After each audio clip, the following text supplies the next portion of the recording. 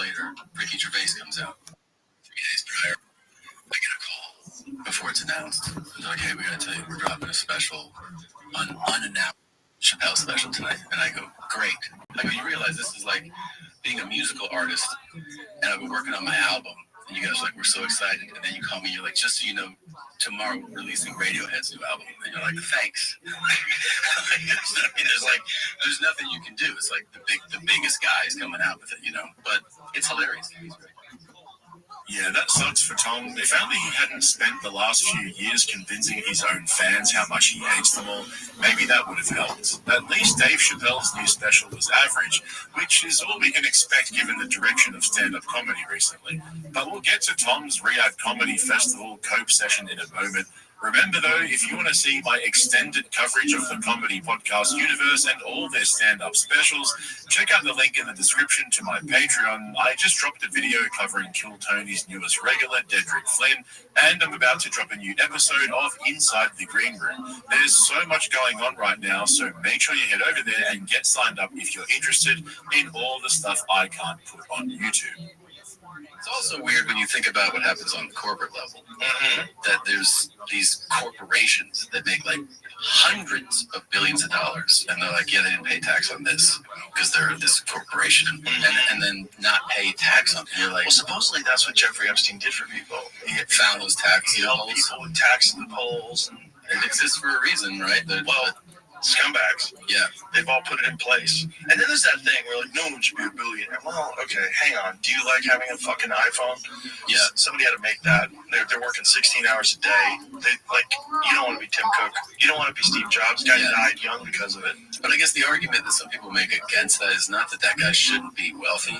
Is that when they have this overabundance of wealth, and that the people that also work there, like these Amazon warehouse guys, are like fucking dying in the warehouse. Like, are they? Well, I mean, they talk about these work conditions that are sometimes deplorable, right? And then you have the people at the top with like hundreds of billions of dollars. That always seems like a legit complaint for people to me. Oh, for sure. Yeah. I mean, listen, if they didn't work, you would have nothing. Exactly. That's what's weird. This guy's doing he's making like $15 an hour. But if he didn't start the company, they wouldn't have a job. True. But, at a certain point in time, it's going to spread it around. Spread it around a little bit, yeah. Spread it around. Seems like probably better for everybody if you spread it around. Maybe people wouldn't hate you as much. Did Rogan just say Steve Jobs died from working too hard? That is such a wild take given how controversial his death was. I think it had more to do with Steve ignoring his doctors early on after his diagnosis and trying to cure his cancer with a vegan diet, acupuncture, and seeing a psychic. The guy had the least aggressive form of pancreatic cancer, but chose not to listen to his doctors. I'm not trying to rag on Steve Jobs or anything. I just think that Rogan misrepresenting what actually happened as simply working too hard is a little bit disingenuous. But Rogan defending billionaires and immediately identifying with them checks out. This is where the conversation completely loses touch with reality, because instead of acknowledging how insulated their own lives have become, Rogan immediately frames criticism of billionaires as people just not understanding how hard they work. I mean, what's he going to do? Push back? Why doesn't he give his billionaire buddies the spread it around talk and tell them maybe so many people wouldn't hate you? I find it interesting how Joe famously claims that podcasting is a superior medium for discussing serious issues because it gives them an opportunity to flesh things out over a few hours instead of a 5-minute segment on a network. But then he makes the most basic binary assessments about complex issues, such as wealth inequality. There is zero nuance, just billionaires work hard and create jobs, leave them alone. And then he acts like it's common sense. This is coming from the guy who hosted multiple predatory billionaires on his podcast just this year and ran D for every single one of them. I mean, the way he tried to gaslight Theo Von recently on the show when Theo kept bringing up Peter Thiel and Palantir sums up exactly what JRE has become. There is no curiosity anymore. There's no attempt to actually get to the truth or explore the details of an issue. And now we've got two multi-millionaire comedians sitting in a guarded studio debating the virtues of capitalism without even a hint of irony. And speaking of irony, can we just take a moment to appreciate Tom Segura trying to reposition himself as a friend of the working class after years of openly shitting on his audience, calling his fans the poors, and leaning into the whole rich asshole persona. Suddenly he's talking like someone who cares about factory workers on minimum wage. Tom, we ain't never gonna forget this. If you're still mad about this, just know that it's your mindset and you're thinking like a fucking loser. But you don't have to. You only have what you have because of fans. So don't talk about us like that. Yeah, but you're still a loser if you're thinking like that. So you may be.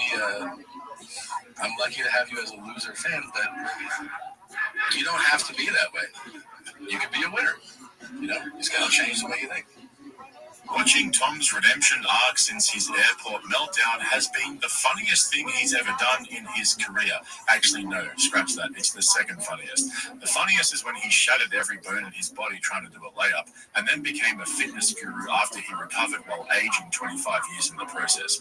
But the only thing left to do for these down-to-earth and relatable comedians now is to discuss how money changes people. Yep, you heard that correct. There's always going to be people that you should do it at all. I mean, that's like the beautiful utopian. There's that one that did it too. Was it the Patagonia guy? Did it? I think it's the Patagonia guy that became a legit billionaire and donated almost every fucking penny of it. I think it's him. Yeah, the dude kept where did he give it to? Because somebody probably took his money. They're probably living on a yacht somewhere. That's the problem. I think he gave it to a lot of land preservation type of things. You know? Good stuff. Yeah, things that make sense. It is like that almost unbelievable, you know what I mean, level of generosity that a guy won in capitalism and to that degree was like. He probably did mushrooms one day. He was like, what am I doing? Yeah. What am I doing? I'm living in, this is a prison. Yeah. I'm being imprisoned by all this money. Yeah, maybe. Sam Walton was apparently, pretty down to earth, too. You know, the Walmart guy. It is. When Forbes named Sam Walton America's richest man on October 28th, 1985, people were shocked to discover he lived a humble life in Bentonville, Arkansas, with a muddy bird dog running around the yard. He was America's richest man in 1985. They also surprised choice of vehicles, 1979 Ford F-150. But as Sam said, why do I drive a pickup truck? What am I supposed to do, haul my dogs around in a Rolls Royce? Just what who he was. Yeah. A regular guy. He was already in his 40s or something, 50s. It was just different for him. He wasn't handed anything. Don't forget who you are. Don't forget who you are, cocksucker. Yeah, he didn't. Well, some people do. Yeah, that is weird too, right? It's weird when people change radically. So radically, yeah. The number one comedian in the world who has hands down changed for the worse as a result of getting famous and becoming rich is easily Tom Segura. It's not even a debate. And what's wild is that you've got two guys who built their entire careers on being relatable, observational, and down-to-earth personalities, now sitting there diagnosing how money changes people while actively demonstrating the exact opposite in real time, with obviously no self-awareness, of course. And it's not that they're rich like Tom Segura likes to think. Nobody cares about that anymore. It's that they keep pretending like they're our buddies on the inside, exposing the world for what it is, bringing us elite comedy with no censorship or favors, just two purist comedians who know how to read between the lines and bring the laughs, except nothing could be further from the truth.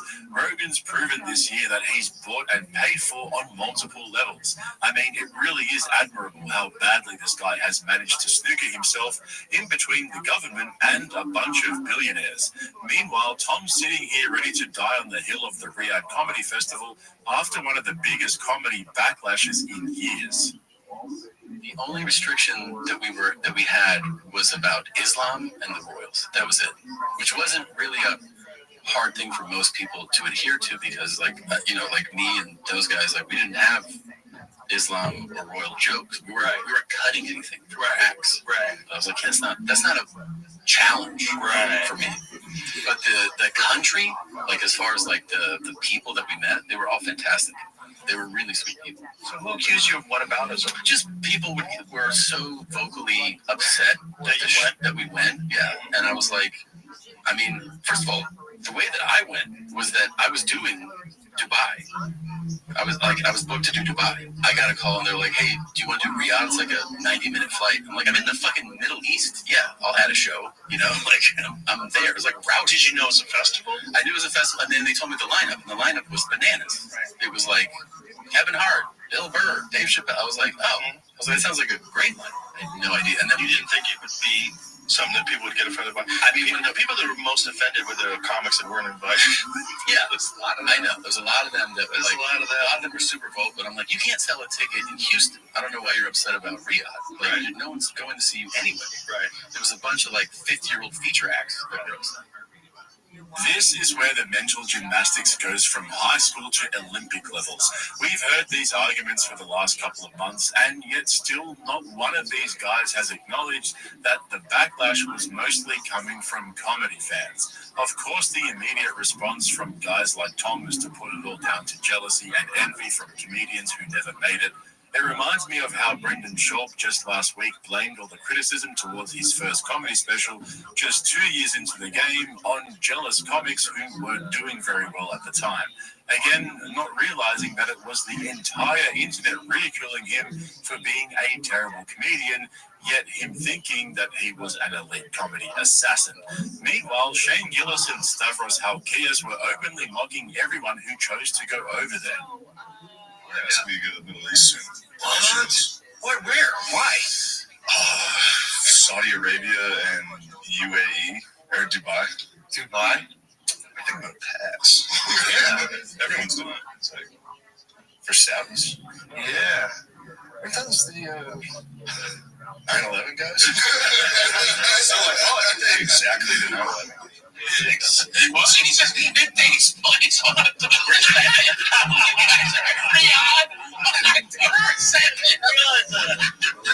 on the 8th. I'm there on the 8th. That's going on. You're going to be doing remembrance bus from Saudi Arabia? Yeah, from Saudi Arabia airspace. When does that fucking kick off those boys? I don't know. Aren't some people now not thinking about doing it? Aren't some people not thinking about doing it now? I saw a thing saying some people now might be wavering. It's not next week. It's like next week. How are they wavering? They agreed. Like, yeah, I don't think you got made fun of for it. So you're like, actually, I'm not doing it. To be honest, I don't really have strong feelings about the Saudi Arabia Comedy Festival. I do get the fact that they arbitrated 9/11. I'm not doing it. That is good. I admire that. Then they doubled the bag, and I was like, it was a significant bag. What? Yeah, but I'd already said no. You know, I took a principled stand. Yeah, against Saudi Arabia. It wasn't even that. I didn't even think. I thought we were allies with Saudi Arabia. Yeah, we are. Again. A ton of shit. So why the hell did they do 9/11 to us? We're boys. I think wasn't Osama bin Laden just from Saudi Arabia? Really? Yeah, all the hijackers, every single hijacker basically. Yeah. Saudi. Yeah, you don't 9/11 your friends, bro. You don't 9/11 your friends. You don't. That's fucked up. That clip of Stubby laughing in Sam Morrill's face will never get old.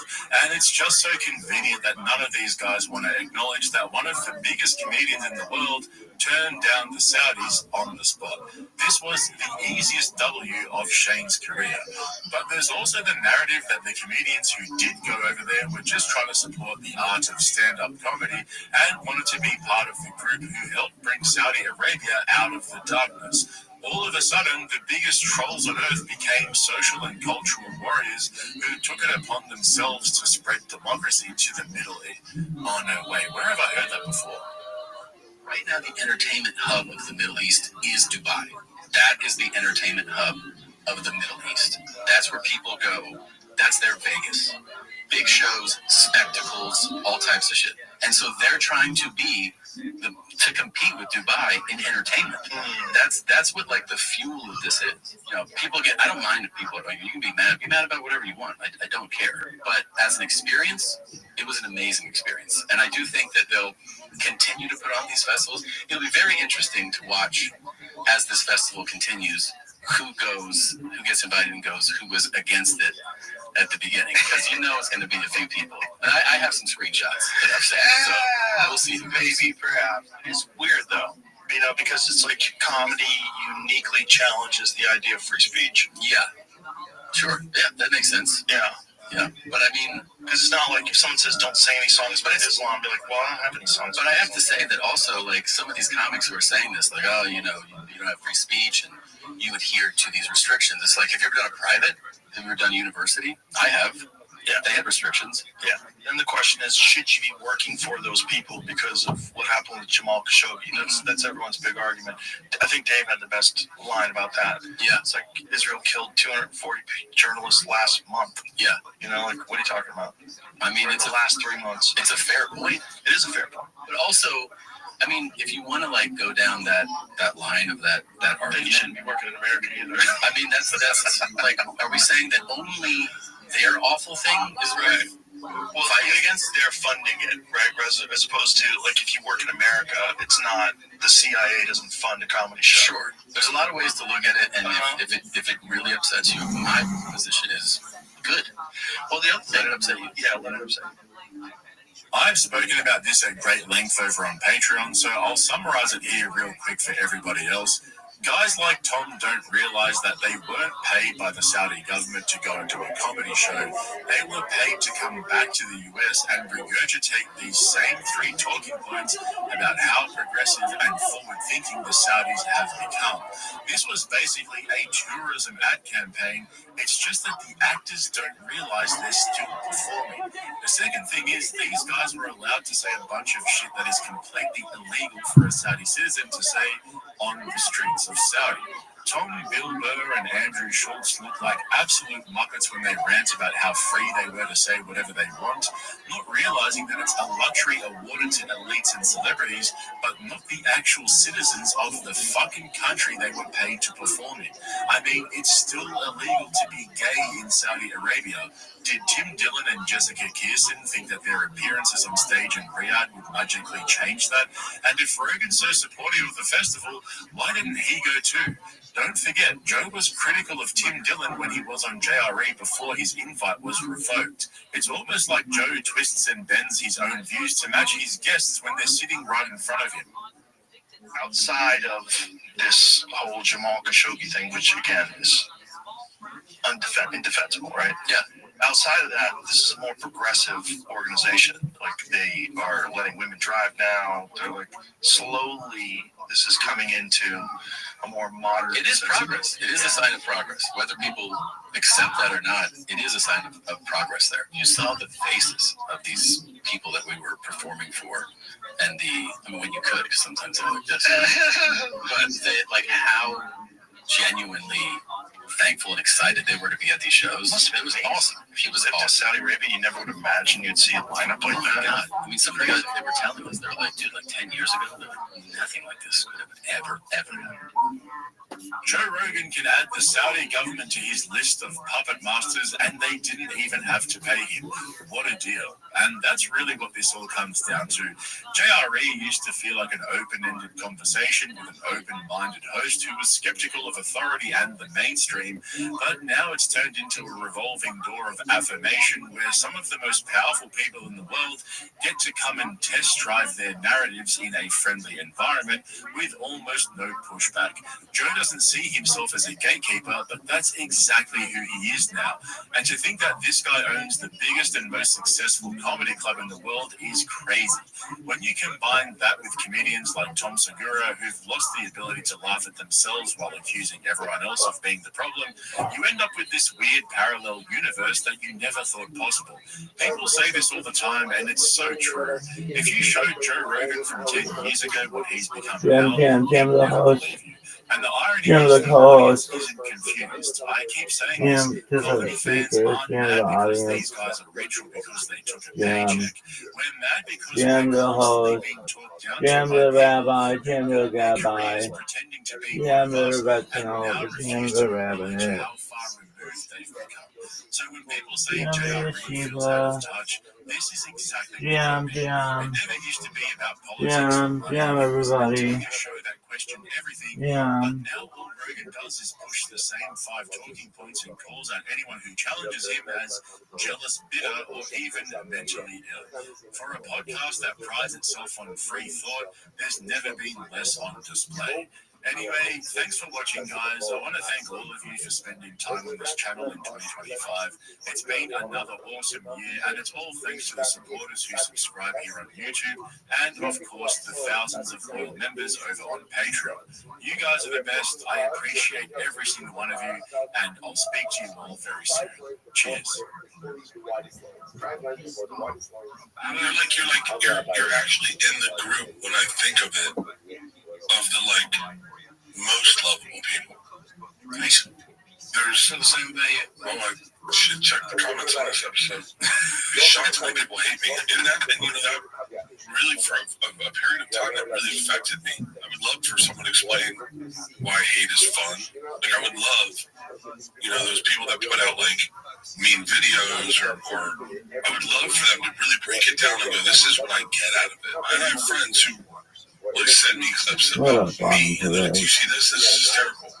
I'm like, oh no, this guy sucks. All he does is take his shirt off, get drunk as fuck, and tell one story. And I was like, yeah, technically, what's wrong with that? Yeah, but it was but clearly I do more than that. But that's all you see. They say don't even talk about it because it gets, that what they want is the attention. But I wish we just make the world a better place. I am biting my tongue. Because I'm watching the decline of stand-up comedy. Yeah, I'm watching it with my own eyes. We had a boom, and I'll tell you, crowd work clips didn't happen. The most overrated comedian in history is back on Two Bears One Cave, sucking the life out of the podcast, his guest, and his entire audience. It seems like the more he tries, the worse it gets, which is strangely reminiscent of Brendan Shaw. Over the last 18 months, Bert has descended from one of the top-selling comedians in the world, with millions of podcast views per week, to one of the worst-performing comedy podcasters in the world. Just to give you an idea, around this time last year, after 24 hours, a Two Bears One Cave episode would normally have over 200,000 views, yet here we are 15 hours after upload with only 14,000. That's actually worse than The Fighter and the Kid. Yep, let that sink in for a minute. Brendan Schaub and Brian Callen sitting in a storage unit with no air conditioning and intermittent lighting, interviewing guests you've never heard of, gets more views than Bert Kreischer on Two Bears One Cave. And the similarities don't end there. These guys have packaged their downfall into a formula at this point. They may as well call it the Comedian Downfall Starter Pack. It starts with a growing base of haters that get louder and louder. Then comes the pushback from the comedian who simply cannot understand why so many people don't think they're funny and are getting sick of their elephant-sized egos. Then they double down with their arrogant, self-righteous act, thinking the haters will soon disappear if they just ignore them, except it only gets worse and they eventually become so delusional that it starts to be funny again. But there are also some more nuanced similarities between Bert and Shaw. The name dropping is getting worse. Bert brings up Shane Gillis like Brendan brings up Theo Von. Just wait until I show you Bert's latest Shane Gillis story from this episode. And then there's the incessant interrupting, talking over guests and making everything about them.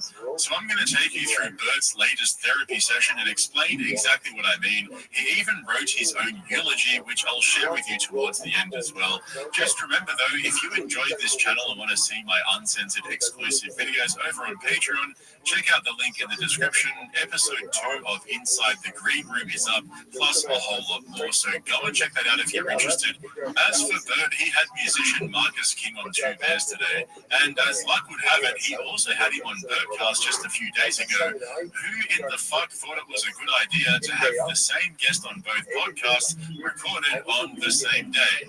That's some of the laziest scheduling I've ever seen from these guys, and that's saying a lot. But in case you don't know, Marcus is a recovering alcoholic who is a couple of years sober, so Bert thought it'd be a good idea to go on a rant about how much he loves drinking. Are you still sober? I am sober. How long? Broad answer is probably last time we podcasted.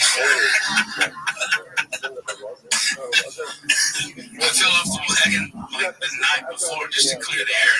I got somebody that someone was like, dude, you're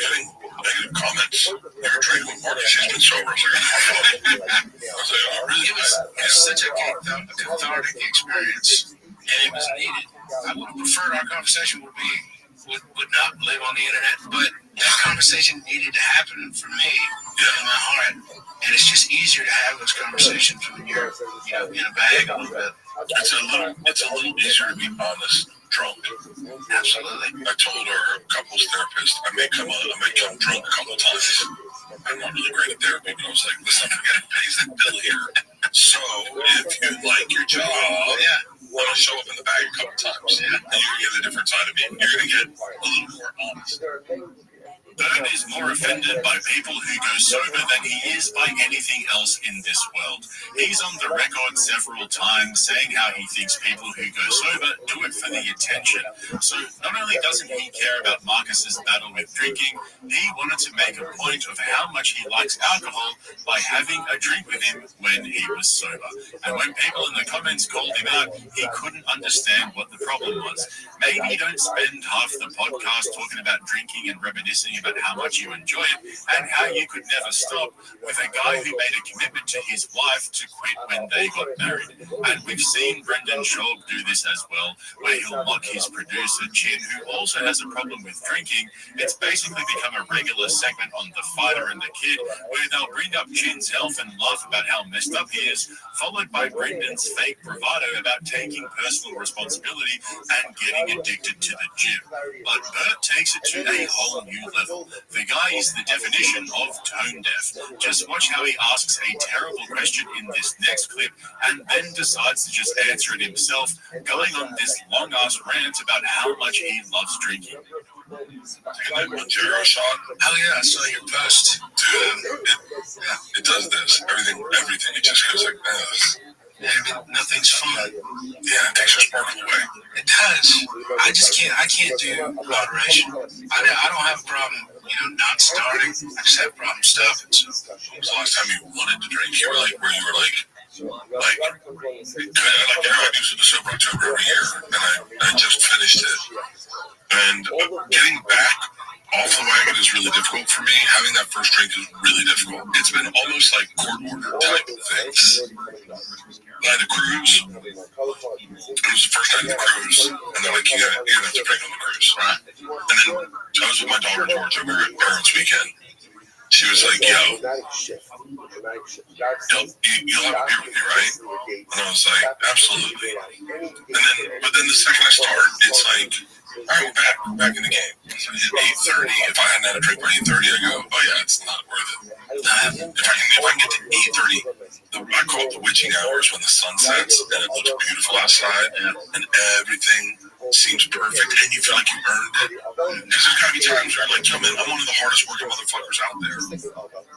Bert's idea of working hard is recording 2 podcasts on the same day with the same guest and then releasing them within a week of each other. That's 2 hours of hard work right there, sitting in an air-conditioned room and talking about yourself into a microphone while a dozen of your staff are running around tending to your every need. This is the kind of shit that turned everybody against these guys over the last few years. In fact, there was a conversation between Tom Segura and Joe Rogan on JRE a while ago that actually inspired me to start this channel. It was the conversation where Tom was explaining to Joe how doing ice baths helped him to get through a tough period over a couple of weeks when he had to record a bunch of banked episodes before he went on tour. He was saying how cold plunging every morning helped him get through recording at the studio from 10:30 in the morning until school pickup, which is like 4 or 5 fucking hours. That was the point where I was like, okay, I can't take this anymore, and decided it was time to call these guys out. And since then, I've heard some pretty brain-dead takes from Bert, but this next one takes the cake. Can you microdose? Mushrooms? Yeah, absolutely. So if you get microdose mushrooms, how come we can't microdose everything? That's a good question. I would love to microdose alcohol. I think it's, an interesting conversation to be had. Because it needs to be a certain amount of alcohol to just get me to that. All I want to feel is the sparkle. Yeah. That's all I want to see is that, and then let it go away. And then just get there. They should do like I do feel like mushrooms kind of do that. That's what they say. I've never microdose mushrooms, but I also only use mushrooms to trip my balls. He said, here's my problem with Xanax. I love Xanax. I think Xanax is one of the greatest drugs in the world. I haven't taken it. I haven't taken it in probably 3 years. Okay. I was explaining my lifestyle to my cardiologist, and he was like this. I was like, yeah, I like to get off. I get after it on the weekends, and then Tore out in frame. yeah, and then on Monday I take a Xanax around 4 p.m. I don't want to drink, and then I sleep great, and then I don't drink Tuesday, I don't drink Wednesday. I head out on the road Thursday, and I'll drink Friday, Saturday, Sunday. Xanax on, and he was like, stop with Xanax. He's like, well, you're great. I was like, really? He goes, never take Xanax again. I'm never gonna let you take Xanax again. So I'm taking Xanax. I like the taking of it. I like the drinking. I like the actual. I like measuring it. I like the being the scientist that's working this thing. Do you know? Yeah. It's like with cocaine. I would love to be the guy that does one line. What the fun of cocaine is having it in your pocket? It is fun. My dad told me when I was like 17, he said, never try cocaine because you'll love it. And I did, boy. And it delivers. It does every time. That was Bert Kreischer's scorpion milk moment where he thinks he's onto the next best thing, but ends up sounding like a massive dumbass. Microdosing mushrooms and alcohol are two. Yo, what's up, Levi? Like, holy shit, someone. How you living, Pam? GM. Every day's a holiday. Every meal's a feast. How can I help you?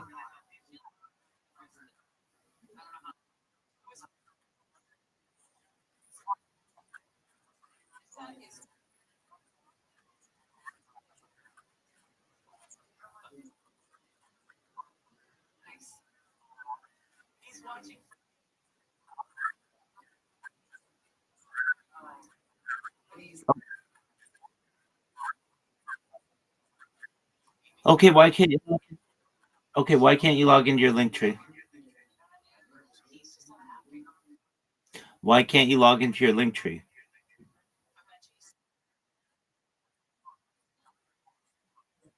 Okay, did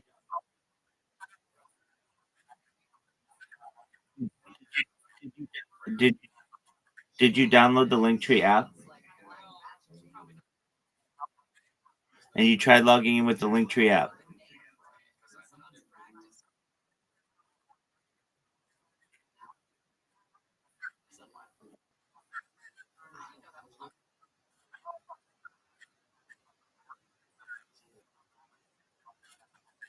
Okay. Try with a different browser.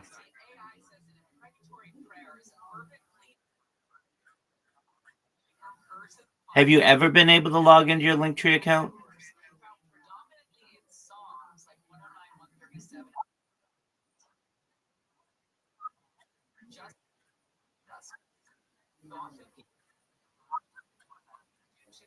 Okay, I understand you've used it, but have you ever been to log in and out and log in and out and log in and out of your Linktree account?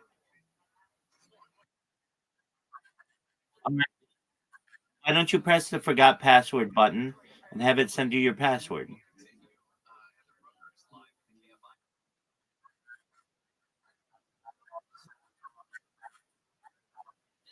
Okay, but press forgot password and it'll email you your password.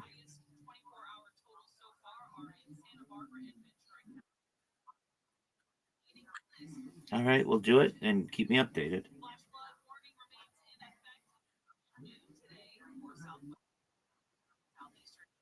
Okay, so you logged in? What was the issue?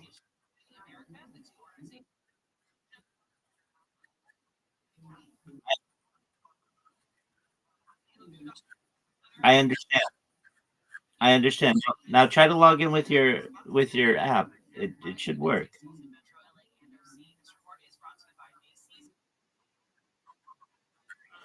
Okay, then uninstall the app.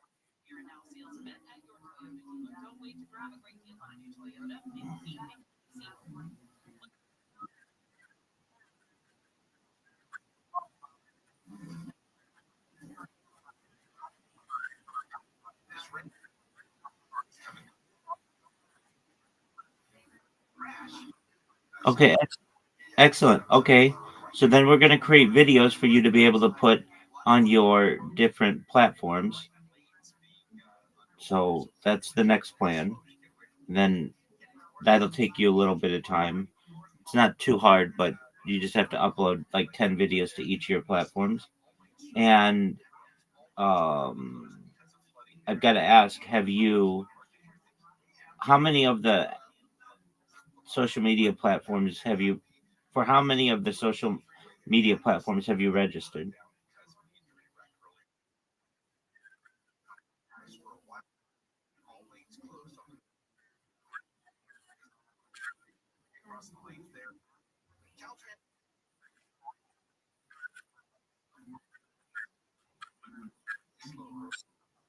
All right, and you have another 15 or so to do.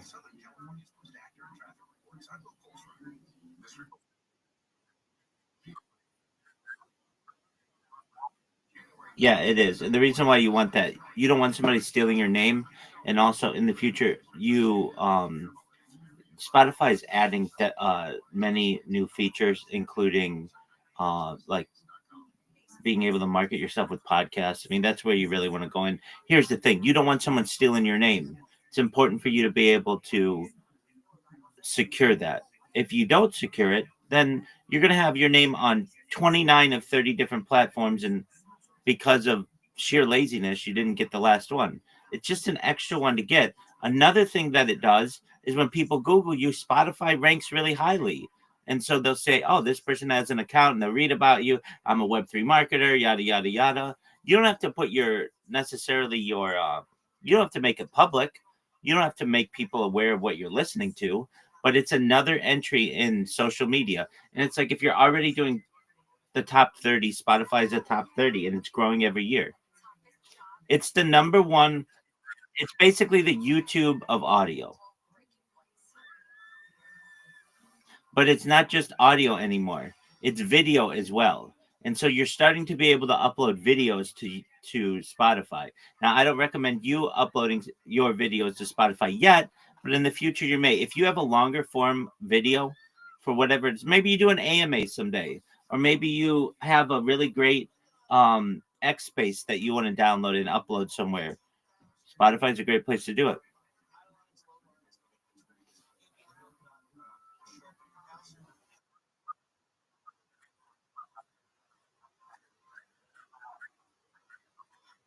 Absolutely. Absolutely. Now, I looked at yours yesterday. I'm going to look at it again. I think I told you make the word Instagram the full word. Excellent. Okay, good.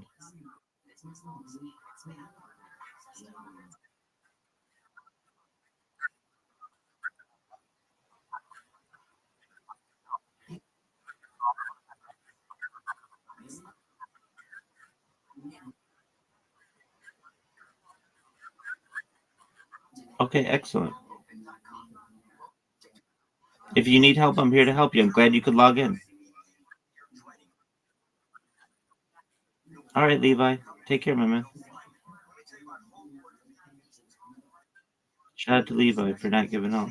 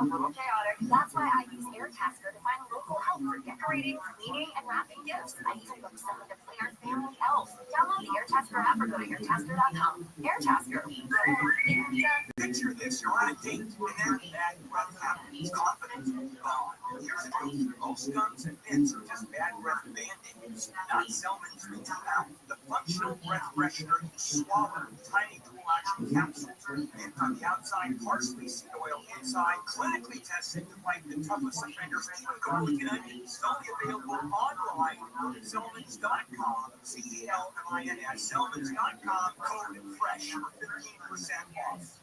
Every business has an ambition. PayPal Open is the platform designed to help you grow into yours. With business goals, you can expand. Access to millions of e-feeds of PayPal customers worldwide. And your customers can pay all the ways they want with PayPal, Venmo, Pay Later, and all major cards, so you can focus on scaling up. When it's time to get going, there's one platform for all business. PayPal Open. Grow today at PayPal Open. Ding-a-ling-a-ling, a ding-dong-ding. Available locations. TFI 861. More stimulating talk.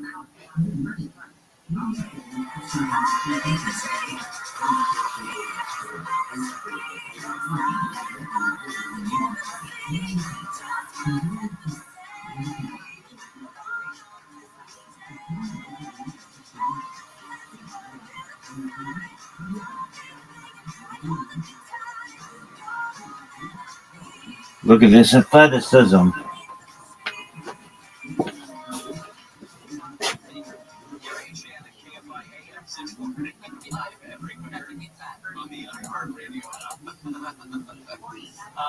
Okay, Christmas Carol comes along. Yes. Probably like 11:30, I think is when we'll get everybody.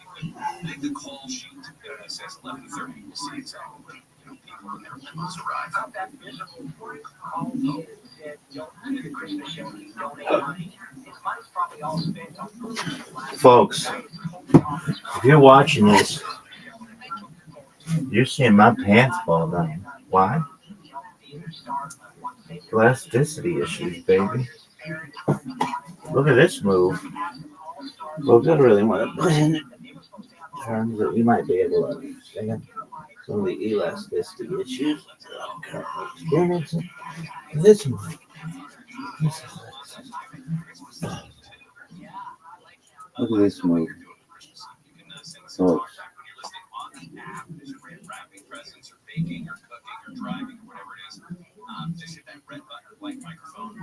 Look at this move. Good morning, Carrie and Shannon. Thank you for working. I just want to say about the driveway and Christian talking about it.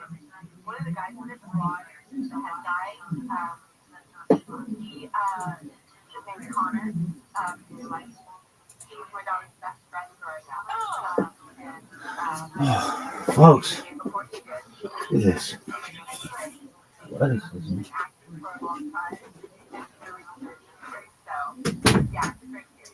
You watched the trailer. I was looking at it over your shoulder. I didn't recognize him. I watched the first episode yesterday. So Yeah, I enjoyed it. And he's great. He's a great actor. I didn't know he was gay. Except for, he's in the movie where he hooks up with another guy. But straight guy can do that, right? I don't know, probably not. There was a lot that went on in that first episode. I don't think a straight guy would do that. Not even for the role. I mean, I wouldn't do that with a woman for a role. that makes it worse. Never mind. I heard Still that. no. Still no. Still a no for me. I'm Gary, and I put curse prayers on people that laugh at me. Also on Christmas Eve. Okay. I didn't say I was going to. In fact, I said I wasn't going to. Didn't I say that? I was not going to. Psalms 35, 59, 69, 109, and 137. It's where you can find an imprecatory prayer. Here's an example. Break the teeth in their mouths, O God, or pour out your wrath upon them. God doesn't act like that. God doesn't respond to that kind of stuff. Old Testament God had a lot of stuff up his sleeve. Old Testament God, yeah, different. It was rough. So what's the big change? I mean, I understand Jesus. And sometimes when you have a kid, your whole life changes. Your whole outlook on life changes. Is that what happened with God? As you understand the Bible? I would say it like this. There were a set of rules, and they kept breaking the rules. And God was like, okay, let's try it again. And then they kept breaking the rules. Okay, let's try it again. Break the rules, break the rules, break the rules, break the rules. Finally, Jesus comes and goes, I have followed all the rules for you. Therefore, I have fulfilled the covenant. Don't worry about it. Now, it's not to say that you're not still, nice to people and do the nice things, etc. It's that the covenant, these rules, these things that people would do to try to get closer to God would never get them closer to God. So Jesus comes, fulfills the covenant, and says, I am the truth. And why are we going to do this? No, you're making it very understandable for me. The only way through to the Father is through me. That's what he says. And so how does that change? You believe in Jesus, then you believe in God, and you're more likely to follow the rules? No, if you do believe in him, you will follow. I see. More likely to. I mean, I'll say this. That's probably a better, your characterization is probably better. If you do believe in him, you're more likely to. We will all fall short. Right. Because we're human. Yes. But as long as you acknowledge that and say, I'm going to do better, I'll try to do better, that's the process. So because Jesus was kind of the embodiment of what God wanted us to do, and he came and it made people believe in God more and try to act right. So what do we do? Well, it's all fine, it's all good, right? It's all good. Okay. I mean, I'm not the one to ask necessarily. I'm an imperfect messenger. Christmas Eve Mass can be a long one. In some places, it does. Catholic Masses are all awful long on Christmas Eve. Awful. I mean, I remember Christmas Eve Masses lasting like 2 hours. I would do 2 hours. And singing, and the singing's not even very good. One of my dad's friends at work his daughter got married. She was, my dad's friend at work was born in China, married to a Chinese woman. Their daughter was Chinese American. The family came from China for this wedding, Catholic wedding. So not only did they do a Catholic wedding, which is Catholic Chinese wedding, which was translated into both languages. So beautiful in that. I'm still at that wedding. I was 11 when I got there. I'm still there. That's how long that was. Yeah, I get it. I have this rule for my wedding. I think Steve Gregory timed it. I wanted the ceremony to be 5 minutes. Because you know me. You kept your purse on your shoulder the whole time. Exactly. I have patience for that kind of ceremony. Christmas Eve show. I think it was 5 minutes and 37 seconds. In and out. And everyone had a drink. That's the way you do a wedding. At a hotel. Yeah. You really wouldn't do that in church. This is a community. Is it God wherever you are? I suppose. Gary and Shannon will continue right after this. Hey, happy holidays. All I want for Christmas is you and also the gift. So my list also. Obviously. KSINKOST HD2 Los Angeles, Orange County. Or stimulating talk. A serious storm. I'm Heather Brooker live from the K-Body 24-hour newsroom. The National Weather Service has warned this rainstorm over SoCal is one that will linger. Meteorologist Ariel Cohen joined LA City officials telling residents to pay attention and to be prepared. He says the storm is about more than rain. It's also mudslides, rock slides, debris flows, and floods. A high-risk designation is rarely designated anywhere across the country and indicates high confidence that an exceptionally dangerous flood event is anticipated. Cohen says the storm will feature heavy downpours at different times and urges people not to be complacent when one passes, as another round could be on the way. Michael Monks, KFI News. The news is brought to you by Sellers Advantage.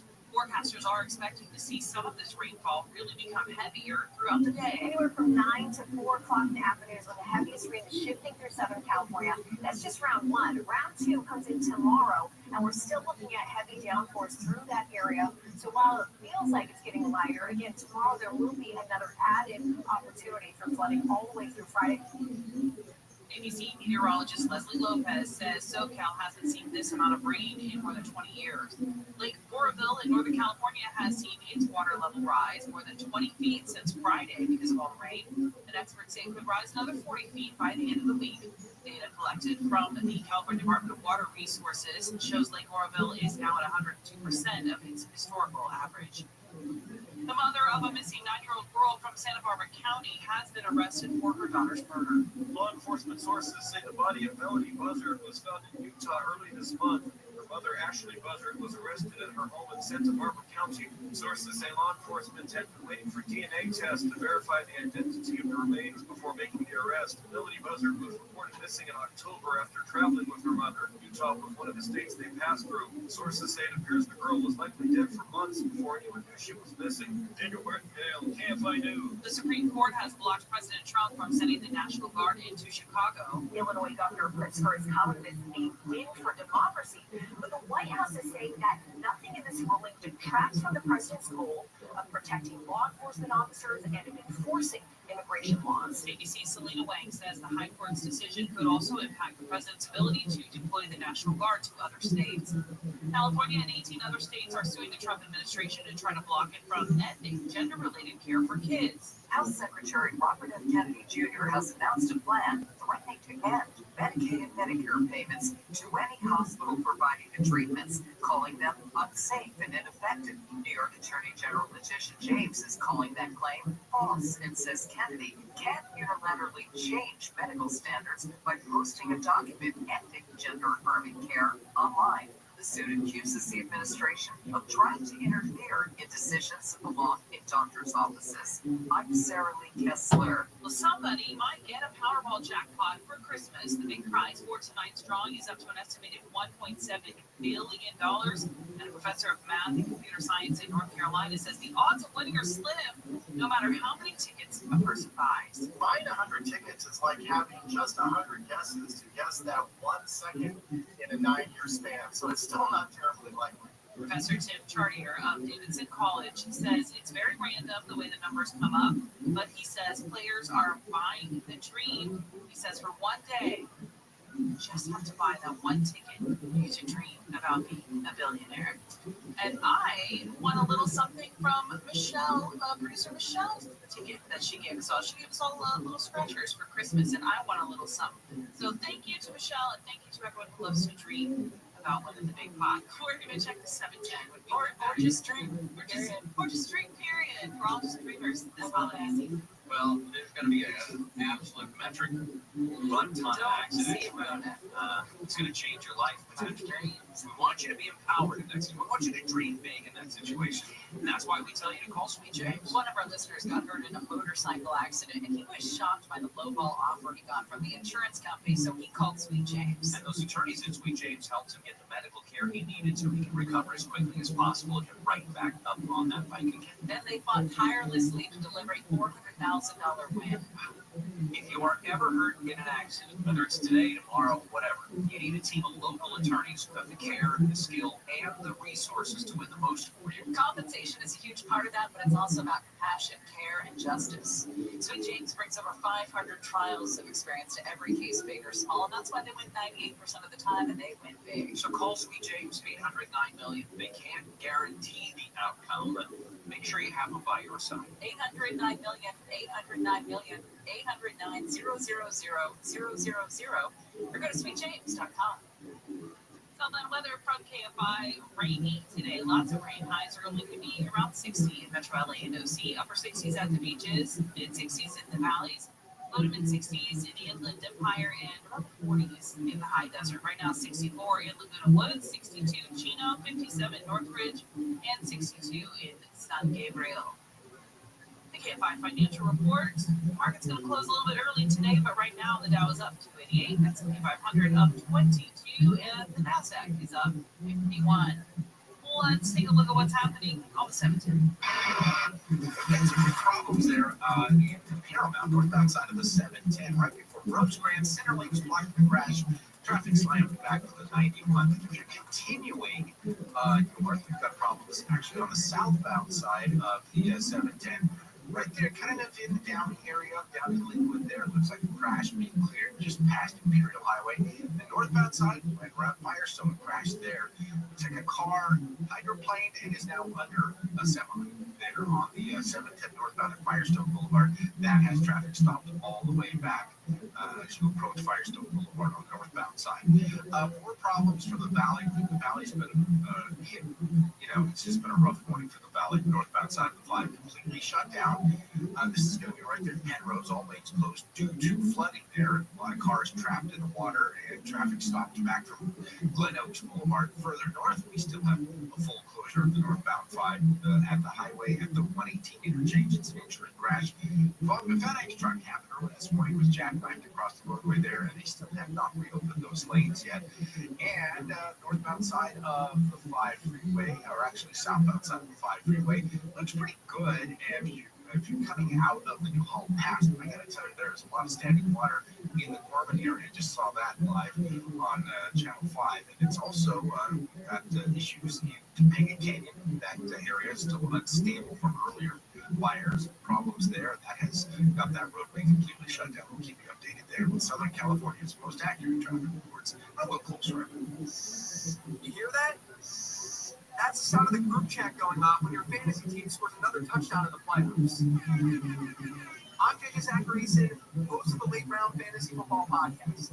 Every move matters this time, so tune in daily to help build a championship roster to beat your friends, your family, and that one coworker who won't stop talking. Literally. Open your free iHeartRadio app, search Late Round Fantasy Football Podcast, and listen now.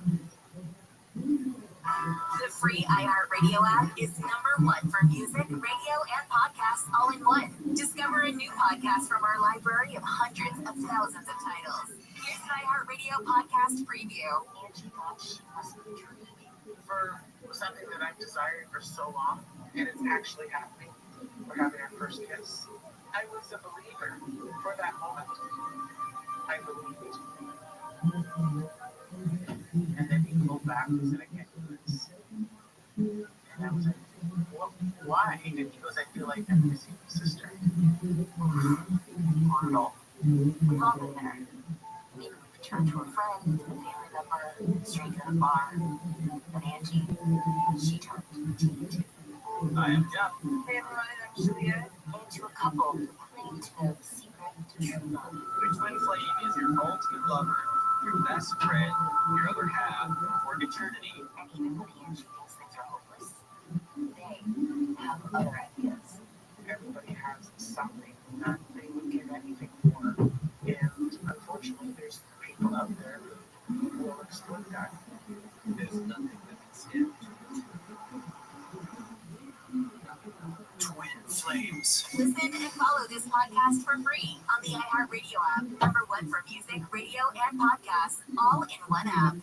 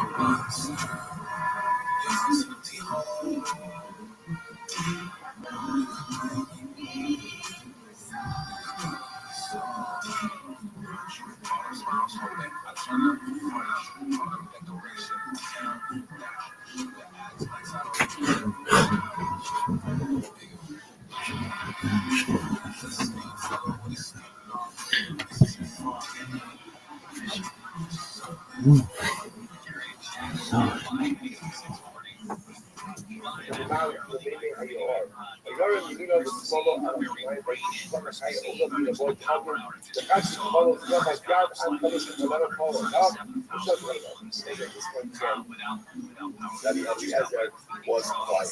So what you see over here, again, it's back and forth. This fundamental focus for the Eliezer and Rabbi Yeshua. Rabbi Eliezer essentially saying, I'm saying, the Lord is saying, and I'm saying, so this Yeshua will be revealed. Rabbi Yeshua, it's not the way it is. Do look when Mashiach comes, when Hashem is. They throw something back and forth at each other. Conclusion, the way the Gemara ends, is that Rabbi Eliezer ultimately again was refuted by Rabbi Yeshua's. So it sounds like over here, the sheep of Rabbi Yeshua, that Mashiach comes to control of the Jesus. That seems to be that triumphs. There was this like another conversation that remain outstanding. So when does Mashiach come? Does Mashiach come in Shiva, or does Mashiach come almost independent of our Shiva? When after the Shara means 30 days, is it just some point in time by which the world has to be redeemed? focus, incredible. Well, I'm already out there. We'll say, Rabbi, you'll see that you see this. Yo, what up, Billy? Like, yeah, but like, we have to do these.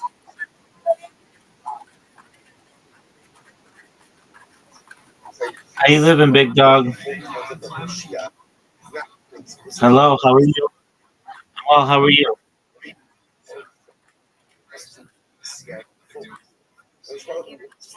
That's good. Yes, sir. Go ahead.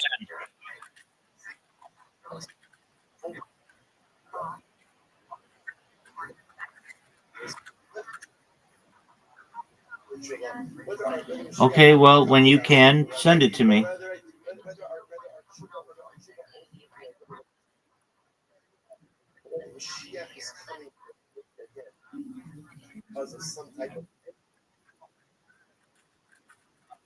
I don't celebrate Christmas. I'm Jewish.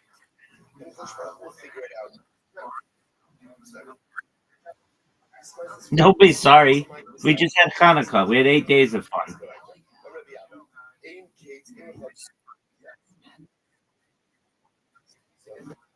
Okay, my man.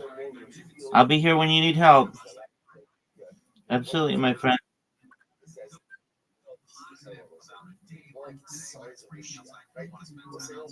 look at this all the time. Like, just live without knowing the date of Mashiach. Just what do I want to know? What do I want to know? That is close, right? I just want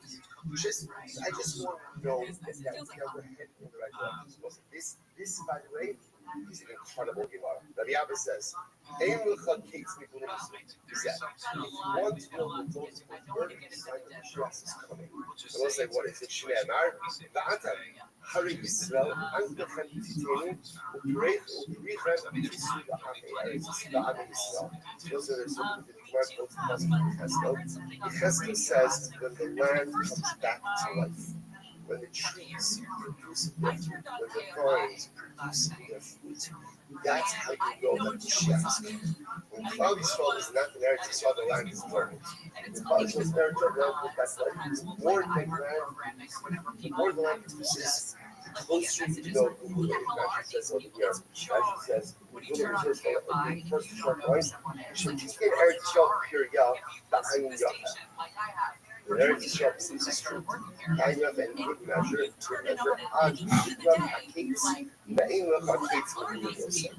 Mashiach is close, and there is no greater revelation of the vitality of the land now.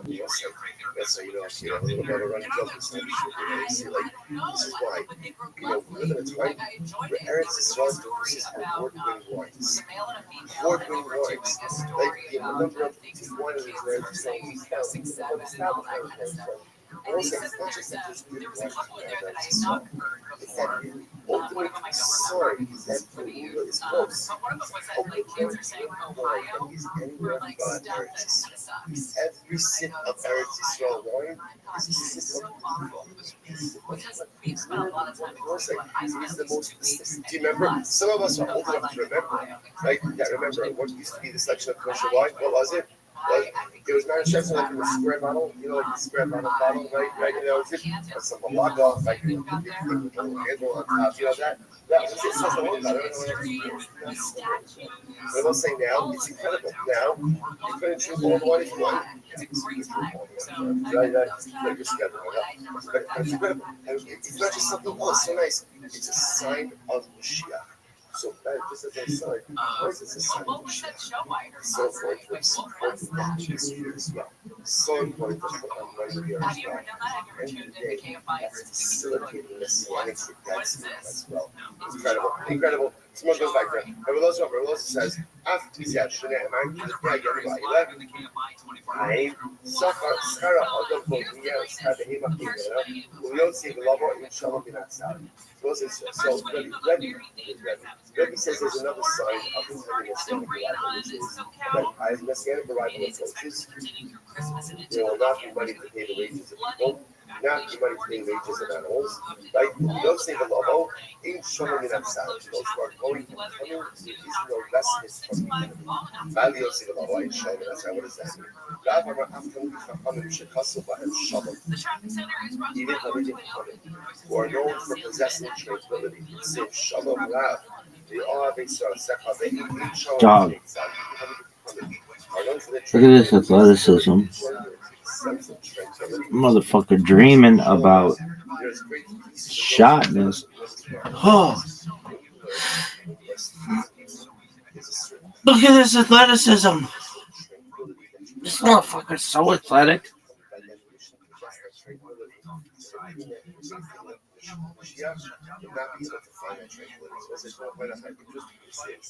On one hand, right, the first thing is that you have Rabbi Abba say, sign of impending messianic arrival is the So what are you gonna do?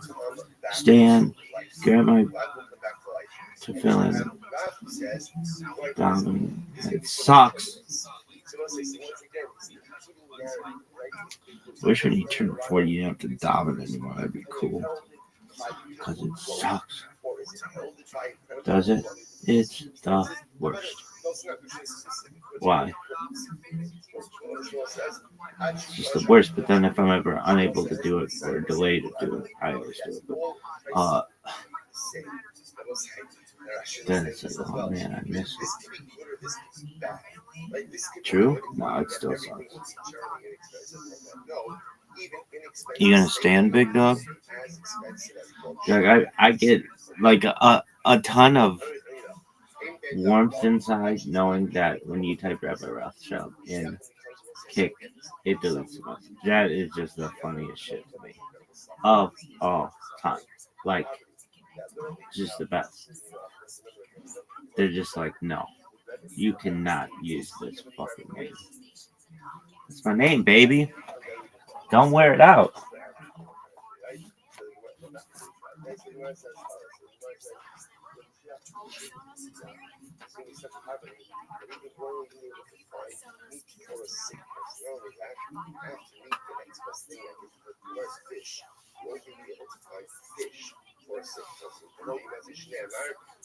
Look at that, and I have no problem with sharing how much stuff it's been on the next one.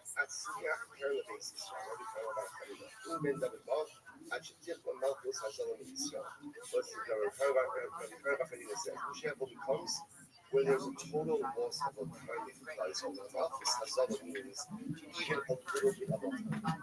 Right? So in other words, a little place where other people is usually some element of autonomy that's there.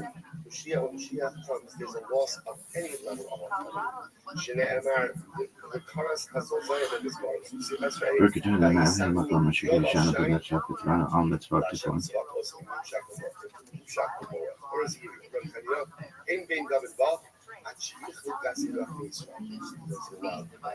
When does Mashiach come? Rip Shaka Shema Yisrael Adonai Eloheinu Adonai Yeshua. Baruch Shem Kavod B'Chut Olam Bed. Four lines up from before it gets wide. Shene'emar ki az osim ekirbecha alecha davasa. See, Arti ekirbecha am ani down because of the shilish. Because Malam Mishon so was it this is very structured that is arrogance that keeps Mashiach away. It's arrogance that keeps Mashiach away. What's the logic behind that, right? The logic behind it is remember again. Well, let's see this side. So I was like. Rabbi Small like Rabbi loves Rabbi Shimon. In Ben David, and Shiach will show Shojim Yisrael. Mashiach comes when the judges and enforcers no longer exist in God's power. This is talking about corrupt judges and corrupt enforcers, people who exploit their power for self-gain. Shene'emar v'ashiva yadi alachav ve'ezot kavos sigachav v'ashiva shel Paro Ulog. This is beautiful. And Yerushalayim niftis elo. It's stuck. It was the first white line. Ula says that Yerushalayim was only redeemed with Shene'emar Sion Mishpach V'Shadav B'Tzedakah. like Zion will be redeemed with mishpat, with justice, lishavet, it's not going to return to people stuff. That was this is very important. So whenever we read this Gemara, we say, wow, what a beautiful Gemara. What do you see here? That's a doctor, that's the and the doctor was Really? one of the mistranslated words. Tell your mom. Tell your mom. I saw Brendan Chop sing that song once. He said, I like balls on my chin. Instead of saying I like it. From the macro.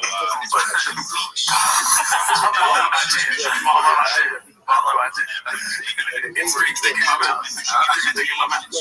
We'll read the comments on that one. I don't give a fuck. How about the white corner? I'm on the shop side, aren't I? Well, yeah, when you're doing that, yeah. No, I'm on the shop side. Like, if you look at this, how about then look at this? Who's trying to vote shop? I'm on shop side. Oh, shit. I don't want to be an accountant side. Dude, you're the one that's forced to do shows with me. Let's see. White corner. Six. We got one. Yeah. Baller. And it's his birthday. 22 years old. Damn. 22 little fucking baller. Little baller, dude. And he gets. What was the white corner thing? He's just talked about his white corner.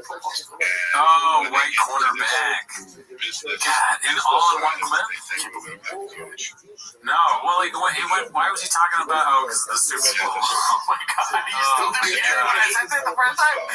Oh, my God. I mean, why would, he says rap is stupid, or rappers are artists, and he's like, but there's a white cornerback, that's so racist. You think raps aren't? Did you see that white cornerback give an interception? That's art. That's the kind of stuff where it's like it becomes less funny and more sort of like them to start getting angry. You're telling us. Let's see here. Okay. Damn, Matt, be cool, man. Not even 30 minutes in, you're already throwing shade. All right, this is a long clip. Let's see. DC clearly said the only reason. Oh, who's it posted by? One usual 4460 posted this. Oh man, we can't do the gays not fighting. I'll never forget when Game was fighting. I was on the same card. I fought Gonzaga. Yeah, that was the fight he fought left. What are you thinking about the cigar? It's like a funny prop for him, like just holding it like this. Yeah. I don't really know anything about cigars, but he looks stupid, right? He's not going to say something smart. Is that your takeaway, dude? Because my takeaway is it should be in black and white. This shit looks way better, I bet. They do a black and white fight computer. Yeah, that sounds like a Chains video. They do black and white and put like French music over it. I was in the corner with Tennessee. I said, give me the study. More the fucking pre-shoot stuff. He took his shirt off and I'm like, wait to go. He has that brown pride. And I looked at the guy doing the video stuff. I go, hey, if I put white pride, is that cool? And he goes, dude, just shut the fuck up. That would be cool. Yeah, you're allowed to have brown pride. You're allowed to have brown pride. Well, because the Mexicans didn't really subjugate the white people in recent memory. It's a big difference.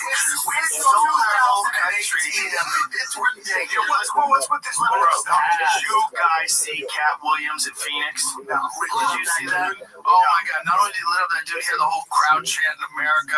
He's like, motherfucker, this ain't Mexico, this is Phoenix. It was incredible. Oh, he had a heckler in Phoenix. Something about Mexicans and cat. I saw Cat Williams at the Comedy Store one time. He was so fucking good. He was like, I've been doing this for 30 years. He was like, and he was playing with a band and stuff like that. He's one of the greats. Did you see my? What is your takeaway on this one? Oh, if I was Jamie, I'd be able to cut that part out. Just because it's boring, or that part was, yeah. Yeah. The Cat Williams. The clip's not done yet. Yeah. Well, you know what? The only thing I really noticed from there is like, classic job is like being like kind of racist or whatever. Boring. Seen it. Called it. But Rogan had a pretty good Cat Williams impersonation. Yeah. Maybe he was just trying to get rid of, but that point by Brennan, but it's pretty on point. That's an old clip too. He had to pull some. When Brennan comes on your show, you have to have things ready to like turn away from. Yeah. You're like, oh yeah. Cat Williams said this thing. Did you see that? And then when the camera switches, you get your talent. You go,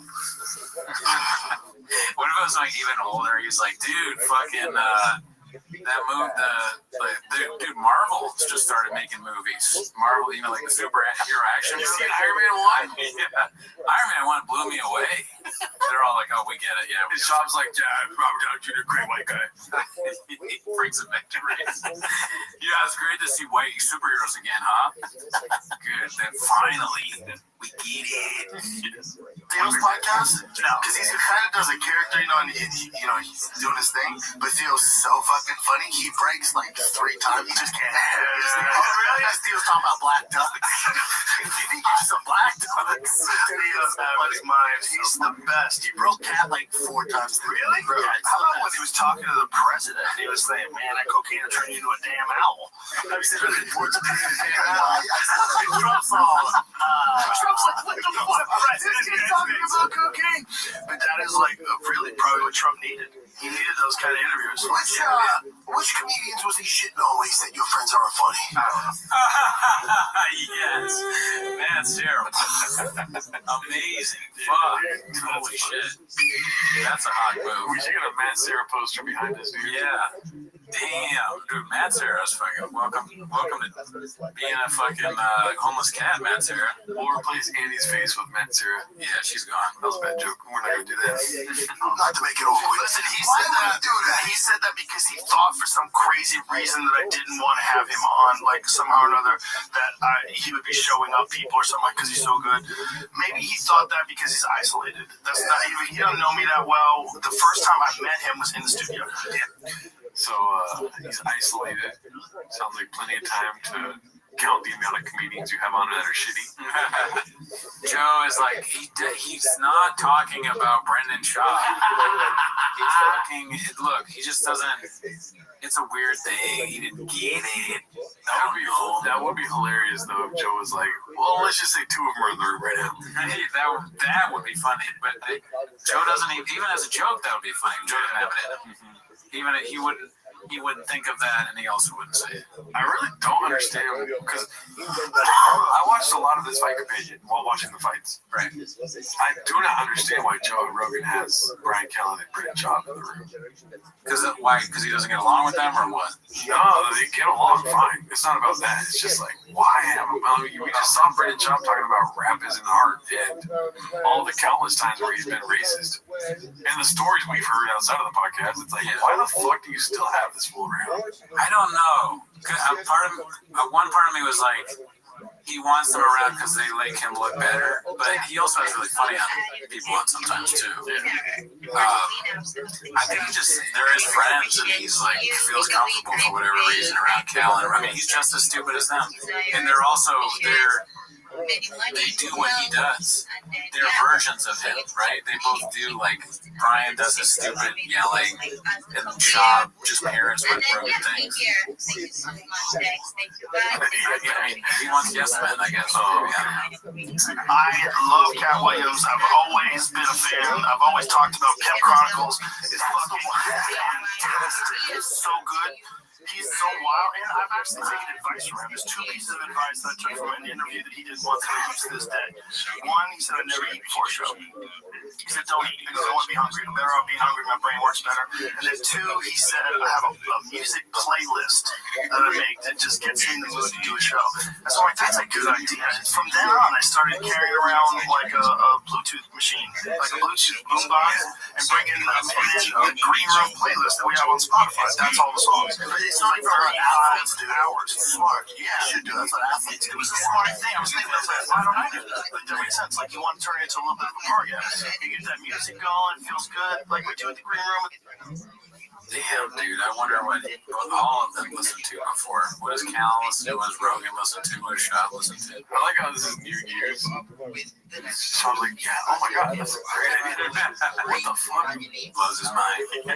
He never listened to a song before. Dude, I can't hear him. I'm hungry right now.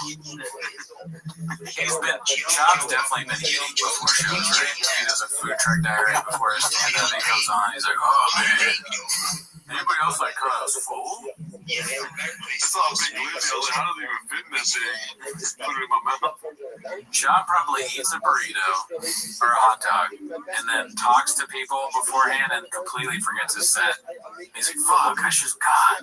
He goes out and he's like, hey, that guy's gay, right? He's not, he's got nothing. Do you want to see Shab, now that he's a red grifter, do stand-up now that he's a right-wing politician? Oh, just the same. I don't care what. If he was completely liberal, conservative, independent, all of it, any of it, everything, in any facet, I would love to see Brendan do stand-up. I can't wait for him to do stand-up again. I keep trying every day I wake up and check my news. Yeah, knowing it'll be fucking headline news if it happens.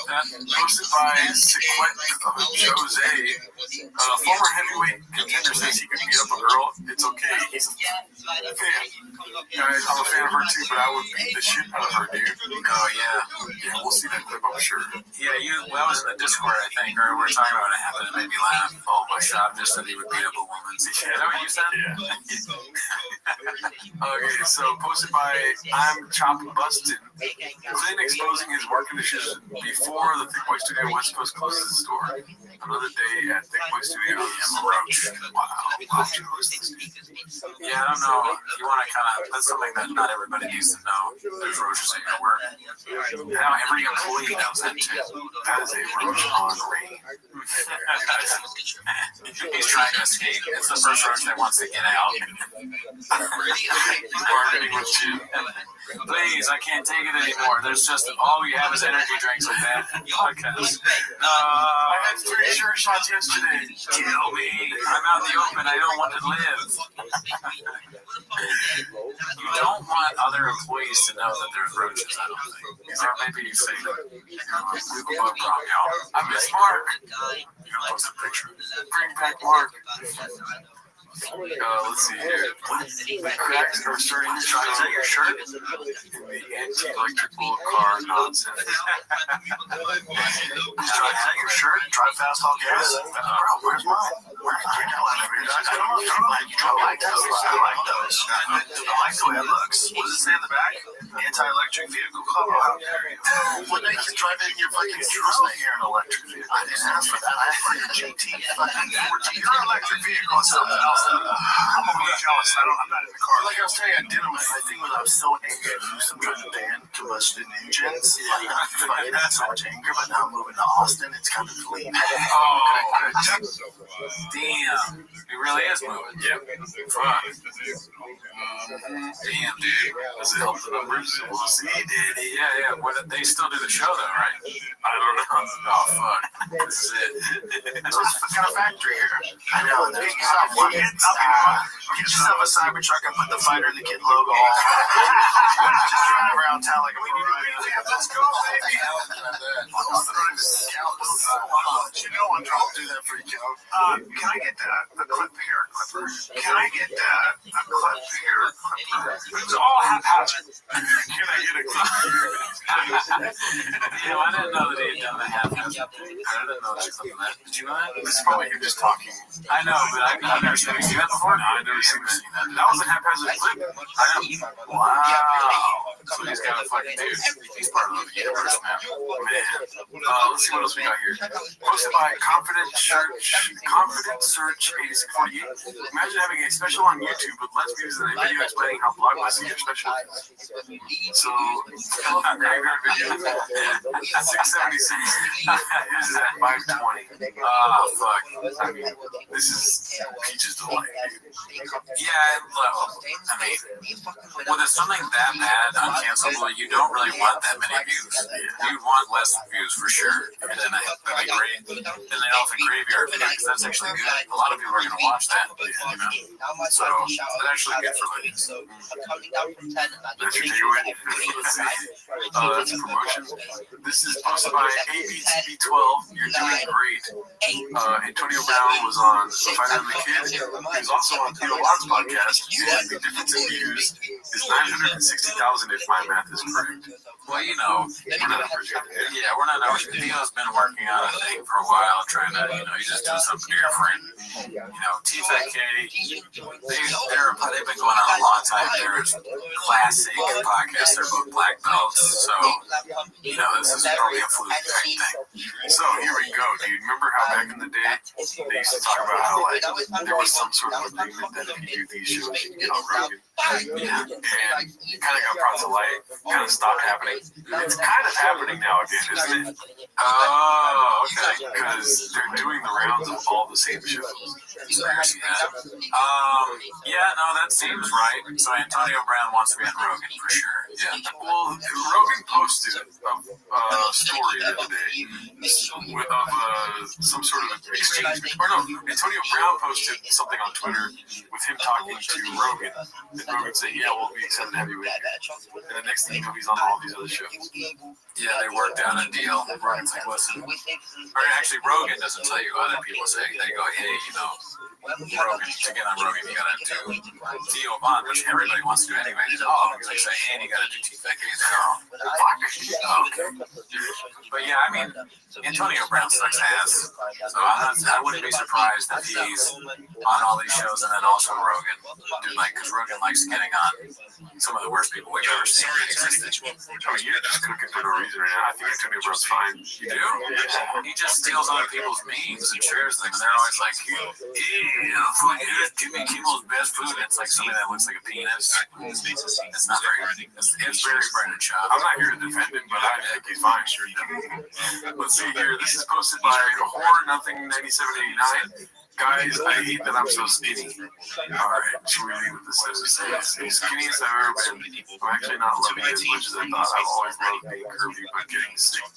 Every 2 to 3 weeks, you guarantee you'll lose weight. I'm 134 pounds, almost 5'7". I want to be back at like 145. That was perfect. Somebody's a little too obsessed. Put some pants on me. Your mom gets sick and she takes a picture of her paintings. You're at school and you're like, fuck, my mom's sick again. Everyone's gonna see her snatch. Shit, I hate it when my mom's sick. She loses weight. Post her ass on her. Okay, so his name is Conquistador. Conquistador, but Conquistador. Posted this one. This was a surprise. Let's see. I am looking for victory and also Different. Well, I hear you, brother. When I use my Bosch power tools.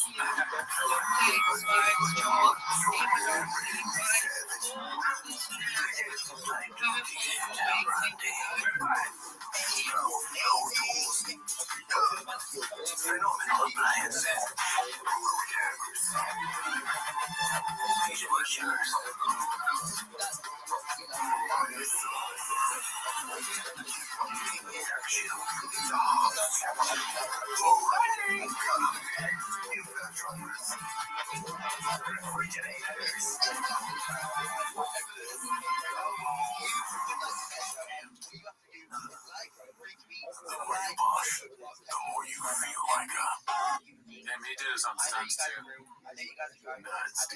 What if he was like, when I get the Bosch power tool, I feel like Brian Brian, he's harassing a woman. I feel like when I get the power tool, I feel like Joe Rogan. When I get the Bosch power tools, I feel like Ray. Why would I feel like that? Let's feel like Bosch power tool. I feel like Jeff Nye, a cowboy. When I get the Bosch power tool, I feel like Mr. Whole Foods dipping my nacho in my nacho cheese. When I did the Bosch power power tools. I feel like a Betty. Ready for some Betties. This can go on all day. You don't have that. Please add that. No, we're not editing that out. When I get to Basha Power Tools, I feel like an employee at the Taco Belly running a whole subreddit to Kadosh. A job. Alright, I'll cut that part out too. This was posted by BW Hale. First of all, do you think they did any sort of digging on BGL where they had to do a background check on it? And when they pulled up our podcast, they started watching it, and like 2 hours in, they're like, this is like too much. That's the reason. We weren't sure about you, but your interview with Timos, you're in. So thanks for the views. Timos, great podcast, Mark. Why were you listening to your girls call?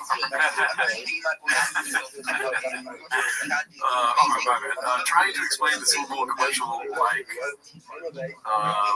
so BGL is going to be in a Super Bowl commercial. Papa is going to go crazy on this next podcast. BGL Mark Hurley used to work for Rich. Papa never paid BGL and went on a rant on the subreddit. Anyways, now he's doing a Super Bowl comment, and us homeless cats can't wait to hear what Papa Shop has to say. See what the fuck are you talking about? That's a perfect beam to go. God damn, dude, that's the fucking pain that every homeless cat has in their life. Nobody knows. Nobody, because we didn't matter account. Let's see here. This is posted by Jesse. Is so good. By the way, we watched the BGL commercial. I'm pretty sure it'll get cut out. Had to post this classic dish, deep fried to perfection. Shout out Rhonda XX. Oh, XX.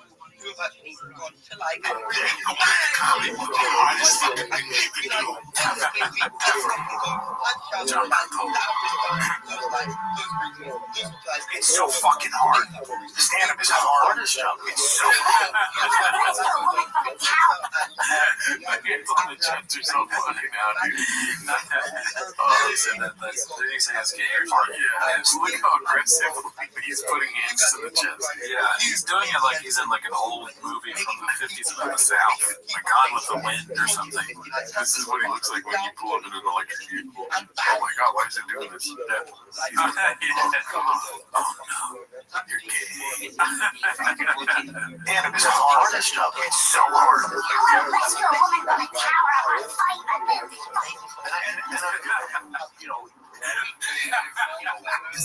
They get the hardest job in the world.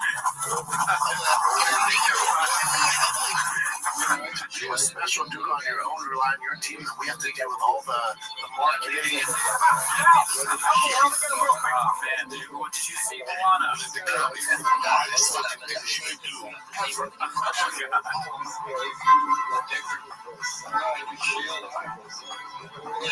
It's so fucking hard.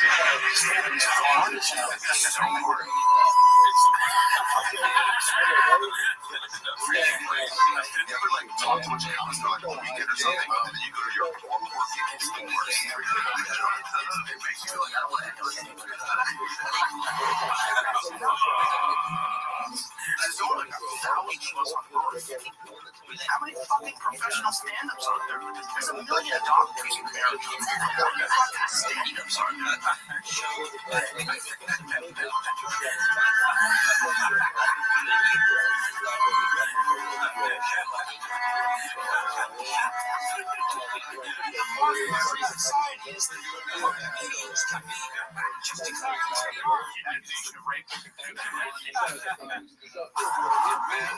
Are actually more important than Socrates.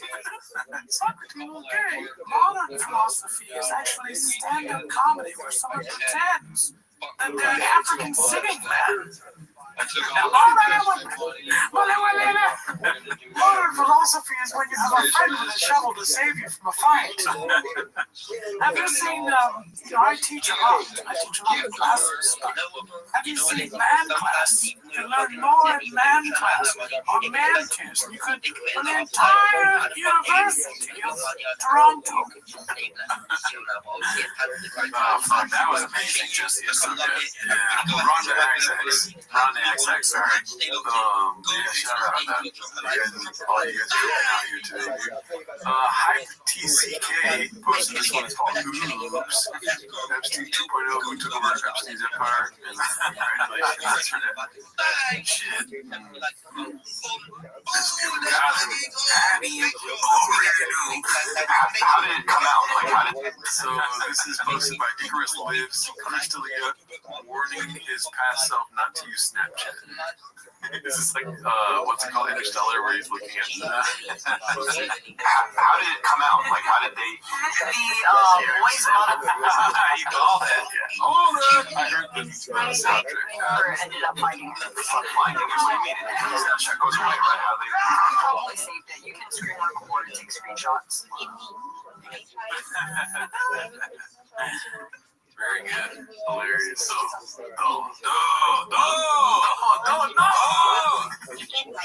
All right. This is posted by Riff Raff the Alley Cat. This was me last night. Facts. Oh, yeah. Almost can't watch you, Randy Savage. Never that blow wasted so many people's mind for the Reddit. Oh, yeah.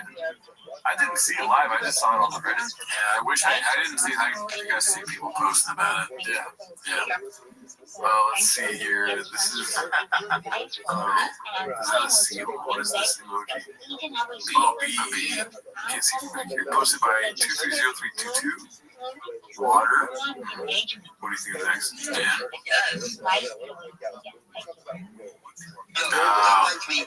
Water, weed, and weed. I've never really listened to that podcast or something. Oh, yeah, that's a great post. Oh, that's why yeah.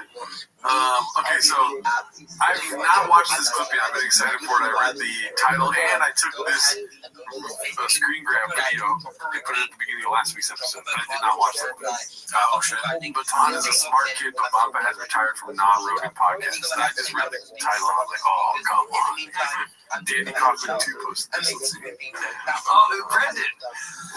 What do you think about Brian going on that little shit's podcast? What podcast? Todd? I don't know the kid. I'm 41. He's a young kid, right? He's a smart kid. He has an angle. What do you think he talked about? We have an angle, dude. Yeah, I would love to hear him describe us. We might not even have an angle. But dude, this studio is crazy looking. All these dudes, they're like the mafia or something. They all have like sunglasses, chins over here, like, what are we gonna do, boss? Like they're gonna jump Baton. What do you think about this shitty kid, huh? What do you think about this dumb fuck kid, huh? Should we take him fucking out, Brandon? Get rid of him for you? Nah, he's not nothing. It's like the penguin. Yeah. Hey, they're talking about you. He was trying to rattle him and Brian. He's got sunglasses. And the kid can't, get off the bed. Am I imagining that he didn't have on sunglasses before? Did he just put them on? He's had sunglasses the whole time. Really? Can we go back? I know for a fact. Okay. I missed it. We'll go back at the beginning after this. So it's like, guys, comics are tough, It almost feels like between. If I was just here, I just don't see upside I support my strategic planning wise and make sure you are 44 kids. Brian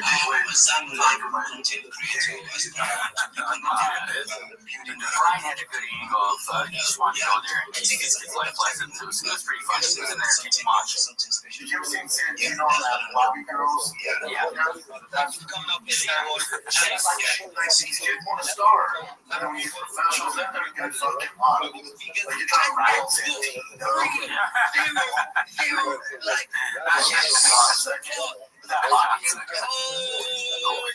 Okay, so let's go to the beginning. He's like, they can fucking eat. Oh, yeah, definitely. There must be something. Why do they all have sunglasses? Well, yeah, it's a stupid fucking bit. It's a dumb bit, for sure. It just blew my mind. But yeah, he's like, yeah, of course, they can easily entice the kid. He can outsmart Brian. Brian's like, Santino? Yeah, try to rattle Santino, which is like the easiest thing to do. He's like the most rattleable guy. He always gets mad. Bring up his shelf. elves and voices his mom. Bob is so dumb. I mean, just when you think there's any chance of like a redemption arc, he's just telling you flat out he's not gonna die. You know what I mean? Why not just go on a baton show? That'd be so good. It would be good, but same thing. Why not do stand up again? You have like the biggest stand up ever, and you're just gonna not do it ever again. That's crazy. Everybody knows. Well, it's a huge thing. The real purpose is huge. You're never gonna do stand up. Yeah, Matan is a big podcast. You don't want to go on it.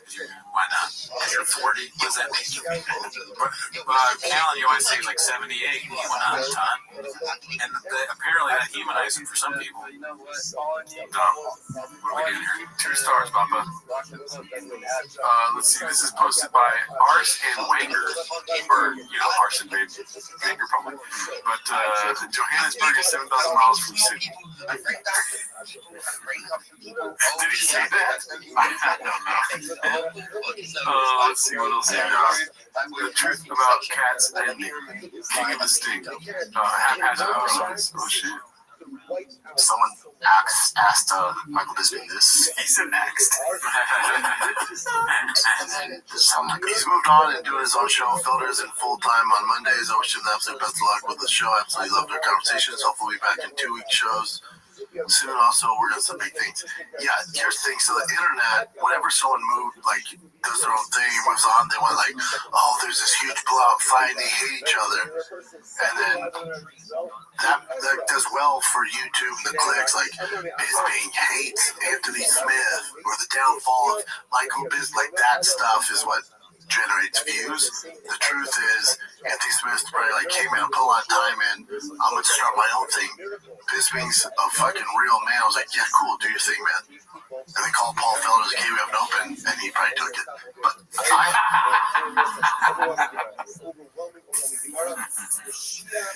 man, I can't wait till Ching starts animating Baba's little narratives of what actually happened. Oh, we're all too dumb to know. That's hilarious. Yeah, and Paul Felder at the same time coincidentally was like, hey, I got something going on here too. Oh, say less, family. Yeah, I quit the show because I was working too much, but let me work more now. it's like King of the Sting, where Theo hates Brennan.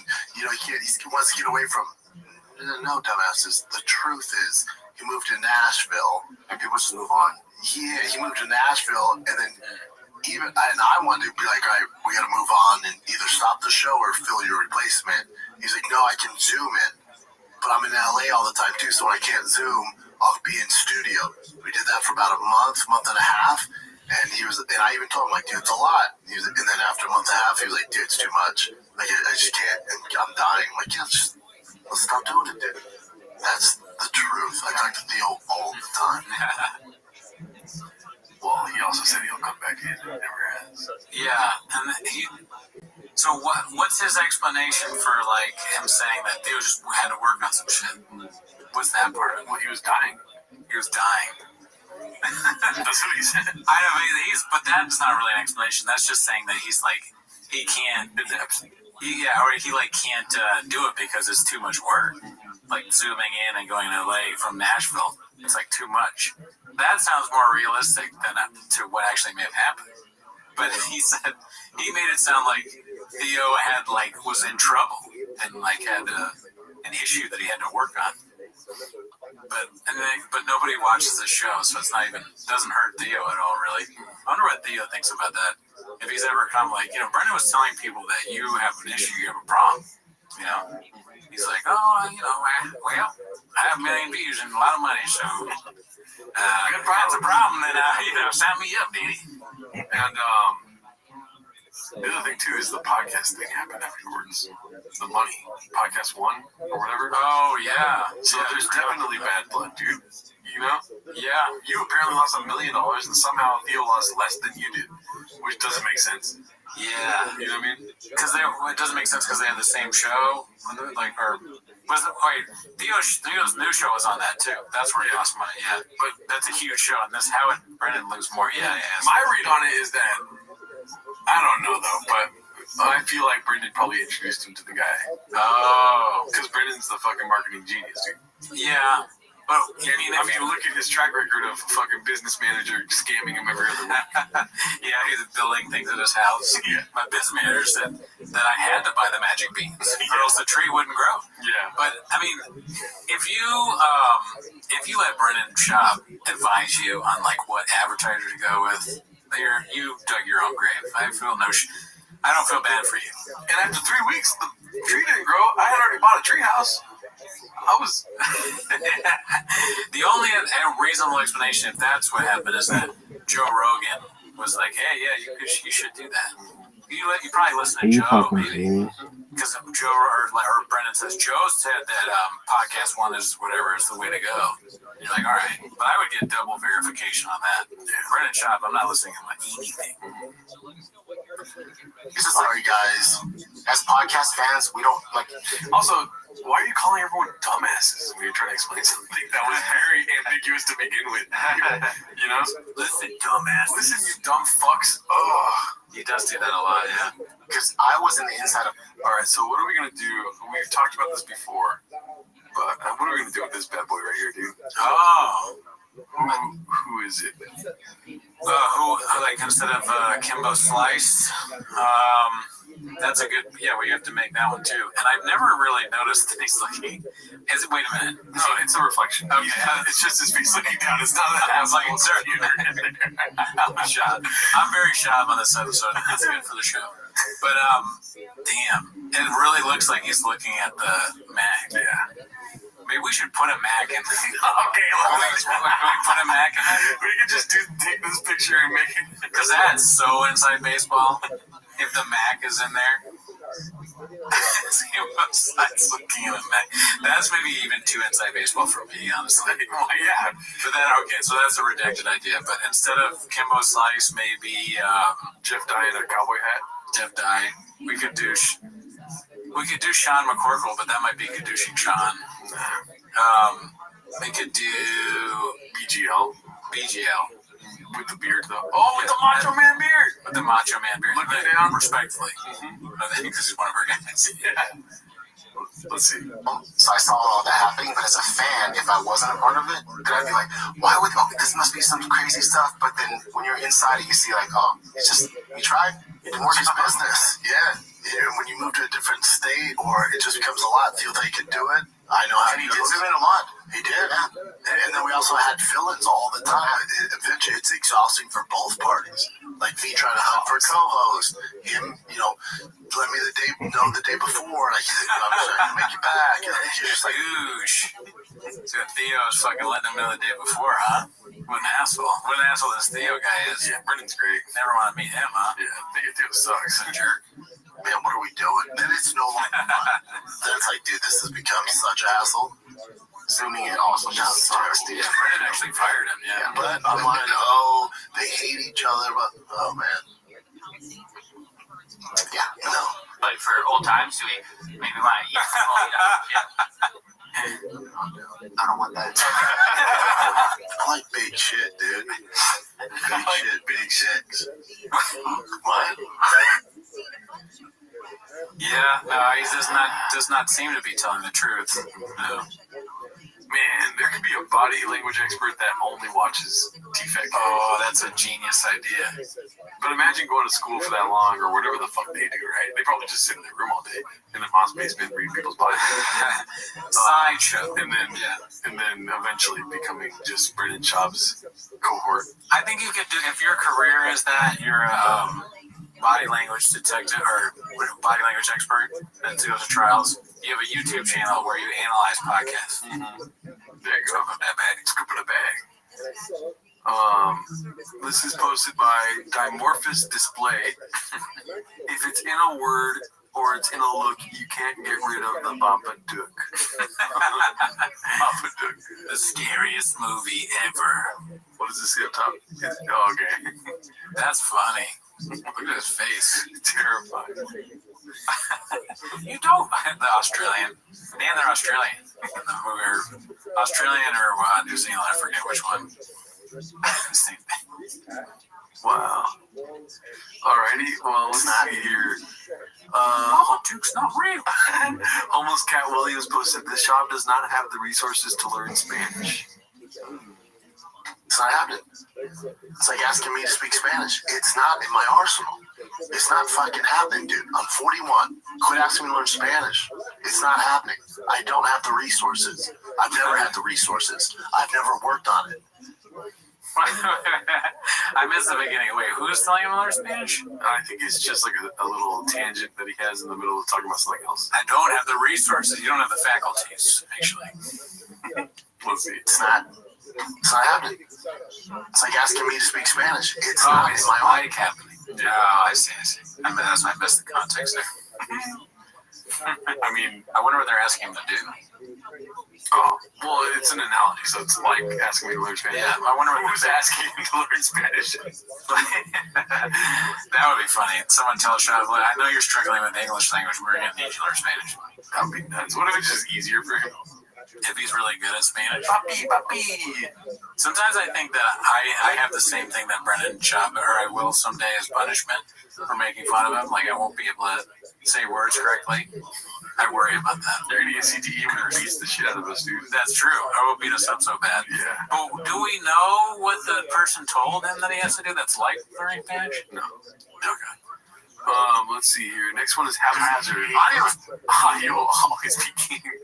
Posted by Haphazard. Shout out to one of our guys, dude. Let's see. Audio's, don't get it twisted. Audio's still K. Nobody in his album to Uncle Sam's almost figure. All right. Samuel L. Jackson, baby.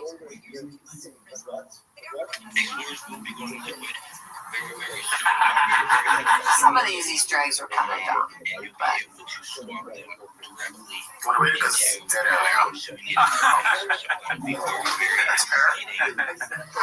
Especially if you want a family. yeah.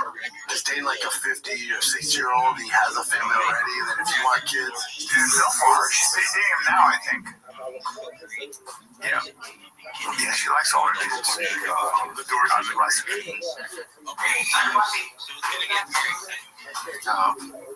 So she dated Bill Maher, or she is dating, who else? Brian met the girl I dated for like That hoodie right there is the one I'm wearing. Oh, where? The one on the chair. Oh, yeah. This is where you think about your whole life.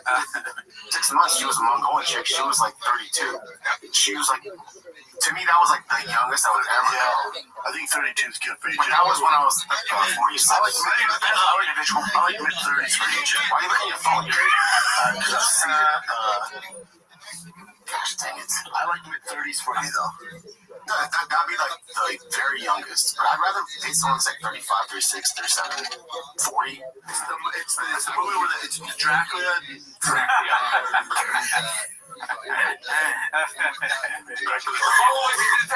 Super Bowl.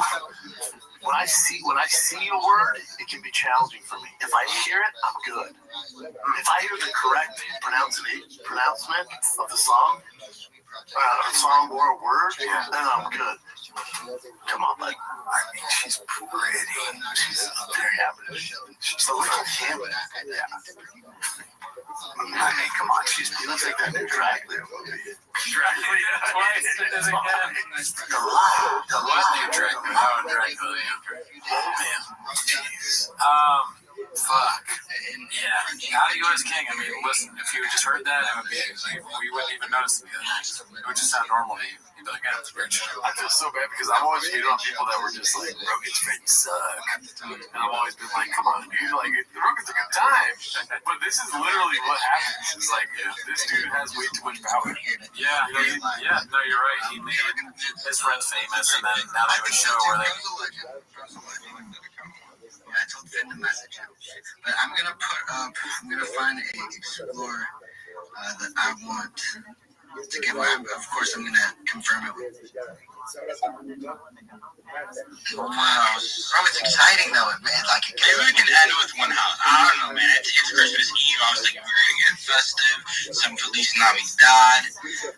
We got Rabbi Rothschild. Oh, I like this guy. He's supposed to knock our socks off. Bro, he's about, bro. Hold on. Let me make sure there's no camera in my ceiling. Oh, no camera. Yep. Hey, Rabbi. How's it going? Legend. Every day is a holiday. Every meal is a feast. Thank you for the opportunity to be here. First and foremost, if you're not following me, please do. I follow back. I follow everyone back.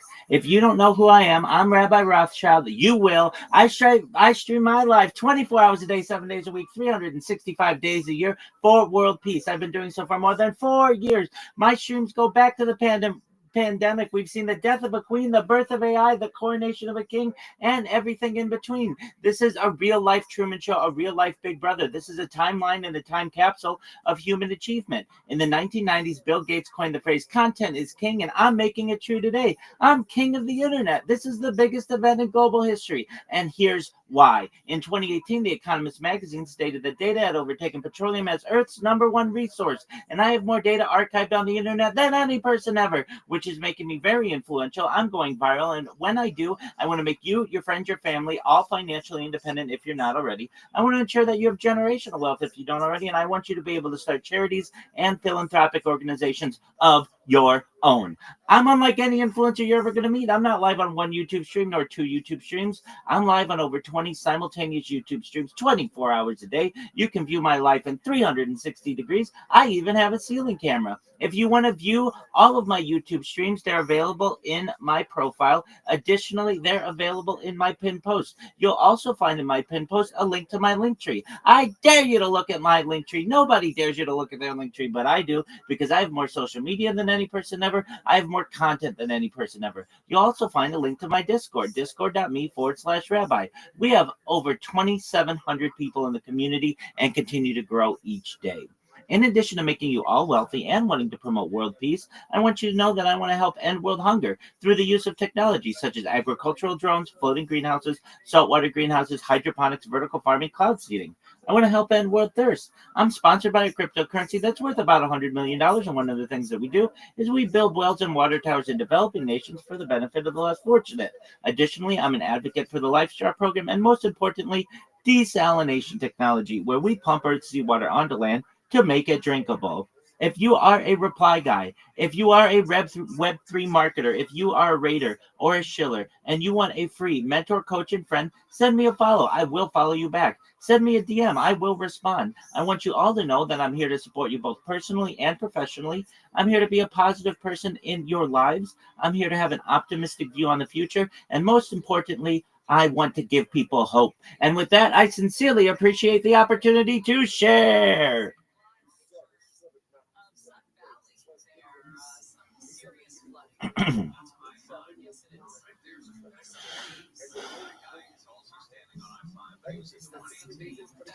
Everyone go follow Rabbi.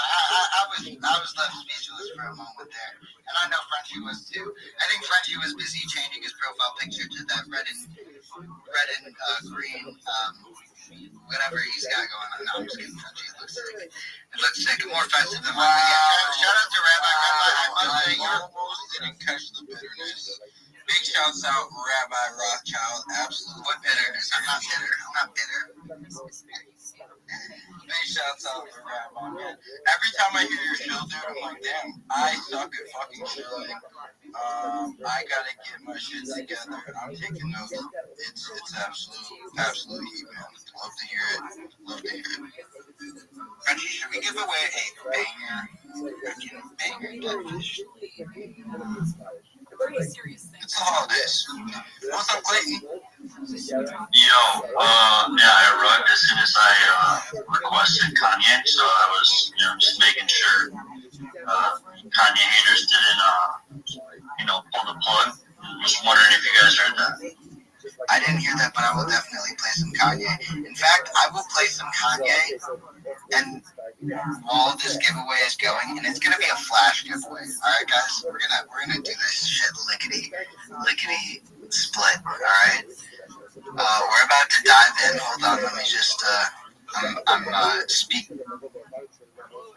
Man, I can't believe I can't speak as well as I normally do.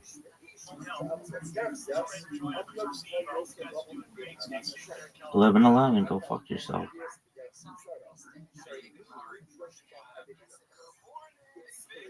Dog, look at this athleticism. Most athletic motherfuckers. Let me see. Oh, you motherfuckers yelling like a motherfucker.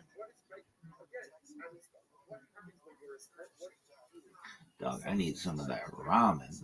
Why? Why not, baby? Why the fuck? Now, look at this sexy. Look at this. Muscles. Bitches calling me muscles. Why? What the fuck? No. So you're gonna stand? Dude, look at this athleticism. This is really unprecedented. Of all of the things that I've ever had a precedent, this ain't one of them, motherfucker.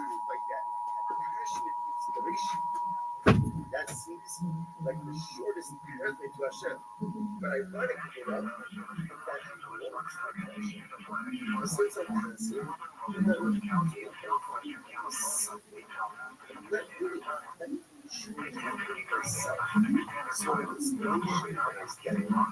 often I'm just the same person. I'm just the same guy. And I'm like where I was before. So again, if I can get more focused, that's great. Always easy coming. Now, similar pattern. Sha'am of the Shas myself, I've been arguing she's always available. How about everyone she says, you so something else. Do you know where truly she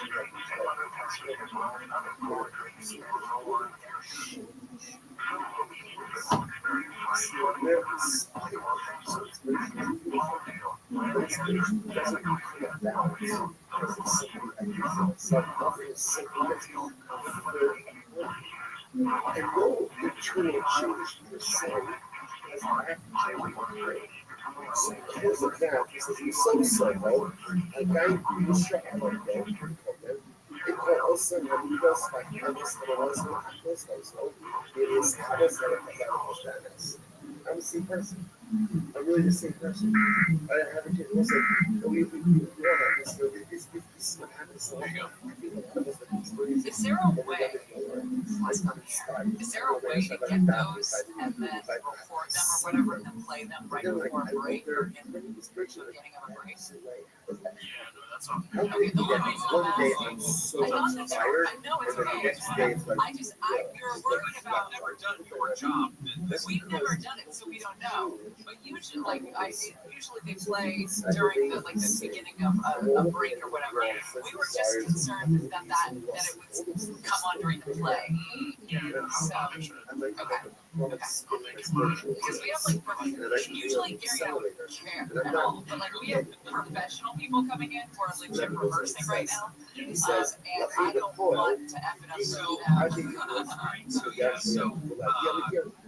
This whole thing, it started out as a fun little goofy, hey, we have a show we need to fill time with, and you get deeper into the holidays, we need to figure out, we want to do something that's not, death and destruction. It's fun, maybe, we can do this, we can do a radio play that we can then record and play as part of the show that actually airs on the holiday. I end up fine. And that's how it started. And I don't remember which one we started with, whether it was Christmas Carol or It's a Wonderful Life. We kind of gone back and forth with them over the course of now 7 years, maybe 8 years. And it's evolved into what we'll hear today. Right. Gary finds it and retweets it and retools it for the various people we've had coming and going through the years. And this year, though, is the most star-studded production we've done with real actors and actresses.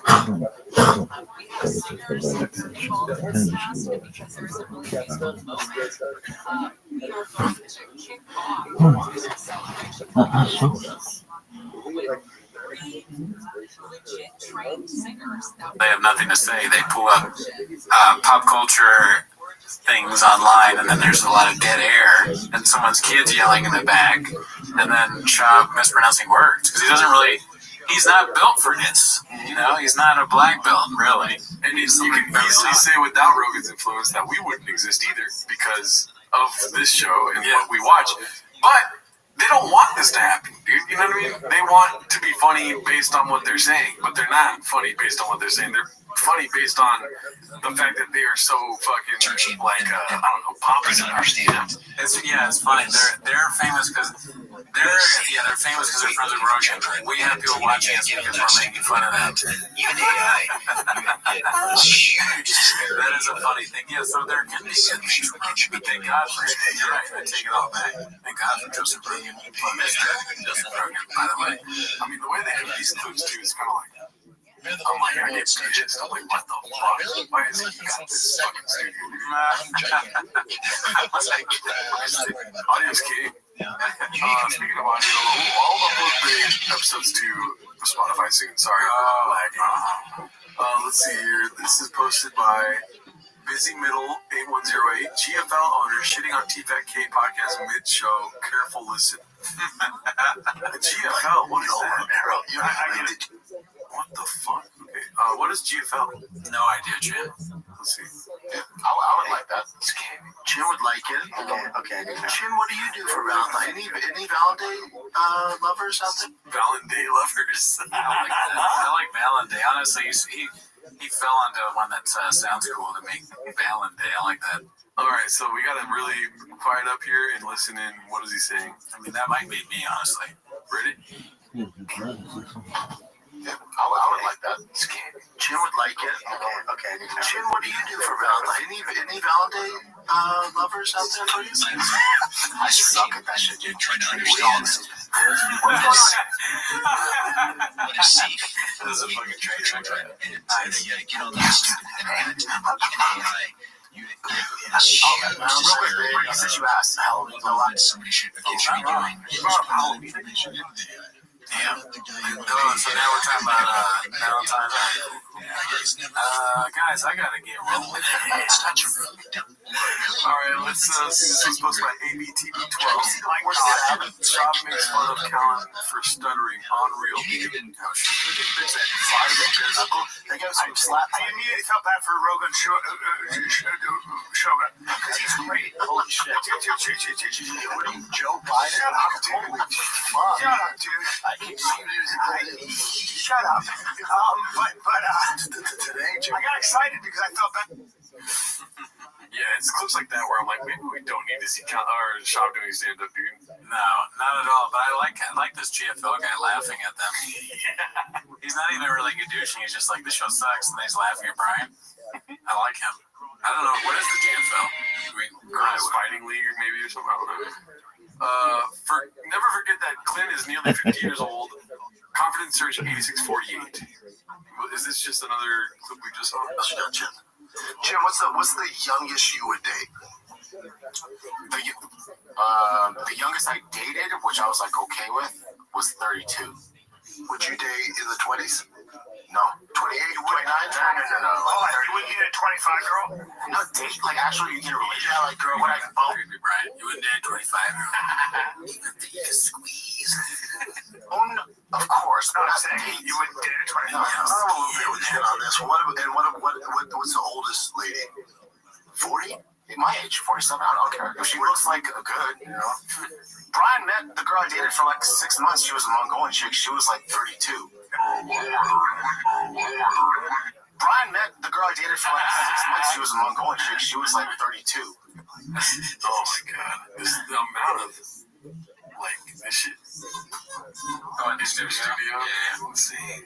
Can you imagine how much smarter that lady is than all of them? Like if they were to compete in any kind of like brain activity, any test. Oh, you are adopted. I'll stop.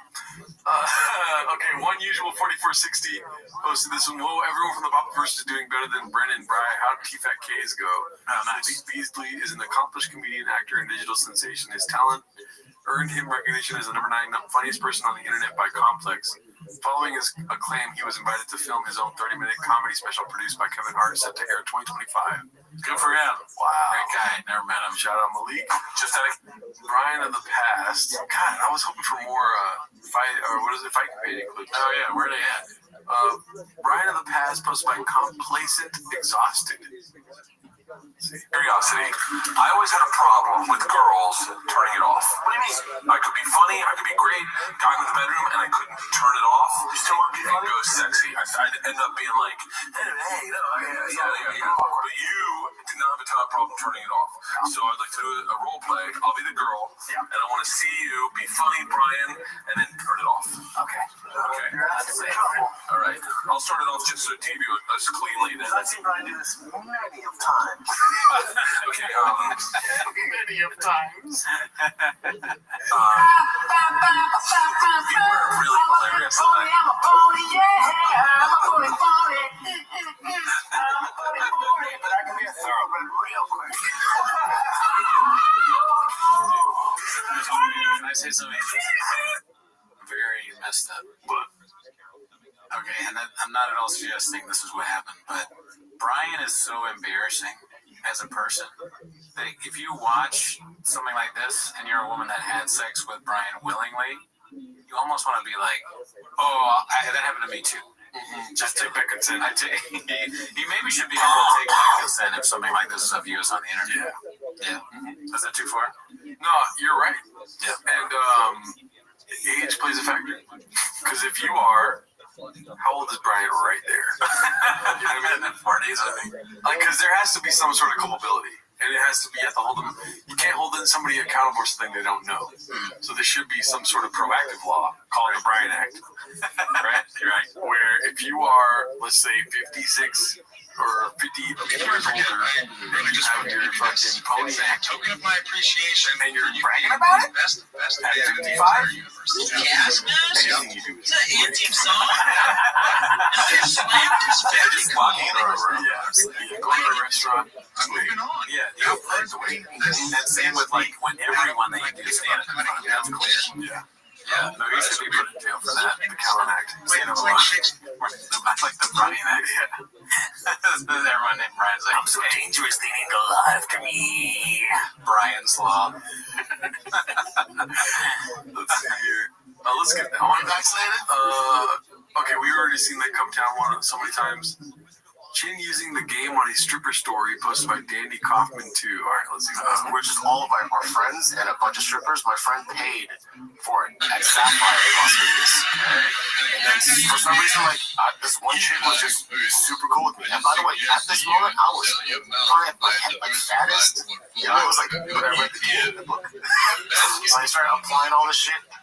We ended up fucking making out, and I felt like a king. Every time I was trying to grab a beer, she give me the beer. Every time I tried to get ice, I was smoking cigarettes back then. So she would, when I would grab a cigarette, she was like, she grabbed it, she lit it for me. It was like I was like a king, and she just like did everything for me. Of course I did, Yeah. Yeah. Go ahead. Made out. Now I feel weird because I know we're on air. No, we're not on air yet. We didn't bone. I'll say that much. We didn't bone. But then if I went to a private room with her, I know for a fact who we boned. And she was hot. Oh man, I wouldn't tell this story on earwaves. I wouldn't mind telling it, but I wouldn't look like a fucking nerd. Yeah, you know. He does like. I just don't want to say anything more live right now. We didn't bone. We did everything but, except for we didn't touch each other either. And she didn't look at me. Yeah. She was taking her clothes off. She charged me more than some of the other guys. She said most guys get hard. Which is not true. She said, is it that small? All right, let's see. Okay, so Papa during Tatiana fight after picking her to be new champ, minimum Sky 2305. Oh man, this is a long one, dude. I want that one where he's talking about beating a woman, dude. Give me some of that, man. Give me some of that. Oh, shit. Come on. I'm saying. Let's go. All right. Bring Chop. Stay on that wagon, sir. I have to. Stay on. Guys, how is that turning to a gremlin? Salute. Come on. Fucking man, yeah. Middle ground for Brendan. It's either all or nothing. And by the way, the narrative on that too, like to me, is like, he's a UFC fighter, he's driving for Uber Eats. Which comedians was he shitting on when he said your friends aren't funny? Not to make it awkward. Listen, he's like those guys that look like he could break through any moment now. And he's a bro. Let's bro. That's the whitest. Oh, it's good. Fucking action film white, dude. Yeah. Now we got the co-main in Maine. I'm gonna use that real quick. Let's go. Let's go. No, Tatiana just fucking mollywobs her. I'm telling you, she's been drilling. Second round, head on choke. I'm excited to see what happens. I was thinking second round. Also, Sean is way more like Barack. Like, that lady can go. She just keeps going. She's a fucking machine. Look at that knee to the body, dude. That's a nasty knee to the body. And she's free. 100%, man. Battle tested. She just can't. Sean Whaley's, I think, surprising her with the takedown defense and just the physicality. She's been working on wrestling. Physicality, son. It's just like she's so fucking strong. What's a 4-camera piece you do of the war? Yeah, or like just like with him on like camera like that, not saying anything. He just looks so stupid. Like, it's not his fault. We probably look stupid. He's just watching the fight. But you're thinking, like, what's he thinking? You know, it's one of those things that it's just like, there's a silence, a vast silence of thought. He keeps going for, like, extreme underdogs, hoping one day he's like, I saw it the whole time. Oh, yeah. You know what I mean? He's like, I'm probably not going to win this one either.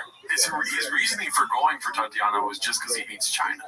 Really? Yeah, because he's right-wing grifting. Yeah, I don't know why that surprised me at all. Look at this. Again, turned it around, man. Again, this is huge. So she's got this round, AC out to sea, even though if you're only 100 yards from the shore, it's going the wrong direction. I think it's very demoralizing. Going the wrong, and what your go-to move is not working. Right. You're wrestling, just getting my friend there. She beat cancer. Listen, a lot of respect. I'm just saying. Cancer's disrespectful. You're dealing with a different breed. She beat cancer. You think she's worried about a Chinese girl? Yes. Chinese girls beat her up. Oh, look at that. That was a nice right hand. Oh, no.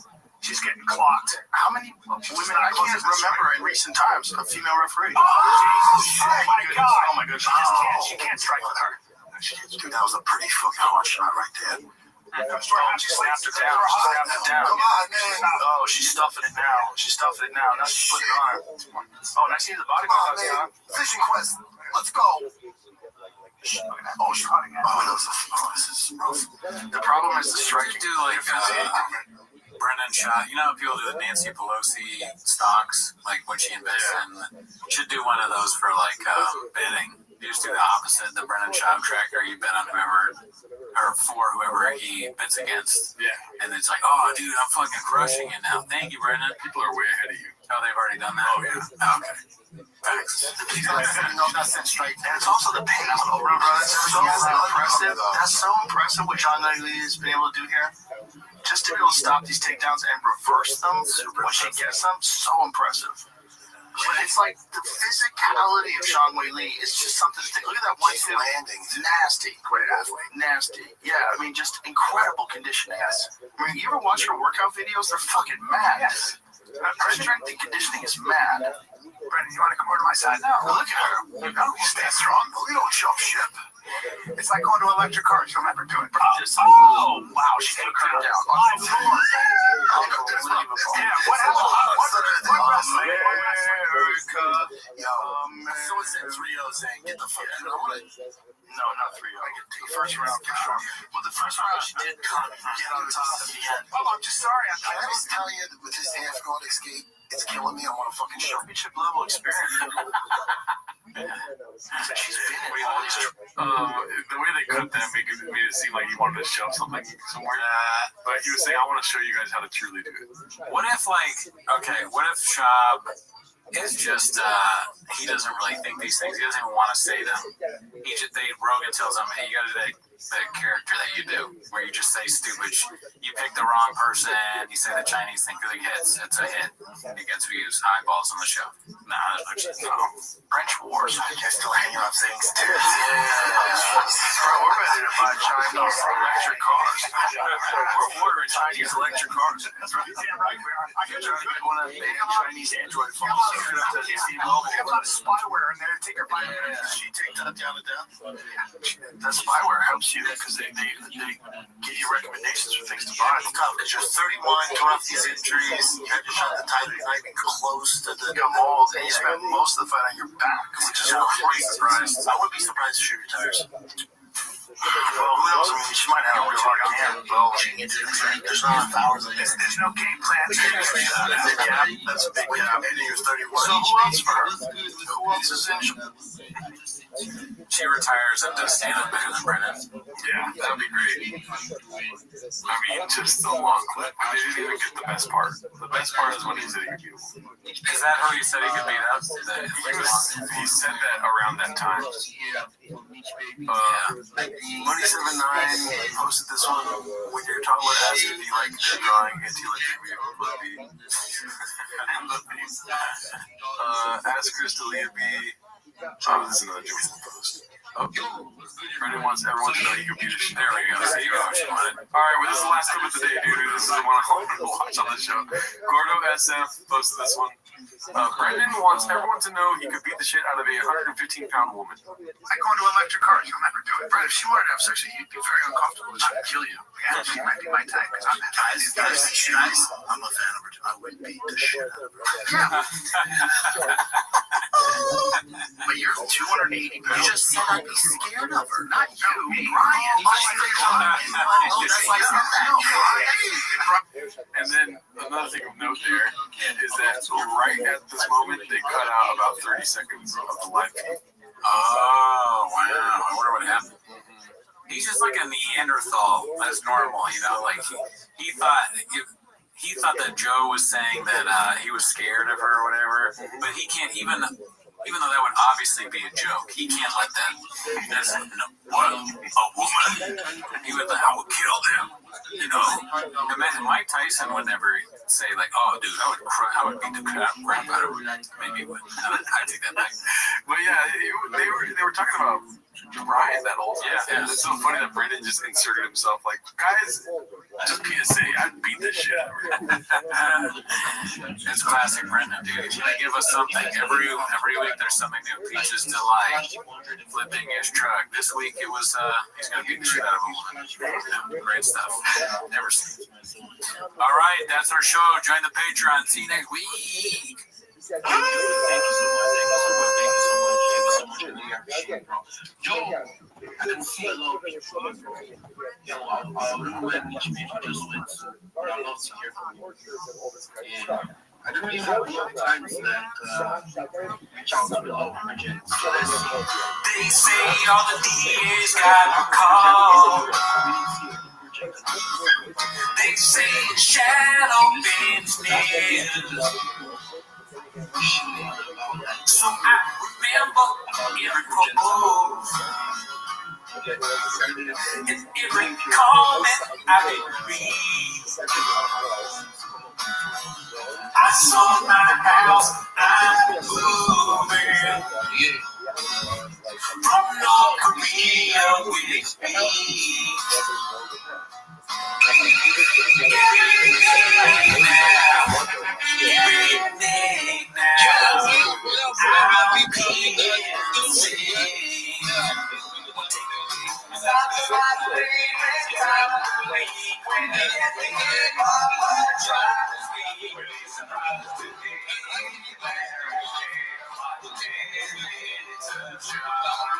Welcome back to 10 Minutes Shop. Thanks for tuning in.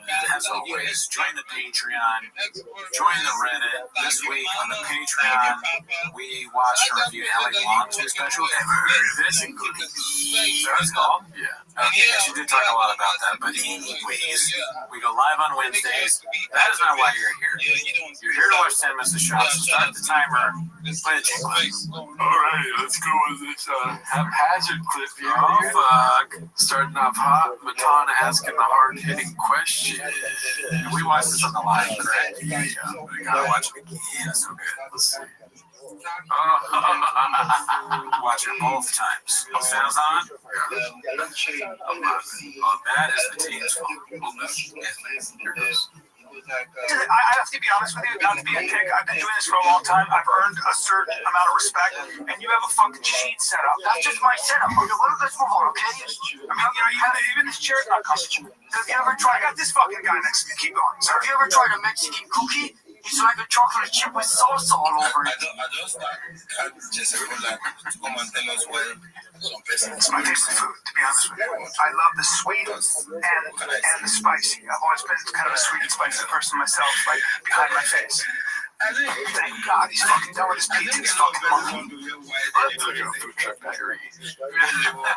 way better. Also, it's Joe's pizza. You guys that? No, you had that right? I think it's from the York, but it's also out here. It makes the clip a little bit different. It's good.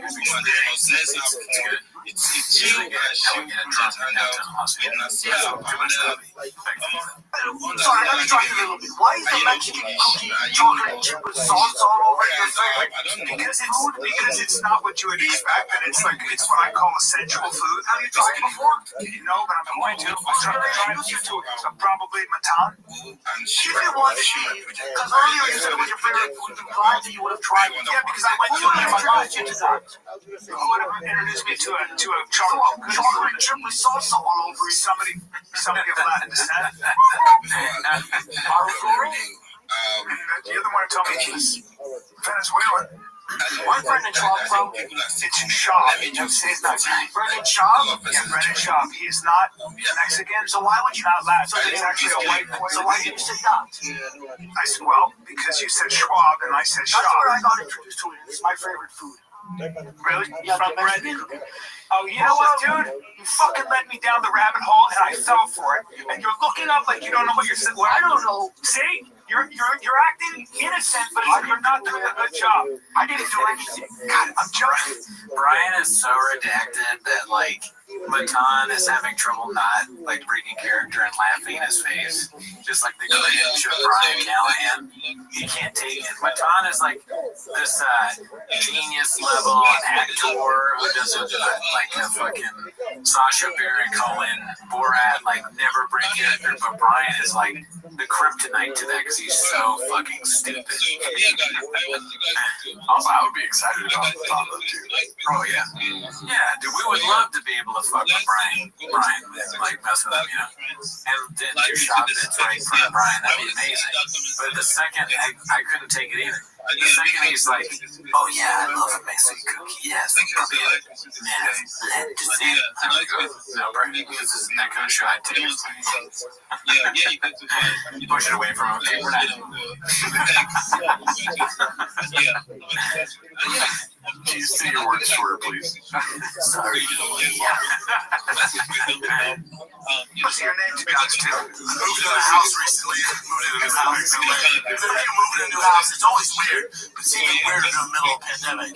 So I moved in a house. My girl goes, Puppy, I've seen the neighbors. They're pretty old. Let's play it safe. They're probably COVID conscious. Why don't you just go over and introduce yourself, right? I'll make some Mexican cookies. And you go over them like, fuck some Mexican cookie. What are you talking about? It's like a chocolate chip with salsa all over it? What are you talking about? I'm more hungry. Like, that's a terrible idea. Just, I'll take it. I'll figure it out. Deuces. Shout out to Haphazard for that one, dude. Where's Matan on your Netflix plug? What's this game? Nice Netflix.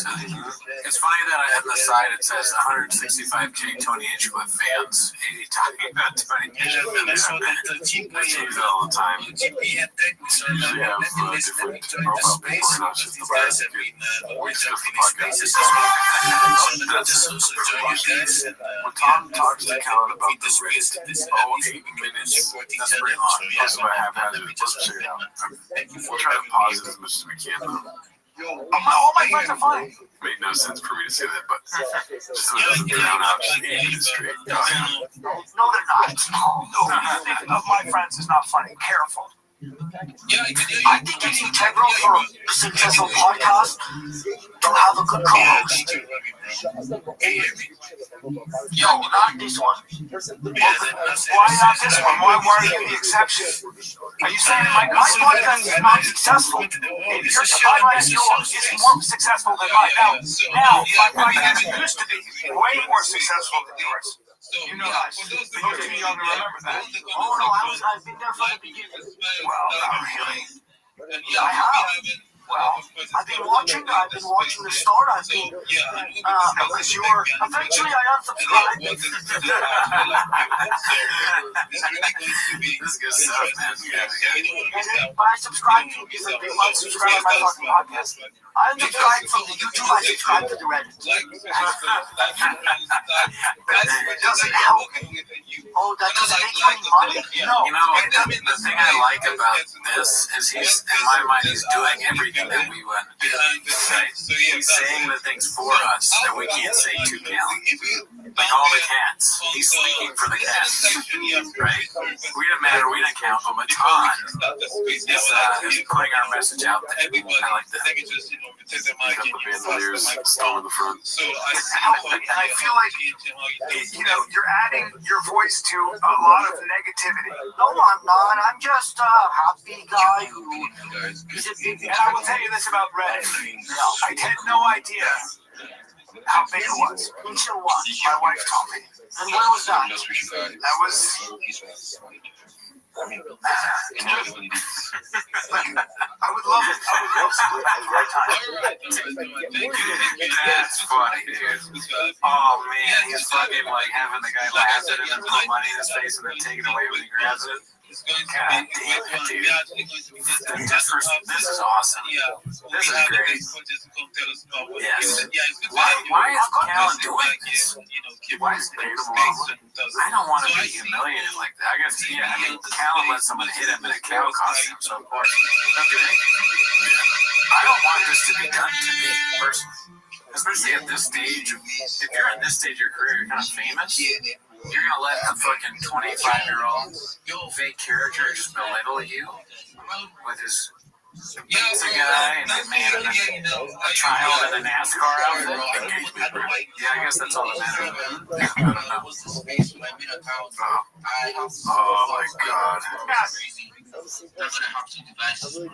It's crazy for real. But yeah, sorry for cutting you, HB. Yo, thank you all for pulling up. Yo, I can see some new faces here, bro. I can see Bays, I can see Sheep, I can see Hulk, I can see Jude, Chiboy, Nima.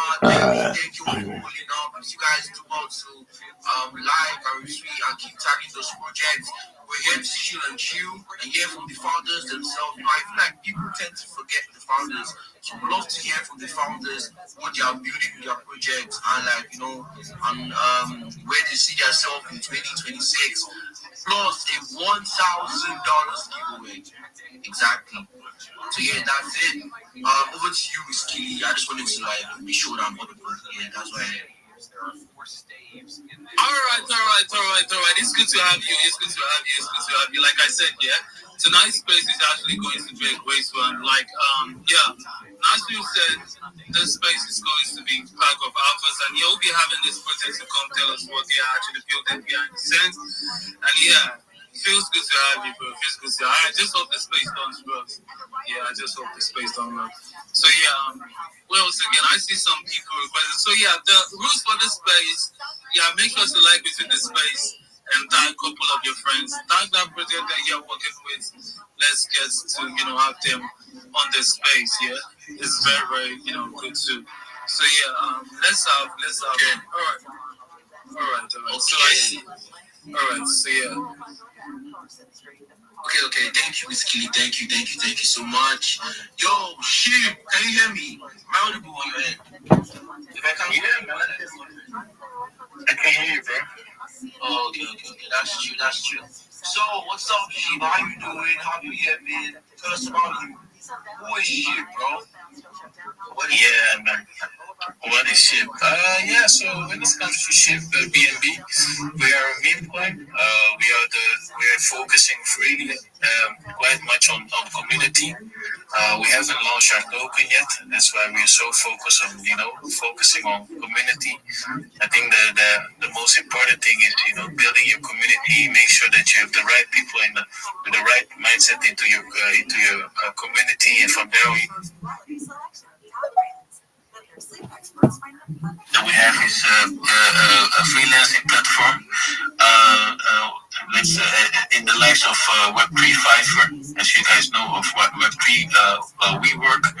That is what we're building. Two things that we saw in the space regarding problems are payments and proof of work, and we try to come with a solution onto proof of work in the essence of having your own profile where founders and projects can give their testimonial and also their insight about you as a jobber, and also there's also a rating system in place for them to rate you. So the more you get this rating as well in the essence of stars, the more credibility and status you gain in the space. And also, if it comes to proof of work, or if it comes to payment, we have also put escrow smart contract in place, whereby founders and project always have to make a payment, and then from there on, once they have made the payment, it goes into an in-between wallet until the job is done, and then it will be released upon your wallet. So yeah, that is where we are. SHIP BNB, a meme coin. Also, aside of that, also having a utility next to it in order to help a lot of jobbers in the space, freelancers in the space. Thank you. Okay. Just hear some shit. Okay, so shit, yeah. I pop up shit, yeah. But I would actually love to know who is the developer behind shit. Like, who's the dev? What's his name? What does he do? Where is he from? I basically doxed myself though. Actually, just look into my into the into the tweets. You can see that I doxed myself. I'm Michael. But I also go by the name SHIP BNB Dev. I'm Ghanaian, but live in the Netherlands, and basically that. To be honest, what else do you want to know? My voice doesn't sound black, but I'm black, so no worries, guys. I'm from Ghana, so no worries. Okay. I feel you. Okay, so like everybody, I feel like everybody here, like the certified people here would love to know what are the key points and like goals of your projects. Like, because the only thing I know I picked was like you haven't launched yet. That was what I know I heard. But like, what are the key points and goals of your project? Like, make us buy. Like, sell it to us. Like, make us buy shit. Why should we buy? What are the key points and goals of your project? The key points is definitely one of the things that we do different is that we don't go and have our token launch immediately and then start having our product. No, we don't work like that. We just want to create also new standards in the space. There's so many people that have been scammed nowadays, if it comes to going on to pump fun or just being in the certain ecosystems that you are, participating in, and you come in and you want to join the community. Before you know, the community is gone. Within a few days or weeks, it's gone. So we just want to put out the new standard whereby if it comes on project base, our focus is first community, then actually have the product, the utility, then having the numbers on the utility, because that is very important. How many people can you capture and how many people are using basically your application on daily basis? And once we have established those numbers, then I would say that we can go and do a actual token launch. But there's where you also have a decent community that stand behind you.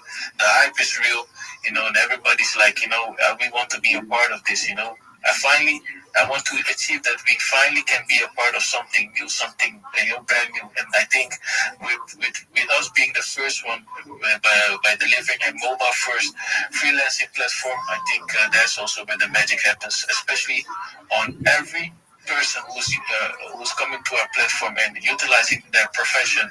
If those people are going to amplify their work ethic and also the profession that they are, from marketeer to shiller and raider, if you all these people upon your platform, and they're gonna do, be basically the voice of your platform. I think you can go wrong in that one. So that is basically also it for us. So I think if you want to participate to buying the token, I don't think you should really focus on to that. I think if you want to be part of something whereby you feel comfortable within the community, and you feel like, okay, I can hang around with my fellow brother and sister, and there we build, because it's a building process. We build each other. If you're not good in being in graphics, then we have someone within the community who can help you and support you with helping you do some graphics. Or if you're not good in rating and shilling, let's support each other in how to be your best in rating and shilling.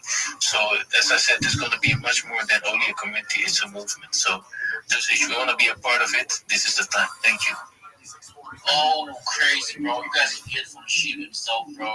That's crazy. I actually love everything you just said, bro, for real. But like, I feel like we love to know, bro. You know, like tokens tends to die early. Like, it's not about like launching a project, bro. It's about the community backing it up, bro. So how do you plan to keep the meme relevant for like long term, bro? I think the meme itself is already resonating with a lot of things. One is this, ship, and second is B&B, right? So for the people that don't know the vision of ship, it was all coming together. The way the ship community back in the days, came together and unite in order to, push the project. That is the same thing the same standard that we want to put, but it all comes back to how are you going to develop the community. And as we already are doing is, coming together, let's see how we can help each other. Of course, it would be more helpful if if we have the platform ready, and we have, so it's only a matter of time to deploy it, where people can stand behind it and, feel like, okay, I feel comfortable to talk about the project and share it with amongst my friends, families, anyone basically. So I think for us, we're in a sweet spot whereby we just focus on first the community, and I think that in itself should already say a lot of things, because most of the projects they come, within the space, want to already start doing a token launch with maybe 2 or 3 people, and then start trying to start their way up by FOMO. But FOMO is only temporary. If you build, a house, you first have to start with the foundation, with the fundament. And that's the thing what we know. We start with the fundament, and that's the community. And then once that is established, there is where you go and go do a token launch. And then I think everything by itself will follow with marketing, etc. Even for the marketing aspect, if you have so many marketeers upon your platform that see that the true value of the platform, those are also gonna talk about us, gonna amplify as well as we move into the process of establishing a token launch. So that is it from my end. Just if you want to be a part of it, just check out our Telegram, just observe what's going on. If you feel comfortable and you think, now this is the project for me, then there's the time to shine. But if you just want to stand on the corner and see what's going on, you're welcome. Everybody's welcome. Oh, very so, bro. I see you. I feel like everybody, you guys are only one. You guys can like understand how you feel with projects. Can I see those? If you guys feel what Hey, Miss Aquarius, how are you? Can I see those hundreds? Can I see those? If you look, That's wonderful. community. Can I see? Bro, So that's wonderful. So before I continue, I'll actually That's cool. This is my backup account. My main account on hosting right now is there. So please do up to give me a follow and give my lovely co-host very. So first of all, I'm about to speak in one of these spaces. Host himself. Now, gee, bro, why PMB? Why not Soul? Why not ACH? Why PMB, bro? Why? Honestly, we have been building on base for 1.5 years until a good friend of mine, and Ian mentioned like, bro, what are you doing on that chain, bro? And I said, I also explained that it was quite hard to find the actual people unless you're in the inner circle of the base community. I'm not sure if there's one, but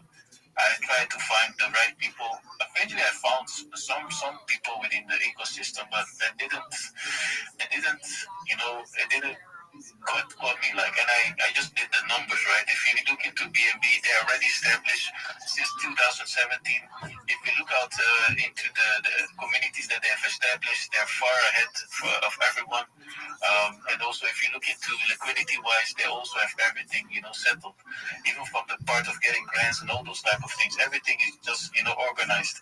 So I felt like, due to the fact that I also kind of had been pushed as well, but, positively pushed, and then going to Dubai to the BNB Blockchain Week, it was just a no-brainer. You come across a lot of people, a lot of builders, basically saying that they're the chain for builders. But once you go once I was in Dubai, I came across so many builders. They don't brag about them being the builder chain. I think BNB is basically the builder chain, but it's okay. And even from that part, they also are omni-chain for everyone, because also projects for Solana, Carva, everyone was there basically, just as a unity of different blockchain projects coming together, and BNB established this event. So it sounds more as a family for me, joining them as well. So I'm very proud to be a part of them as well. Yo, bro, that's crazy. I love the BNB chain, bro. I love BNB, I love Solana, I love everything, bro. I mean, like, I'm a liquidity prostitute, nigga. Like, all of you listening, bro. I'm in this. I'm a liquidity prostitute, bro, for real. But yeah, it was nice hearing from you, Sheep, BNB, bro. So, like, how do you see Sheep? Like, where do you see Sheep in the next 6 months, bro? For us, I think we have established a good community, a loud community, a community that fights for each other, and that you will be seeing us in the spaces with all those PFPs. That we, I hope that we are going to be the loudest voice that you have heard. For 2026, in regards of projects, I just hope that in regards of community-wise, and that we have established the right numbers in order to go for a launch. I think that is the most important thing within now in 6 months. So I think that should be it, and a lot of partners who want to partner with us. So let's see how it goes. I'm very positive about it. Oh, okay. That's good, bro. I really look forward working with you on your team. I really look forward looking to see what you guys are building, bro. For real. Like, you actually keep to your words after everything you just said, bro. That is crazy. And I feel like every other person will definitely give you a follow right now and check out your project. So now, like you mentioned, you have a launch. So when you do eventually, why shouldn't someone sell for a 2x? Like, give us a reason why we shouldn't sell for a 2x, bro. Why shouldn't we? I think we should establish yourself into a community that gives it all, and that is basically the backbone of a project. I don't see why you should sell, but I think at the end of the day, I always say this, right? You have to always do your own due diligence, always do also your own research, observe what's going on into a community. Are they really active? Is the founder active? Is this founder going into spaces to talk about the project? Is the founder going to IRL events in order to showcase the project as well? These are very important things for you to stand behind a project. And I think if you just follow the process of what we are doing, I think you should know that maybe I'm not going to talk about what your investment will be. If you want to do a 2x, it's up to you. If that is your main goal, it's up to you. But I can only say we're here to stay.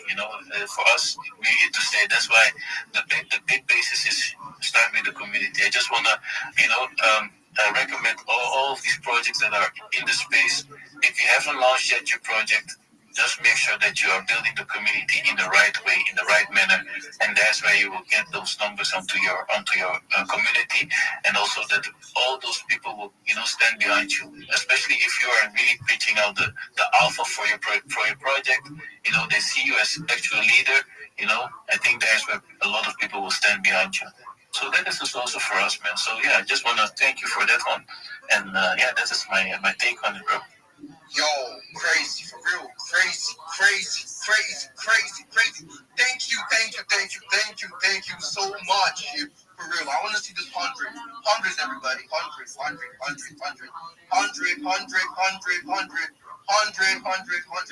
want to see every single person on this space spamming 100. Yo, for real.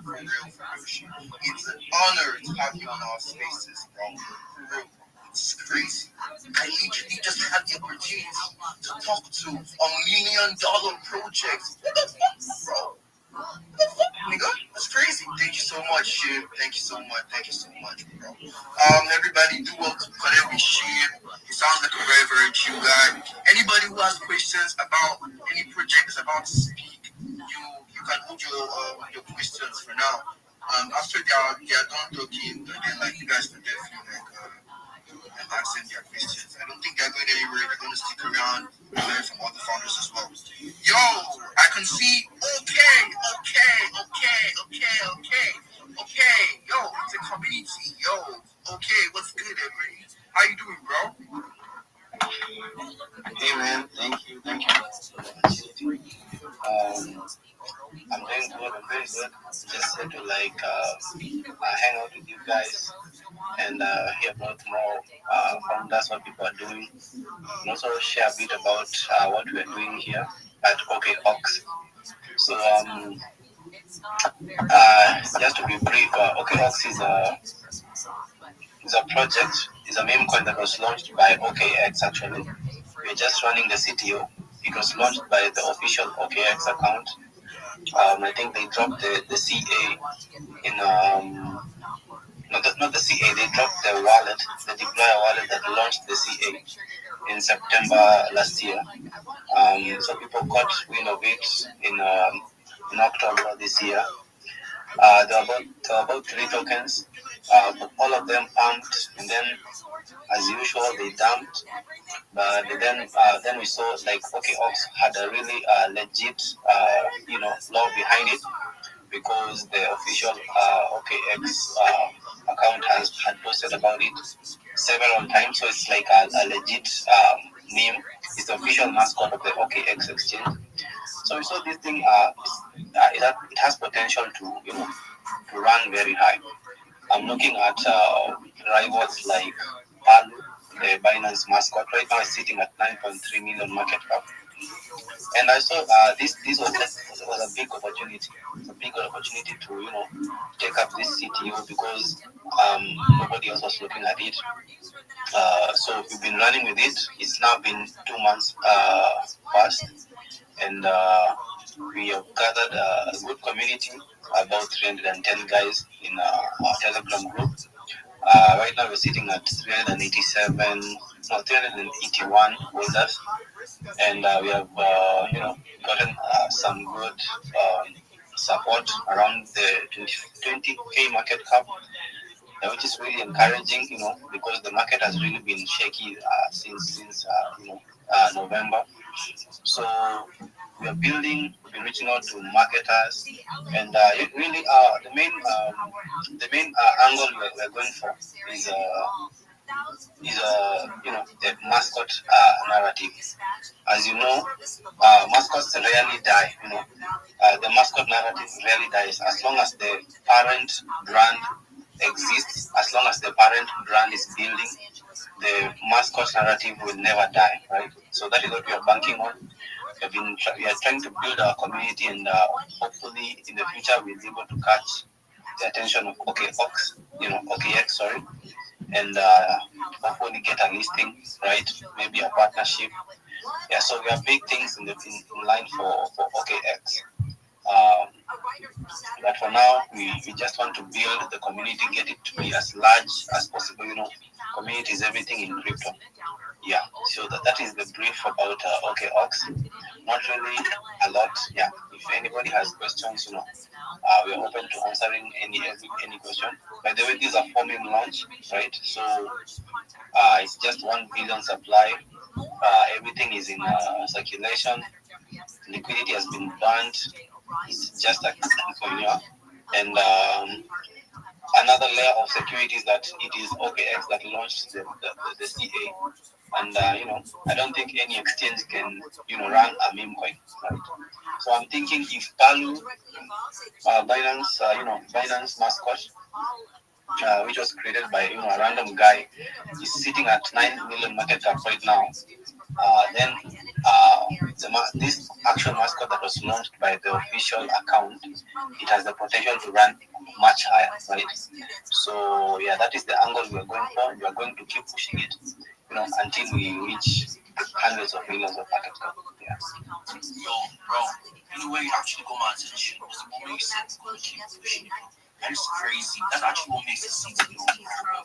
But what I would actually love to know, who the person behind the CTO account is.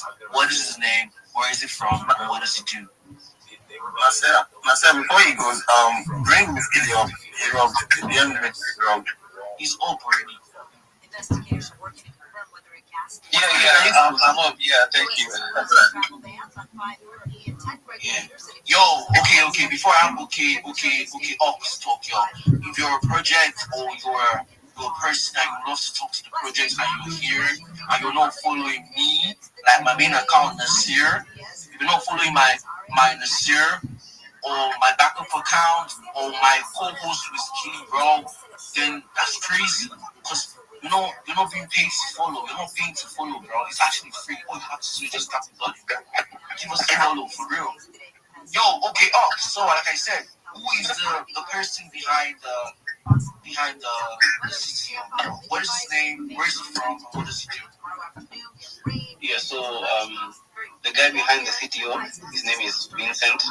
Yeah, he's from Kenya, and he's he's actually a freelance writer. He's been writing about crypto news on different platforms like CoinGape. Right now he's working on a Switzerland on a crypto news website from Switzerland. It's called Blockzit. Right, so he's been in the game for a long time, since I think 2017. So he's been there since the ICO days. He has seen this is the third bull run now, right? So he has some experience in the market, right? So and being in the forefront, writing news, analyzing market. Actually, he's also a market analyst, so he understands the charts, he understands the cycles, right? And being in the market for that long means he has also the patience to see this thing push through to the end, right? It's not easy to be in the market for 8 years, right? It's not easy. Many people, they join the market, maybe they see the market is dragging itself, moving sideways, and they exit. To be here for eight years, it's not a joke. So I'll just post his XX handle. Yeah, you can check his account, and maybe you can check. I also share his page where he writes on the website. You can see his articles. Maybe you can catch him by the kind of content he writes. So the aim here is that after taking Oxnard to new highs, to new levels, maybe you can establish a name as a legit CTO group, right? I think you remember the time when there's this group called Cryptonary, when they took up the Aura token, and it shot up in an insane level, right? The guys have established themselves into a group that they are known to, when they take up a coin, it explodes, right? So this is Vincent's vision, right? And OKX is just the beginning. In the future, he's going to take up even more CTOs, but he just wants to establish a name with OKX. So my call to everybody that is listening, right now is a great opportunity to join in when it's still early, when it's still at a low market cap, when it's still in the accumulation phase, right? And in the future, you shall see the reputation of this guy, as he continues to build. In the future, you will end up actually being in the inside cycle. Some people like I don't know if you guys know Peter. Peter right now has established a name for himself. He pushed the priceless token, and it went from like 30k market cap to I think 39 million market cap. You know, that was like his biggest win, and right now he's now an established name. You know, so you just need that one coin that you can push and make it successful to build a name and to build a brand. So that is what Vincent is all about. He's a public figure. He's dogs. You can find him on Blockseed. You can check his bio. You can find him on LinkedIn. You can check his bio. Yeah. Well, I personally feel like this is like the whole farm. Oh, that is very funny. I personally feel like to all farmers listening to me right now, like before you start That is very or funny. before you start a project, you should definitely have a budget. Like you said, the guy, I think Vincent, yeah, he definitely have a budget for his project. Like, yo, okay, this is the budget I'm going to be working with for marketing. So as a CTO, I feel like maybe you guys have the marketing wallet, or does what's the guy running the CTO? I think you tagged him. Let me see. I was just on the speed right now. His name is Soul.Vin. Yeah, Soulvin, yeah? Is he funding the project from his personal wallet, or like you guys have like a community marketing wallet? For now, we are doing a community. He's doing a personal.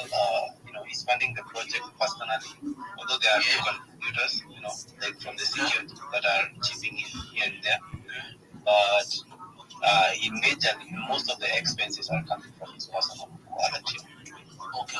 So how much would you say that is your CTO budget? I would say $5,000. $5,000. Yeah. Okay. That's good, bro. I wish you guys love what you're doing for real, bro. So what are your next 30, 60, 90 day goals right now? So right now we have our main goal right now is to create visibility, a lot of visibility, because we need a huge community. If you're going to get the attention of OKX, we need a huge community making noise on X daily, tagging them so that they can actually see us and recognize us. And so we have paid a long line of marketers who actually just bidding their time, because the market right now is not really good, right? So just waiting for like Bitcoin to start behaving, like come back to some recovery, and then you start seeing some big names dropping our ticker. Okay, that's crazy. But like, what happens if hype slows down, bro? What happens if the hype slows down? So I actually spoke about this when I was starting. I said, if you have checked the market well, you notice that the mascot narrative, it never dies down. The hype may come down, but the hype, the narrative never actually dies. Yeah. I think after Palu, after the exchange mascot narrative, went down a bit. There was another mascot narrative that came out about, I don't know whether you remember the Zcash narrative mascot. Yeah. Okay. I saw that, and also the comfort percentage as well. Sure. Even recently there was another one, the mascot for the markets. We have one, and there was another. Yeah. So the narrative itself, that it will never die as long as the brands are alive, as long as they are still there. Yeah, the parent narrative is there. The parent brand is running. The market. So that is what we are banking on.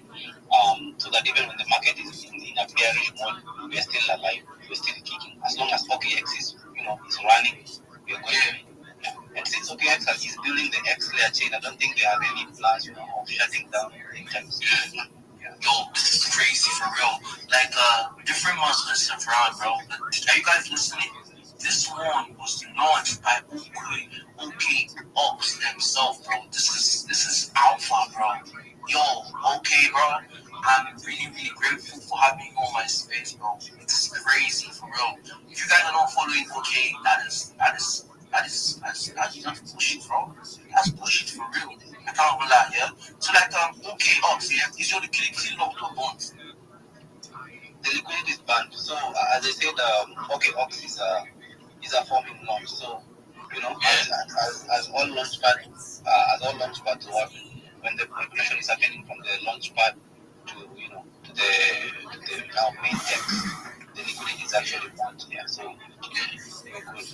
Okay. So do you have plans to reward like the long-term holders? I would say we have plans to reward them because we don't have any access to the supply. It is a CTO. 100%. The whole supply, the 1 billion coins are in circulation, right? So we don't have any to reward them. Yeah. Well, like, are you in contact with the top holder? Not yet. I'll be honest about that. So actually, it's been accumulating recently. It was not there like a few weeks ago. He started accumulating recently. So we're still trying to locate him. Trying to tell him, like to Nakatomi Plaza. scare away other investors. Yeah. Exactly. We're working on it. Okay, bro. Okay, for real. It was really nice. It was really nice hearing from you, bro. Can I see those hundreds? Like, everybody, if you love what you just hearing, can I see those hundreds, bro? Like, that's the least you can do. Just give them the support, bro. That's the least you can do, bro. It's not easy to come up with this whole proof, bro. Like, can I see those hundreds? I'm seeing hundreds from just 3 weeks. That's crazy.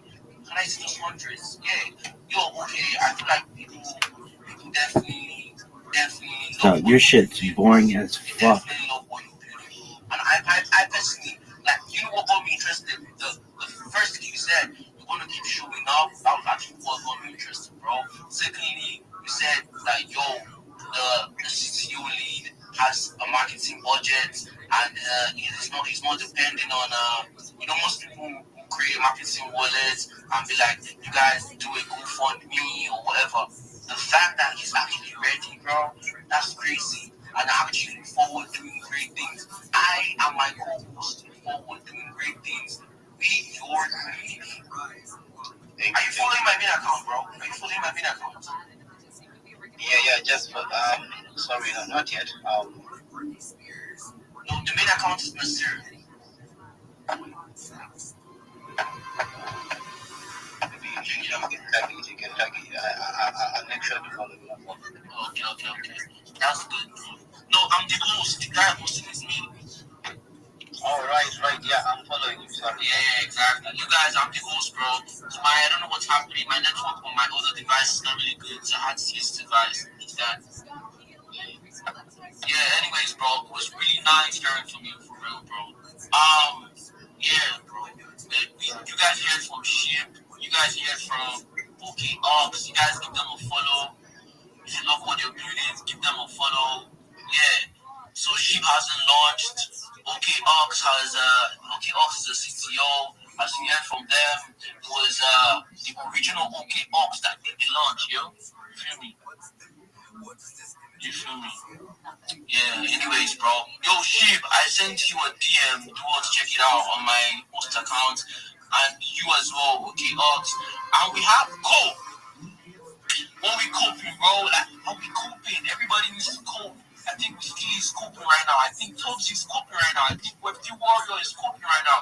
I think I am coping right now. Cope, what's good? What's happening? I'm here for you. I'm there, bro. What's happening? Cope, are you there? Go to Rabbi. COPE. Cope, are you there? No, they're not. Go to Rabbi. No, I don't think he can hear me, bro. It's crazy. Cope is not coping no more, bro. I think he's not there yet. Maybe just give him some time and go back to the next one. Okay. Let me do that right now. Let me look at my listening section. See who I'm gonna bring up next. I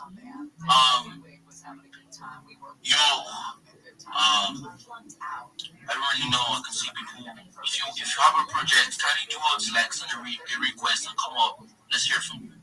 I don't know why Baby. I don't know if you guys know Baby. Do you guys know Baby? The PABY. Okay, let me do all this shoot Baby right now for you guys. Yeah. I don't know if you guys have seen Baby. I feel like everybody would have seen Baby. The mascot, the guy, the baby sticker. I feel like everybody has used the baby sticker, bro.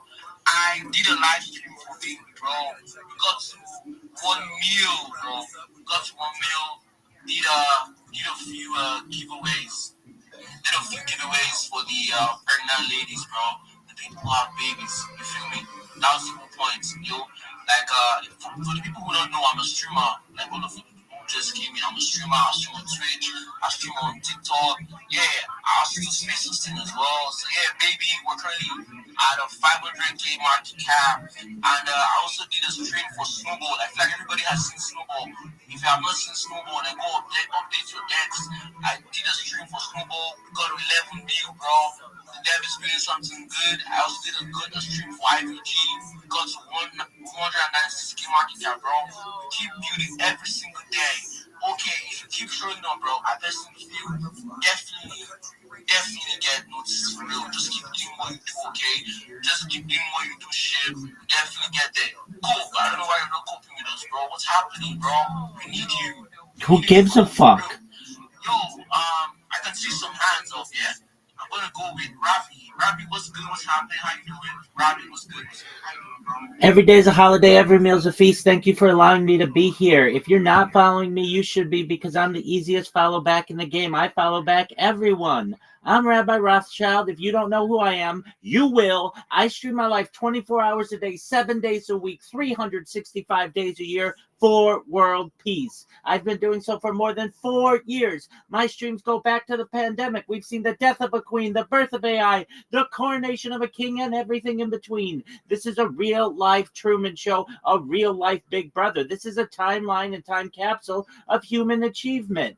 In the 1990s, Bill Gates coined the phrase, content is king, and I'm making it true today. I'm king of the internet. This is the biggest event in global history, and here's why. In 2018, The Economist magazine stated that data had overtaken petroleum as Earth's #1 resource, and I have more data archived on the internet than any person ever, which is making me very influential. I'm going viral, and when I do, I want to make you, your friends, your family all financially independent if you're not already. I want to ensure that you have generational wealth if you don't already, and I want you to be able to start charities and philanthropic organizations of your own. I'm unlike any influencer you're ever going to meet. I'm not live on one YouTube stream nor 2 YouTube streams. I'm live on over 20 simultaneous YouTube streams, 24 hours a day. You can view my life in 360 degrees. I even have a ceiling camera.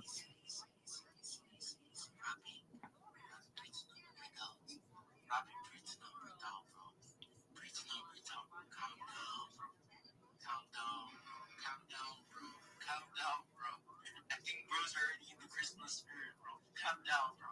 That's crazy, bro. This is crazy. Calm down, nigga. Calm down. Yo, it was, I don't know what to say, bro. That was so sick. I was like expecting you saying, yo, Rabbi, but no, bro, it's like I'm Rabbi out there, something up, bro.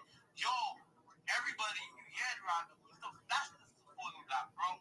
Follow him right now, bro. It's not online, bro. I literally just checked that you already followed him. Bro, tell me the truth, Rabbi.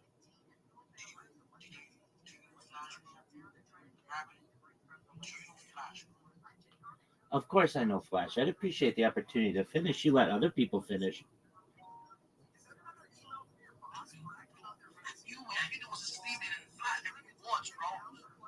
I knew it, bro, because I was like, no fucking way. That's crazy. I love your energy, Rabbi, for real, bro. I love your energy. Just keep doing what you do, my guy, Rabbi, for real, for real. Yo, I can see holy days. Yay! Yay! And Merry Christmas Eve, Merry Christmas Eve. I see some familiar faces. Wiz Kelly, what's up? Thank you guys. To the host, Nasir and Andrew for having me up and for bringing me up. Astronaut, he's the one that told me to come up here.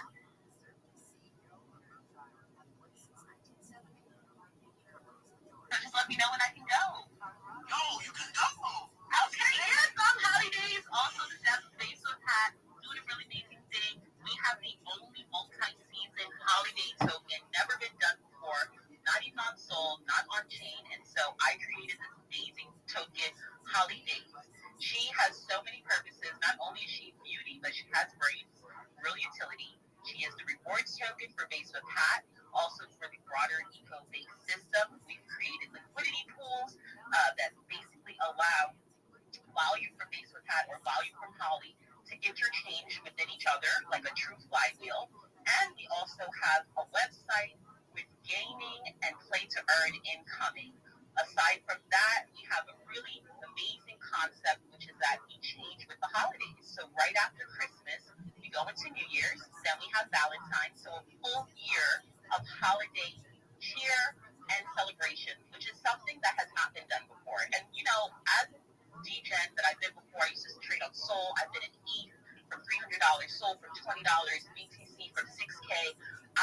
my memes. I remember what it feels to be meme changing and hopping. And so this provides you to have just one token, but the feel of having multiple tokens. And, I was in Christmas, I was in all those different holiday coins where they come up and then they're dead after the holiday. And so this remedies that. It gives a full year round of holiday cheer, and it loops into Base with Hat, which is a more established, fully loaded brand, which I am also the dev of. So really amazing opportunity. We're really baby, only 2 weeks old, only 14K market cap, all-time highs, only 34K. Definitely a great opportunity. We're gearing up for our main live season right now, which is Christmas, and then right after, like I said, rolling into New Year's, and then after that, Valentine's Day. So a full year of holiday season. Can't wait for our website to be updated and actually back-end dev as well. And we have Nuka, who's in the crowd, who's been working on that end with the staking. So we're doing everything in-house, doing lots of security audits, just making sure everything is perfect for our holders. Thank you so much for the opportunity. Merry Christmas Eve. And if anyone has any questions, I'm available. Okay. Yo, now I'm trying to think. Rabbi, Holy, more faster. It's crazy. But like, Holy, she's laughing. Yo, Holy, I did not actually know your name. Like, what's your name? You said it right. I like the accent though. Holidays is my name, just like the holidays, but actually 2 first names. It's a play on words. I came up with the name. So where are you from, Holy? I'm from New York. Oh, crazy. That's why I speak fast. Also, I'm a mom of 2, really building a blue chip team. Everyone on our team, we're really small. We're literally mom and pop devs, as in we are mothers and fathers, and we have toddlers. You may hear mine in the back. And so we're just building for the future. We're really building for longevity. And it's really amazing to be building on Base, because if you don't know, Base is Coinbase's L2 layer on top of Ethereum, right before the biggest alt season that we have not had.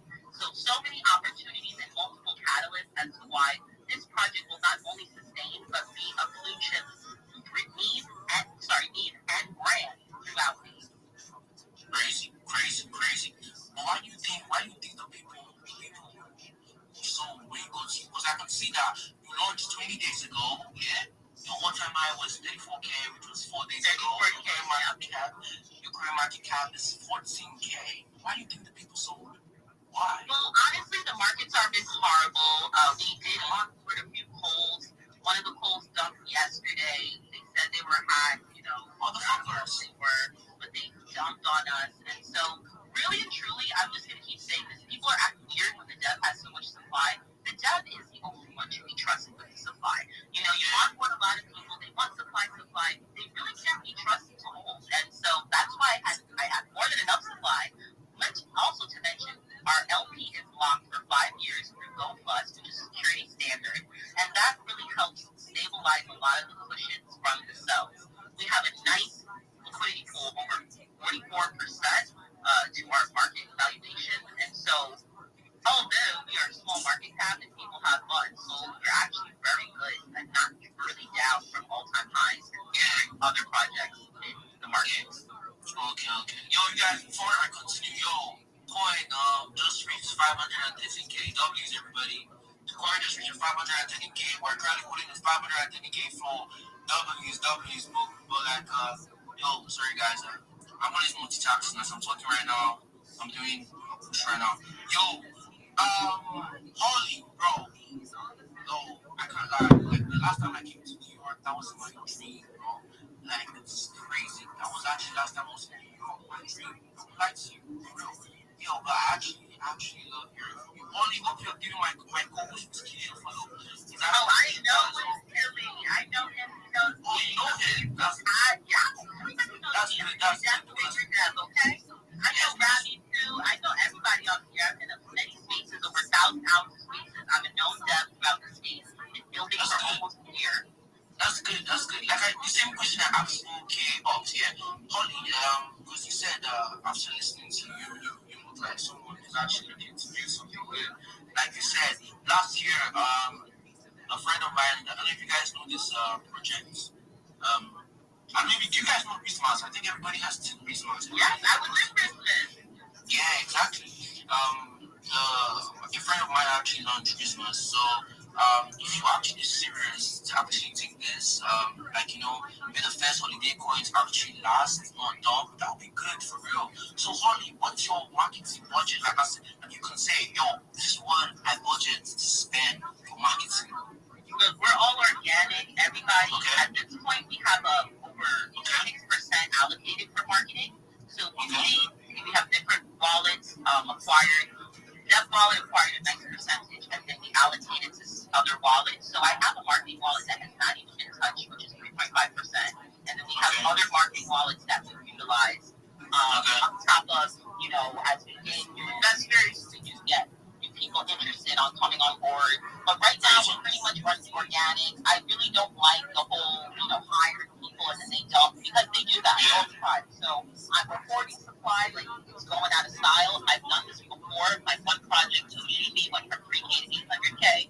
Crazy, and we had supply at higher levels. So I just keep telling everybody, every dip, keep buy more. So how are you growing the community organically? Would you say? How are you growing the community organically?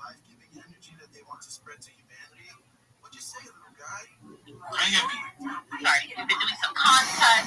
We had a little give us your holiday pickup line for Italy, which was pretty cool. We've got a few polls and ambassadors on board that's actually been supporting us, from the beginning, and new ones that are, a lot of people are setting up new partnerships with us as they see that I'm doing more spaces.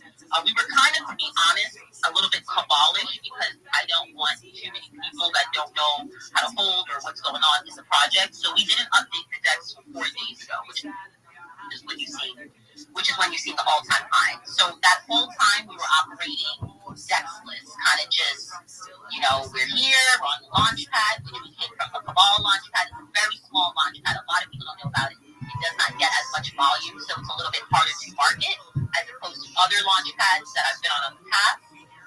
But the good thing is it allows it to be stealthy and it allows it to be good holders. And so we were no decks for a while, and then we updated the deck on a Saturday, which I didn't want to do, but the community wanted it.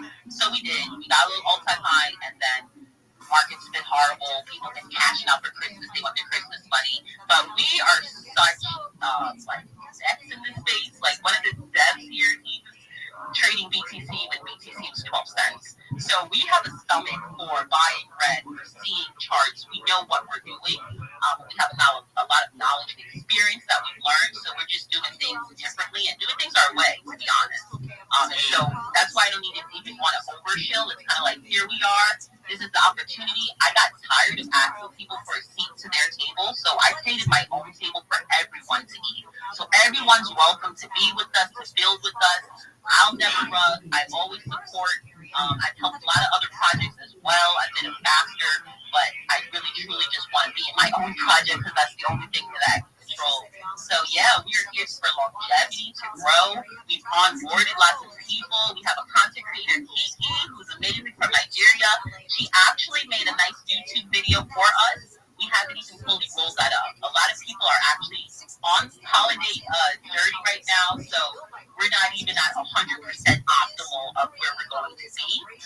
So guys, truly early opportunity. I invite Wiz Killy to come, and you guys just come in our TG, check out the vibes, check out our stickers and competitions, and also look at our web because there's a lot of stuff. So Holly, where do you see yourself in the next 3 months? I definitely, by Valentine's Day, think it's likely that we can have an over $1 million floor. I'm really excited about the Valentine's season. Christmas actually is a big season, but we just launched to Christmas, so I don't think that's going to be our peak.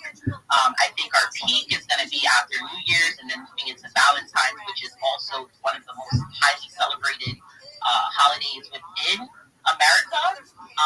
A lot of the team is American. We are international, but the main devs are American. And so we're really looking to just push this to the most that we can. We know that having our own brand is comfortable, and so you don't have to launch anything else. You could just continue to build upon what you have and offer everything for everybody's appetites. And so we have NFT drop coming on New Year's Eve, which is going to be amazing. It's going to be like a little Holly calendar collection alpha there.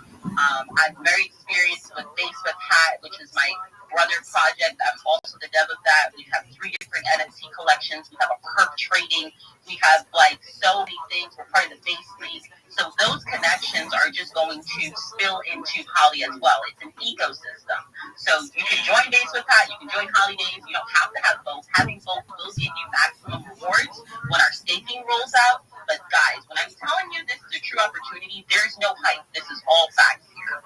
I have really looked at the markets. I've really studied and analyzed what people need, what people like in a project, and what are the different things that you need to sustain it. And so Holly and Facebook Pat is providing answers to all of it. Yo, crazy. Thank you so much. That was just amazing. Firstly, I have to say, she being crazy. Okay, Ox. You guys, okay, Ox. Oh yeah, let me use. I'm continue to say this. Okay, Ox is about 71% of supply. I'm gonna look for solid orders. I'm gonna send it to you guys, and that's my Christmas. Let's just say our Christmas gift to you guys. I'm ordering you early at 16K. Yes, that's all I have to say for now. Yo, Holly. So can I make an announcement? Yeah. We're going to be giving you 2 million Holly so that you can distribute to any one of your listeners. 2 million Holly. It may not be a lot right now, guys, but it can be worth a lot very quickly. And so 2 million holidays for your holiday. And just thank you guys. It's just a little thank you for having me up here. I'm your DM. Anything money, I ask you. I'm your DM. Okay. Can you come to my TG though? Because I'm not gonna lie, my ex is horrible. If you can come to my TG, I'm so bad with being an ex. I can't say nothing. Okay. I'm so horrible. And for anybody that wants to contact me, come to our TG. I am so bad with ex. Contact me. I'm so sorry. Usually my staff and the ex, they don't respond to the ex messages as they've been told, and then I usually don't see them. So if you just go to my Telegram, shoot me out. I'll remove my stars, but just go into Telegram and it's so much easier. We've been giving away prizes and people haven't even collected it because they haven't came to the Telegram. Yo, girl, I can hear your baby. Tell her I said hi. Thank you. That was my son actually. But thank you. Son. Tell him I said hi. Tell him brother and sister says hi. He said hi. Thank you. But thank you guys so much. I really didn't expect to come up here. I got to do a little bit of last minute Christmas shopping. But thank you guys. I'm really looking forward to connecting and being back up here. 2 million holidays giveaway. I'll shoot it to you ASAP. Also, we're creating a banker account today, so we'll be giving out more. All the airdrops going forward is going to be via banker. Yo, how am I gonna get you a TG? Hold on. But the other side, let me. Where are you? You can send this TG to my. Because, sorry, before I forget, I'm just gonna go on your message thing. Yeah, I sent you a message on my main account this year. Okay. Oh, okay. That's why I didn't see it. Okay, perfect. Okay. Yeah. Anyways, so like, why Holly? After listening to everything, and thank you. Shout out to Holly for the 2 million. Yeah, for real. Really appreciate it. Yeah, I really appreciate it. I think my community also appreciates it. Yeah. So who is the target audience? Like, what's your target audience? Because I hear you saying, dude, fuck this guy. He sucks. I'm not helping him in the future.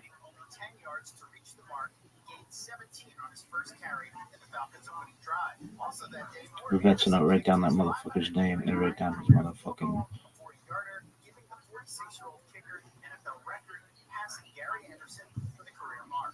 His other one, whatever. Nasir, you suck and everybody hates you. Time to level up your kitchen game technique over the week on the Report Saturdays at 2 on KFI. Welcome back to Gary and Shannon's Christmas Carol on KFI. With 2 of the motherfucker not even using the right flag.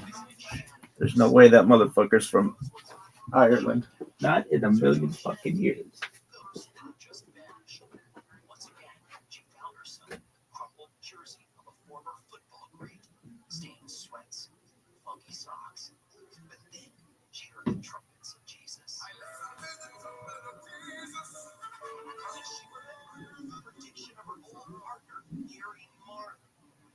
Lifting up her eyes, she beheld the third spirit, a solemn man, shrouded in royal blue, draped and stooped, slowly shuffling towards her with a regal nature befitting royalty.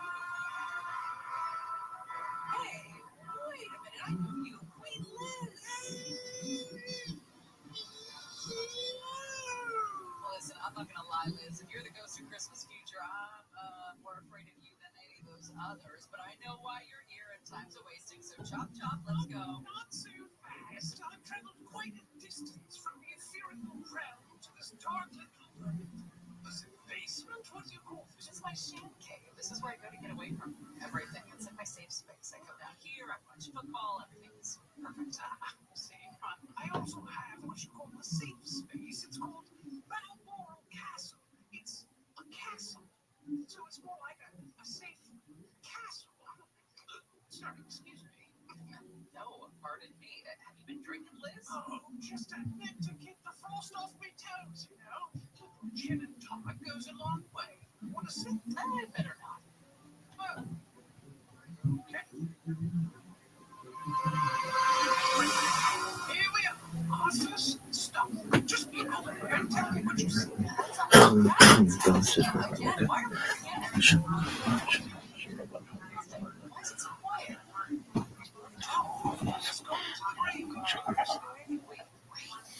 Why did Elmer go to the graveyard?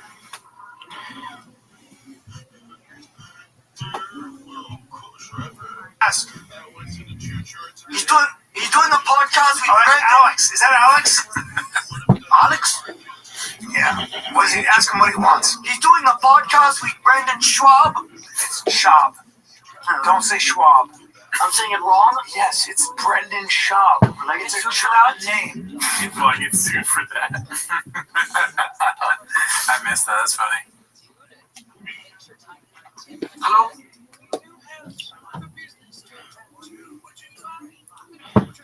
Oh shit. He called you. Somehow he found the footage right now on Facebook. He's suing me. It is. Oh, fuck. He said he got Rogan involved. What? Right? Not this again. It's so bad at improv. Rogan's involved? Yeah. Don't take back the phone. Don't give it back to him. Here, turn up. Fuck it. For God's sake, be careful. That's an iPhone 16. Alright. Okay. 5? I don't have an answer for you. Dude. I would never say who I don't think is funny. It's so me. Okay, let me just. It's so me. Yeah, so I'm sure, Callan.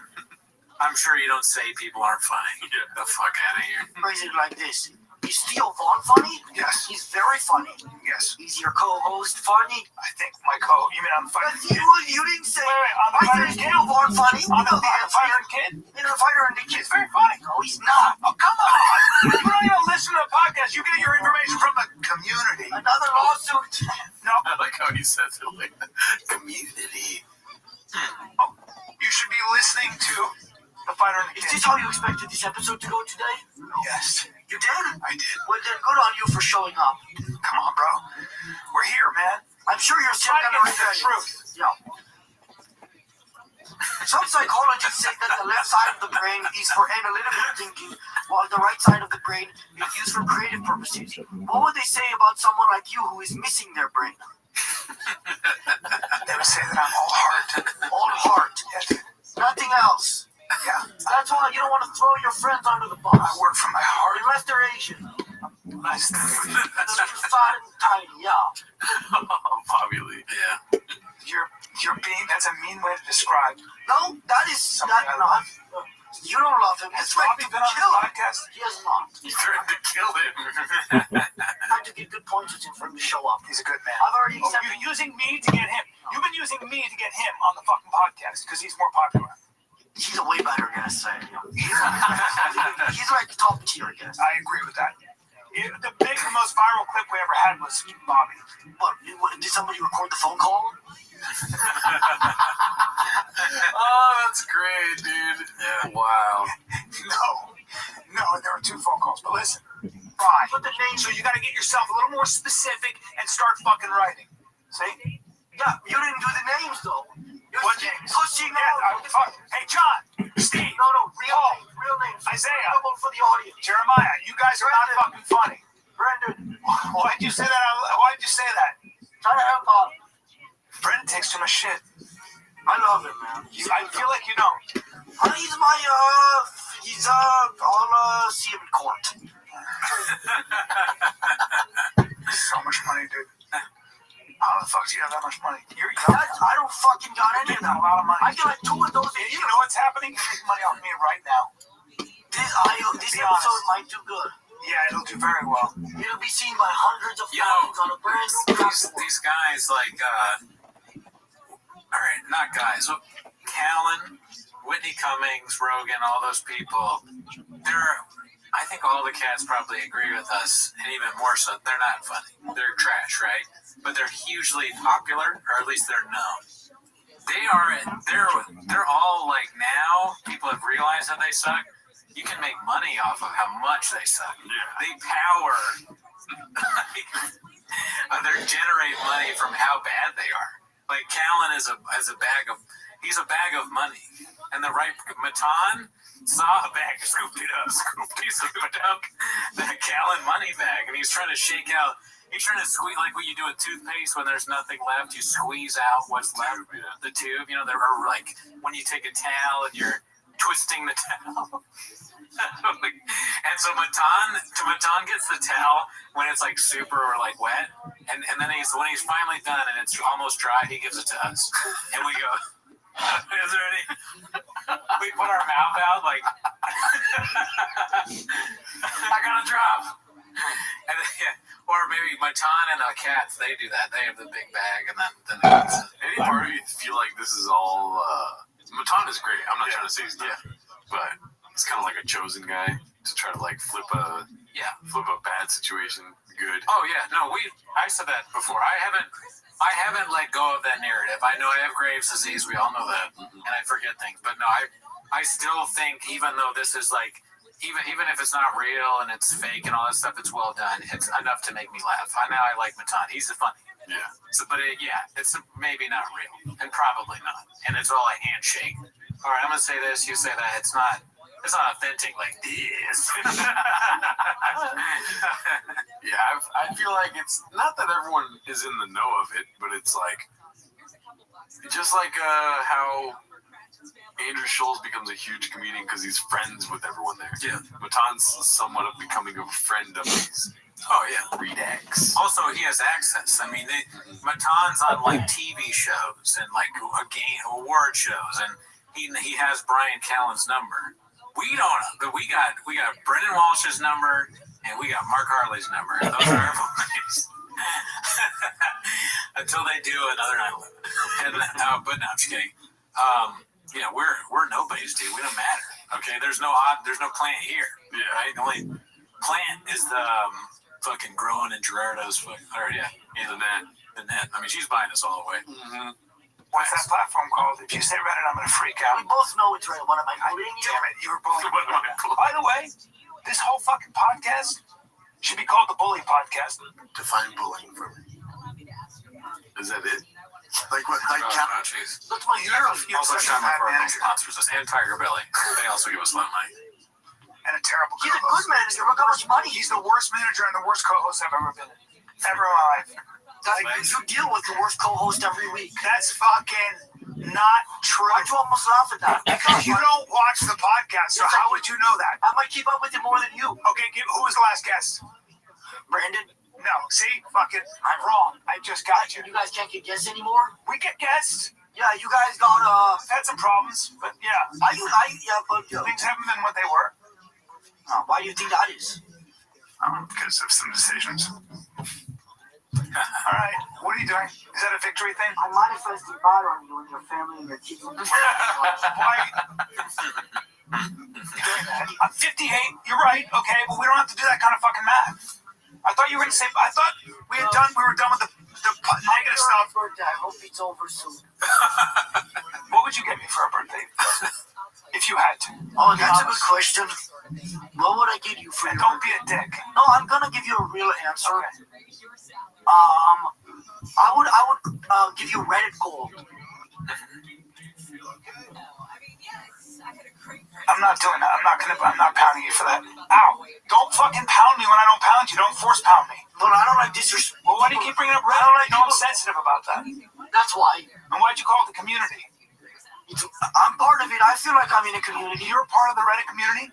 Come on, we did this already. I am the fucking leader. I started it with that fucking Matan. You finally figured it out after all this time. So this is fucking where I'm at now. In this white portal. And it's the other podcast is The Fighter and the Kid. No, I'm saying it's a beloved podcast except for by the community. No, I was saying you're talking about like Money is a good bet, dude.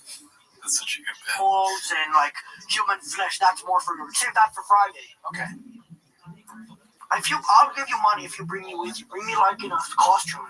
You mean to The Fighter and the Kid? No, I'll give you to Rogan. Same offer. If I brought you to Rogan and I dressed you up like a furry or something and you just didn't say anything like you were him, no, that'd be kind of cool, right? If you were just next to me, I'll shut down the whole Reddit. I'll shut it down. You will. If I bring you to Rogan, I'll do it, dude. We have a deal. But how are you gonna shut down the Reddit? Look me in the eye. I own it. You own the fucking it, and I tricked you. So you're like the leader of all of them. I don't want to. So if you were like, so if you're like, stop. It would just stop? No, I could just stop. Must ban all of it. I don't use Reddit. You fucking have a lot of power for a kid your age, dude. No. I still don't believe you're 17. I think you're 21. Peaches, the live. Wow. Not quit. Never stand. Yeah, dude. I think it might be the longest clip we ever watched here, dude. I'm not a numbers guy, so I don't know. What do you think, dude? What I think about just overall Matan. I mean, that was really funny. Yeah. Good shit. I wish you could get Shab on. Now that we can't get stand-up from Shab, that might be the next best thing. It's gonna happen, dude. I hope so. It's gonna happen. He was good. He was a really good stand-up, and it's just sad that because of some weird random hate group on Reddit, we can't see him anymore. Yeah. You know? This is posted by Where Does It Hurt RA. Shout out from my boy DDP who's fighting this weekend. Brendan Schaub, great prediction has been, haha, JK, you've never been. That's just so fucking mean, dude. Oh. Like, you win and you still post that. I guess just like, yes, you bet against me, I'm gonna fucking JK, you had never happened. He's just adding on to it. Yeah. Damn. Shout out to DDP. Yeah, great guy, never mind. Numbers guy B 5 days ago from AB_TB12. Cat Williams 7.4 million with Theo Vaughn, Antonio Brown, T-Fat-K 35K. Damn. Woof. They had on the cracker of the day guy on T-Fat-K. How'd that go? I don't know. I want to see some clips. Are we going to get Antonio Brown clips? I guess we'll see. Matana seems to be dominating them. 10 minutes. Oh my God. Okay, we already saw this. Yeah, we Haphazard. The Bobby controversy and Baba. I wish we would have just watched this one. Yeah. But well, if we miss anything, let us know in the comments. This one is posted by Glee 4 Pine Tree. Old clip of comedian Ari Shaffir bragging about showing his penis to a 5-year-old girl on multiple occasions. Yikes. Let's see.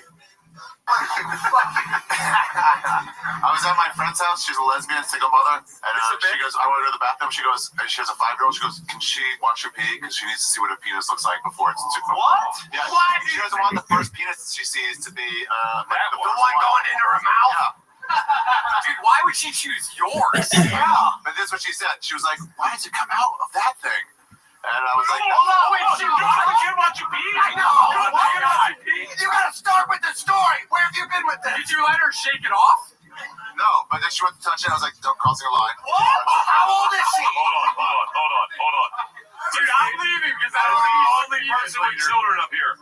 You walked into someone's house. They said, my daughter needs to see you pee. Yeah. You said, cool. I said, yeah, okay. You know, You said, oh, okay. The kid's 5. something like that. Okay, and then you walked into the bathroom with a 5-year-old alone.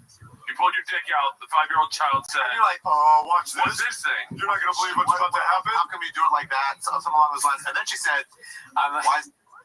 I can't get over the guy in the beginning saying like, because it's not the first thing you put in my ass. Like, fucking add that to all the terrible clips that people take out of comedians doing like, oh me. This is us watching this. Yeah, it's Ben Avery. Yeah, Ben Avery was. The guy in the back. This is all things comedy. I can tell it's an ATC there, and the guy in the back. He's still the guy that does the producing. This is like from 30 years ago. Not that guy, the other guy that was on the Aaron or something. I remember him. He's not on screen right now. But yeah, no. Nothing ever changes. It's always like this. Let's see. This is so puny for her actual words. And I was like, wow, I mean, I wouldn't. Yeah, bend over, bitch. I'll show you puny. Bend over, bitch. I'll show you puny. These guys are drunk or something. I don't know. I mean, I'm making excuses for them. I don't know why. But yeah, I don't like this. 5-year-old kid. Yeah. I could hear this story again. Oh my. I don't know if she knows what her puny means. She knows what the word puny means. And she goes, what's all that stuff? She tried to touch it. And I was like, no. Wait, this isn't real. How many those are barnacles? Those are barnacles.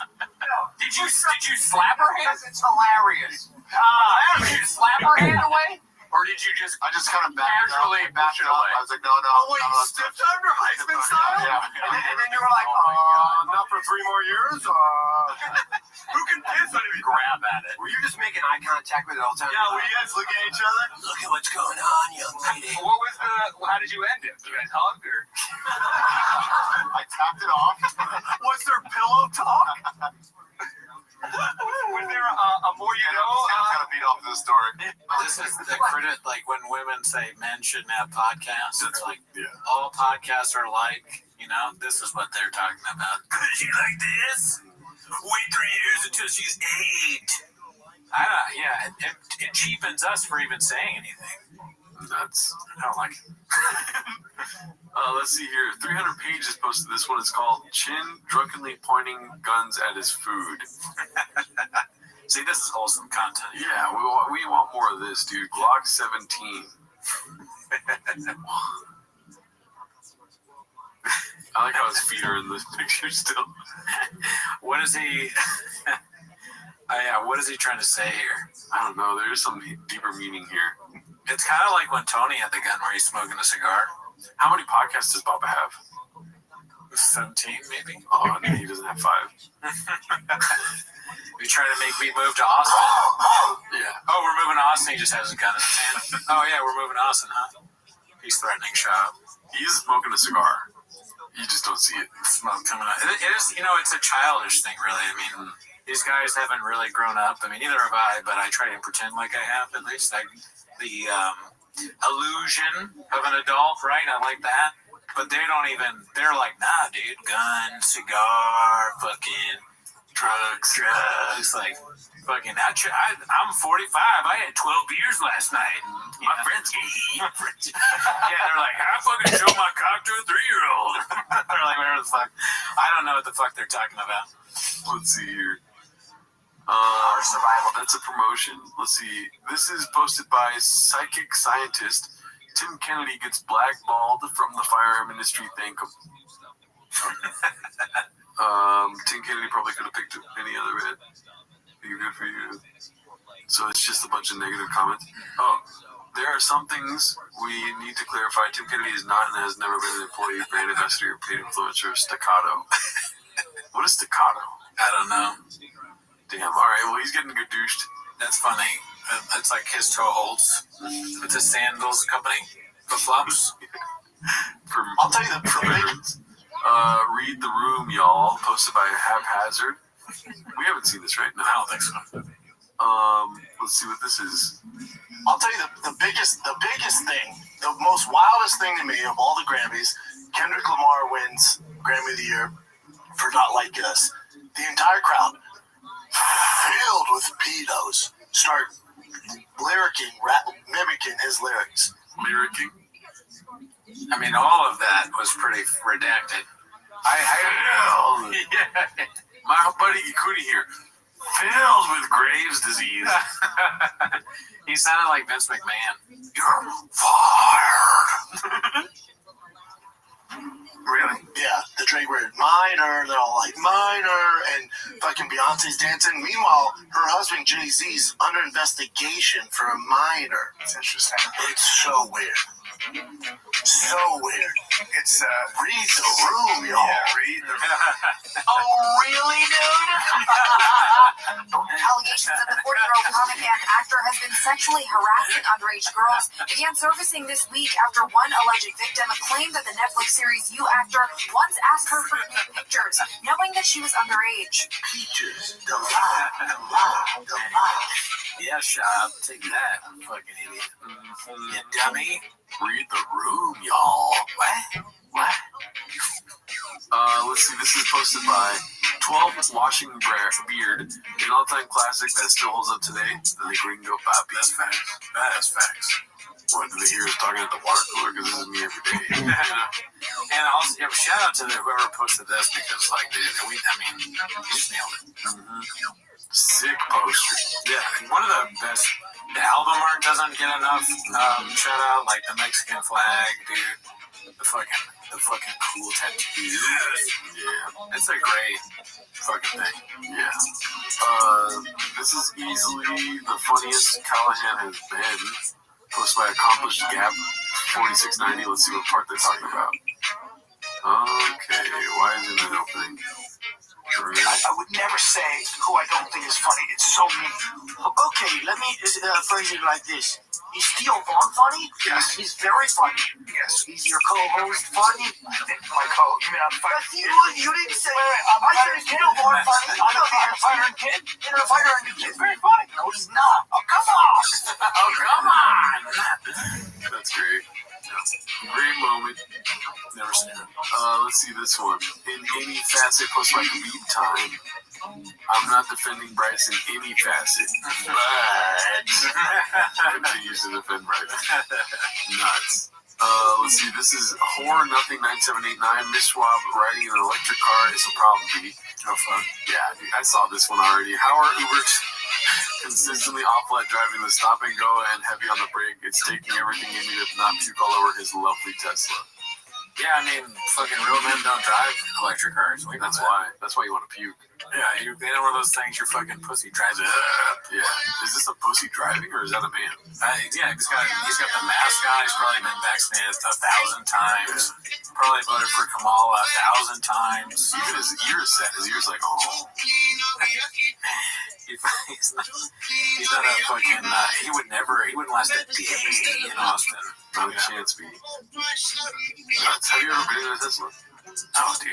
I have. Really? Yeah. Were you okay? Yeah, dude, it's nuts though. I was in one for the first time not too recent. Oh yeah. Mm-hmm. I did when I was getting when she had me like the day I was born. They didn't even go. They didn't get like an ambulance. They drove her to the hospital in the truck. In the back. Just like this, the bed, the truck bed. Because my dad was like, dude, they're truck bed. Yeah, you were delivered on the wheel well. Always been a Porsche family, posted by Horn. I rolled down the thing that you put. What's the thing that you plop out? I don't know. No things before you bring them up. Tailgate. I rolled down the tailgate. Yep. Horror Nothing 9789 posted this one. Always been a Porsche family. Exploring the streets of Texas. Good for her. You gotta always be looking for your next move, right? That's what fucking successful people do. Yep.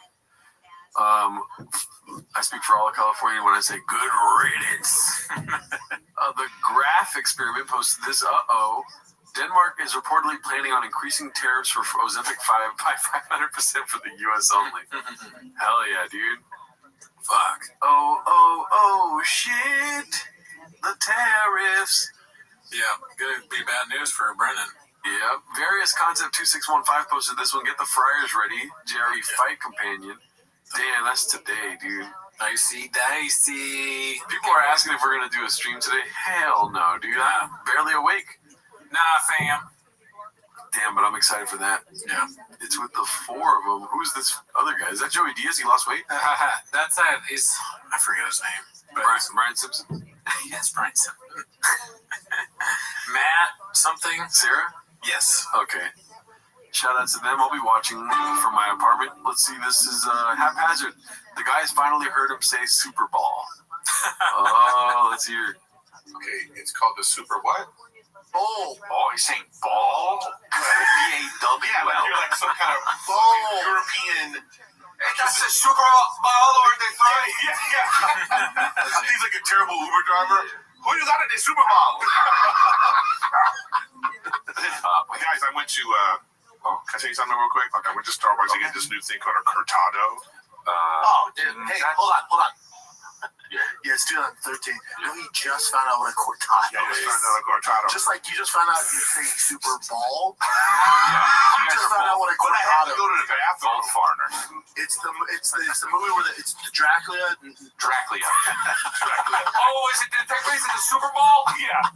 Dracula has the Super Bowl. Hello, my name is Dracula, and I'm in the Super Bowl. I'm sorry, culture. Uber driver. That's how you say it. Dracula. Dracula is like the black, Blackula.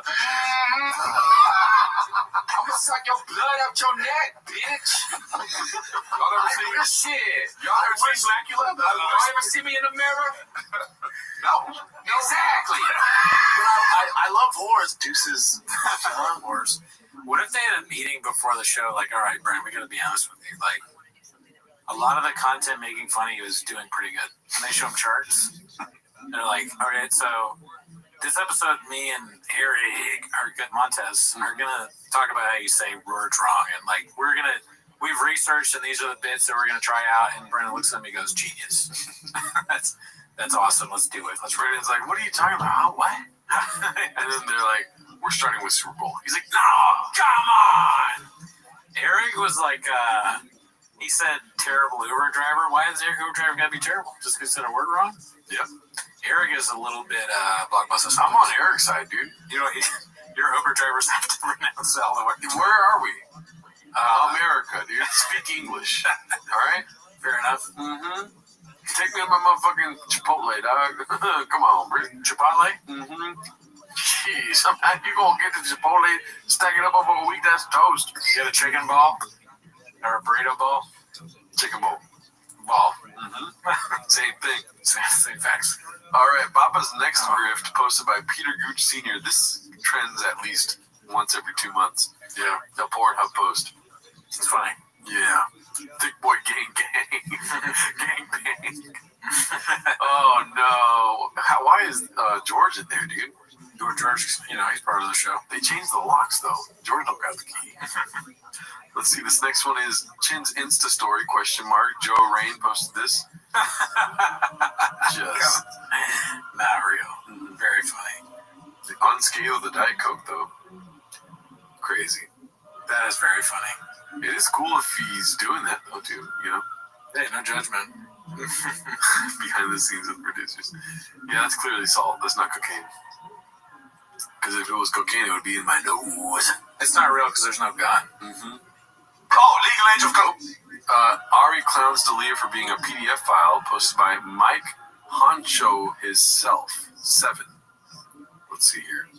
Central Estonia gets 15, 12, 14, 44, you know. That's where Chris D'Elia fucked up. Location. Oh my God.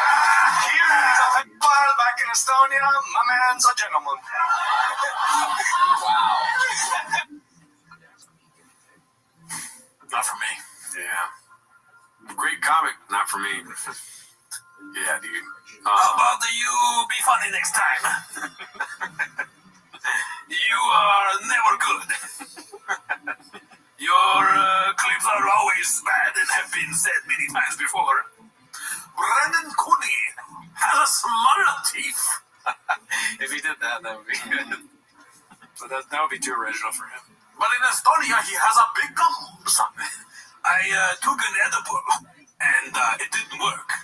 But then, 30 minutes later, I was like, whoa, jazz. Tony Hinchcliffe, fuck me. He does Brian Callen, but with an Estonian accent. Oh, fuck. Mm-hmm. I told you this a long time ago. Yeah, I forgot. I'm great. Yeah. But I guess that's original in a way. Fusion dishes here. This smug-ass face when Bappa feels like he drops knowledge. Posted by Hot Pot Senable. Yeah. Damn, dude. His face could be like a thing that pops up. Like the paper clip on the old word. Like it could be like the paper clip, or they would have this face. Yeah. Got a question? Oh, Floppy. Yeah, Floppy. It looks like they're like, hey, Brandon, what should we name the dog? He looks like that, and he's like, Donnie. Give it back. Give it back, Tank. Bye. Alrighty. Next joke. Next one is Caterpillar Hot 7539. This week's new persona, Salin Calabasas. Ooh. Oh my gosh. Interesting. 3 deals in 1 hour. So is this on Drive Fast Podcast? What channel is this on? I think that's fake, but it would be funny as fuck if he did a real estate bit. Yeah. That would be funny. So in the middle of trying to work on my truck, my house got sold. I've always been kind of a guy that's into like real estate, money, making it happen, and I don't know why I'm doing that voice for shop though. Yeah. I sold my house, I flipped it for $3 million, and I asked the guy, I said, can you give me more money than that? Mm-hmm. Got it done. Instead of calling it Drive Fast All Gas, you should have called it West Ghost Choppers. Why? I don't know, just because it's, I don't know. I tried. I mean, it's better than Drive Fast All Gas. Mm-hmm. Let's see here. Luke doesn't rate the Rogan Hack Pack. Posted by Lou Mabao. Let's see here. Attachment to MAGA be his downfall? No. His show has turned into Rush Limbaugh with DMT and shit comedians. Well, it's always had shit comedians. Skids and bits. That's hilarious. Hell yeah. I mean, Teach His Own, I think, is probably the best comedians out there. Mm-hmm. Luke is a good guy. It depends on how numbers you count it or whatever. Only 250 men on it. The Grammys make me sick. Only inviting pedos. Posted by Various Concept 2615. Wow, this is the best post of the week right here, dude. Damn, dude, calling him out for his idiocy. Mm-hmm. Very stupid. Read the room, y'all. What room were you reading then, Brendan? Mm-hmm. Not that one. Oh, dude, come on. No, I have inside knowledge. I was a double agent. That's why he stopped, because when he went, he was like, oh my God, everyone here's a pedophile. Yeah. I'm never doing Fire this me, again. Showtime. I better bet on myself. I better bet on myself. Let's see here. What the fuck? Yeah, dude. Posted by Upstairs Patient 373. Yeah, dude. We were talking about this last time. You don't look good. No. Look, evil does this to a man, right? You're bad inside, eventually outside bad too. Yeah. Too many hot chips can lead down a treacherous road. That camera angle's not helping.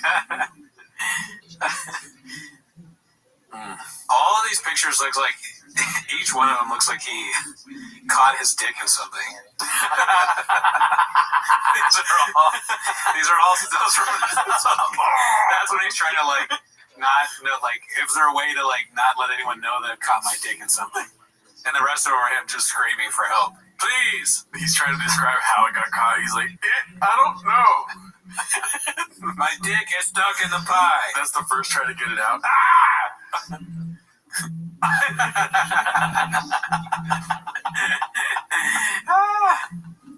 Oh, fuck. He's resigned now. He's like, all right, fine, it's just stuck forever. He's like, who needs a dick? Yeah, I don't care. Yeah. I don't have a dentist, so I might as well not have a dick. This is also how hard you laugh when you've done something terrible. Yeah. And you finally feel good again. Yeah, for that 15 seconds before you remember what you did. Oh my God, so funny. Why did I do that?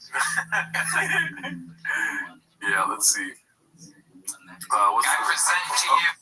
The 250 fucking suck beat. Confident Search 8648 posted this one. I pray to God somebody said that. A brand new minute from one of the hardest working men in all of the Austin, Texas comedy scene. This is the return of Cam Patterson.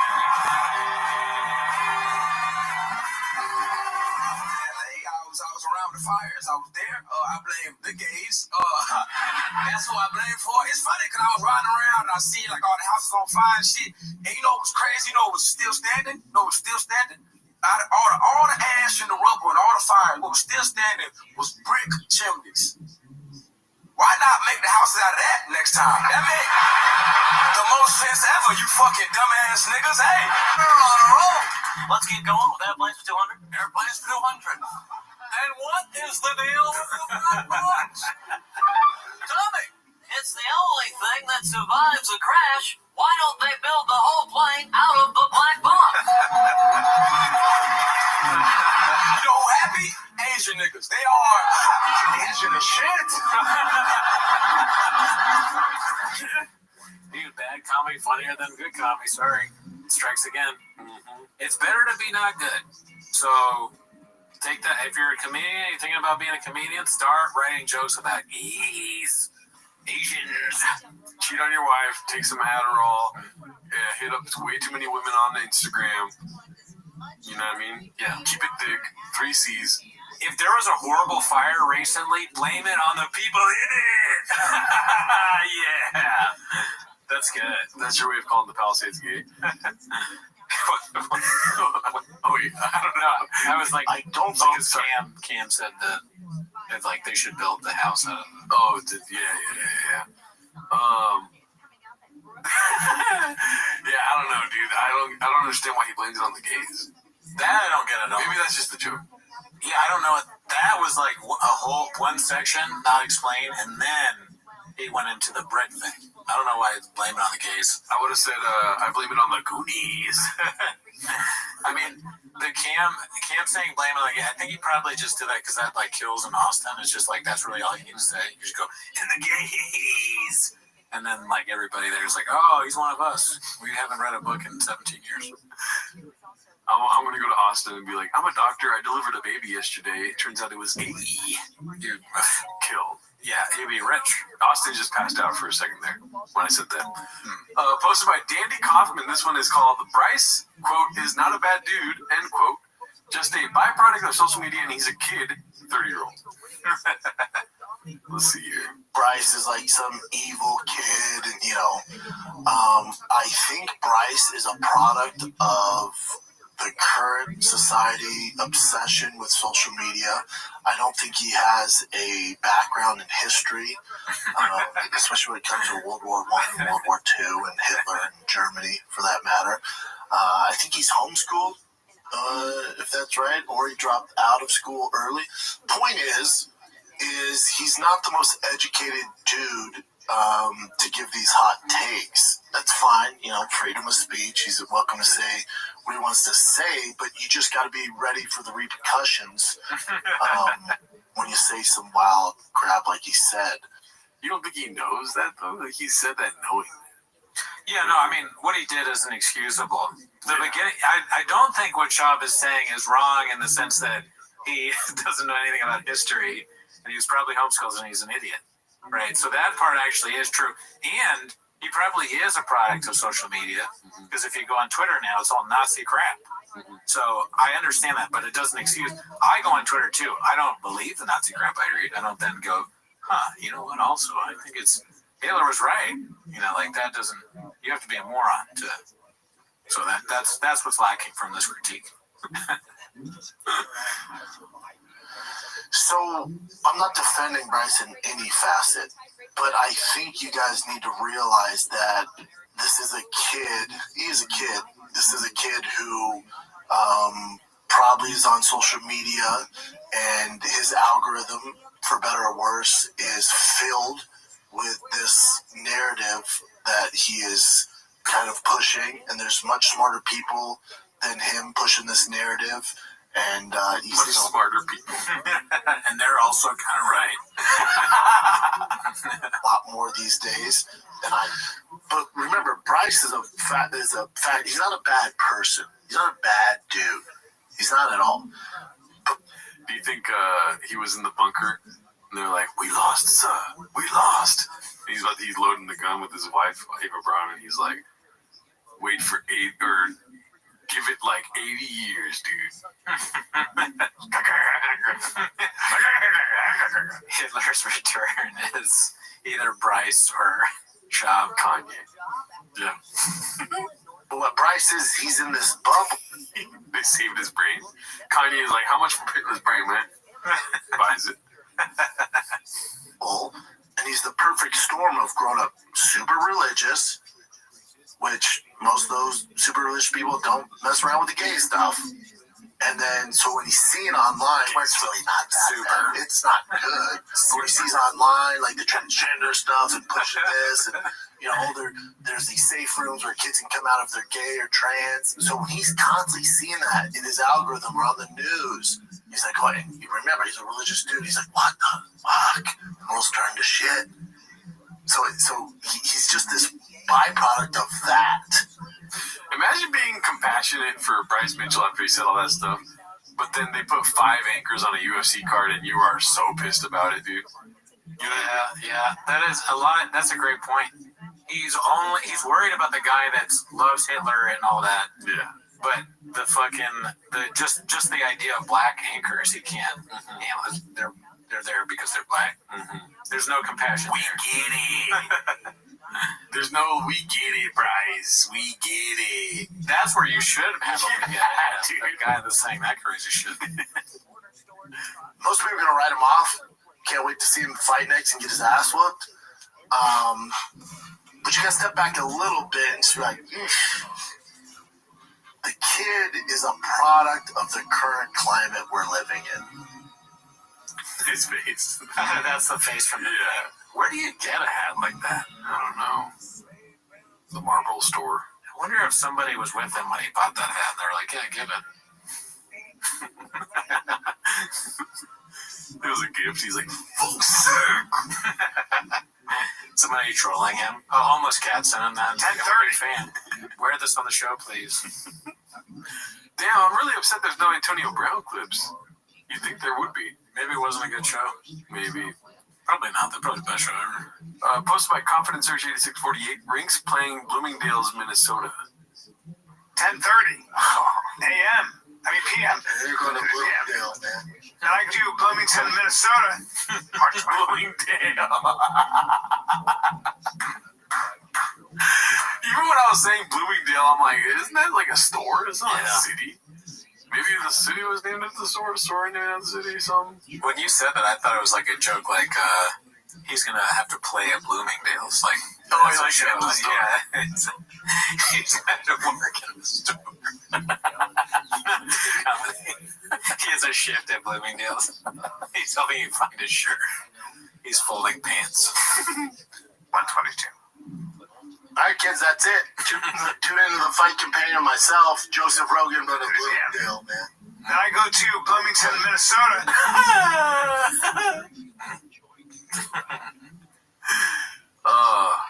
Very funny. He's just a product of the current climate of social media. That's what it is. I'll defend him till the day I die. Okay, so this is B Talks About Kids, posted by Water Dune 1984. Let's see here. Do you have any kids? I do. God damn them to hell. I want to watch that whole episode now. I know. I was waiting for this episode to even think about watching it. Yeah. Now I want to watch it just because That's good. I'm wishing death upon you and your whole family. Let's see. Hey, you want to try? He would never say anything bad about LA, posted by Haphazard. Oh, come on. Let's end on this one. Okay. Because it's a 2-minute 38-second hazard clip. Hey, you want to try new bits and shit? Because you always got to do new material. Be good for you. Be good for you. Daddy has a little reservations about going to Austin, and it's getting real. Daddy. He said daddy. Daddy's not so much sure about making Austin his new grandfather. Me? Yeah. No. But anything new He didn't know who was talking. He was like, "Are you daddy or am I daddy? Who's daddy? Who's daddy? Who's fucking daddy?" There's always a little bit Gary. Yeah. Oh, yeah. And I'll miss LA. I've been here a long time, man. 30 years. Don't get it twisted. You and I think I can speak for you. We're not those guys that leave LA and then trash LA. I love LA. Wow, this is going to eat them in the ass later, dude, or however the saying. Or about right now. That too. It's not gonna be a hot second. Wait till they go to Austin and they start talking shit about LA. Yeah. And that's the fucking beginning of every clip right there. Every name. Yeah. Oh, really, dude? No, this is dude, I absolutely adore LA. This has been our home. Yeah, I love it here. There's a so lot many of good things. A lot of shitty things, but there's so many good things. So many good things. So immediately talk shit about LA. I have to say, I just have anxiety overall right now. Because there's so much changing. And then also the thing today while we're doing this podcast early is that Slant Bag Comfy I've been working on since September. We got to finish it tonight because I got to drive 3 hours to Johnson Valley, King of the Hammers. We got to finish it tonight. Yeah. I hit the guy up last night. He's like, we'll get ready to button down. He can't help himself. He talks about, so I have a friend in the group chat that will just bring up people that we don't know. Mm-hmm. He'd be like, my brother Dave, and we never knew he had a brother, right? He acts as if like he's been telling us about Dave for years. Another Dave tale. Yeah, and so it's annoying, and that's what Brennan does with cars. He just says things that you don't have any idea what he's talking about. We got that HVAC C-clamp. You got to drive that up, and it's finally done. Johnson Valley's going to be a weather night tonight. King, what did he say? He was King of the Hammers. King of the Hammers. What are you talking about? We'll keep it taking the shock value. Okay, take the shock value. Nobody knows. Brian clearly doesn't know what you're talking about. You fucking asshole. Your wife, kids, you're like, be home early You'll tonight. get it done. Also, I forget who said this, but no one remember you working late except for your kids. No one. The people you work with, your employee, the boss, nobody will remember you working late, but your kids will. Yeah. That's why I hate whenever I miss anything. I fucking hate it. Yeah. Hate it. You're gonna get it. We'll get it done. Yeah. We'll get it done. We have a squad. We'll get it done. It's just it's all that. It's just anxiety. And then I gotta drive it home. It well, but it's a 3-hour drive up there. It's a brand new truck. Sure. If something goes wrong, I'm stuck on the side of the road. Yeah. There's no wipers. It's raining. There's no wipers. That's all I hear. No wipers. Why would you drive a truck in the rain that doesn't have windshield wipers? Put windshield wipers on it. That's not even a hard thing to do. Sorry, I think you can do that yourself. If it has no wipers, it has no wipers. I'm thinking. Not at all. You know how to replace the wiper. You know how to make the mechanism that makes the wipers. That's true. Yeah, being dumb. But he should know. He's a truck guy. Yeah, you're right. But why doesn't he have it at all, though? I'm on your side. How does he not have that? Yeah. How does he fit in that thing? It's an HVAC C-clamp. That's why, dude. But why wouldn't he go to the King of Shocks? Well, that's a great question. But the King of Hammers has the shocks of the Kivitek, and when you put the wipers in, it doesn't really let the engine run as it goes. It's like traction control when you should be in Baja mode. Yeah, dude. Anyway, so yeah, we'll never trash LA. Just like plugging it into random conversation. Yeah. We'll see. It's a goddamn issue. We'll see. How are there no wipers? I took them off. I didn't like the way they looked. Okay, never mind. So I'm on your side 100% now. So he does know how to do. What? I took them off. Okay. It never rains in Austin. Yeah, You see? hey, now I regret it. Yeah. Let's get those back on. Can you get them back on? You know what? Even Bruno was like, yeah, we're going to need wipers, I think, just for the drive up there. Johnson Valley's dry and sunny right now, but driving up there, you might need them. I went, no doubt. He goes, you have them, right? I went, for sure. And I went to the garage, and I can't find them. That sounds like me. Yeah.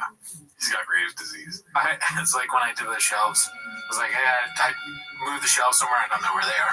They're over there. Yeah. It's like, what's it called? He's like, I was looking for the wipers, found out, got a lot of mold. Well, Fuck you. Get out. Yeah. You won't. And that's the thing. No. When it starts raining really heavy, you can't see anything. That's safe. Yeah, but since September working on it, and then today is the final day. It's just anxiety.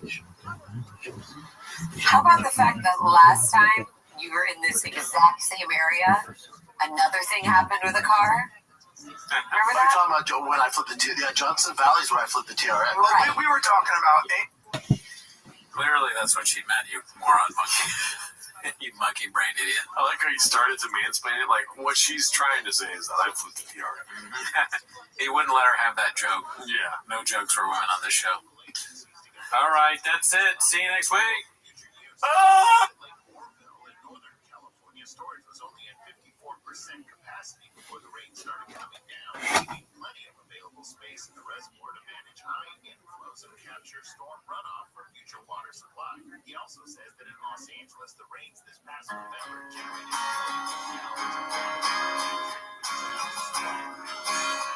I feel my show getting paid just cause I'm friends with Brody. The views that getting stale with Netflix thumbnail.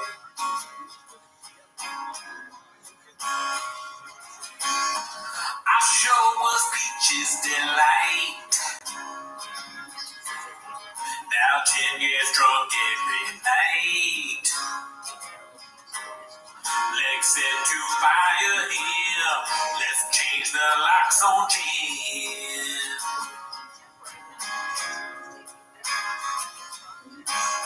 I ate my roommate's Triscuits. Who gives a fuck? He's a bitch. Through him, through a glass door, I called his mama home. Hey, Betty, and it walked my truck. Use your mouth. Let's have sex. Stop the my favorite time of the week when you get to hear Papa try to speak. Release surprises today. You better actually watch 10 minutes of shop. Welcome back to 10 Minutes of Shop. As always, join the Patreon, join the Reddit. We live stream on Wednesdays. On the Patreon, we watch Dave Chappelle's Closer, and I won't say what we think about it, but one person wrote on the YouTube comment, Cookie was on here talking about the Closer. So, people are talking, but that is not why they're here. No, you guys are here to watch 10 Minutes of Shop. Start the timer. Alrighty, timer started. Consider yourself warned. Strap your things. This one's posted by One Usual 4460. Right, it's Mark bringing the dick juice and Addies. I remember this photo. I didn't forget this. Why was that?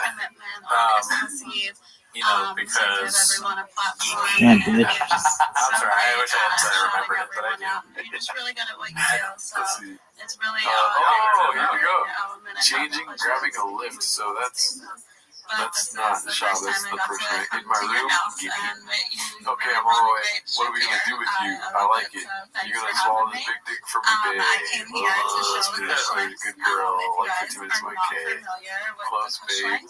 They are an Ethereum collection. Dude. God, gross. It's gross to see Shop talking to people, like what his thoughts are and how he interacts with people in the DMs. You wish you didn't see it. Never meet your heroes. Yeah. Right? Devil's assistant. He's trying to avoid the awkward moment in the room where he's like, coming out of the game. That's the awkward moment is him asking for sex. I don't know if he's trying to get them out of the way. He wants her to show up. What is he, Crystalia? This is probably how Crystalia talks to him too. He wants no conversation. Yeah. He's like, I'm just gonna come over though, and do it, and then maybe watch the TV and go sleep. Don't talk. Oh, here we go again. Hello. Brendan Child. I'm horrible. Why are you horrible? How's Papa? You guys already know I'm not really good at texting. I'm not attached to my phone. how I feel I about think it. that many of you This just don't go up in my day on me, boo. we are Deal. doing an When I amazing see chilling tomorrow, I spell let around space. 2 shows until 7:30. Actually, be here for some I of can it hang and before 6 co-hosting p.m. it and obviously with us. after It is 2. super exciting. We're going to be doing live NFT buys. Damn, these guys are like too old to be like setting up sex rendezvous after shows. We have the baby billionaires. I think Rave Gods are going to be there.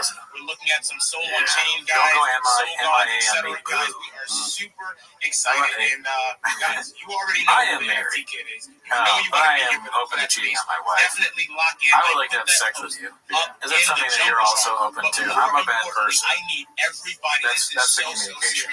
Would you be okay with having sex with a married man? I need everybody in this space. Married in action on me, boo. Gina, do not embarrass me. Don't like make 5 a minutes fool from of the me, club, guys. I'm I at need Hotel you guys Rabbi. to follow her Like 11 right minutes from away the and club. absolutely That face, he lock loves in. that Exactly what needs to be done. Oh, Gina, I'm so glad to have you here. Big shout out to you. What you guys are doing over there with the Fish Link Trying to is scoop up the bag. amazing. Yeah, that's his top 3 Your use. spaces, I love. I come to your spaces, I come to vibe, I come to chill. It's my favorite. When you guys have these spaces later in the evening, I've done all this talking, I've done all this grinding, and you guys are dropping alpha, but really just enjoying each other, enjoying the vibe and hanging out. It's an amazing space. If you guys haven't had a chance to jump into any of their spaces, I urge you to do that. Extremely authentic, a lot of fun. It's Jordan, so I'm sure it's going to be projects. Oh, this is going to be, I know what this is going to be. Shout out to you guys. This is going to be the thing where he's like, you know, I see some friends guys who already know what needs to be done. Shoot her a follow and had some guy on, and the guy was explaining how Instagram is essentially an infidelity accelerating machine. Because if you think of like how many, I mean, I know guys who are married and their wives page all their wives sticking their titties out and sticking their butt out. Literally the whole page. He's on the rail. I'm not talking about girls who are like professional fitness influencers that are showing how good their body is. I'm just talking about just regular gal. You're a professional fitness person and, you know, maybe training or something like that. Of course you should show your body. That's what everybody wants. You're literally advertising. But look, I give this to me. I can help you do this to you. But some of them are just ass bodies. And like they're married. Right? So the minimum sky. He posts a lot. He posts a lot. Constantly. And if something goes wrong in the marriage, then they have like probably so many options, like pro athletes or DMing them. Who knows? You know? That's fucking weird. Holy shit. The first one, she is simply going to scan and pick. Never talk about your friends. First one, I'm just going to pick something that I think is flat. This one is going to go the first giveaway winner goes to X Farmer. He has a picture. Oh, yeah, no, that is his mother or somebody's mom. It says, my mom said she was only in my SWW space. I don't like paying for meals. Shout out to you, X Farmer. That is absolutely 32 Dream. That is our first giveaway winner. This is posted by Rough Conclusion 6149. Brahma has listed their house for sale. Texas. That's a big ass house. How does he fit that thing? Yeah, no, I have to tell you, like, I've heard some funny ones. It's like a Wes Anderson. Can you imagine like Wes Anderson doing a shot house? Yeah. The Wes Anderson make it happen, Jim. Wow. Nice house. The Secret Life of Brendan Schaub, Chapter 1. You scan 5 beds, 6 baths, 6,700 square feet. I'm a numbers guy. Dude, you sound like you're doing it. Are you trying to do Wes Anderson there? To me, and I know damn well I previously saw I don't know. That's insane. He's definitely going to text. I will scan. Yeah. Alright. Slojo is going to change her identity when they move to Texas. Should we read it? Okay. Posted by Alien. Now. The Kardashian, egotistical, materialistic, always left front isn't going to fly in Texas. She's going to shift her own identity. She's going to start LARPing as a Texan. As soon as she gets there, she's going to start wearing cowboy hats and boots. She's going to become extremely patriotic and will start posting about Christianity and conservative politics. She's going to start rooting for Texas. Guys, you already know the vibes. Throughout the space, we will be doing several giveaways, so stay locked in. You will certainly win. Let us jump to our It's basically like a North Korea with a beach. So I don't know about that. North Korea with a saddle. My guy. house in the Whatever, dude. We get it. North Korea with the Luckies. Oh god. Passing you the mic. Oh my god. Running to the Coming, how will Baba fuck it up? Posted by Don't Know Who to Ask. And I'll be free to work. I'm here to connect everybody, man. Small accounts, medium accounts, large accounts. I really don't care. If you're a grinder, let's grind together and let's grow. Bro, let's absolutely grind together and let's grow. Big shout out to you, Trim. You are always supporting, and I really appreciate that. Guys, this is a big stepper in the house, always showing up, always vibing with us. We cannot wait, bro, for you to start doing your own spaces because you already know we will be there, fam. Yes, I actually got a whole lot cooking right now. So, bro, just stay tuned. We're going to get some rolling for sure. Bro, that is absolutely the vibe. Big shout out to you. Guys, definitely give Trim a follow. And while you're at it, follow all of your speakers. Everyone that you see up here on this stage, give them a follow. Then look left, right, up, and down, and follow the listeners too. Stay locked in and grind. And guys, remember, following is really just that first act. Empty followers on X mean absolutely nothing. You guys have got to engage. Drop some good replies. Like some posts. Reach out to people. Collaborate. Partner. This is how you grow. This is absolutely how you win. You cannot do it alone. Shout out to everybody in this space. Yo, Rabbi Rothschild, my guy, you came at the perfect time because I have got to cook up another giveaway, fam, and I know how you do. Rabbi Rothschild, my guy, I'm tossing you the mic, fam. Thank you so much for the opportunity to be here, Yucky Ducks. If you're not in the waddle, you need to be. That is the Yucky Ducks Discord. Check it out. It's in Yucky Ducks profile. Additionally, if you're not in the Big Steppas Discord, what are you doing? It's discord.gg/Big Steppas. It is in Vibes' bio. If you aren't following me, I don't know what you're doing because I'm the best follow back in the world. I follow everyone back. So shoot me a follow. I will follow you back. I'm Rabbi Rothschild. If you don't know who I am, you will. I stream my life 24 hours a day, 7 days a week, 365 days a year for world peace. I've been doing so for more than 4 years. My streams go back to the pandemic. We've seen the death of a queen, the birth of AI, the coronation of a king, and everything in between. This is a real-life Truman Show, a real-life Big Brother. This is a timeline and a time capsule of human achievement. In the 1990s, Bill Gates coined the phrase, content is king, and I'm making it true today. I'm king of the internet. This is the biggest event in global history. And here's why. In 2018, The Economist magazine stated that data had overtaken petroleum as Earth's #1 resource, and I have more data archived on the internet than any person ever, which is making me very influential. I'm going viral, and when I do, I want to make you, your friends, your family, all financially independent if you're not already. I want to ensure that you have generational wealth if you don't already, and I want you to be able to start charities and philanthropic organizations of your own. I'm unlike any influencer you're ever going to meet. I'm not live on one YouTube stream, nor 2 YouTube streams.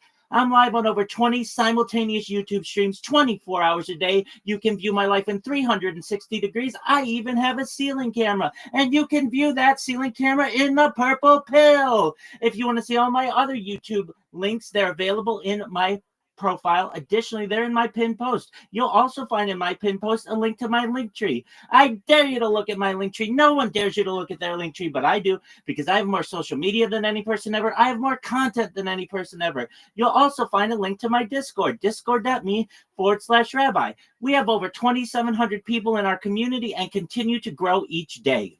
In addition to making you all extremely wealthy and wanting to promote world peace, I want you all to know that I want to help end world hunger through the use of technology, such as agricultural drones, floating greenhouses, saltwater greenhouses, hydroponics, vertical farming, cloud seeding. I want to help end world thirst. I'm sponsored by a cryptocurrency that's worth about $100 million, and one of the things that we do is we build wells and water towers in developing nations for the benefit of the less fortunate. You should know I'm additionally an advocate for the LifeStraw program and, most importantly, desalination technology, where we pump Earth's seawater onto land to make it drinkable. If you are a reply guy, if you're a Web3 marketer, if you're a raider or a shiller, and you want a free mentor, coach, and friend, send me a follow. I will follow you back. Send me a DM. I will respond. I want you all to know that I'm here to support you both personally and professionally. I'm here to be a positive person in your lives. I'm here to have an optimistic view on the future. And most importantly, I want to give people hope. And with that, I sincerely appreciate the opportunity to share.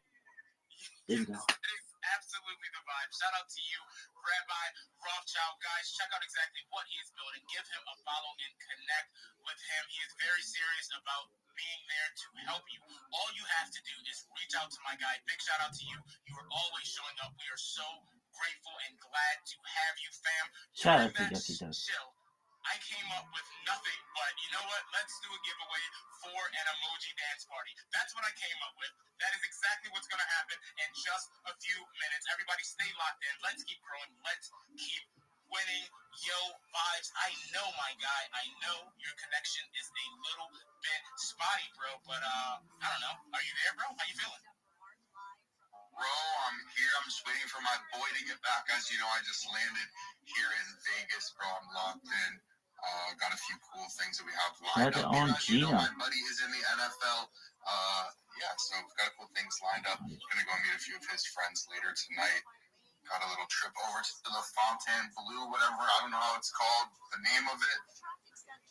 But I have a little trip over there later tonight. As you guys know, sometimes a guy's just gotta get busy. You already know the vibes, but bro, how are you feeling, bro?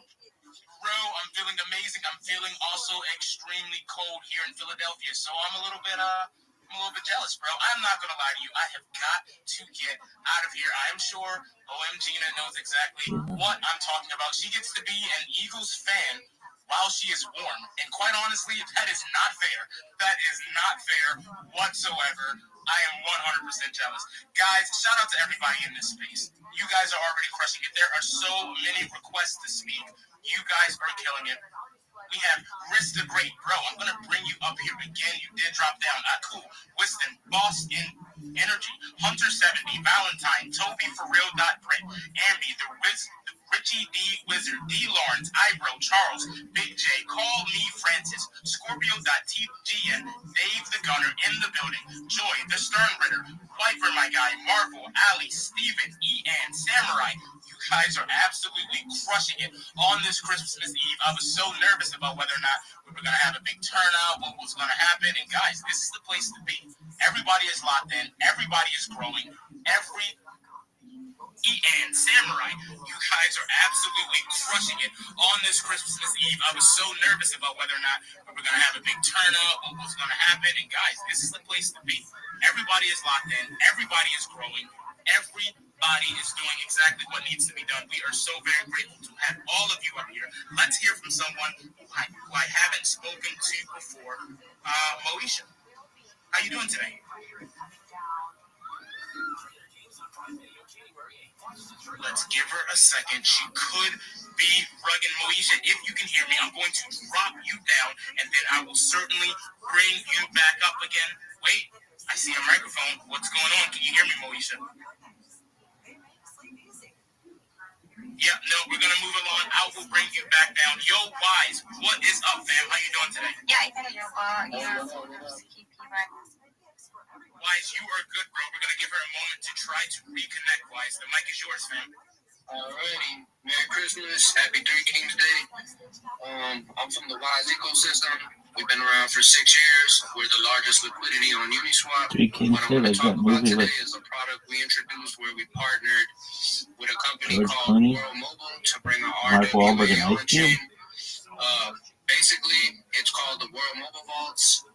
The way it works is you deposit into the contract, we forward the money over to World Mobile. They then put up telecom equipment, which the Wise ecosystem now owns. They have 2.9 million paying customers, and that's how the 20% APR is powered. The problem that World Mobile is solving is there's 3 billion people on the planet that don't have reliable internet service. So they're basically servicing the unserviced, and they're able to compete even in countries like the United States because through technological tongue twister, but tech innovation, they can deliver the service 8x cheaper than competitors you might know of today. So check out our page. There's a lot of information on there. And again, thanks for having me as always. As always, it is a pleasure having you in this space. You are always showing up. Big shout out to you, Wise. Guys, definitely max engage with my guy, Wise. Jump onto his page. like something, follow something. You guys know the vibe. Give him our support. Shout out to you, my guy. Let's keep building. Let's keep growing, guys. I am getting multiple text messages from 32 Dream right now, and they are progressively getting more and more hostile. She is upset because I said that we were going to do an emoji dance party. She has jumped off of her chair. She is ready to dance, and I have not done it yet. Guys, I have got to lock in 32 Dream. I apologize, fam. I am absolutely sorry. Do you accept my apology? I have got to know. I'm kidding. Yes, absolutely. Yes, she does. Let's get it done. Guys, this giveaway is going to be extremely easy. So easy. We are going to pick two people who are absolutely crushing it with their emojis today for about 20-25 seconds while it is happening. Hold on 1 second. Let me see. Roll this dice just a bit. Perfect. We're going to pick two winners. Each of you are going to receive $20 in Ethereum each just by showing off your emoji dance moves. You have got to lock in and do exactly what needs to be done. Yo, 32 Dream, are you able to help judge this? Or has your Android betrayed you yet again, fam? Yeah, my Android betrays me all the time, and so unfortunately I cannot. Is Vibe still here? Hopefully he's still here. Bro, he has really bad internet reception right now. I don't know. I got you, man. Don't even worry about it, bro. I'm here. Restream is here. He is saving the day. My guy always catches the ball. Guys, we're going to start this emoji dance move. We'll do it with the same opening song of today's space. Let's absolutely go. Hands up. Space. Christmas Eve. We're ready. Yucky Ducks. 32 Dream in the place. Mr. Vibes in the room for the Bay. Sky calls in the notes on my phone. Hitting numbers while I'm sitting back home. Best gifts that I see on my feed. New follows, new fam. That's all I need. And the chocolates, a pole in the bag. Spaces go crazy like the bluebirds crack. I'm so real in the neck. I'm still sending out plays while we laugh on the go. Let's go. Let's go. Under the tree. Welcome.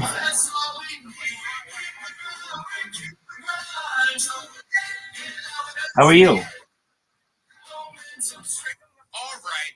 You guys were absolutely cooking. Shout out to everybody that participated during that dance move. You know, my favorite part of this 32 Dream is the fact that the listeners are so far delayed. So once the music cuts off, I just get to see their emojis like keep going for another 10-15 seconds. Put a rub it in my face because I can't see it. Yo, 32 Dream, you already know you have an iPhone on the way. It absolutely must happen. That needs to be your Christmas gift. And it's going to be done. It's done. Me and Mrs. Yucky Duck, we are making it happen. But yo, Trim, what did you see, my guy? Who is the winner of that giveaway? Bro, I see Jehoshaphat going crazy down there, bro. Shout out to Jehoshaphat, bro. I've been seeing him around a lot too, so shout out to him, bro. He was really doing what has to be done. Bro, Jehoshaphat, my guy. Bro, he's base, man. He jumped up into the waddle just recently. He's been grinding. He's been talking. He's been hanging, playing games with us. Guys, if you don't know, the Waddle Discord is, if I don't say myself, absolutely phenomenal. We're grinding, having fun, and vibing every single day. We recently launched a coin inside the Discord. Not like a crypto coin, just a coin for the Discord. It is called, as you would imagine, Yuck Coin. You get to earn these coins by showing up, playing games, vibing with us, and having a good time. You get to take these coins and buy different things in the Discord, everything from emojis to different Discord roles, but you can also use them to buy charity donations. You can also trade them in for actual Ethereum. You're doing something extremely special. Shout out to you, Jehoshaphat. You are our first winner. The second winner that I saw is Justice. At Justice3 of Web3, my guy, you are the second winner of this giveaway. Thank you so much for being here.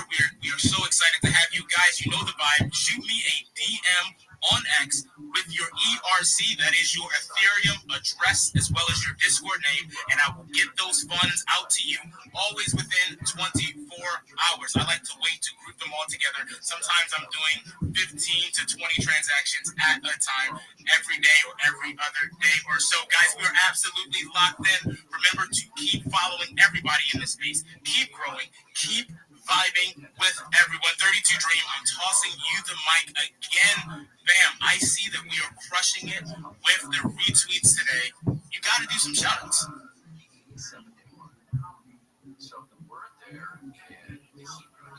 Oh, not this motherfucker.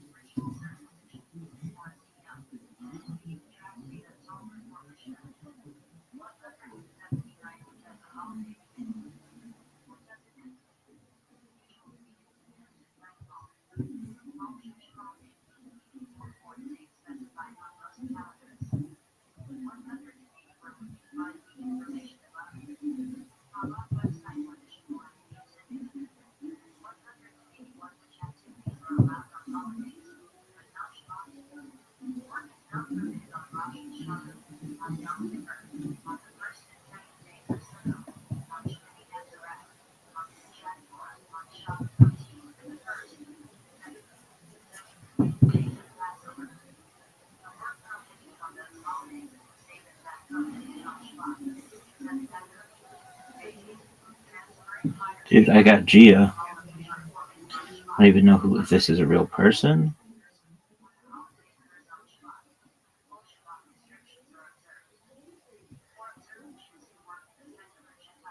I got you, though, B.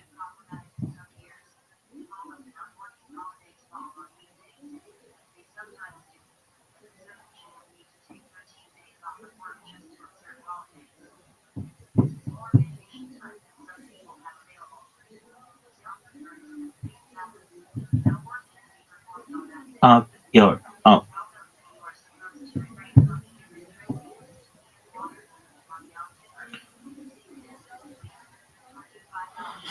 Oh man, I gotta take a shizzy. Actually.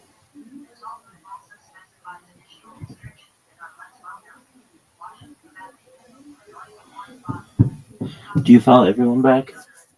I don't follow you back. When I hit 100,000 people, I ain't following anybody back. But until then, fuck it. And then I'm gonna drop everybody like a real celebrity. Fuck it. Cause I don't follow no one.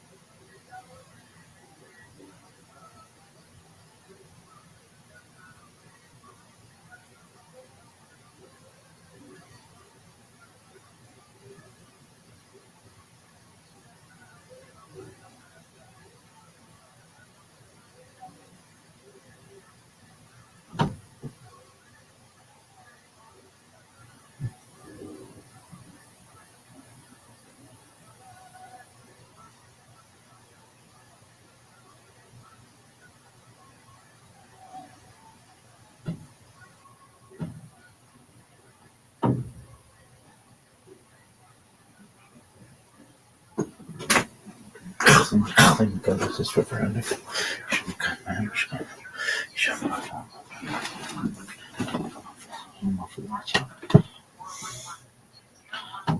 mean, this looks like it's a real picture they took. Yeah, this is very good Photoshop work. Very good. And Shop is online so much in Callan that you can make stuff like this. There's pictures out there that you can put in probably any movie. Name the movie. Dallas Buyers Club. Let's see what else they got here. Pull Up Shane, posted by Ocho Man 3412. Dang. We know where his allegiance lies. I know, it's gotta hurt. Right? You know, let's pose him like the enemy. You know when this photo, you know when this photo was taken? You know what time? 4:34. 4:35. No, you're right the first time. Damn, that'd be funny if Nate Diaz tweeted out Shane, big old pussy, kill it. Or just shoot the pussy about Shop again. Yeah. I'm here. Me and Shane are here. And Shop's a big old crying pussy. He has a shirt that says big old pussy Shop. Who do you think that Nate Diaz thinks he's taking a picture with? He's like, Mr. Rogers. He's like, Dad, I got this picture with fucking Mr. Rogers. It's me, Mr. Rogers. This is fine. That's Tams. Yeah. Alright, let's see what else we got here. Shop showed up 30 minutes late with Sanaz, posted by Clint Putter of Chips. Oh, what is this? That's a weird pic. Oh, is that on the show? I think so. Maybe they're doing some AI shit with Steve Harvey? Yeah, probably great content. Never seen it. Well, it's a great show. Oh, you got to check it out. I mean, some would say the best. That face, though. Yeah, he's starting to look Geico cavemanish. Very good observation. He can save you money on your car insurance fee. He looks like the secrets are getting to him, dude. Fucking. Yep. He looks like if I were to go to his house in Transylvania, he'll lock me in and then suck out of my chest like Nosferatu. Oh, did you ever see that? What'd you think? Great movie. There's plenty of movies I gotta see, man. I like how you asked me about the movie instead of laughing at my show. He showed up. He showed up with a Diet Coke unscathed, dude. Yep. I mean, to be fair, we show up with Diet Cokes and coffee. So that's kind of just the podcast. That's what you learn when you got a black belt, right? White belts just showing up on time, nothing to drink. Good luck with that. You can answer truthfully or not, but how many times have you showed up just having sex, dude? That too. With yourself. Every night. That's what he did. That's what they're referring to. Sanaz and him walked in together. And look I missed it. D's face, dude. He's like, you really gonna fuck on him while we're recording a podcast? He has like his weird ass face. Let's see the last one. I'm sure it's gonna have to do with Sanaz pulling in too. Oh. She doesn't have to work anymore because she's dating the boss. Classic story. I'm not gonna hate on him, dude. Do your thing, boy. He's married though, so I will hate on him. Actually, yeah. It'd be weird. Like people think that he's her dad when in public. Like, hey, was that your dad? She's like, the guy in the orange sweatshirt that I just banged? Could it be me, dog? Yeah. So this one's Dicey, posted by Mitchy Slick LBC. It's looks like Theo Vaughn with David Spade and Nate Diaz. Theo Vaughn and David Spade are like making a movie or something, right? Or a show. It seems interesting. And then Nate Diaz is on the show. Tight. They're like, we gotta get. I mean, I'm just guessing. They're like, we gotta get Nate Diaz on our show. That's so funny.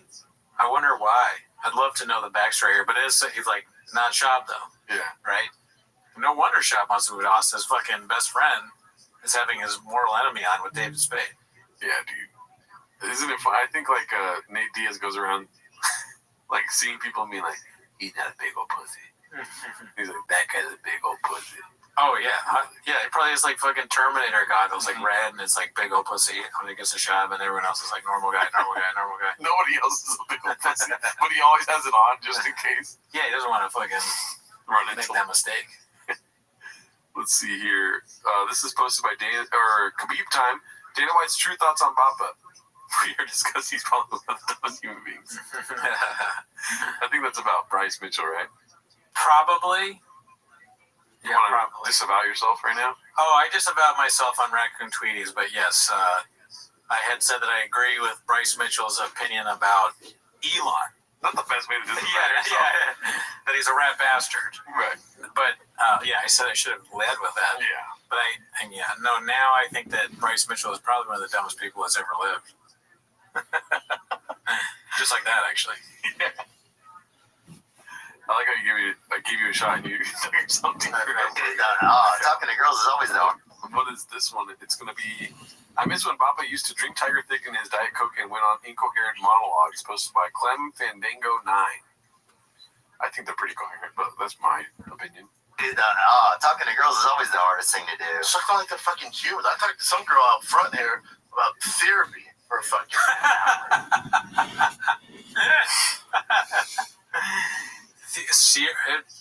He put syrup and therapy into a word.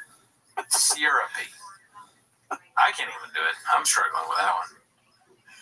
Do you think they really talked about therapy, or the conversation led her to end this conversation with, like, you need therapy?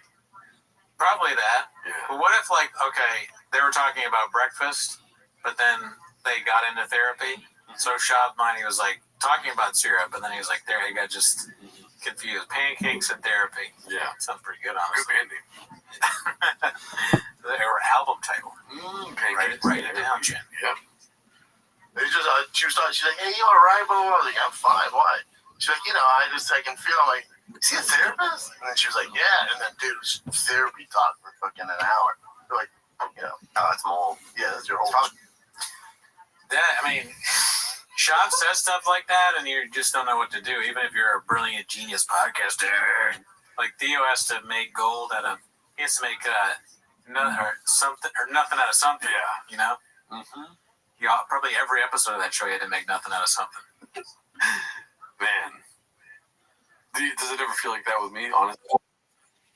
You're a fucking, listen, you're a black belt.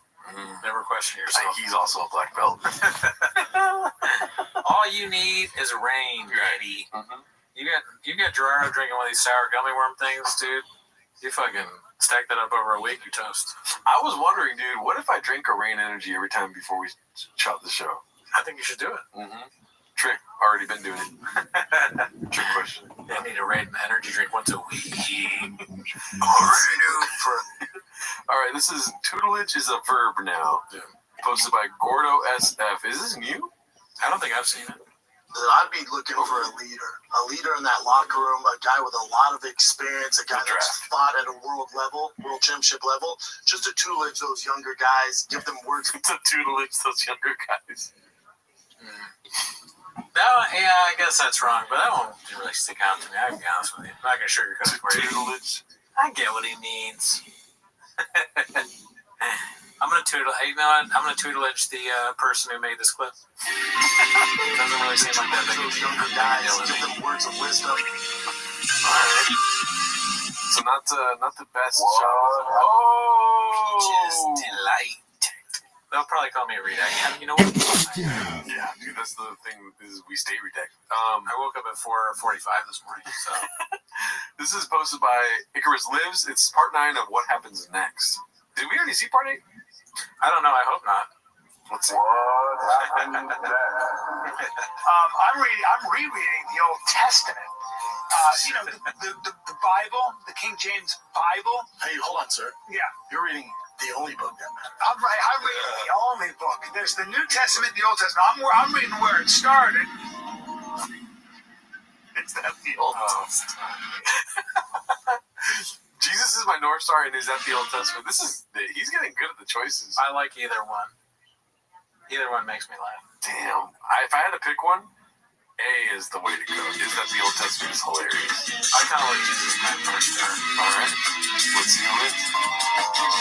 Loser puts the sharpie in there.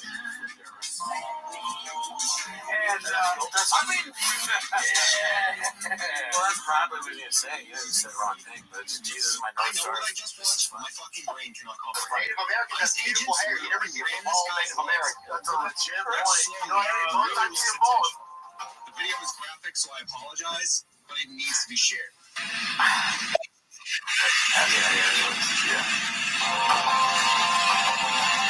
know, Harry, both times see them both. You get scalped. You feel me? You feel me? That's like, damn. You feel me? The worst place you feel me? I've seen a lot of ball baits, man. You've seen a lot of ball. Still been redacted again, yeah. Indians. Why? How much you get paid to do an old school? And Do you think this is how redacted our founding fathers, or like the Christopher Columbus Europeans were? Well, how so? Because he just called them Indians too. Oh, yeah, I'm sure. I mean, I told you that crazy story about the where there's like there's this place. Now I can't remember what the name of it is. On Trogwalk Avenue. Yeah, on Trogwalk Avenue. Remember that story I told you about? They went to maybe it's the Yucatan. Mm-hmm. The colonizers went to the Yucatan, and they were asking them what they called the Yucatan, and the people were like, "What? But what in their language was Yucatan, so now it's named Yucatan." So yes, they were redacted. I don't even know it was Yucatan, it was something like that. All right, so I didn't catch the beginning of this one. I know what it is already. how much you get paid to do an old school? And he's in The Hangover. He's not in Wedding Crashers, so he's going to say Wedding Crashers. Wedding Crashers. I didn't do Wedding Crashers today. He's going through a divorce, so let's not put it out there. Oh, no, we don't want them to sniff it. When you're in California, that's all put out there anyway. By the way, we never talked about this setup. What is your favorite TFAT-K set? Good question. I'll tell you what's not my favorite. That fucking hat. Hey, it's that 8 inches, but I think probably my favorite setup is the red chairs. Yeah, because we have them. That's the only reason, really. We got to get the green booth, the brown chairs. Yeah, I wonder. Like, was this in this? So this was in their studio, this green booth, right? Yeah. It looks like it's in a restaurant, so they did a good job of that. I gave. Hey, keep it. It's my kids. Mother of my kids. Let's Brian just put the interrupt. Oh yeah, take it. Why? I'm in it. Why you do that? Why you do that? We all ask the same question. That last one, not bad. Didn't hurt the fifth one. Let's see what else we got here, dude. That's a commercial post. Change apartment for sale. Oh, fuck. Maybe that's a joke. It posted by Caterpillar Lock. 753.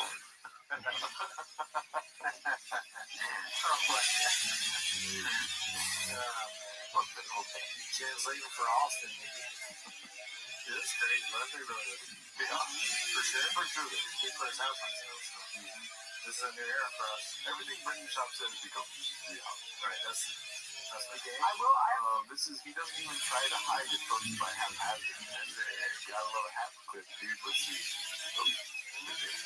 I have a criticism about. I think his brother. He's got a butt. He's a gay brother. I know that bothers me. Reason to hate him. Right? You need something. You need a homophobic reason. Brendan? I'm rooting for the Eagles. I'm a big Saquon Barkley fan, and I like the white Jalen Hurts. cornerbacks and safeties for the Eagles. It's like he's just kind of villain in this clip. These are the reasons why I like doing this show. You remember the person you're making fun of is an idiot. A bad person. Yeah, bad guy. Yeah. Oh, really, dude? You don't like Patrick Holmes because he's a gay brother? I don't even think he's gay. The one that's famous. Mm-hmm. But not the... Either one is bad. Saying that he's gay and that you don't like him because of that. Like when Shane Gillis says like he's proud of like a white running back or something like that, he's doing a character and it's funny. Yeah. This is just Schaub. Well, yeah, I mean, it's one thing to be like, supportive of like a white player because there's not many white cornerbacks and you're joking around and all that stuff. You're like, oh yeah, I like the white corner. Now it's like he says it like the way like a fucking 1950s like racist person would say it. The way Josh Denny says the N-word now, that he's broken up with his girl. Yeah, I mean, it comes off so strange. It's when you say something like, you don't like gay people, and then you're like, and I like the white players. Mm-hmm. Like, was that his delivery? Is it supposed to be like a comedic delivery type deal? Or, I don't get it. Mm-hmm. Especially after we get it. Yeah. It's just building a narrative beat, not a good one. Yeah. So, you know how hard it is to make in the NFL as a white corner and safety? They have a bunch of them, too. You got a lot of emotional reasons here. No, but I like... I just like this guy's like, nah, man, the tires. She's very heavy. Some people just put on... You should have right to refusal. You get him drunk, fat, murder, pedophile. Well, that's it for me. You've been very offensive this podcast. Mahomes' gay brother, the white cornerbacks, and now... How's that offensive? You're racist. Black people root for their favorite player. You're racist and Pat. You root for the black guy, the white guy. You know how hard his life has been? Balling, dude.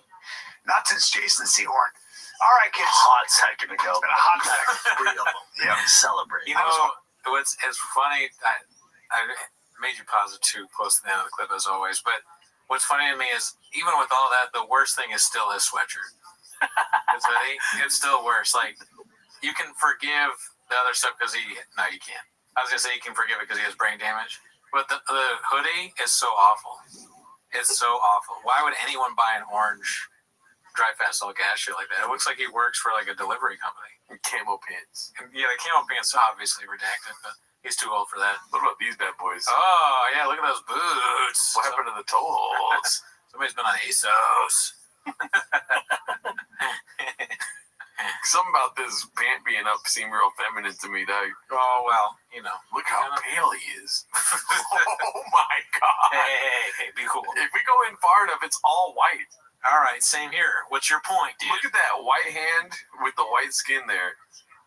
You're being really offensive this podcast, Gerardo. I'm rooting for the Mexicans in this clip, dude. Watching when Terrell Owens was shutting them down, you know what I'm saying? Got peaches. Delight. Squirrel. Nuts. All right, let's see what else we got here, dude. King of Dermabrasion. I'm doing all right. Let's see this. Dicey is the what's it called tag. You keep saying take my money. You must have a lot of money. I'll take your money. All right. Robin, you're doing all right. I'm doing all right. Oh, really, dude? Darkness, I've something to talk with you. Everything is so cheap. What is this, Temu? And then the Big Boy squad is Temu now. There's another development in the merch sales is that if you buy something, you get like a $5 jersey. Oh wow, we fucked up, dude. We came in way too early in the Big Boy shit, dude. Did we? Yeah, this we should have waited. Insane. Look at what we could have gotten for way cheaper. $8 for everything, dude. The Dicey shirt is $8 now. It's such poor quality, the clothes they have. Oh, I don't like those joggers. Big Boy joggers. Question mark over a donut. What does it mean, dude? Why? Why is the donut? I know I've asked this question before. Why is the donut dripping? Sorry, I interrupted. What were you going to say? No, that was perfect. Fuck, a Thick Boy mystery hat? Mm-hmm. What's the mystery? You get a random Thick Boy hat. Oh, okay. Left its seeds while I walk. Nuts. I don't understand the dripping thing. I don't get it. Like, why does that part of the donut stuff? Why is it always Thick Boy? Why is it like they're the ones? No other podcast is selling merch at 88% off. No, I haven't heard of that. I mean, they have too much merch for sure. Yeah. Because most podcasts, they have like fulfillment. They're like 5 things. Even some of the big ones have like not very much, right? Yeah. This is like a whole business thing. I wonder if he's figured out some sort of redacted way of making money off of clothes. Like this is actually Fighting profitable. pit, which Yes.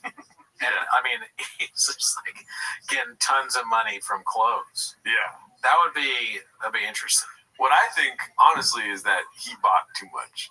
He's trying to offload it. Usually, you should do like a pre-sale and then fulfill those orders. He just bought a shit ton of inventory and then has it. But that makes sense. I mean, he's a wasteful person. Yeah. Well, marketing genius. Yeah, that's another way of saying it. And he probably already made his money back on it.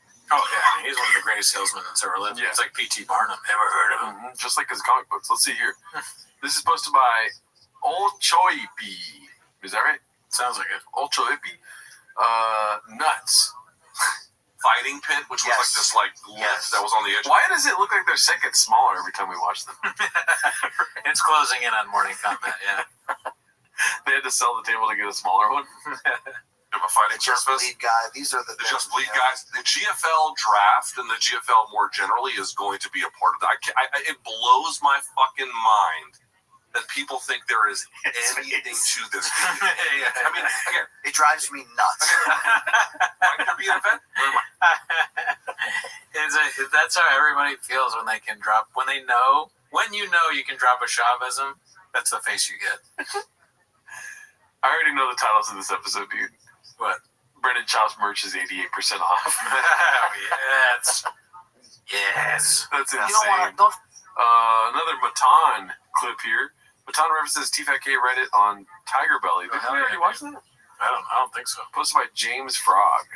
Thank you to Tiger Belly for sponsoring this pod. Yeah. We appreciate it. They gave us a lot of cash, allegedly. We couldn't have afforded the chairs, the cameras. I mean, a lot of money went into that. Mm-hmm. And I just want to thank Bobby. Thank you. That's all I'll say. Every day I come home, there's Rain Energies in a delivery package outside. I know. I'll get emotional if I start talking about it, so I'm not going to say anything else. I mean, you didn't even mention the fact that he Kibitek your truck. Bobby Lee and Kibitek, there's a thing there. That's all I'll say. Yeah. Read between the lines. You don't fuck with me because Well, I'll fuck with you. I can put my IP address wherever I want. Okay. What does that mean? I know it's more specific with that threat. I'm gonna put the IP address right here. I'm gonna go on Reddit and I'm gonna go crazy. You're trying to ruin my career. Not yours. Whose? The homeless cats. What? She had a question, sir. You didn't get it? I literally don't know what is going on. It doesn't matter. It's getting cut out. It's not going to get cut out. We'll leave that one in. Yeah, we'll leave that one in. Oh, you leave it in? Yeah, go ahead. Oh, okay. Yeah, we've seen that before, right? I don't think so. I haven't. You have Graves. I have Graves. Matan is growing on me. I always thought it was kind of funny, but it's growing on me. Let's see. The next clip is from Dana White's mom. I can already hear Bappa being edgy and defending this idiot. Dude, I mean, it's just so stupid. This is like it makes Bappa seem better. I don't know. Serious brain damage, hopefully, is what's causing these comments. Yeah, and that does not seem like a real name, right? Or am I tripping? Which name? Louis Cayley? Yeah. Look at this guy. No, I don't know. I think maybe the Bappa Redact was rubbing off on you, thinking that's not a real name. It doesn't seem like. I know it's a real name. Come on now. Okay. Louis Seeley. It looks like some guy they just found on the metro on the way to work. Was like, you want to write an article about this guy loving Hitler? And I'd be like, no. We'll pay you $20. All right. Let's see. What's next? It is what it is. Oh, Chin did drop a new vlog.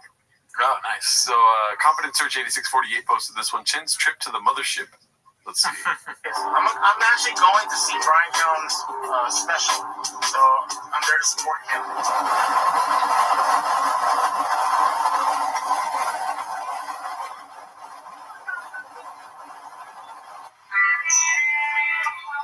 There's like 3 blocks there. Okay, this is probably the smallest patio I've ever seen in my life, but it's a patio. How does he fit that thing? Yeah. And I hate that that's his takeaway. It's so small. Whatever, dude. He's filming the chips he's eating on the plane. Vlog life. Who vlogged for? I did Jeff Dye there. Who vlogged first? Chin or Bappa?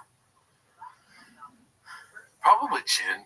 So Bappa's copying Chin, basically. He saw Chin vlog and said, "Oh, I'm gonna do that." Okay, I just wanted to make sure. What's all about this vlog stuff, Chin? He says, "I kind of think I should do that." And Chin's like, "Yeah, you should." And then Chin ends up doing it for him. Yeah. He's like, "I did a vlog. Here, edit it." Either that's a sewer or some type of river. Chin's gonna go fishing. I didn't bring my fishing pole, so ain't gonna be no fishing up in a sewer. What is wrong with him? He's always drunk. Chin, I think maybe that's not a bit. He has a problem. I walked into the comedy mothership to see Brian Callen's you're walking. special You on show drunkard. Driving drunk is illegal in Texas too. But I have a feeling, even though I'm on the guest list, he's gonna be he didn't put me on or something.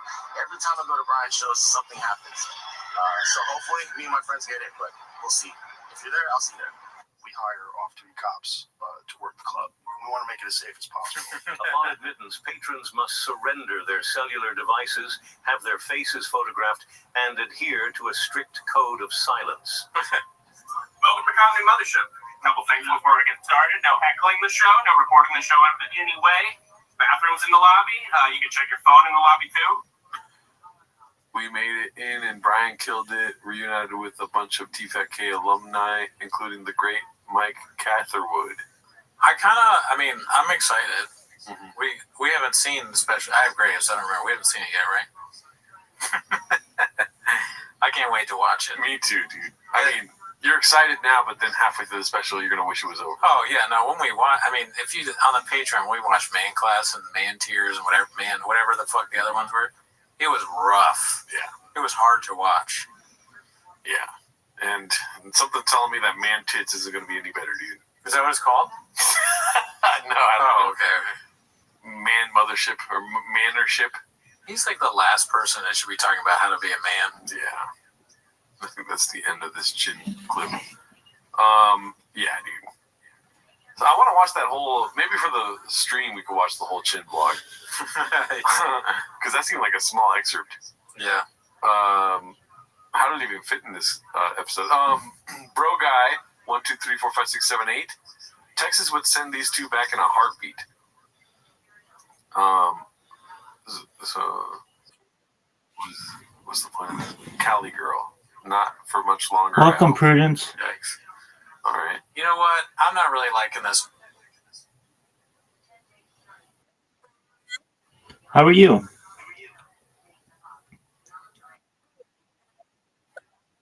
Yeah. So did you get my messages of what you need to do?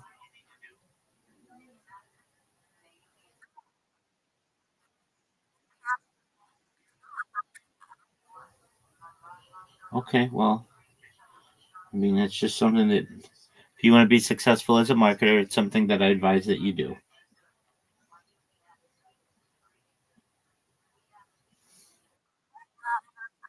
You're okay. Just if it's something that I feel that if you're going to be a successful marketer, it's something that you should do.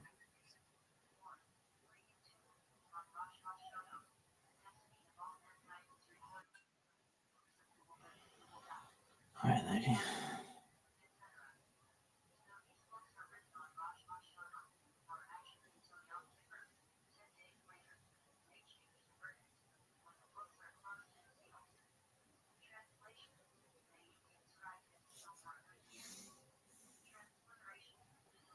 I'll give you feedback. Lady, there ain't no feedback to give except this is the best fucking message anybody's ever sent me in my entire life. If you want to give me that feedback, that's okay. Everything else is bullshit. It's bullshit.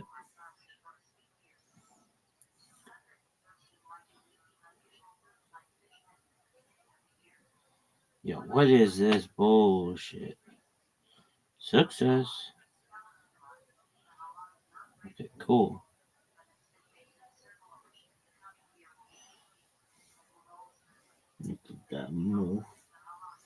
He's part cow and part bear, and oh baby. Yo, what up, Prudence? You're okay. Excellent. Well, as I said previously, if you have the opportunity, create that social media, create your resume if you don't already have one, start applying for positions if it's of interest to you, connect with recruiters. They're going to help you. They get paid to get you paid. It's their job to get you a job. So you want to ensure that you got a team of people working for you. And then once you create all your social media and you connect it to your link tree, come in here. I'll look it over. I'll make sure it's good. Then we'll start making videos for your social media using AI. And then I'll help you with the other things that I say in the messages.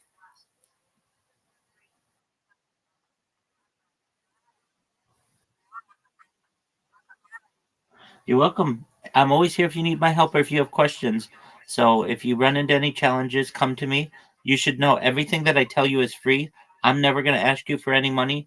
And I want you to know as well, all of the strategies that I've given you are free. So if anybody asks you for money, something went wrong, come back to me and we'll go through and we'll make sure you're on the right website or whatever it is, because everything is free, okay?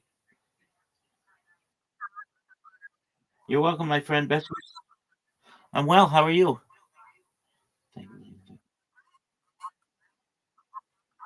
Oh, I hope that you have a wonderful day, my friend.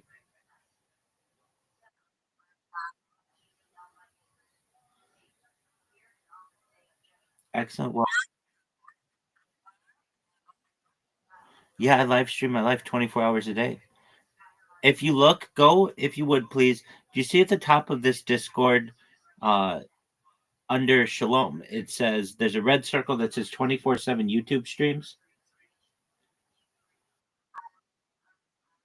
Okay, click on the link there.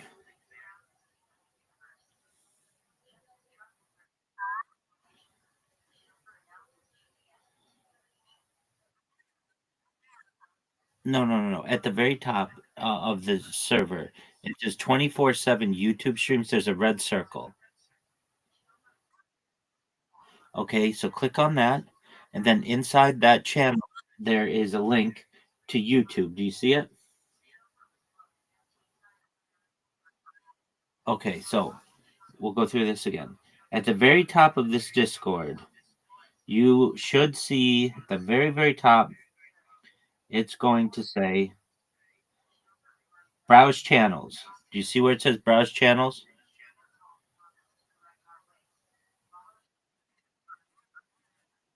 That's okay.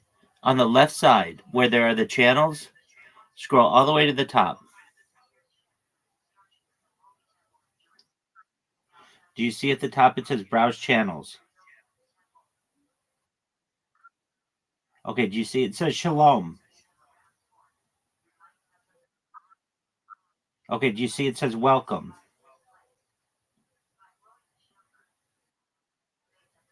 Under Shalom, open up Shalom. Oh, damn, girl.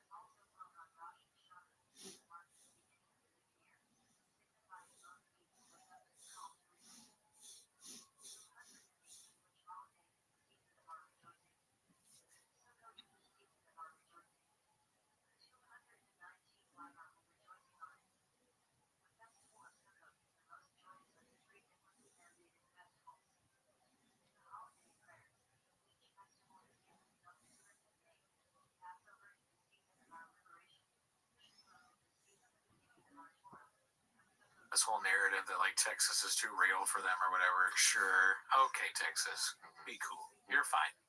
We get it. We get it, Texas. I don't know if that's the narrative though, B. Okay. Oh man, we're both just talking like shop now, dude. Can't help it.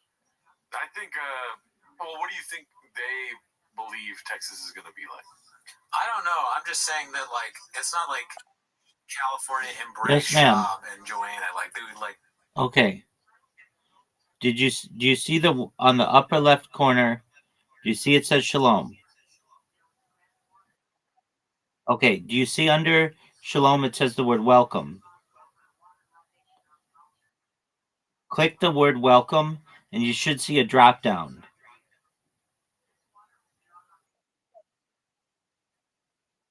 Okay. So do you see it says rule, and then it says announcements, and then there are red circle. It says 24/7 YouTube streams. Do you see that?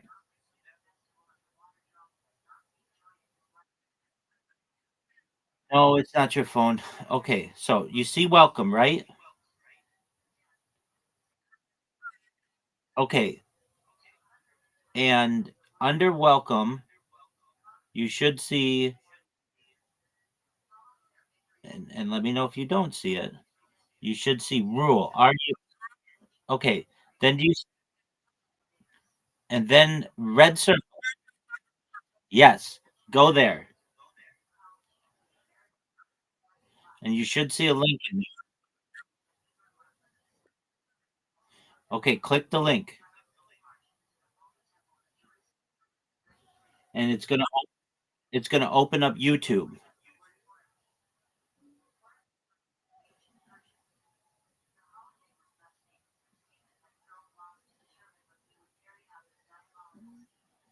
Do you see how many live streams I have going?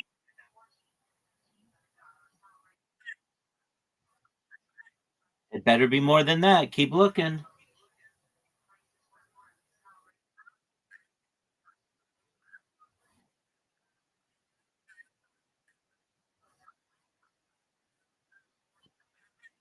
Yeah. Have you ever known anybody to stream on more than one YouTube account, let alone 17? There you go. And I've been doing it for 4 years, 24/7. Exactly. So this is a big deal. When I go viral, that's a lot of data that people are going to study. Exactly. So when I say I know a lot about social media, I do. I've been doing this live 24/7 for more than 4 years. So if you came to the right person to be able to help you with learning about social media. So what you want to do is in that message that I sent you, you create your link tree. Have you created your link tree yet? Okay, well create your link tree, connect all your social media to it. There's going to be social media on that list that you haven't created yet, so you want to create it. And one of the things you want to do is ensure that you have consistent usernames. So like whatever your username is, Prudence, whatever, you want to make sure that it's consistent as possible. It's okay if you don't get it for all of them, but generally you want to get one that you can get that's unique to you. Does that make sense? Excellent.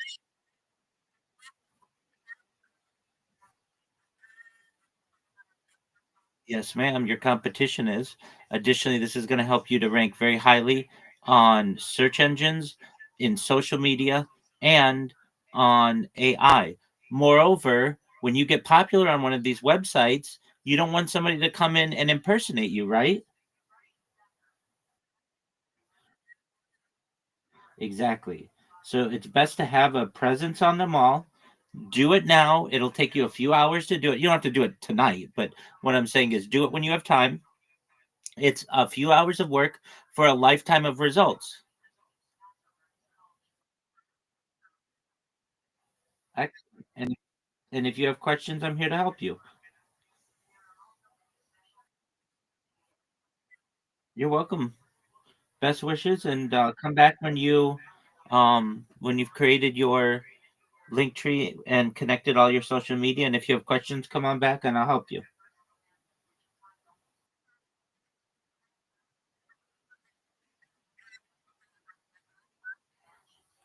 That is Linktree. So either download the app or use a browser, and it will give you little slots to be able to put in each link.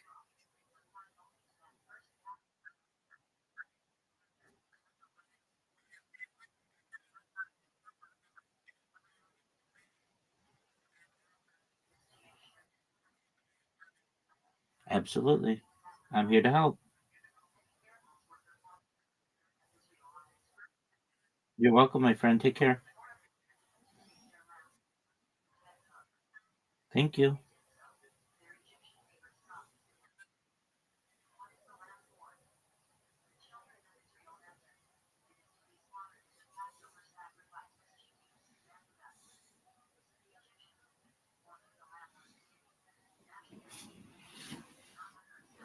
Where's this bear? Where's this little baby? Justin was perfect. Blessing, you're the most perfect little bracha. You're just a nice little baby. You're a little bracky. Like the candy company. You're so sweet. You're so sweet. I love you, little baby.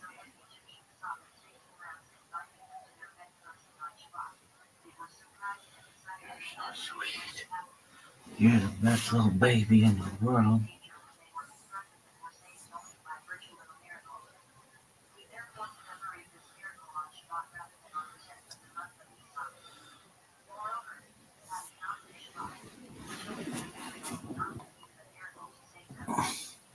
Like, we love the way they act. They're being ridiculed every day. There's a Reddit with 200,000 people in it making fun of them. So, like, a lot of those people are probably in California. So I just don't know what the difference is. Like, as if Texas is going to be like, no, we don't put up with that kind of stuff around here. No, there's probably going to be much better for Brendan in Texas because he's friends with Rogan. Daddy Rogan. Mr. Joseph Rogan. Yeah. You know what drives me nuts? What? That Shab never really, he should exist at Flappers. You know? Yeah. Like, why did that never happen? I don't understand why there's not like a Brennan Schaub show there. And I'm being dead serious. I agree with you. You're being serious too, right? I mean, they had something like that at the Ice House, right? Mm-hmm. So if not at the Ice House, if it doesn't work at the Ice House, what's the saying? Try it at Flappers, right? If it doesn't work at the Ice House, try it at Flappers. Try it at Comedy Chateau. Comedy Chateau. And what is it? Brendan Schaub and Friends. That's the best fucking name for a show there is. This is like when people ask us, like, is Flappers really that bad? This is how bad Flappers is. That even Brendan Schaub knows that Flappers is ridiculous. Yeah, and I don't like that if that's really true. I don't like that. I don't think he's above Flappers. Okay. Well, his cut, his split's going to be very small. Okay, he's like, yeah, he needs more money or whatever.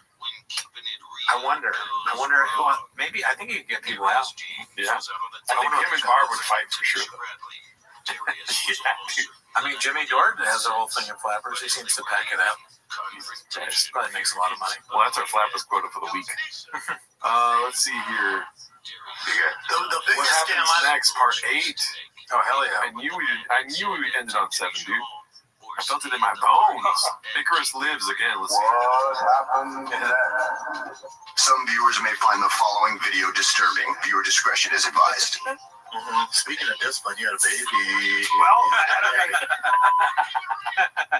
literally like us. We can't help it. You know. Happy for you, Brian. Makes it weird. Makes it weird. Kid got a dick on him. Oh, Kid's got a dick on him. Right? He does. Humpy cats. I've never seen that one. I feel like we have seen that one. I think we talked about it. Oh my god. I think we were like, why would he say that about a baby? And then we talked about that before. Oh, dude. Yeah. A lot of shows you've done. Yeah. I just made the shocking scroll up, Jim. Scientists have made the shocking find after 2 cats broke into the research center. The fees on the poo. He's so drunk, as usual. These are the drunk Papa days. Let's see. The feast on decomposing corpses in Colorado. Want to talk about a guy who's the poster boy of cancel culture? This is how it should work. Fucking Chris D'Elia. Made some mistakes, no doubt, man. 100%. Anything legal? Absolutely fucking not. Learned from it, worked on himself.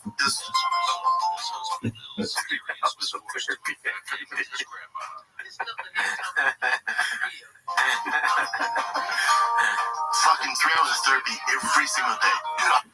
What do you say, therapy? It's so funny. And with these two, like, bro football guys, great. But D'Elia does, it's hilarious. He says therapy, and it's probably wrong. But if it's real, it's also funny. 3 hours a day, every day. 7 days a week.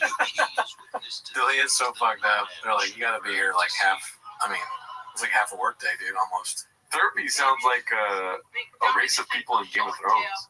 Yeah, the therapies are coming. I knew Chris before all this happened, and, Chris was tough, man. He was a dark soul and just... Not a real human being. That's one of my favorite thoughts. He was not a real human being in that period of time. Tough, not a real human being. Like, he was a bit of a narcissist, and I love him, and he's so talented. I fucking love him. Now, Chris is a real dude, man. Dude, man. Yeah, Schaub is the last person you want in your corner. Louis C.K., you remember the Louis C.K. bit where he's like, they're your friends, they're not the ones you want that have your back or whatever. The friends that have your back when you get fucked over, not the ones you choose. Probably like Brendan Schaub. Maybe. Because Brendan Schaub, he'll stick by you, but then the things he says, you don't want him to say those things. I'm not a real human being. I'm a bit of a narcissist. I do therapy 3 hours a day. All right, let's see what this other one was. Rad was Hap Clip, I think. Oh, a haphazard clip. Baba can't stop getting scammed. Haphazard posted this one. Let's see. During COVID, I got this letter in the mail, but it wasn't like a real letter. No, dude, I love when you try to gussy it up. But it was okay, so the thing about it, though, is it'll look glossy and dude, I love that. I love your face when you do it because you can see it in your face. So it was a letter saying that our wall was illegal height, all this stuff. It's a scam. It's some sort of some sort of violation. They're saying that he's done, so he has to pay to get it redone or whatever. He's gonna come. Like, oh man, this is crazy. So then I sent to my biz manager. So then he calls. He goes, "Yeah, it turns out the wall was illegally built. They used permits. Oh, so it's real, but it got scammed by the builders or the people who made it." Manager said this. Correct. Right. So not the biz manager. So cool. Sounds. He's like, "Man, I know this group. They deal with it. They're gonna come out. They're gonna take care of everything. I don't have to worry about." I'm like, "All right, cool." They come out. It's like a mom. It's like a mom and a son. And I'm like, no uniforms, no official truck. By the way, don't sleep on that door. You heard that? Oh, fuck, the door's back. Yeah. Our favorite character. That was so loud. Yeah. Use the permits. We So the business manager said this. Correct. Right. So not the business manager. So cool. Sounds. He's like, man, I know this group. They deal with it. They're gonna. You hear that rumbling? Yeah. They come out. They're gonna take care of everything. I don't have to worry about. I'm like, all right, cool. They come out. It's like a mom. I hear it. Ready? Mom and a son. Yeah. That's the door right there. Legs coming in. Talking about me, business manager? I'm like, no uniforms, no official truck. I'm like, honestly, whatever. And they're like measuring. Just an old school credit card machine. They're like measuring, like, yeah, it's over. Rulers. That's what they're doing. It's just some bullshit. Get out of the ruler. I got this one up here right now. They're like, yeah, well, we'll get these plans, blah, blah, blah. I'm like, all right. Like, pay him a hefty sum. I'm like, here, fix it. Pay him a hefty sum of cash. 3 months go by, I don't hear from him. I'm like, what the fuck? So I figured they were in the city. I get up to the city. Like, can you come out? This guy comes out, legit LA County outfit. He goes, what's the matter? I heard my wall was high. And he goes, you got a letter from us? I go, yeah, I got a letter. I showed it to him. That's not from us. And I go, first time. Did you have a problem with my wall? He goes, no. When is the moment, like, when you're talking to this guy, when is the moment that it registered in your head scam artist or the actual LA County? You're talking to the LA County guy. As soon as he blew up in a legit LA County, He already goes, hey, you can actually just go home. I think I know what's going on here. But when I knew it was a complete scam is like 2 months into it. They Yeah. came on the property and tell me, and they're just out there like slats and something like bullshit. I came out with my gun. It's out there. I got my fucking. Not my problem. Say less thing. I mean, the fucking, of course the team is at fault. The business manager. He just sent it to his business manager. How does the business manager not catch this? There's not a chance that he sent it to his That's what it is the team. Yeah, you're right. I thought you knew this 40 chess already, dude. There's no way. There's level to this shit, bro. Yeah. Or by business manager, he means a J. Yeah, it could be. You know, I mean, yeah, who does he act? Yeah. AR-15. I'm like, what are you doing? They're like, oh my god, like, the fuck you doing? Like, oh, we're so sorry. And I was like, no, what are you doing? Like, oh, we were just checking some stuff out, taking pictures. That's when the scam started because they were going to rob you. And you come over, you're like, no, we work for the city. You need to pay off $20,000 for your wall. Yeah, that's right. We're going to make it bigger. No, wait, I want to.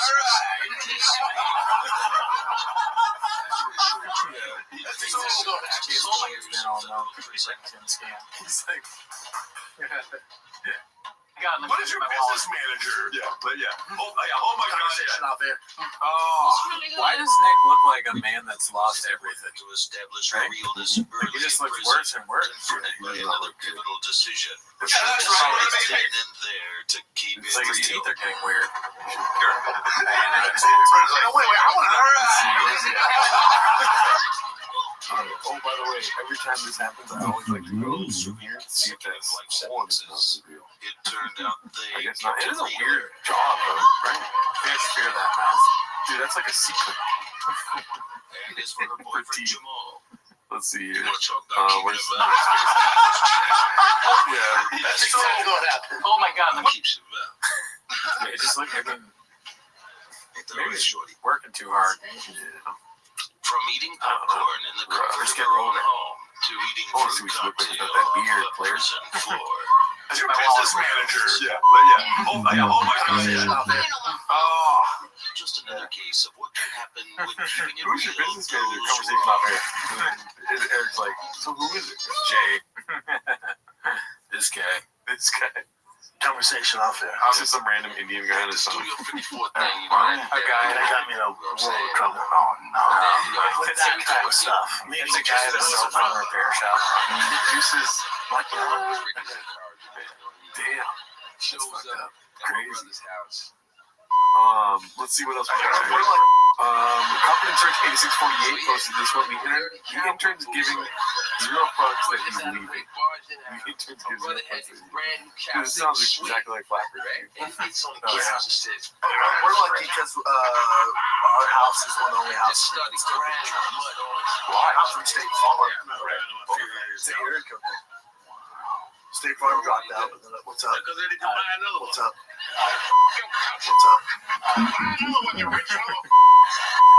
Yeah, what's up? Yes, teeth. Usually if you have a gap in your teeth, then you're funny. Because my complexion used to call me True. Dark. He calls me and my brother Dark. So it's Dark was brother. This is long before Wesley Snipes. State Farm dropped out. What's up? whole time. People might eat or eat a hot jet. Sinking. Captain Solomon. Let's see, this one's Banjo Fitzgerald. Just in case you didn't see the framed truck cover in the theater, he added an extra in the room. Truck cover. I got street truck. Wow. Well, he's always been sort of like an art guy. Putting stuff up. So that's the theater. Let's see what the movie is. I ain't gonna lie, bro. Keep it at 100, scoop it in the bag. Alright, I'll stop talking. Of course, the popcorn machine. This is where he watches Moana. Next one. He wakes up, looks at himself in the street truck. Wow. Yo, what up? How are you? Nice. That is ridiculous. Baseball stuff. Where are the cubbies turned? There's a cubby on this side. Yo, how can I help you? get worried. I feel like this is invasive. Yeah, and I.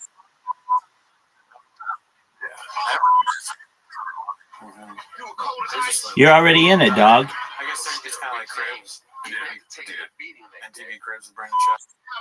That's enough. You're already in it. This is Drunk Asshole Won't Give Up.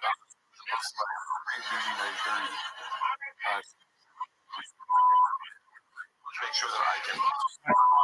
It's called the Waddle. I love seeing a sunrise with cocktails. I already see you're already in it.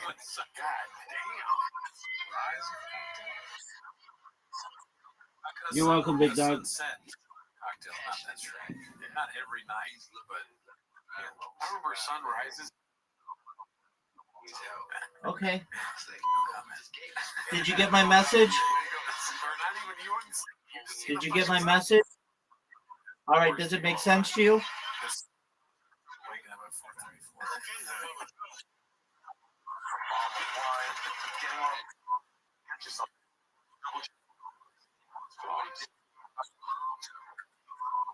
Okay, well, read it. Make sure it makes sense to you.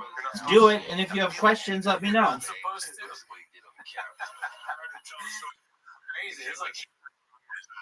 Okay, doke. You know, it's funny. This seems like it was Bert Kreischer's peak, and then everything went downhill. Because this is a while ago. This clip. It's a hot second ago. This is a hot second ago. Hot. That first kiss. You don't get that first kiss when you're married. You get that first drinks at a brunch. Someone goes, "Should we do mimosas?" And then later, actually, a bottle of mimosas, and you're like, "This is gonna be the best day ever." Dude, you just hype me up. You just hype me up, bro. That's like a mockery speech. Yeah. It's pretty inspirational, though. I should speak at AA meetings. What? Come on, show me a pin of Rick James. Do something. Stupid ass barstool shit. I don't mind that Sunday Conversations show. I don't know what it is. I make no comment. I'm once again commenting on something I have no idea. I'm sure it's great. Yeah. I just knee-jerk reaction. Sorry. Big sorry about that. Yeah, I think you're ridiculous as fuck. I mean, what we were talking about. The next one's Guild Guitars, dude. We haven't seen some Guild Guitars in a minute. The Diddler thinks Chin's singing sucks. What? Let's see. What is this? Oh, my.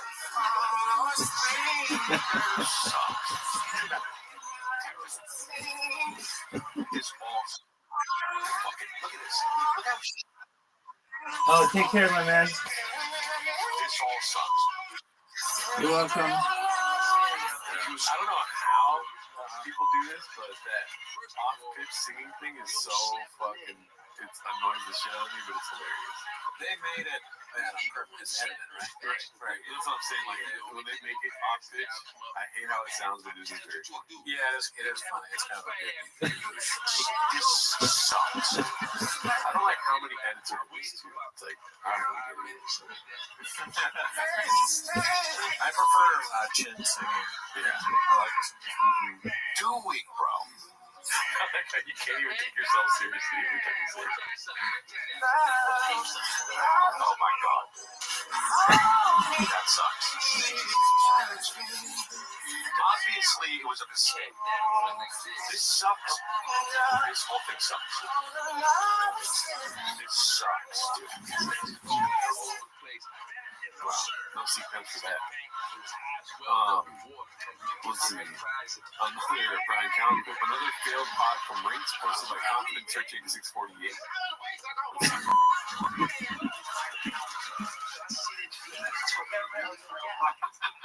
I stopped doing. I was doing all the minutes. Okay. I'm sorry. What's my point? It's such a short as that broadcast. Until I can figure out what's unique, I find it interesting. That's not right. I'm not smart talking. Yeah, I'm gonna go find the Steve Irwin. See where Who is that guy? I don't know. Or it just died. I'm gonna find the Steve Irwin. Yeah. Was it her road? Over the top. Yeah. Still a good fucking idea. Yeah. Good idea. So he's talking to tells the truth about stuff you can't talk about.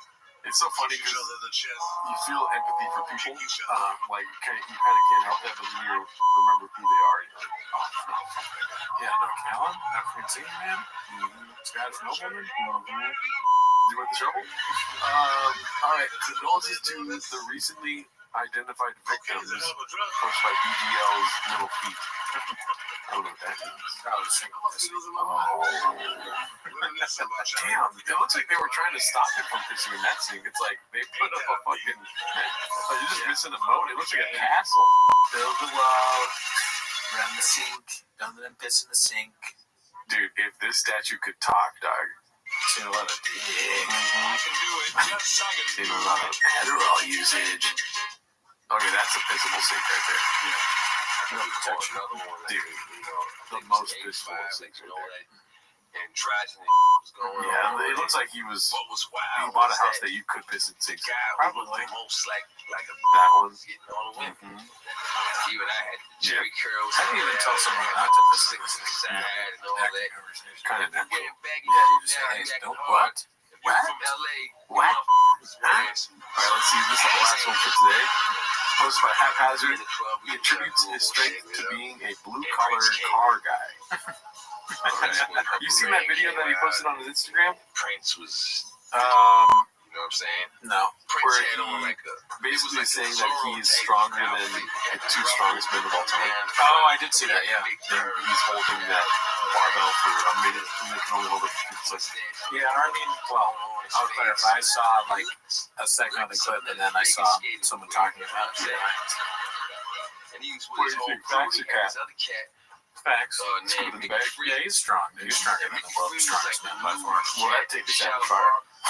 Strong man. Oh, big old strong hands. I heard of strong hands, but I haven't heard of. I didn't know that I was sitting next to the guy who had the strongest hands. I don't know if he was strong. What? Not bad. But hold on. Talk to my brother. Hold on. Didn't you beat Thor and what's his name? My boy's Hooper? Yeah. Didn't you beat Thor and the current strongest man in the world?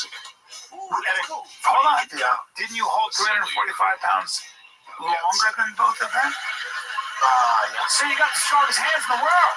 Those guys are pretty strong. I've been sitting next to the guy who has the strongest hands in the world. Don't you feel better now than when we grapple? Like, yeah, I do. Yeah, I do. Yeah, well, you have. Meanwhile, Chin's behind the camera with the fucking neck bracelet. Yeah, like, why did you choke me that way? You did it the whole time. Your fingers are the same. What's funny is your fingers are literally the same size as your palms, but your palms are little. Yeah. You got big old palm balls. But your hands aren't giant. You don't have big hands. No. You know what's good about the movie Austin? Is that we are further from death. That's true. Yeah, you can't strike as easy when he finds us. He finally gets his vengeance. Yeah. Who knows? He might have like one last night out. This fucking goes for it. You know? I'll tell you this: if he sends meeting guy, I'll fucking well. Oh yeah. Violence, no.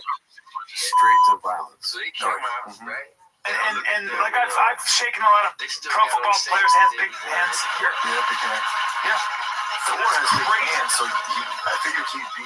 He may be the most. Let's watch this for a second. This is crazy.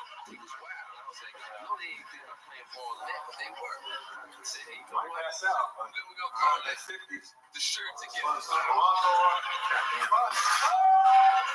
That was 55.7. And Mitchell Hooper. Mitchell Hooper's the current strong, like he beats Thor and everything except for deadlift. Look at this. Look at this. Hell yeah. 60.4. They must have been like, what? Yeah, they're like, what the fuck? Yeah. Wow. I'm also a lot lighter than them. But it's different. No, you're 100 pounds lighter minimum. No. And you don't train like that at all. And you're 10 years older. So, no. Hold on. That's what I'm talking about. I know you're Bam Bam. I know you're stronger than you. Bench press 225 right now. You can do it 30 times. You can do combine numbers right now. Oh, yeah. And then you got this cat standing Young behind you, NFL player. and he's Have getting you ever close been and his hands is out like Yeah. this. You don't really want to be bent Really? over in front of a cat like that. You know what I'm saying? Oh, man, I'm sure he could do 225 30 times. Yeah. Incredible. Not that destroying most of the guys in the combine. Yeah, They shut out the whole. Yeah, 70 cents. Yeah, I mean, Man, like it's kind of hot out here, man. 6'3", 6'4", that kind of shit. Purify yourself in the water. Easy money. Anything under that's like, yeah, so you're not a really huge deal. Yeah, obviously, outside strength-wise, yeah. Strength pull up. Yeah. Yo, man, That's it's cool. impossible. Well, I've never seen you. It's not so often. Sometimes I like to I'm a bit of a powerlifter myself. Maybe he watches these clips and shivers his tail. Oh, yeah, he's watching the Escape Death. More like Brendan the Big Ol' Hand. I remember you did strict, because I did them. I did 30 pull-ups, and then you did something else. This is kind of yeah. I do this. You do? When it's called out? You keep your hand for it? It is a little cold. Snippy. Yeah. Go for it, dude. No, I'm ready. They're fine. I look at you immediately, and I'm good. Like, you have to stop yourself now that you know. 32 pull-ups strict. And that's a lot of weight, so, you know, but that's fucking crazy, dude. It is kind of boring just for everyone.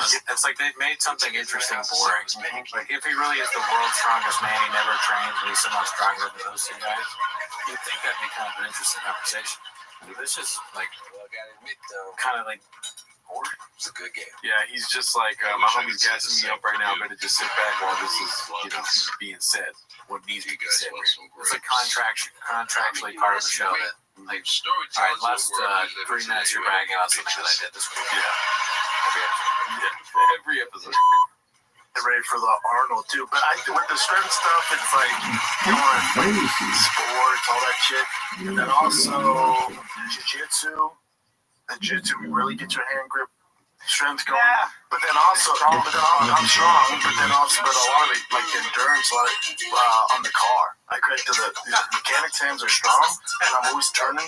Like, you're constantly like this, like, cut to him doing the gas.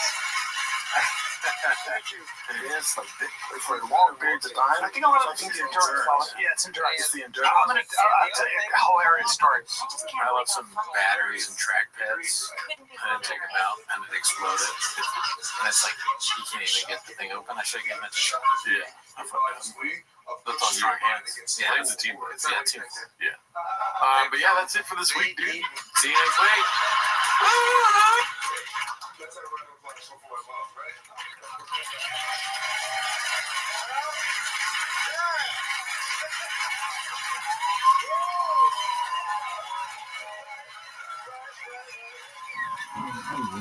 Yeah.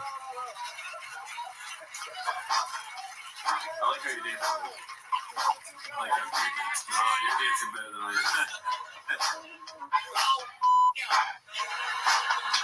Good to see you, Dave. What's up, Mike? On my show back. Give my show back, man. Just come back. Come on, man. Okay. You know what? What? Why don't we all the time, every day? Nah, son.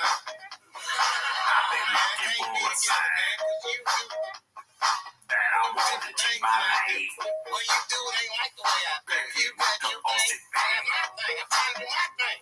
We can't speak our mind, maybe we can move it by. No living human being, they say it's true. We can pilot your robot, living here till Newsom's gone. Double living human being, reacting C to triple C. What's I gotta tell you, man? Stop the vibration, time on the machine. When you get here, boss, push and try to speak. Release the problem today. Welcome back. This one right there. Welcome back to 10 Minutes a Shot. Thanks for tuning in. As always, join the Patreon. This week we watched Ari Shafir's new special. It's the new special, America's VR. I forgot it was called. You know, and I won't give away what we thought of it. Yeah. But I will say this: there's a message of positivity, and that's what this show is all about. Yes. Everybody knows that. But anyways, that's not why they're here. We also stream on Wednesday. Yeah. But that's not why they're here. No, dude, not a chance. And also, we did not put sugar all over Ari's dick and say it was delicious. It's true. We're not going to sugarcoat anything. Ever. Never. We don't do stuff like that here. So, start the timer. Wait, the chin clip. Why is your brain not working sometimes? My brain doesn't work. Okay. All right, let's go ahead. I like what we did last week, so I'm just going to do the same thing again. Oh, shit. Scrolling down through fucking remix. It's the remix. Oh, shit. Why did you say that? Because my brain doesn't work. I wanted to come up with a thing to say it's different, but I said it's the remix. Like our Man, you are very scathed right now. You're not on scathed for sure. I've never left this show unscathed. I've always been scathed. All right, let's see this first. I'll call that out. This is scathed guy. Always been a scathed guy. This was posted by H-Man.com. What does that mean? I don't know why that made me laugh, but it did. Each account is less than 4 hours old. The red bar. Joel?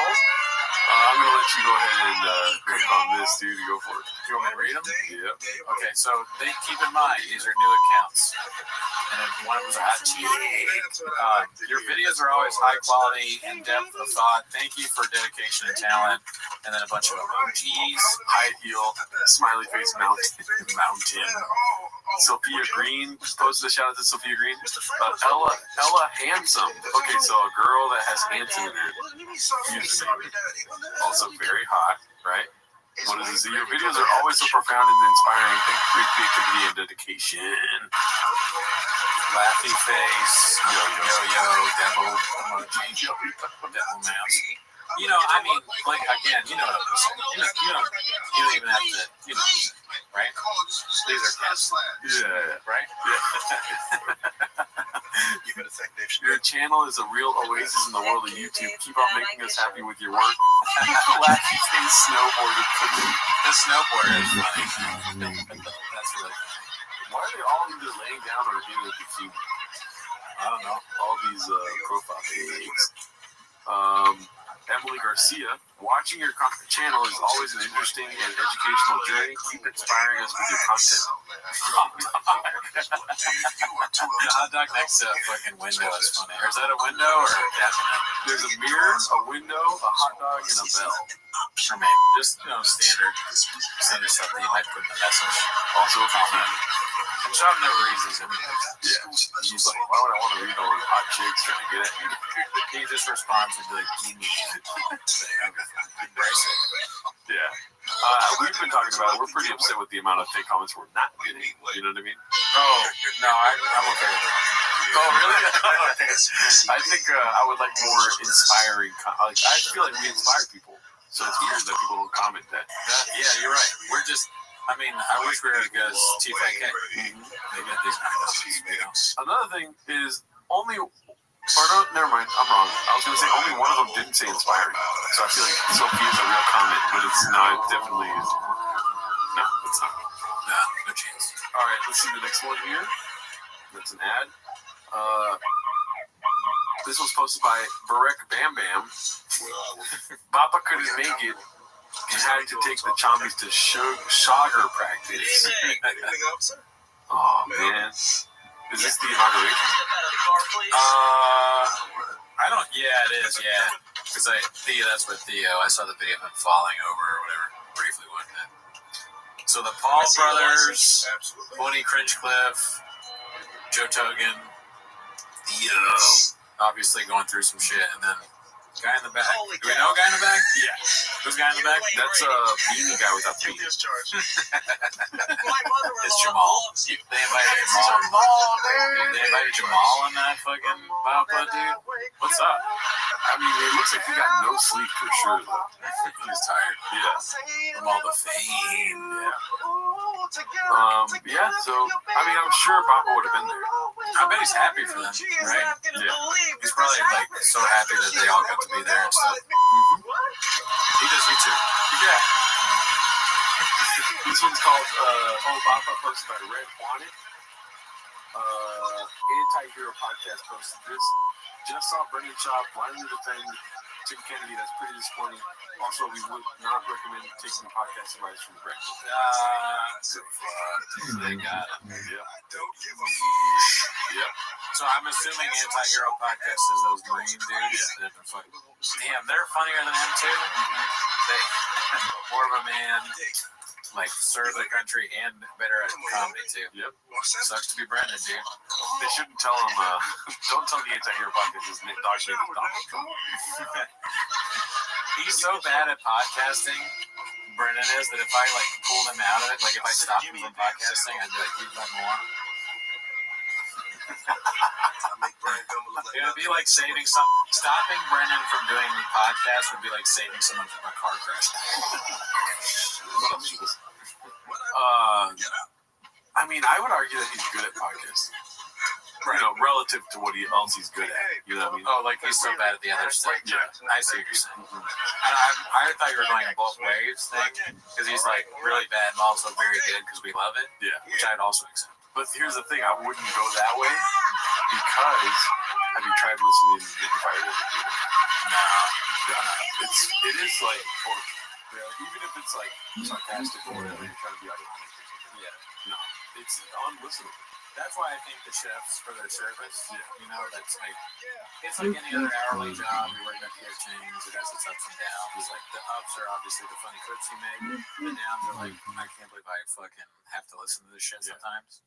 And then even the only episode I ever watched really from beginning to end is the glass episode.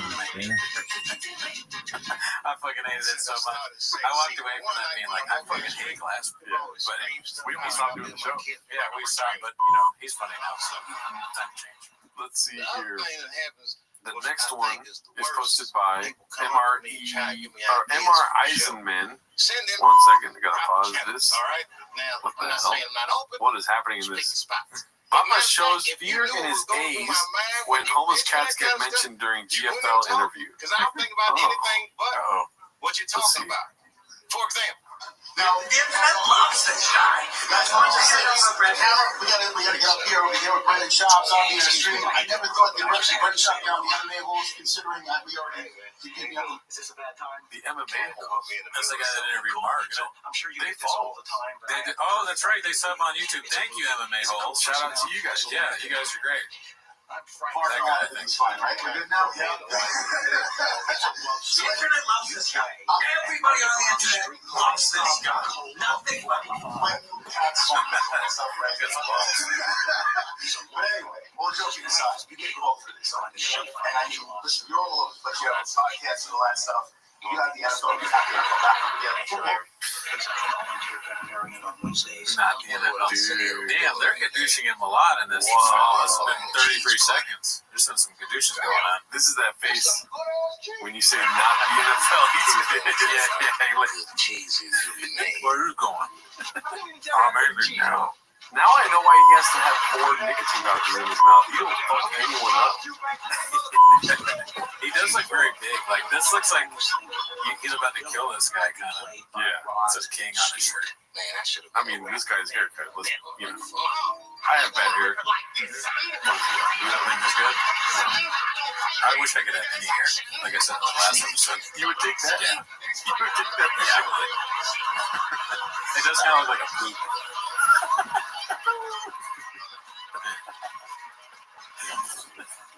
It's spreading out the end. A turd with a tail. But listen, his hair is better than that guy's hair. That guy has the worst of all. That guy does have the worst hair out of the two. Yeah, oh my god. Yeah, something's going on here. I like his confidence. Something's going on here. He's just like, yeah, he's like, they talk about him a lot on the internet. People love this guy. People love this guy. I gotta go fix my hair.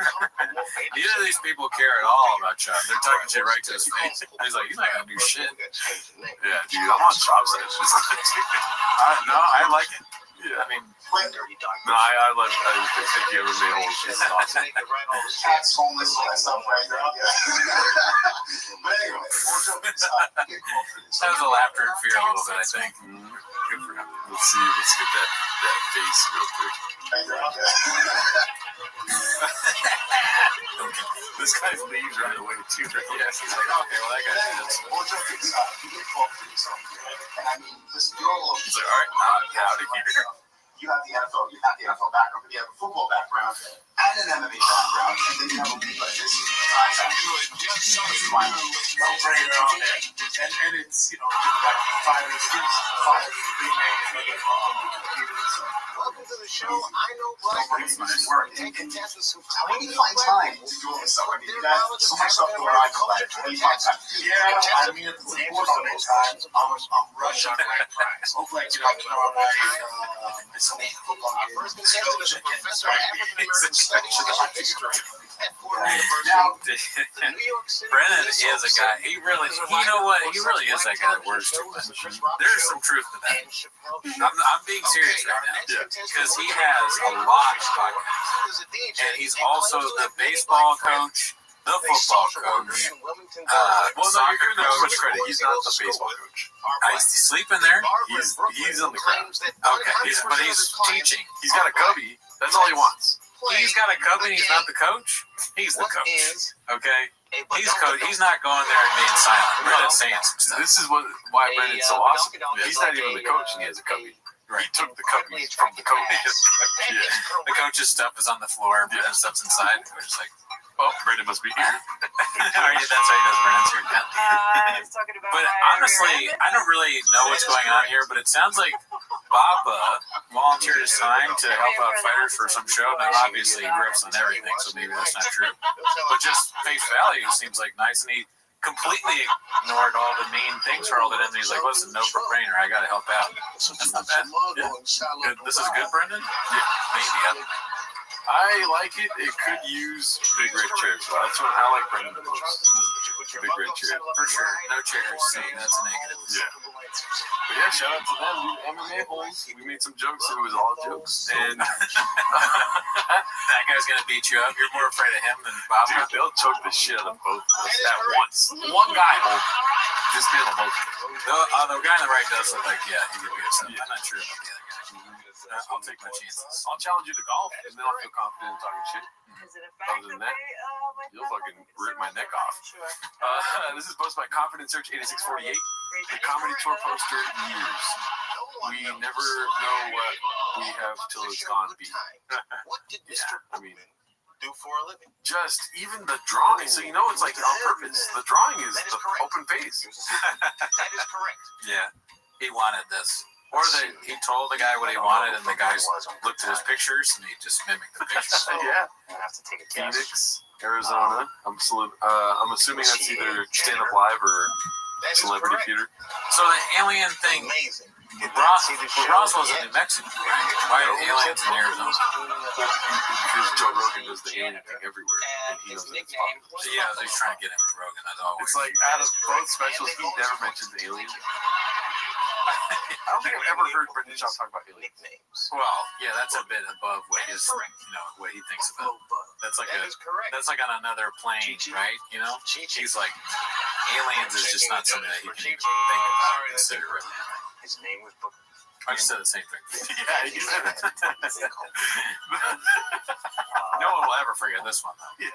This was so dumb. Yeah. Just, Dahmer. Okay, I was like, what is that noise? It's wild parrots outside. They're so fucking loud. They are pretty annoying. Yeah. You can't get rid of them. Michael's basic species, just like homeless cows. This is, by the way, it does have like an AI art feel to it, but I feel like the only part you have to mess with is the face to put Brendan in. I know the person that does socials for that club. Oh, really? Yeah. Spokane Comedy Club. Wow. It just, it's funny.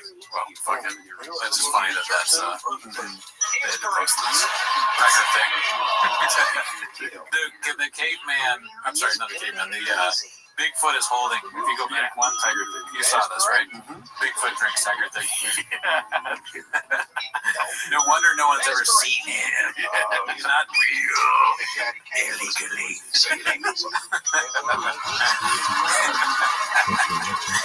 I didn't have a shirt. Brendan Schaub, did you have fun in 2023 tour? Did you have fun?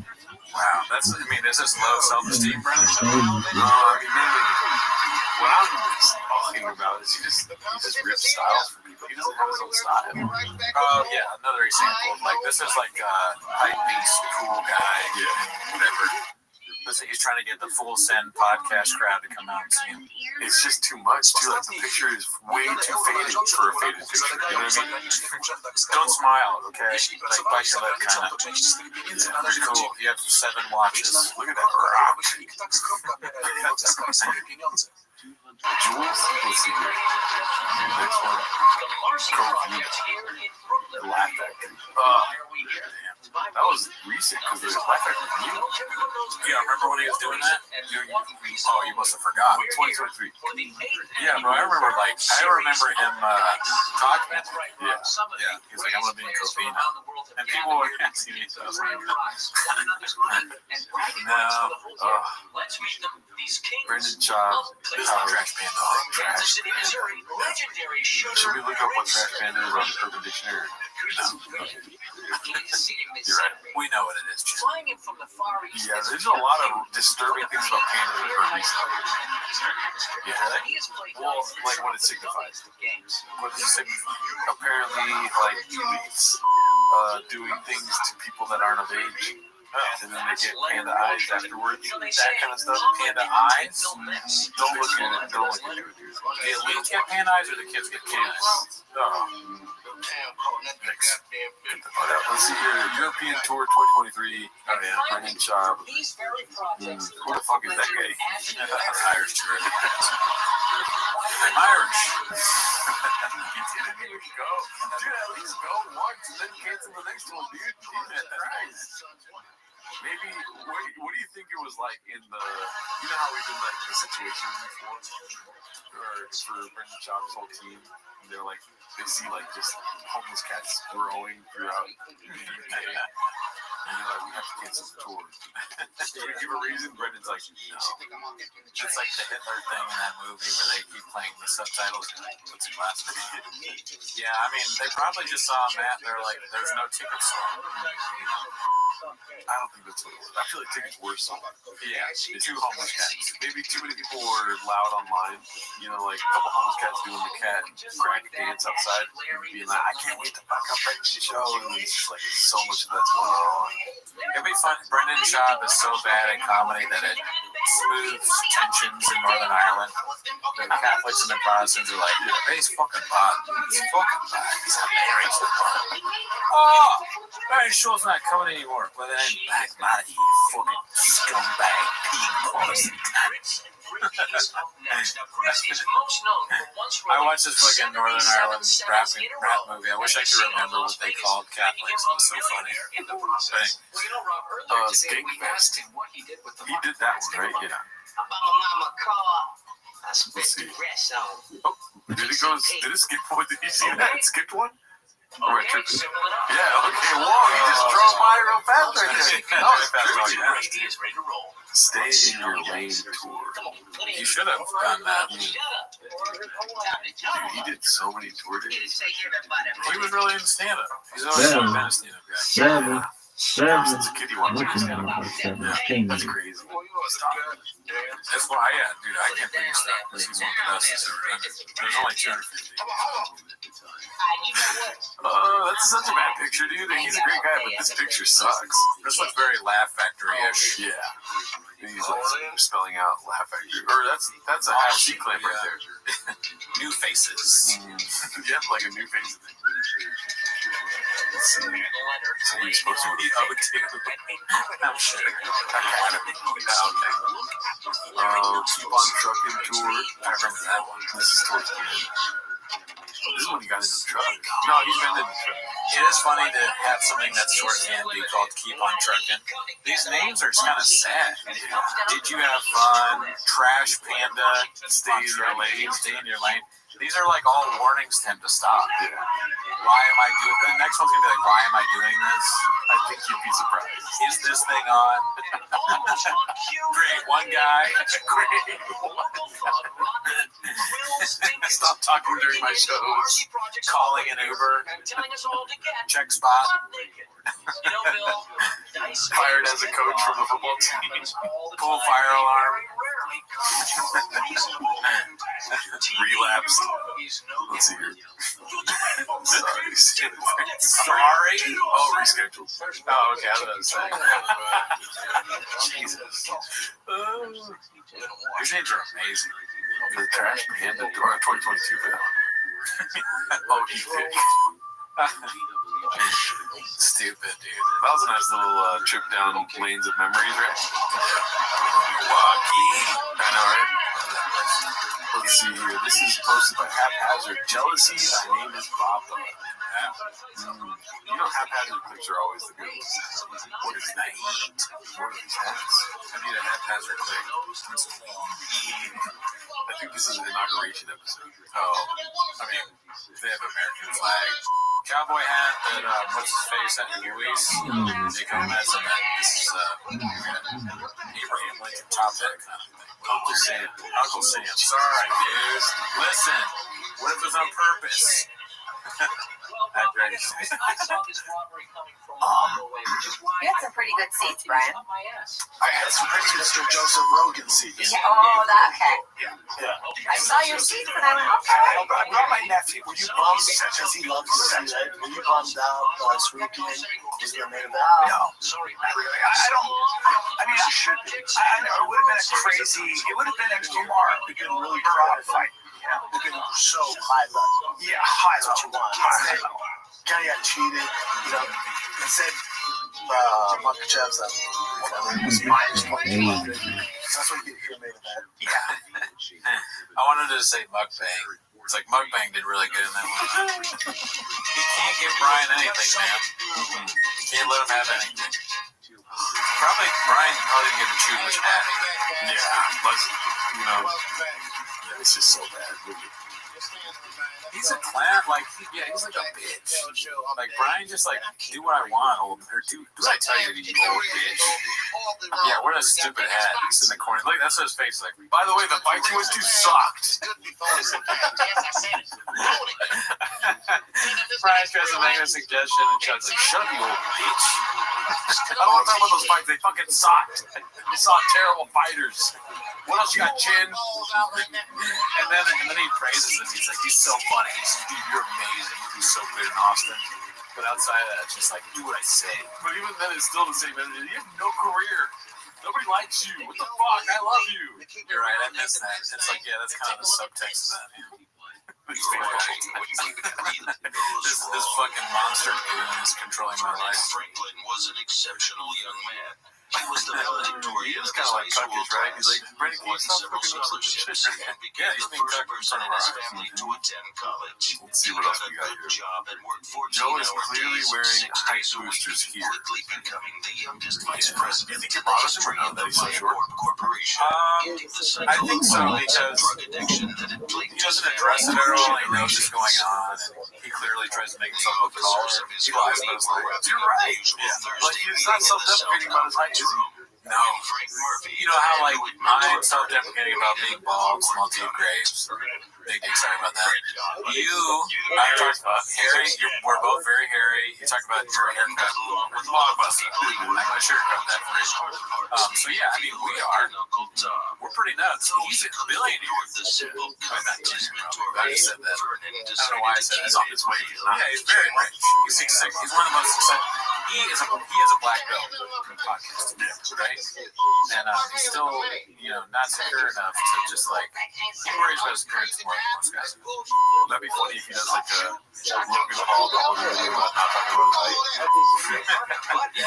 I did Logan do a race in the ball but remember the Suicide Force apology video? Where he was like, I made a great mistake. You watch the video? Okay, the apology video for not talking about height. Okay, well, I hope you're listening, Mr. Joseph Rogan. R.I.P. Let's see here. This one's posted by David Q for 3752. Okay, let's see what happened to her face. I don't remember this one. Oh, so her face is different now. This is really younger. I don't know, dog. Let's skip it. Okay, this is Oh, okay. I don't like hearing about this. You want me to read this? You read the title, right? Okay, yeah. Herbie Hancock 619 posted this one. Annie Letterman bombs at her Annie and Friends show at the Comedy Store. Went to the Comedy Store Tuesday night because I saw Annie and Friends show was with Bobby Lee, Anderson, and Bill Burr. As expected, the three were absolutely hilarious. But Annie was beyond awful. It was actually painfully awkward how bad she was. I had never heard her stand up and figured she was successful since she runs in that cookie circle. I read Cookie with everyone else, but when I was sitting in the room and sounding awkward, it was an understatement. She kept going to her stool to look at her notes, and when she did that, it was sympathy to the silence. She tried to do crowd work, but we weren't giving her anything rightfully so. For someone who points fingers at people who aren't funny, she should make sure her hands are clean. It's an absolutely that sort of sad. She sucked all the way into the room while Billy Goldberg came out to close the show and killed. My friend and I couldn't believe how terrible she was, especially considering it was her show. I guess you can surround your set with a lot of people that already did, so I know she's still great to look at. Just being her place to try to deliver a long-term truck. Try and tell you one word, dude. Pedestrian. Right? 100% vanity in there. All right? They're awesome. So glad you're thinking the same thing I was thinking the whole time. I mean, you know what? Why don't you go ahead and tell them about it? Well, no, fuck you, first of all, whoever posted this, because she's literally working on new material and not doing solid jokes. Oh, yeah, that's the real. Yeah, I was going to go into a character. Oh, my bad. No, I'm not going to do it. I know, like, this is very obvious. She's doing new stuff. Right? She's very funny. Her stand-up is good. I wouldn't sugarcoat it. I wouldn't tell you that your dick is delicious.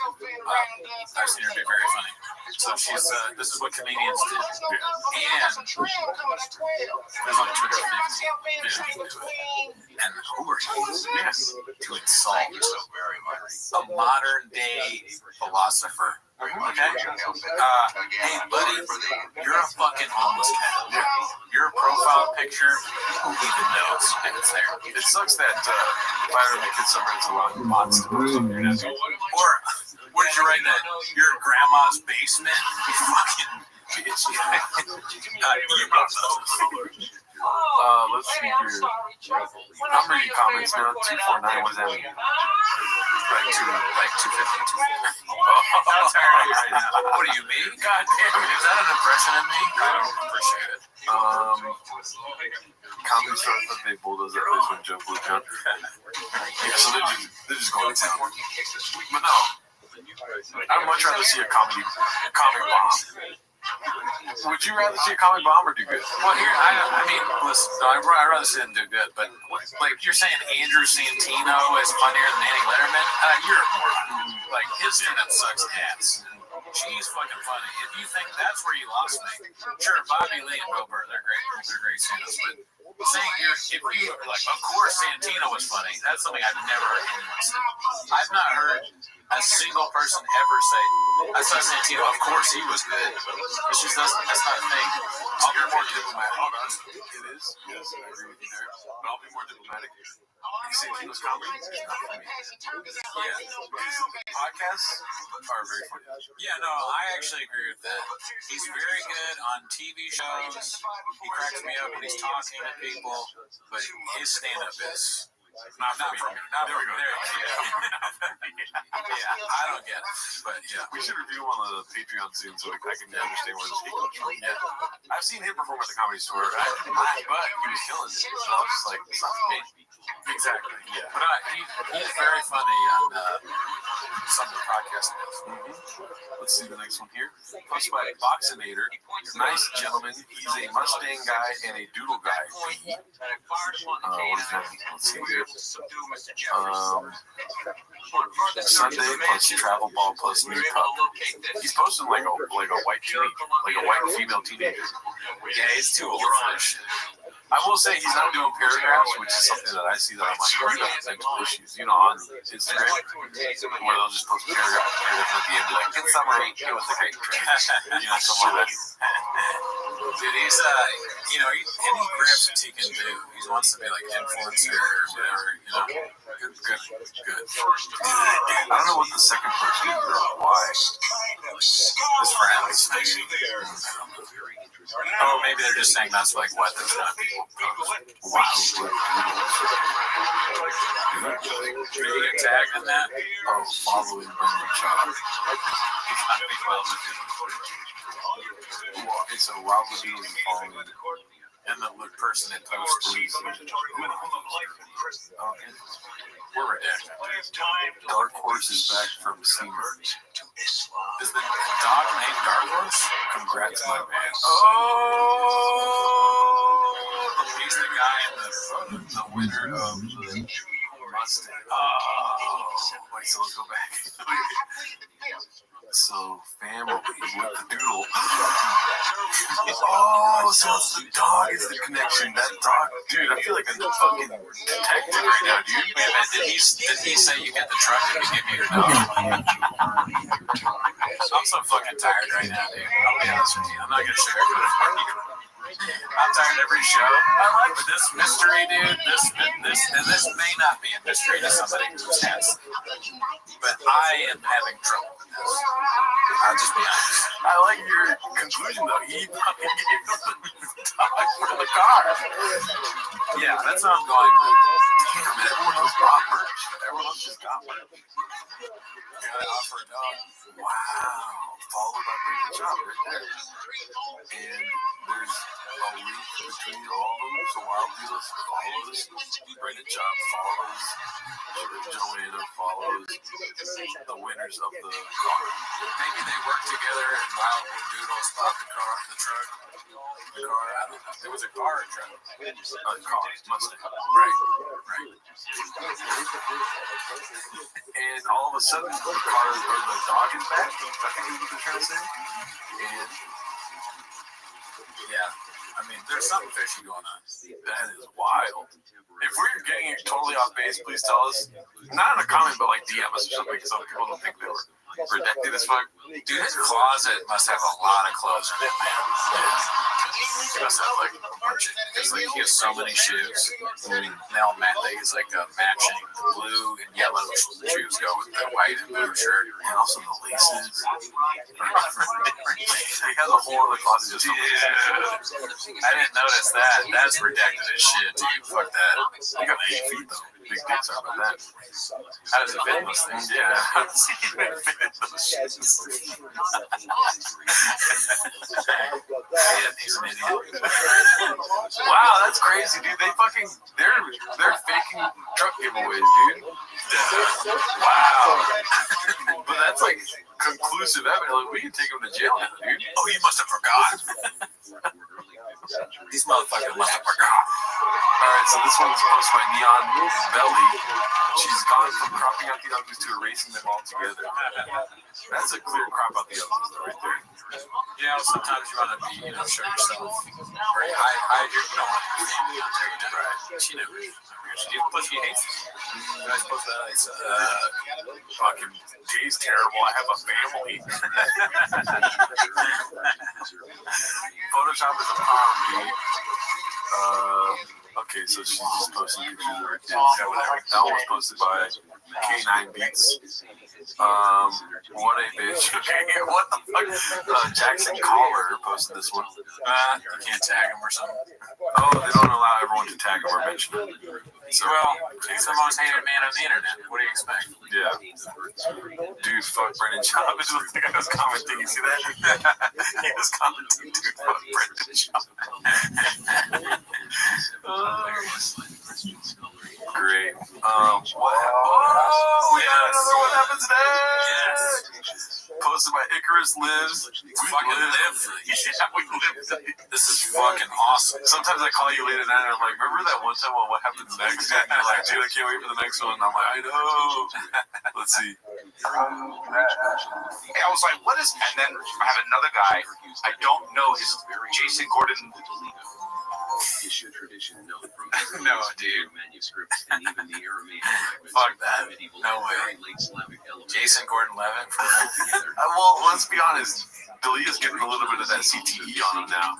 Jason Gordon-Levitt. I mean, it's pretty close to Joseph Gordon-Levitt. There's a lot. That name is funny because I've heard it in stand-up before. Like the guy, the red-haired comedian Matt something. He would go like, "This is my impersonation of the Police singing Joseph Gordon-Levitt." He goes, "Joseph Gordon-Levitt." Joseph Gordon-Levitt. It's just a funny name. Yeah, it's like, tell me your parents got divorced without telling me your parents got divorced, right? Oh, yeah. Like, don't get over it, dude. Go by Levitt or Gordon. Facts. That's facts. But both of them were cool. I don't fucking care, dude. Your name is complicated. Joseph Gordon-Levitt! Ramsey? Corson, Layden, Levitt, Jason Gordon, Levitt. Gordon Ramsay. Jason in there? I'm so tired. That's what's funny that he says Ramsey. Jordan Jason Levitt.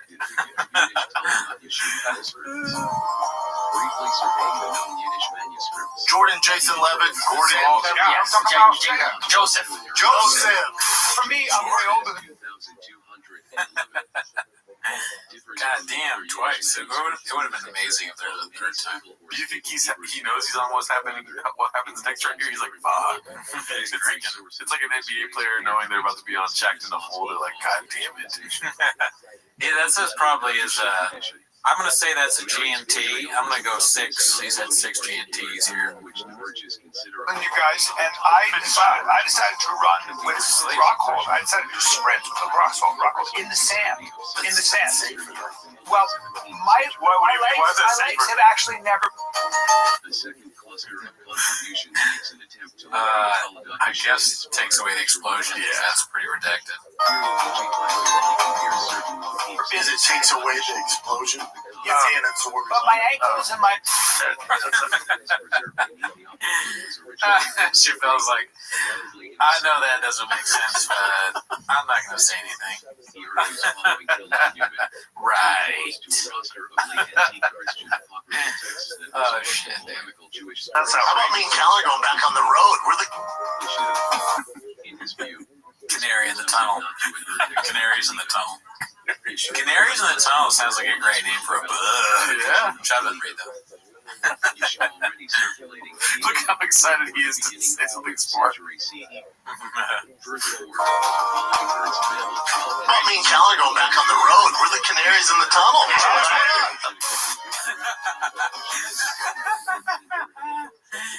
Oh my gosh. Oh. Yep. I hope they don't cancel this show. This show is so good. Oh, you can't. It's the best show on fucking TV. You did. Shout out to Icarus Lives, dude. This one moved to Austin, babe. This one's supposed to be Khabib time. Miss a shop, your hair. Yeah, I don't know what's going on there, dude.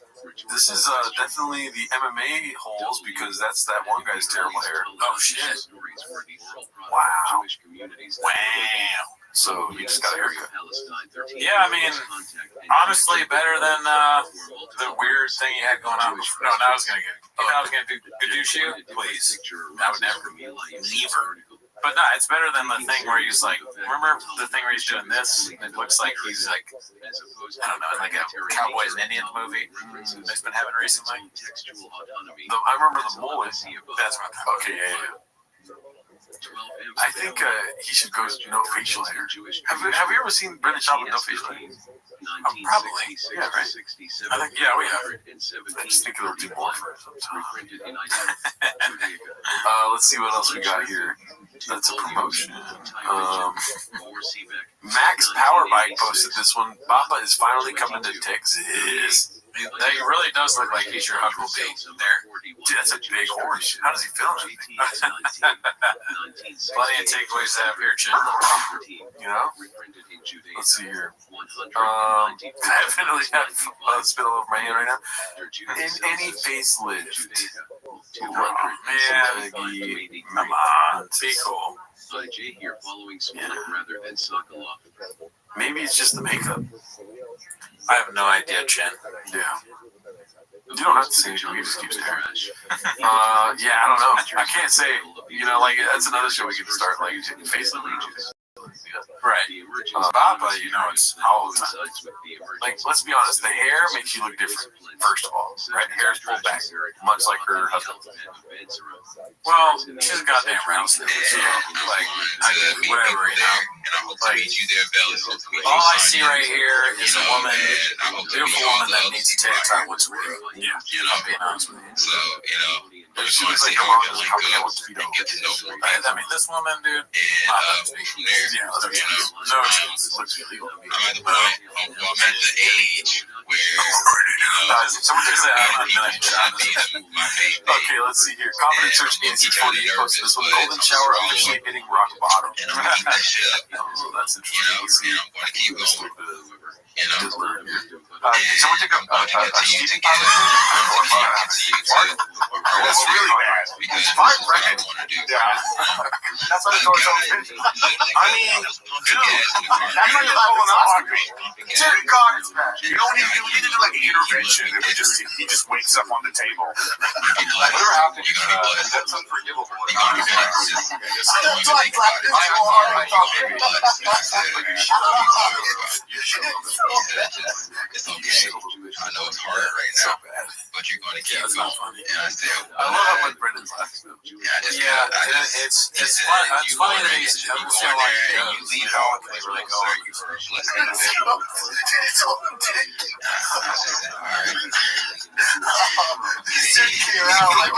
Man, there ain't no way around this. COVID restart.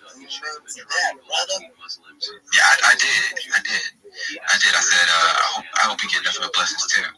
But what's up, Rabbi? What's up, man? How you doing? Merry Christmas. Living the dream, my friend. I hope you have a wonderful day. Do you mind if I share my project with everyone? Of course, it's just show your skill. Of course, you got the flow. Here's the mic.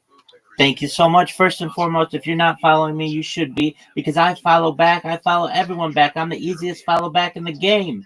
I'm Rabbi Rothschild. If you don't know who I am, you will. I stream my life 24 hours a day, 7 days a week, 365 days a year for world peace. I've been doing so for more than 4 years. My streams go back to the pandemic. We've seen the death of a queen, the birth of AI, the coronation of a king, and everything in between. This is a real-life Truman Show, a real-life Big Brother. This is a timeline and a time capsule of human achievement. In the 1990s, Bill Gates coined the phrase, content is king, and I'm making it true today. I'm king of the internet. This is the biggest event in global history, and here's why. In 2018, The Economist magazine stated that data had overtaken petroleum as Earth's #1 resource, and I have more data archived on the internet than any person ever, which is making me very influential. I'm going viral, and when I do, I want to make you, your friends, your family all financially independent if you're not already. I want to ensure that you have generational wealth if you don't already, and I want you to be able to start charities and philanthropic organizations of your own. I'm unlike any influencer you're ever going to meet. I'm not live on one YouTube stream,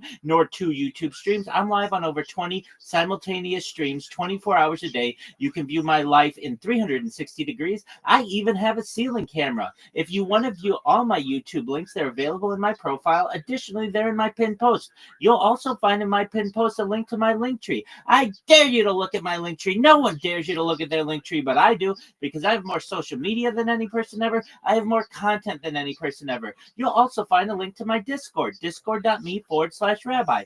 We have over 2,700 people in the community and continue to grow each day.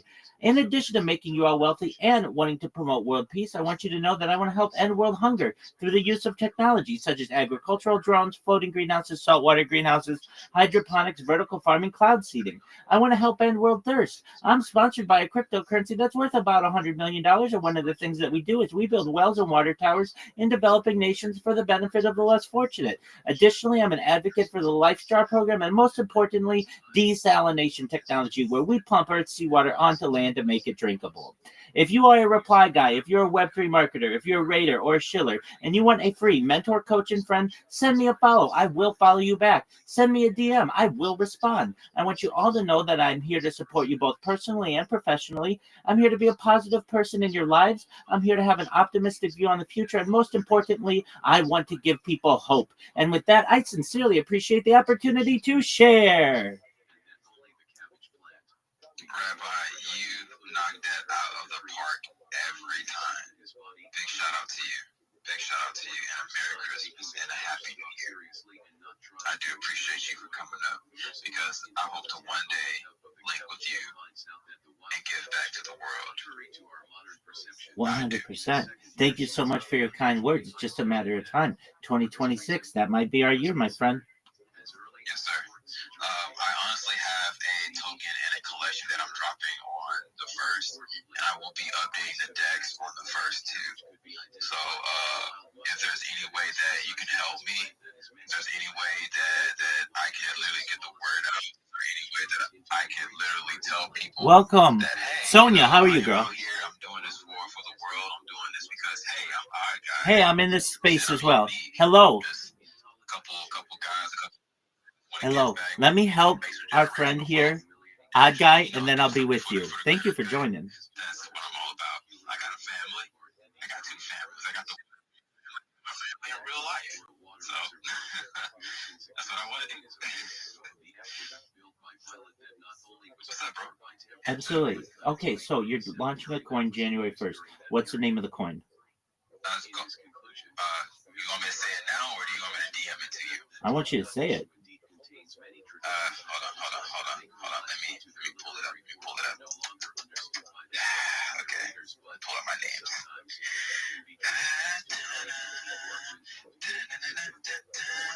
It's going to be. Hold on. I had like a. Okay. At first, I was going to call it OG only, OG forever, or OG uncut. Okay, they all work. Let me ask my next question. Do you have a link tree for your project? No, sir. All right, that's the first thing that you need to do. The reason why is when somebody types in whatever the name is, OG Uncut or any of the others, you want to make sure that you dominate social media, you dominate search engines, and you dominate AI. When people are using Gemini or Grok or ChatGPT to find out information about your project, we want it to have AI to have a positive take on it, correct? Yes, sir. Absolutely. So what I'm going to do, Guy, I do this for anybody, not just people who are launching coins. I'm going to send you the and everything I tell you is free, the top 30 social media platforms you can have. And you may say, well, Rabbi, that's a lot of social media. All right, we've got 7 days or so until you launch the coin. And this is going to give you the opportunity to set the foundation for some excellent results in search engines. You're going to dominate, of course, in social media. You're going to be able to put in some perhaps AI videos so that you don't have skeleton accounts, just basic, simple videos that say, hey, this is the token. This is what we're about. We want to give back. If you want to connect with us, here's the wallet address, etc., etc. These are just some, I would say, basic things that any project should have. So if anybody's interested in what these are, like you're going to want a YouTube account. That's the #2 website in the world. You're going to want a Gmail account for the project. And I understand you're still early. You may not have the name settled down yet, but you're going to want a TikTok. TikTok's the #1 trending social media platform in the world. You're going to want a Facebook. It's the #1 social network in the world. You're going to want Instagram, all of these. So I'll send you the list and what you do over the course of the next week. You create these accounts. It's really important to do that. You will be shocked the difference between you Googling the name of your coin, whatever you want it to be now, and what happens in 1 month. In 1 month, if you create these 30 social media accounts, you'll have the top 30 results because Google essentially prioritizes social media over maybe a website that you may have or a wallet that you may have. So if I'm going to just send it to you, it's free, and I'd love to help you in any way that I can. I want to see you be successful. Thank you, sir. I will definitely get to work immediately. You see that, Billy? See what I'm talking about? Instead of replying, I'm out here making accounts. I'm out here busting my ass. And so that's more work. I'm doing it, brother. I'm doing it. So, in all seriousness, this is going to go up. This is going to be all pumpy, no dumpy. All pumpy, no dumpy. And Cersei, you might be down there laughing right now, but this is no laughing matter. This is very serious. So on January 1st at 11 o'clock, we will be launching the OG collection, and we will be launching the token, and we will be buying the decks, and we will be on multiple platforms. Multiple platforms. So look out. Have fun. I'm going to be on stream. So if you want to poke fun and have jokes with me, Cersei, have at it. I'm going to be cracking back. And I'm going to be like, oh, hell no. Oh, hell no. I'm not going to be taking that from Cersei. And I'm going to be, trying to go from there. All right, guys, what platform are you going to stream on when you launch the coin? Pump.fun, sir. Okay, very well. Have you thought about multi-streaming on not just Pump.fun, but also perhaps YouTube, Kick, Rumble, Twitch simultaneously? It's free. You can do that? 100%. It's multi-streaming. Rumble Studio, if you've heard of the website Rumble, they offer a platform that's known as Rumble Studio. It's absolutely free, and you can essentially take what's called the RTMP key. This is the real-time messaging protocol key. This is nerd speak, so to speak, for just something that the different platforms give you to be able to stream on different platforms. So yeah, you 100% can. And you've got 7 days to be able to kind of figure this out. It will take you less than an hour, or not even that. Like really, I've helped people do this in 10 minutes. It's not hard. All you have to do is create the Rumble account. If you have a YouTube account, if you have a Twitch account, and you have a Kick account, let's assume that you have those. Those, okay, if you don't, then that'll take you another 15 minutes maybe to create them. Then what you do is you just take a little code, or like just basically an address from each one of those. You put it in Rumble Studio, and then you can also do it from Pump.fun. And when you go live, you'll go live to all of them simultaneously. So if this is of interest to you, I'll certainly help you with that. And everything, again, that I say is free. I really want you to have a very successful launch. And why only have a very niche amount of people who are able to see what you're launching on Pump Fun when you can have the whole internet view it if you want? Oh, that's going to be dope. Oh, man, that's going to be dope. Damn. So I gotta put all that in perspective. That's going to be really fun. It's going to be really fun. That's going to be really fun. I really can't wait now. So I'm going to get all of that going. I just Googled Rumble Studio just now. So your online streaming artist studio, everything you need to start streaming. Okay. 100%, and it's free. And they have just a system that you just literally have to log into your YouTube. You have to log into your Twitch. They automatically get locked in. The one that you have to do a little bit of manual customization, it's not hard, is Kick. You just have to get the code from Kick to upload that. And then the same for Pump Fun. So when you're ready to stream on there, you'll be able to do that as well. If you want, you can do all of the video sharing websites on one browser and Pump Fun on another, if that's what you'd like as well. The Kick and Rumble and YouTube and Twitch, all of their chats will be unified. And it's not just limited to that. You could do it on X. You have, if you have the opportunity, well, I noticed you don't have a premium account. I don't either. I don't think it's necessarily worth it. But if you did, you can live stream on X on there as well. And about 33 other platforms at a minimum. So, everything from DLive to Trovo, some that probably haven't even heard of.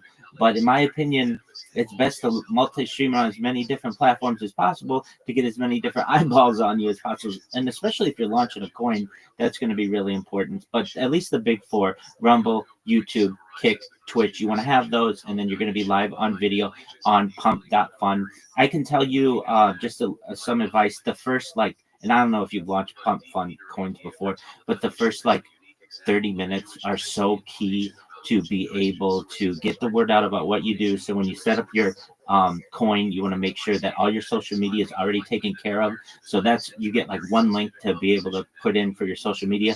That's why your Linktree link is going to be perhaps perfect for you. If you have a website or whatever, that would work as well. But we can talk about all of this stuff on the back channel. Certainly, I sent you a message with all the information that I have for all that social media, and I'm always live 24/7 on not just YouTube and Rumble and Twitch and all the others, but I'm live in my Discord. If you ever want to come connect, we have some people from this club right now who have joined my Discord and are watching me right now speak to you live. So if you ever want to connect, you ever need any help, I'm here to help you, my friend.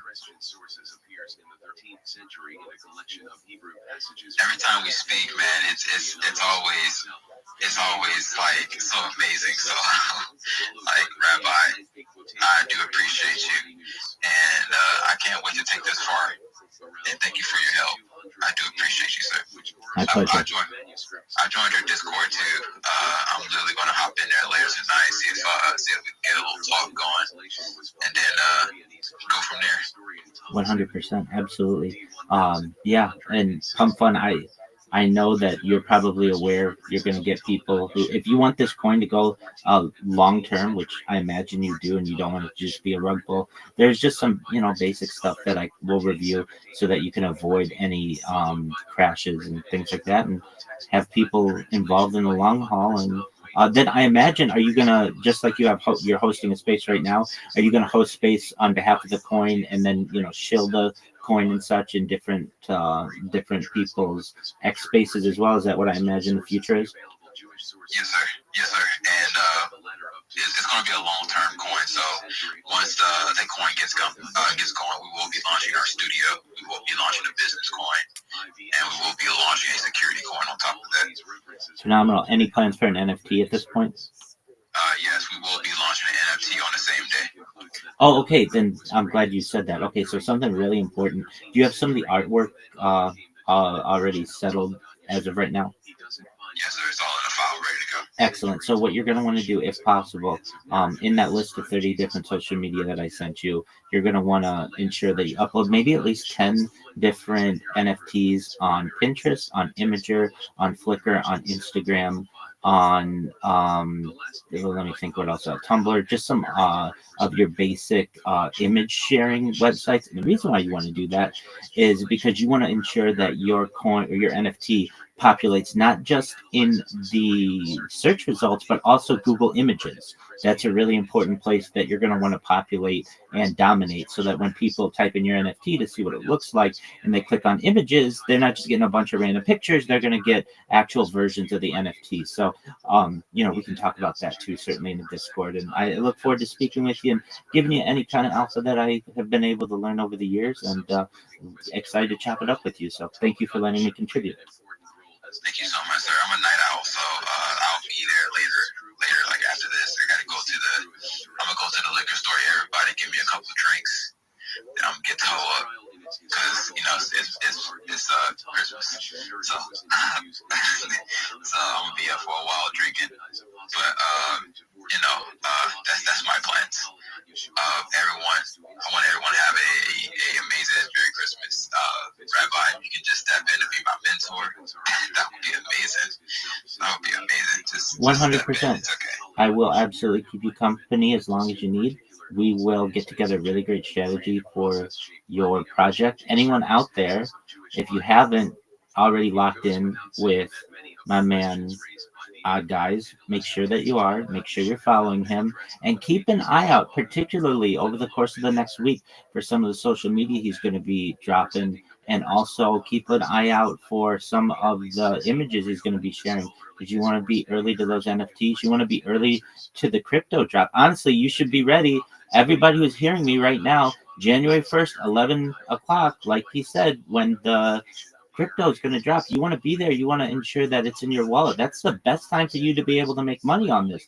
That's essentially probably the time when it's going to be cheapest, and you want to make sure that you've got that in your bag. So everybody, if you don't have plans already, January 1st, 11 o'clock, be there. Yes, sir. Yes, sir. It's going to be 11 o'clock Central Time in America. So I believe that's like 5 or 6 o'clock, 7 o'clock in Nigeria. But I'll make sure to have a space up. Everyone, you can go to Odyssey's account. That's my main dev account. You can go there. You can see the space. You can literally set up a timer reminder, and you'll be there. And then just move from there. I'll be there answering questions, because I am a walking AMA, and I will be answering all questions. I don't care what it is. What color is the sky? Blue. What are you doing today? Having fun with my family. What are you doing today? I'll be launching a token, launching a collection, launching this, launching that. I will be here, so it's okay. I'm not going to rug this, because this is my love. This is my passion. This is what I love to do. So, just everyone here got the alpha. Everyone here has the alpha.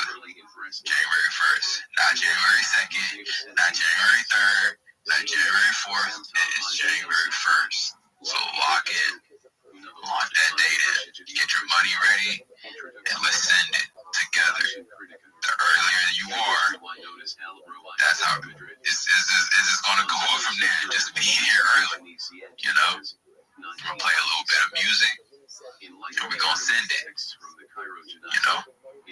the music to answer questions, and I'm gonna put the music right back on. I hope my boy Cersei there. Cersei, don't fade this, Cersei. Fade everything else, but don't fade this.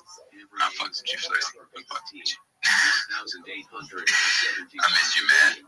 We used to be in the Discord playing music, but, you know, I know we get busy. But, Saya, Philly, Rabbi, JJ, Celine, Cersei, Akaza, Mr.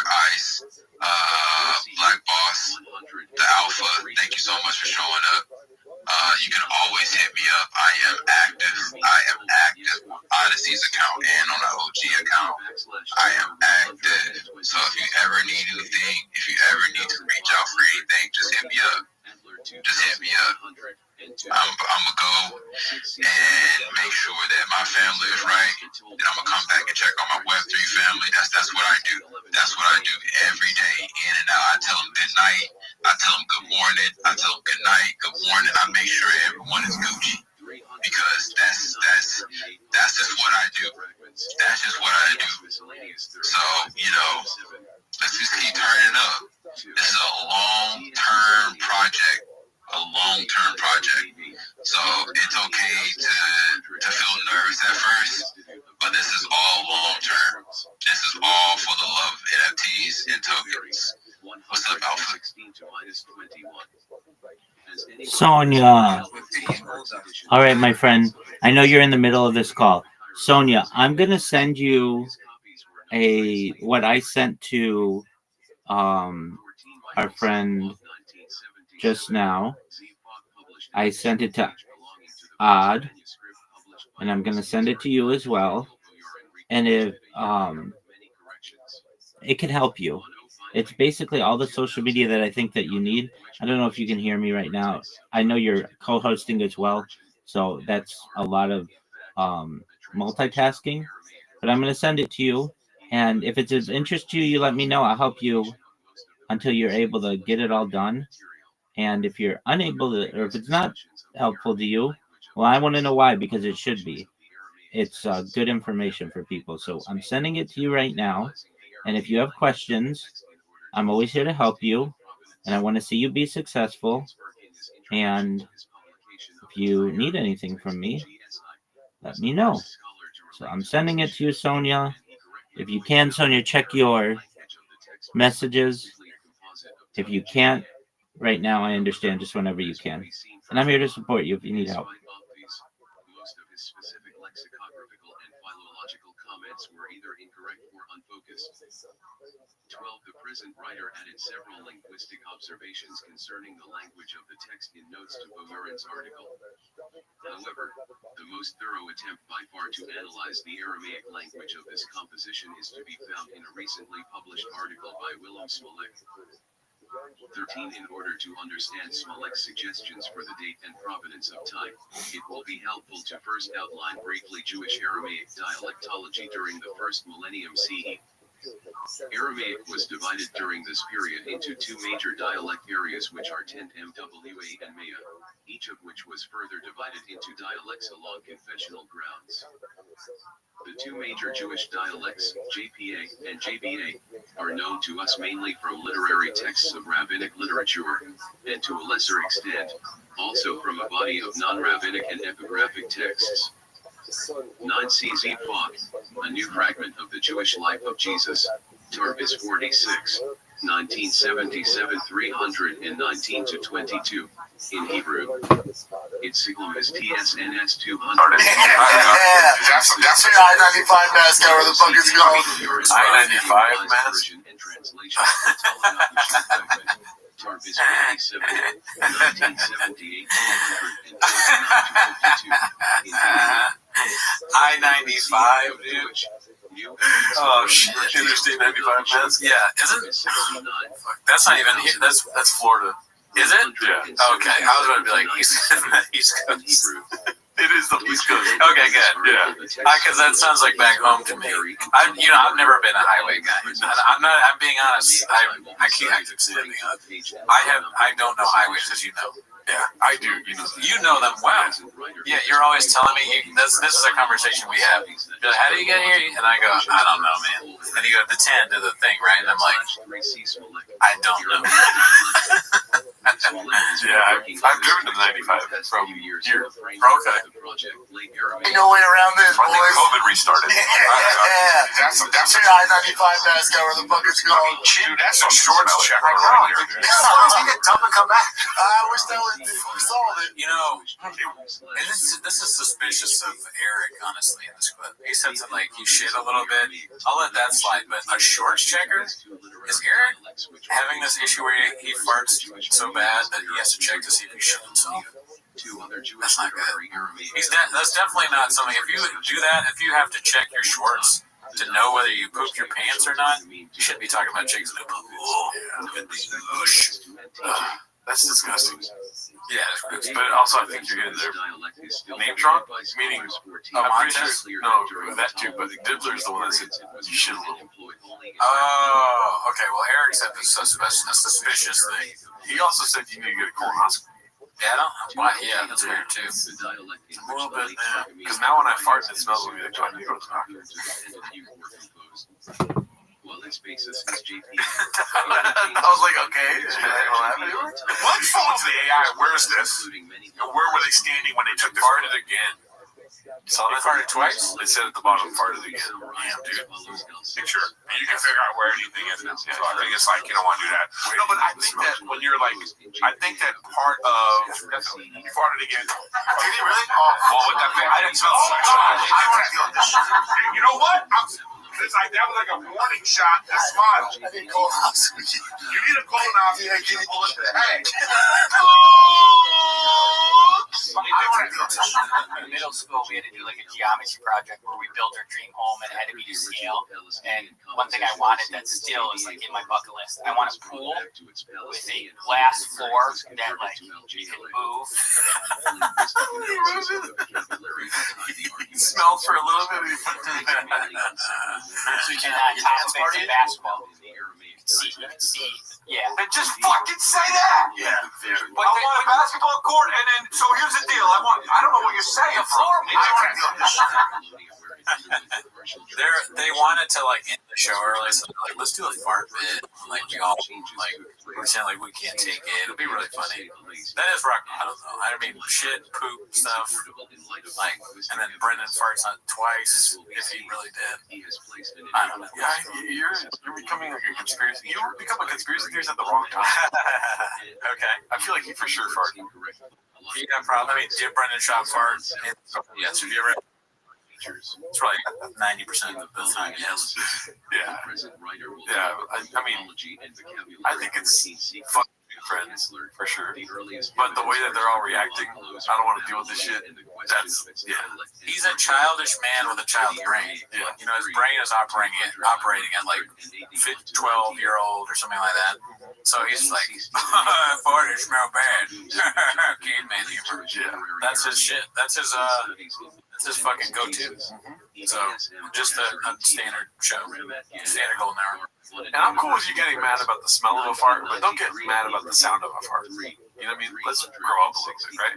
Yeah, I guess you can't really control, unless it's like, if it sounds like you're ripping a fart on purpose, like, oh yeah, if you're fucking doing like a goddamn, like, Mach 5 face, where you're like, in trying to fart, don't do that, but you don't get mad about the noise. I usually feel bad for somebody who rip a crazy fart, I'm like, oh, they can't control it. Yeah. You know, like, maybe that's how you feel about Sean. Yeah. He has no control. He's just smiling because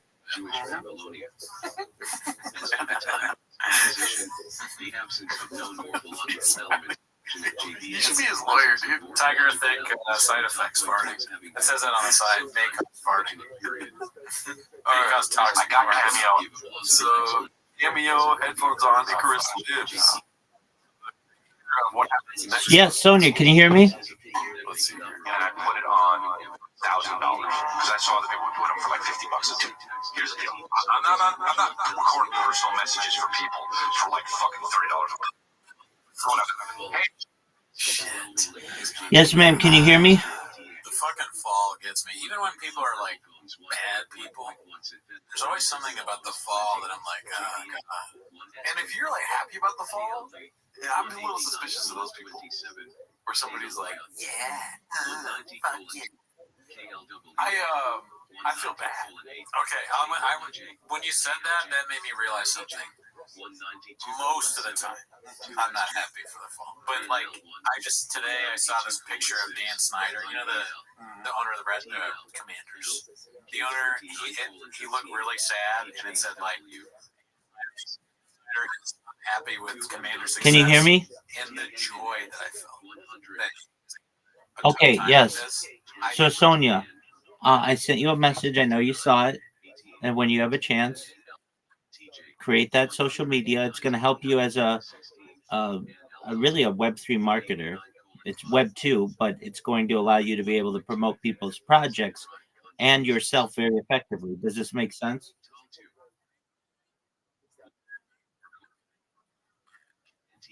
Okay, but you're a content creator, right? I mean, that's a marketer. If you don't understand that, you should. You're a content creator, but you need to put that on some social media, right? Yeah, so you need places to be able to put it. That's a marketer.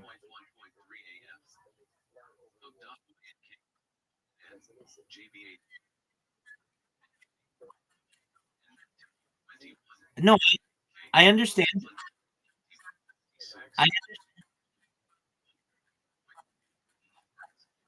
I absolutely understand. But why limit yourself to just Instagram or just TikTok? Why not ensure people see it on Reddit and on Snapchat and on Pinterest? Pinterest is a bigger website than X is, if you didn't know that. It's giant.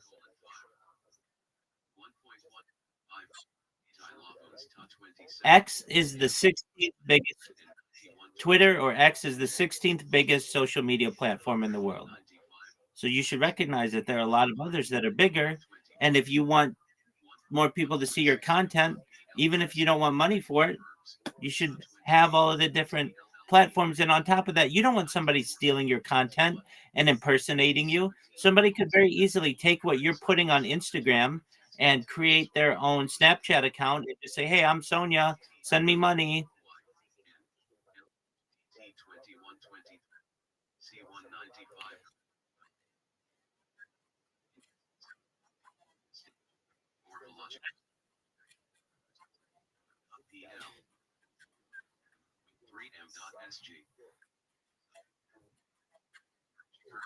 X is good, but X is only the 16th biggest social media platform.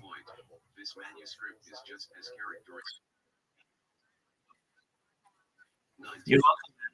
And I'm here to help you. If you have questions, come back and keep me updated, okay? You're welcome, madam. Oh, I'm just shilling myself in different spaces. The entire phrase reads Absolutely. if you come tomorrow. 22C Dalman, GJPA, 8123 CEPS, GBA, 49.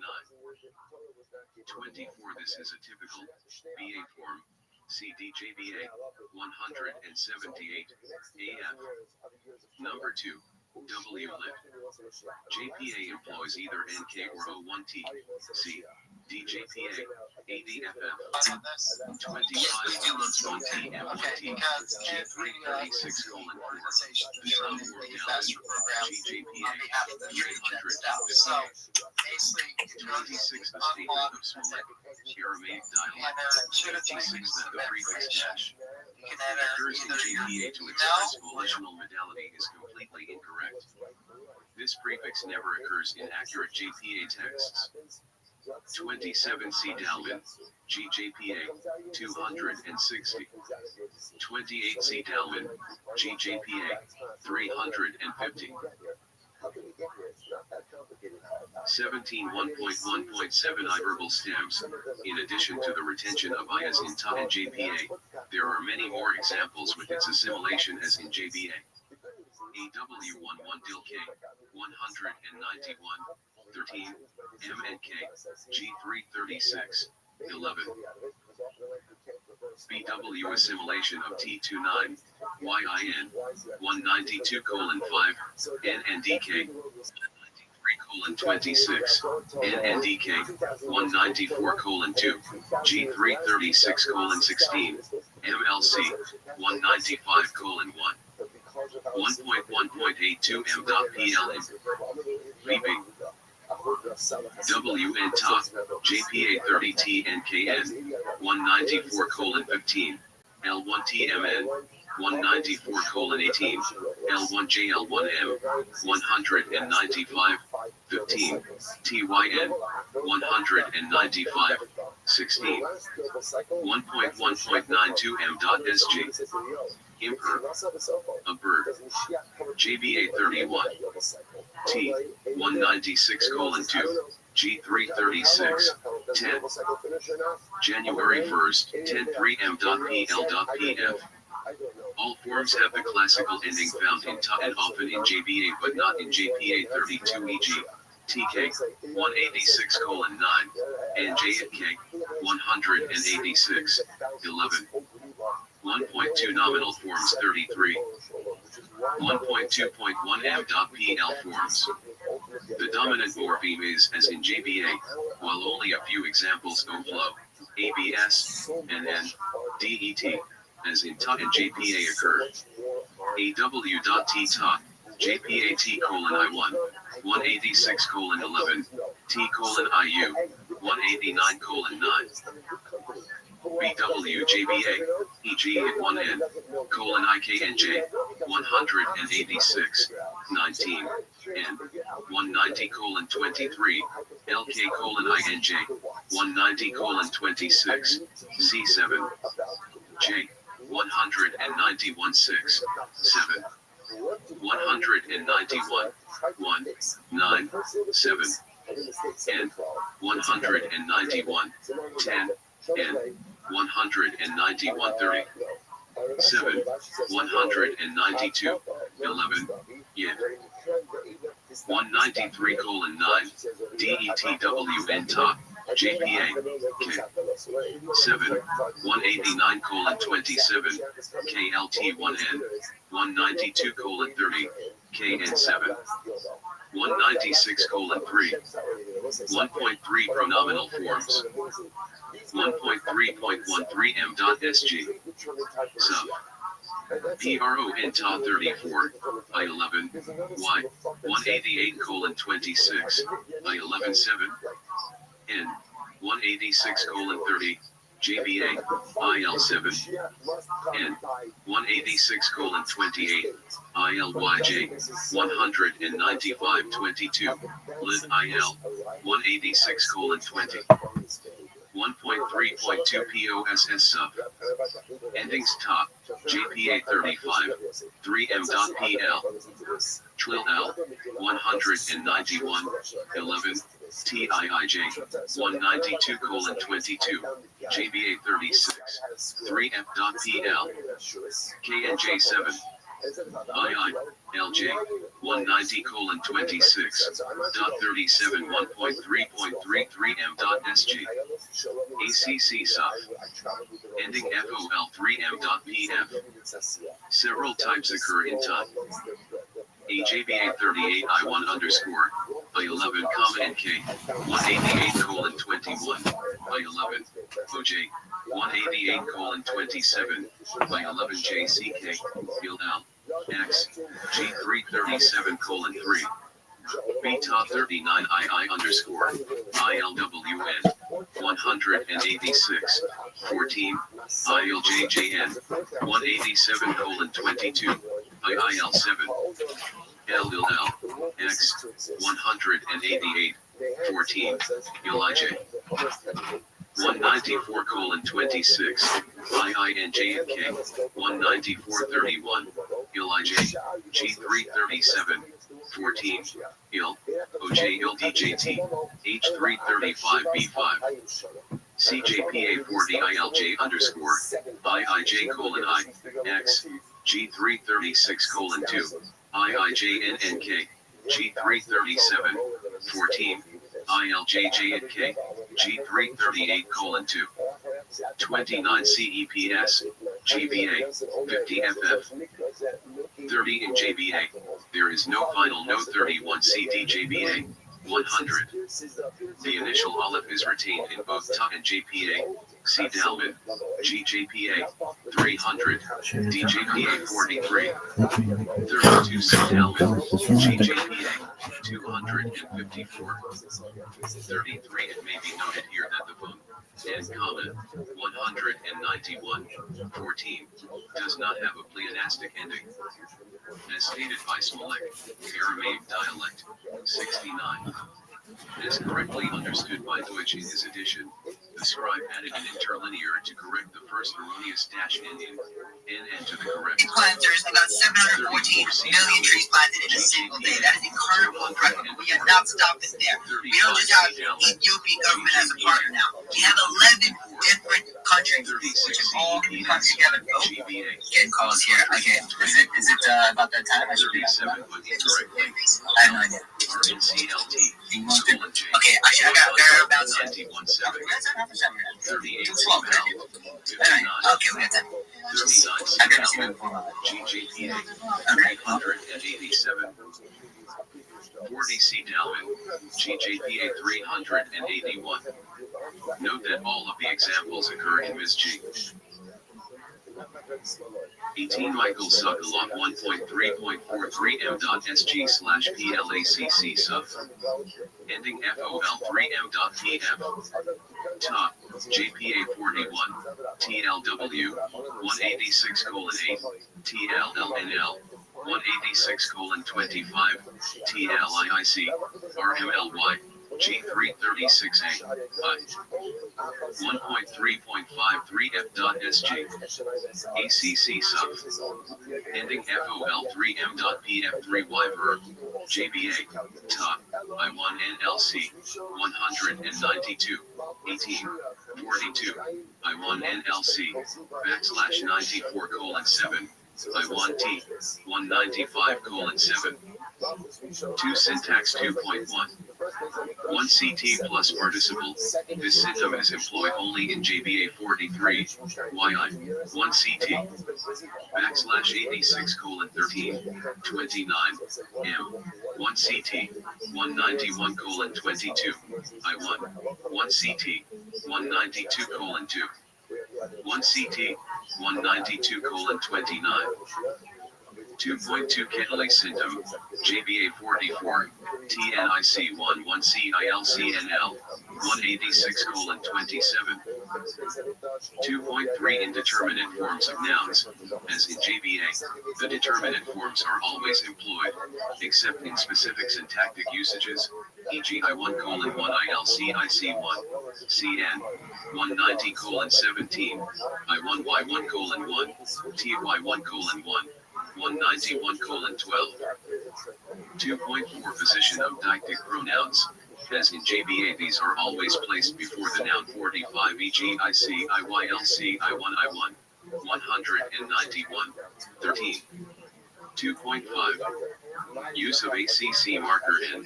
This symptom is used in TOP and JPA.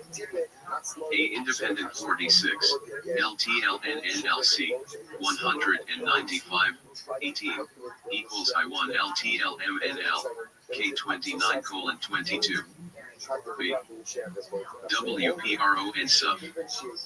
LI1NLY, 193:5, I1NIJ, 193:8, I1NICIJIC, 193, 11, I1NIJI, 193:12, I1MIC, 194:10, LI1NTLN, 195:1, I1NPMIT, 195:5, LI1NYIC, 195:13, NLNLN, 195:15, I1NNLC, \95:18, I1N1, 195:22, I1NMI, N1N, K29:22, I1N1, 1, 335B5. 2.6 Use of ACC marker dash. This usage is common in all of the Middle Aramaic dialects. A alone. 1C1YLJI, LLM, LCL, G336, I1C, I11C1Y1, I1C11C, 192:7, 1C1ITLL, I17, 1CE, I1, 197:8, etc. B. W proleptic PRON-1C1YLJ7, LLM, MNLC, 186, 14, I1NLC, 191:26, I1YT I1C, 192:14, IC, MECLC, G337B3, etc. 2.7 Use of independent pos. PRO and dash, both forms are employed in the texts. The former is used in TUT and the latter in JBA and JPA. 47.3. Vocabulary. The following analysis of the vocabulary of Thai shows that most words which are peculiar to a particular Ma dialect are found either in JBA or another Maya dialect. 48. A large number of additional words are known specifically from TUT. The following are the examples. 41 C Dalman, GJPA, 385. 42 in LPA, the end. Is in dash, e.g., W1M, Dalman, DJPA. 43 C DJPA, 976. 44 C DJPA, 612. 45 CGJPA, 368. 46 Malik, Aramaic dialect, 54, incorrectly states that IT does not use this independent phone. 47 CDJBA, 327, DJPA, 145. 48 Malik, Aramaic dialect, 60, suggests that K11 is borrowed from Syriac.om. This is entirely unlikely. The passage reads, KL1:111, KL11, K29:25, where it is a clear corruption. 3.1. GBA vocabulary 1. KDWWI. MK to grasp in /garment, 194:6. Similarly, Sem to buy B and Saprotel M11T text reads, KC KDWWILILI1LIUI, LJ147:24. This phrase is exactly like the genic phrase NDWWI. NN1CILIUI:.492. Dash, MNPE. To hold back. Retain 191:24, 29. The text reads, NOINKLIMCNLIONOLK1TMNN1L1. There are among the Luish people those who retain the penis in the mother's womb for 12 months. This meaning of J and KPE is known elsewhere only from Syriac. 53. WN someone, person, 191:2. This form is characteristic of Maya 51 occurring in LBA and Ma. 52.4. Dash :INN to contain, have. The text reads, NLIK1JINN, 191:23. This is a GBA usage. 53.5. Anna, NLIN Great God, 129:26, 335b6. The phrase is known from GBA.54.6. N1JNY, 192:2. This word occurs only in LBA, while LPA has LIO. 7N01JN to recite an incantation, G336, 15. 193:23. While this idiomatic phrase is documented in both LPA 55 and LBA 56, its use here with BABS. Form N1J may point to MWA origin. 8KNYWNLILI. Of that time, 194:12. In contrast to Smolik 57, this adverbial expression does not reflect LJLA, but is perfectly good LBA and occurs often in texts. 58.9. KNN1NN places. 191.8. This is the JBA line of the noun K and K, occurring also in the other Maya dialects 59 as opposed to the pi. T and N in the MWA dialects. 6010. OMLIO11J1GM 137.1. They prayed to the Lord of Prayers. 191. 10. This is a thoroughly LBA expression composed of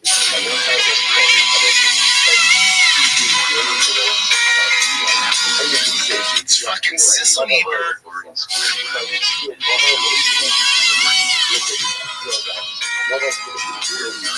It's fucking Sisselmeber. 126.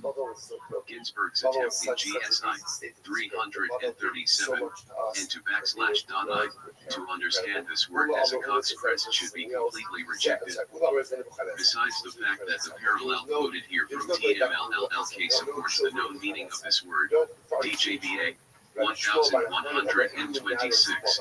His attempt to connect this word semantically with Aramaic KN, L is far-fetched to say the least. 50 CF, /.low comma, DM, he held the messenger back for 3 days, Paul Vision, and Gregory Ibar Hebrew Chronicum Syriacum, Paris, Maison 1890, 390:21, SL 25, RNNG.3. 51. It occurs also in La 1I1 Li MD 353. 52 CDJBA 119.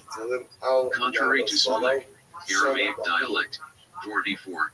This is not a phonetic change from 1I1LLC, but probably reflects official Aramaic 1I1K which later disappeared. JPA only has 1I1L1C. 53 CDJPA 127 MNG C. 54 CDJPA 133. 55 CDJPA 305 MNG 3B. 56 CDJPA 669 RNNG 5. 57 C Smolek Aramaic dialect 60. 58 CDJBA 1168. 59 CDJBA 179. 60 CDJPA 81. Both the word I, prayer, as well as the phrase ICJ to pray are well attested in JBA 61 and are also found in law. 62 as to the expression I, 1. Ginsburg pointed to the Hebrew expression CL, male, YJ merciful one occurring once in Mishneh Hebrew in Leviticus Rabbi and contended that it is an Aramaic calque of this phrase instead of the more common Aramaic IOC, point 63. The Hebrew phrase there reads in its entirety. IL, NMLD pound LLJYLLCI, IL. YJTIC, the merciful one does not smite the souls first. Lepar 17:4. And Margulies, B. 378:2.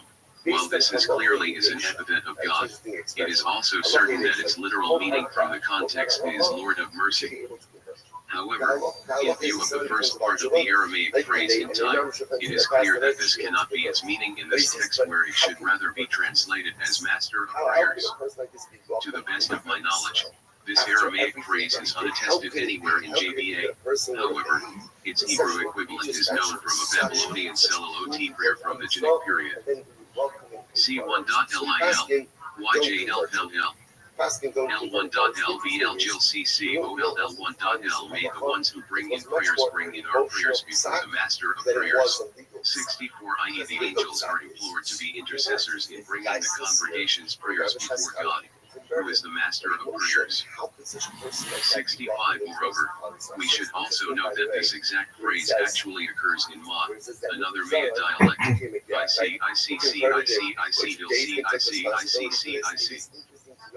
ICNLCLCJ0 Lord of Prayers, 0 Lord of Petitions Lichvarsky, ML188:1. 6611. LCL, owner of a garden. 186. 10. 67. The form known from JBA is nearly always LCLL 68, although LCLL is also attested.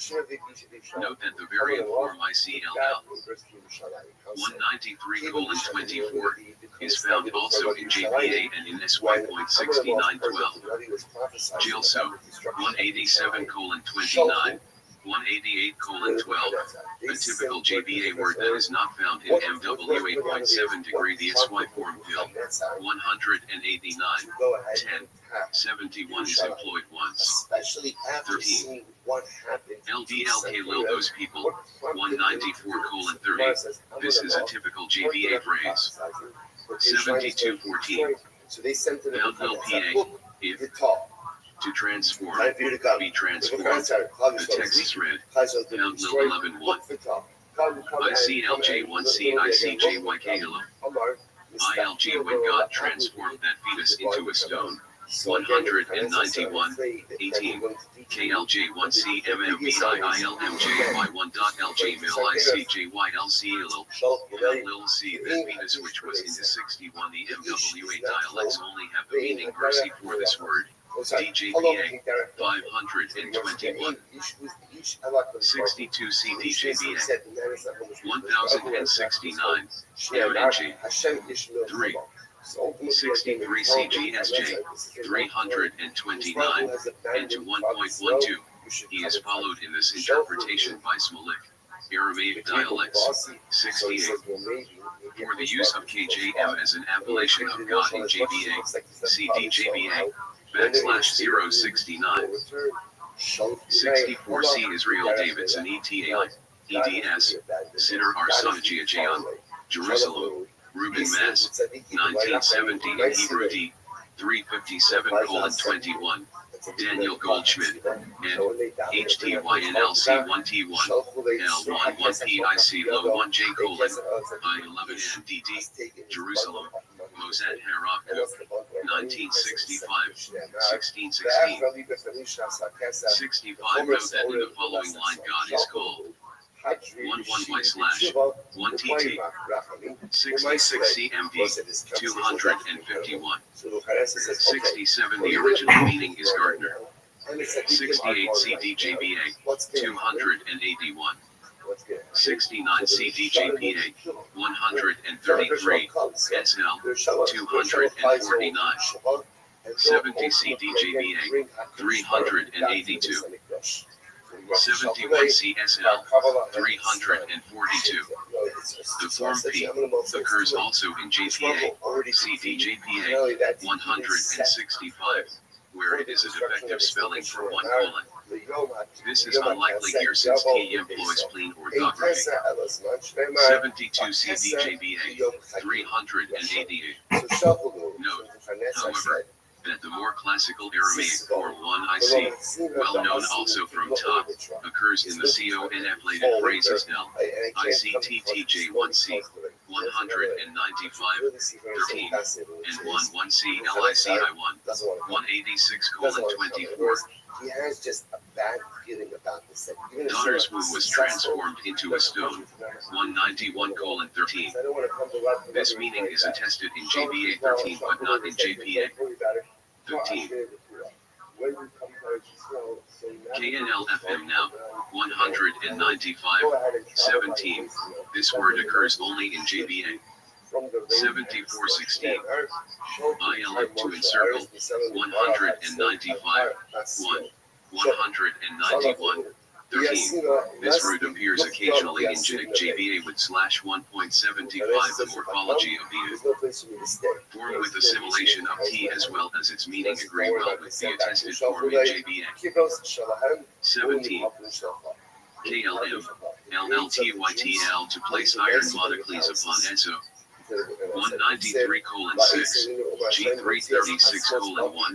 This specialized meaning of kin, L is found in Maya only in JBA 76 and in SY17. The meaning of dash TYTL to place upon S0 is documented for JBA .7818. 1C1.L, Y, comma, Everyone, 189, 10. This is a ubiquitous term in JBA 79 not found in JPA which uses IC1.ly, comma, .8019. 1.L, anything, whatever, 190:2. This is a common phrase in JBA Y20. ICI, ICL. Stock of a cabbage, 194:982. G337B483. In spite of the incongruous small size of this plant, this reading, which occurs twice in the Aramaic text as well as in the later Hebrew tradition of time, should not be amended to IC, as was done by Smollett. 84. The text here brings to mind the tradition concerning Haman who was hanged on a thorn bush. 85 something which is especially relevant in light of the comparisons in the Midrashic literature between Haman and Jesus. 21. K1.L would. This form of the pronoun is ubiquitous in JBA 86 both alone, 189:23, and WFOL noun, e.g. I C1C1.L with kind of healing, 129:12.8722. KMK1.L lords, but of K1.L, 186:24. This form used in JBA 88 as opposed to the bud. L1.L found in JPA 8973 CD JBA 388 74 CD JBA 391 75 CD JBA 363. This has no connection with JPA which employs the 76 CD JBA 930 MNG 3 Romanian 77 CSL 1235 MNG 2.C.1 78 CK21 KY1 NJYQID 73A 21 DJBA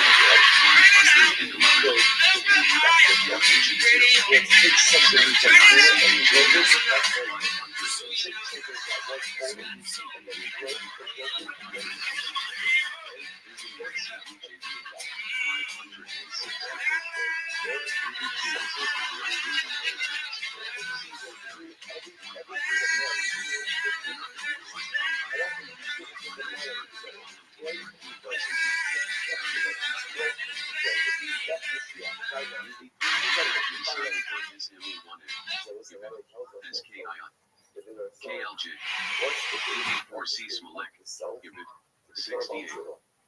There is only one suggested interchange of this type in JBA, viz. KIC, CDJBA, 809, and an ad hoc emendation on that basis in light of the strong textual tradition of KII is extremely unlikely.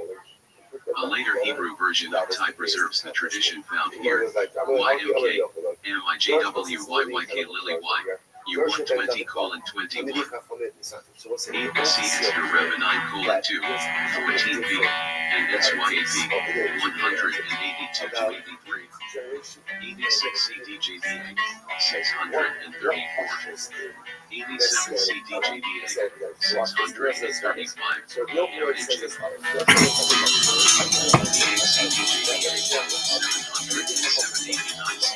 It was true, like pure joy. Seeing bad things happen to him, I'm very happy. Most of the time, I agree. Like Bill Cosby blinded in jail. I'm like, dude, tight. He's blind at the right time. That is awesome. Yeah, he totally deserves give him malady.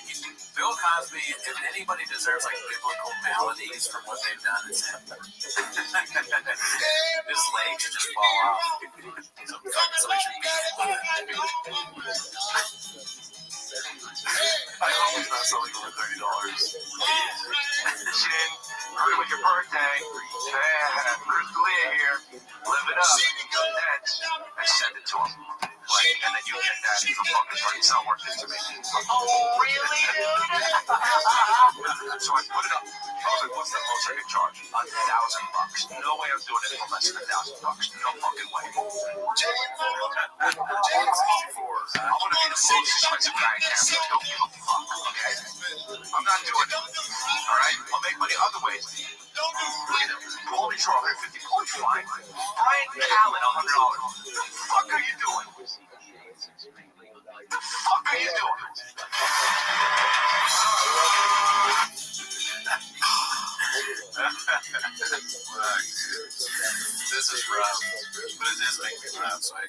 I'm a liar. Doing this once a day dissolve the function and I Hey, GJ, heard it was your birthday. Man, Chris D'Elia here. Live it up. 164. Is that pounds? Yeah, so that's probably $200. I don't know, dude. Hey, Mexican version rights. No dead. Chris D'Elia here. I'm not doing it. There's no way I'm doing it for myself. No fucking way. You think I'm gonna do it for 50 grand? You're out of your fucking mind. I want to be the most expensive guy I can. Don't give a fuck, okay? It's not worth it to me. Okay? Like Russell Brand. I'm gonna work personal messages all day to make fucking $700. You know what I'm saying? This is not my bag. Also, no debts. Can you imagine? I mean, I would $700 to make 7 messages. Sign me up, baby. I'll fucking do it for 25, dude. There will be cameos. Like if I have anything, there absolutely will be $25 cameos. My fucking girlfriend would be like, "Can you please come to dinner?" I'd be like, "I need to do 20 more cameos." You can wait in line. I'll walk the dog when I'm done with cameos, okay? Or maybe I'll do a cameo while walking the dog. Shut up. Yeah, dude. I would do cameos for $5, dude. If I needed to, 5 is no debts. 5's a little low. Somebody clips 5's in years to do it. In a tough spot, sure. Real tough. 5? Dude, I love talking to people. I know. I'd rather talk for free than 5. If I'm going to charge someone 5, I'd rather just fucking talk to them. You just call it in, dude. I see you on the phone. Hey, I just want to say happy birthday, dude. Happy birthday. Joaldo is a big fan. Fucking 8 inches. Goodbye. Well, that's sad, dude. Yeah, I mean, he dug his own grave. Yeah, he did too. He's like talking about how he's gonna be the most expensive kid. Oh, really, dude? Yeah. J Holly 08 posted this. Spotted in Sri Lanka. Do I go visit? Kinda dicey. Great place, never been. Papa's place. Oh, nice. Dogs are not allowed. That's great. You should never dress harder than the bride. Posted by Financial Skin 4669. That's fucked up. All right, let's see. I'm just gonna leave this here. You be the judge. Posted by ABTB12. Anti-Electric Vehicle Club. In 2024. It's crazy that he can just like. There's so much stealing of other people's ideas. It's like he's purpose. And how does he do it this much? Why does he do it? That's another question. Why? What's the motivation? Yeah. It's quite clear that original ideas do better than stolen ideas, but he just can't stop stealing. And he's so original with like English, not on purpose, but like he messes things up in ways that people have not messed up before. The creativity doesn't, it's only in that area though. It doesn't leave that arena. Yeah. In the English language, he's like unmatched. He's like, what's his face? He's like, who's the famous linguist guy that's a super left wing? He's still alive. He's like in his 90s. Not Howard Zinn. That guy died. The other guy. Norm Chomsky. No, I almost said Norm. I almost said Norm. You did. I did? Fuck. Noam Chomsky. Brennan and Noam Chomsky very similar when it comes to linguistics. Noam Chomsky should go on TFAC. Oh, that's where now you're cooking with oil. It makes you think, like, did Shakespeare mean to make all those words? Or was he just like Brendan Schaub and had CTE? Or was he writing? Billy Shakespeare, Noam Chomsky, Brendan Schaub. Beans and cheese. Let's see here. Promotion. This is posted by Penis Poop 69. Best friend, here's 16 photos of me. Penis Poop 69. Yep. This is a picture from a wedding they went to. I went to high school with Brendan, class of 2001. And you, him, through my sister, verified by Moz AMA. They are dead now, posted this. I had quite a few classes with him too. It has been a long time though. Edit. Well, sorry to be a letdown, folks, as I don't have any juicy stories. Just wanted to give you kind of a glimpse into the person I saw him morph into. From high school, I don't think people change much, except this guy. Holy fuck, he never say anything condescending or wear a shirt that says Anti-Electric Vehicle Club. He was a normal, if just above average guy that most people knew and liked. Never tried to piss anyone off. CTE is real, and I don't know if he has it, but y'all can be the judge of that. I'll answer more questions in a few hours if something comes up. Sorry it was a letdown. Oh, that's sad. Jesus. What was it like? Be cool, dude. Laughed my ass off. We had creative writing together. IIRC. What does that mean? I have no idea. In case. I am redacted company. He was not a bad student. He seemed relatively above average at the time, but you know, that was before the punches to the face, I guess. Really? Above average? Jeez. Based on your observations in the school, do you believe you got a 32 in ACT? Be honest. B. Possible. I don't think you can get on student council, etc. This can't be real. But he never stood out as someone that Like what? You can get into this guy's a redact too. Student council is just popular. Yeah, vote for that popularity. I know because I lost. I mean, CT was only to say he wasn't a dumbass back then. At least. Okay. You don't. Okay. Let's see if there's a nice comment or anything good. Never met him. Yeah, I think we're good. That may change your five class. Nice. Sorry. Was he a sink pisser back then? Real question. Yeah. This story is anticlimactic. You got some juicy details. It drives me nuts. Man, almost cats are awesome. They asked him. I don't want to go back to it, but someone asked him. They said that he claimed he worked as a janitor back then. Is that true? Such a hilarious claim. He's saying that he fucking worked as a fucking janitor at his high school. Like, no, he didn't, dude. He did not work as a fucking janitor, dude. Well, with that, that's the end of the show. All right, see you next week. 107 C Jastro, 1,242, 108 C DJB, 940 DJBX, 451. California, T-ball practice, give me my rappers. Oh my man, Mr. Whole Foods, dip in your nacho, finger and cheese, Mexican, walk me home, you are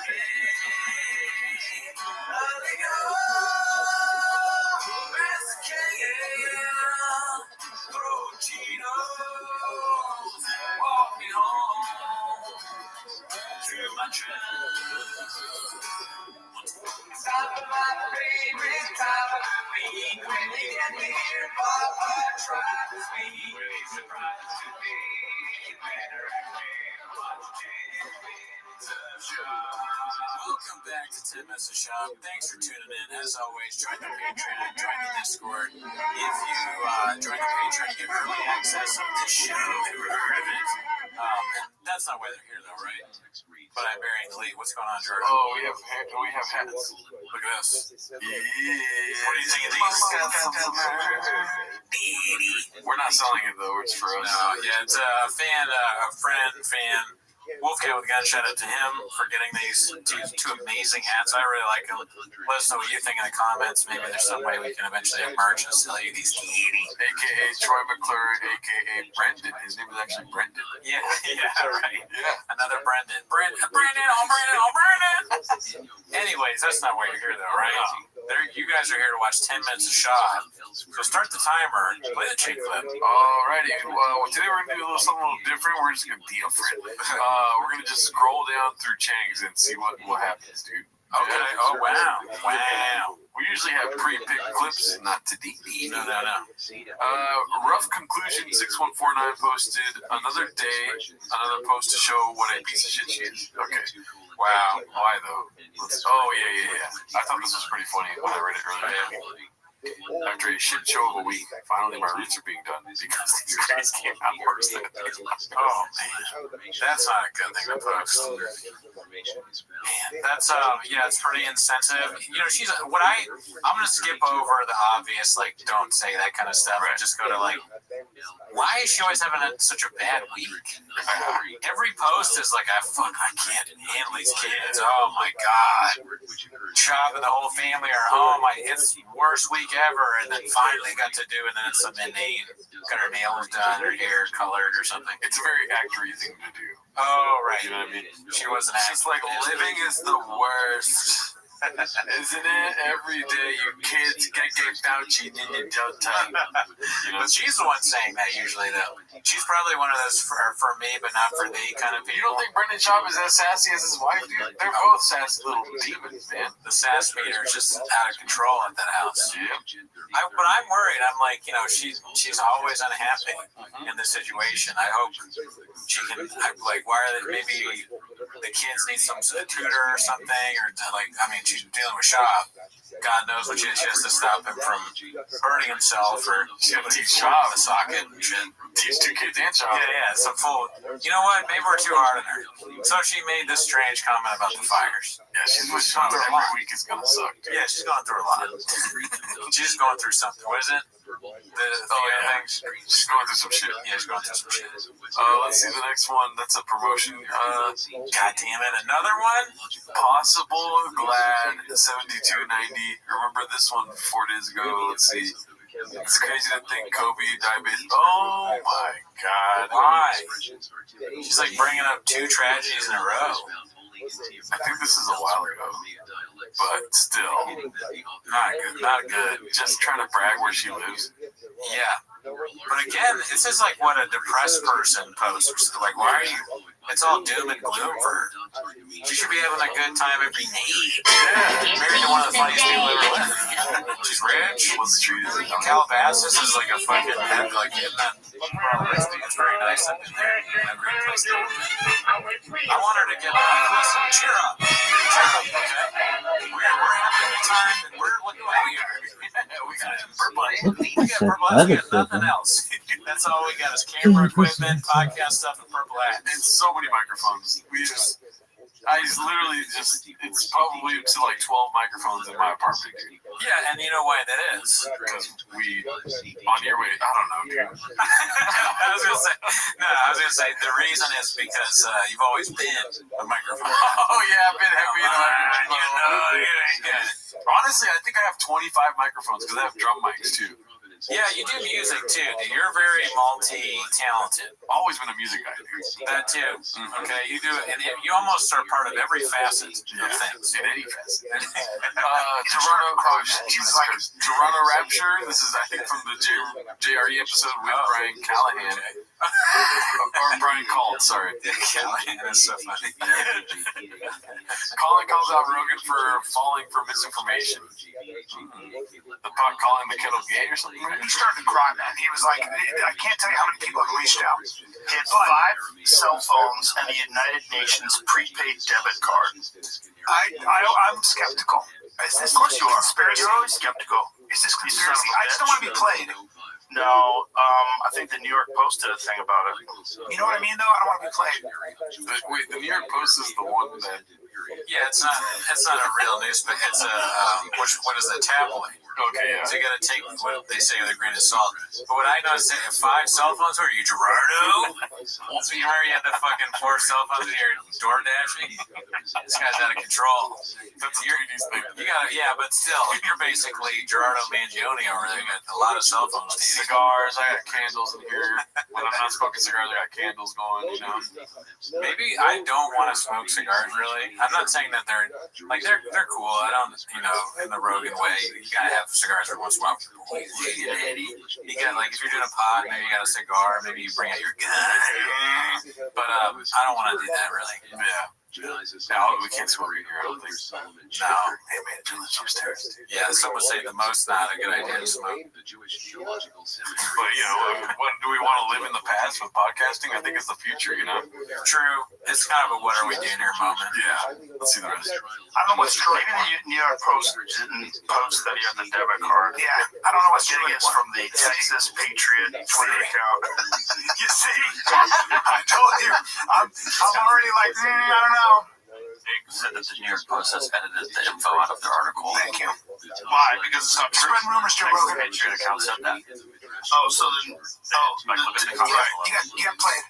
Maybe not. Maybe the New York Post are a bunch of pussies and a bunch of libtards. The New York Post. The New York Post is very tabloid.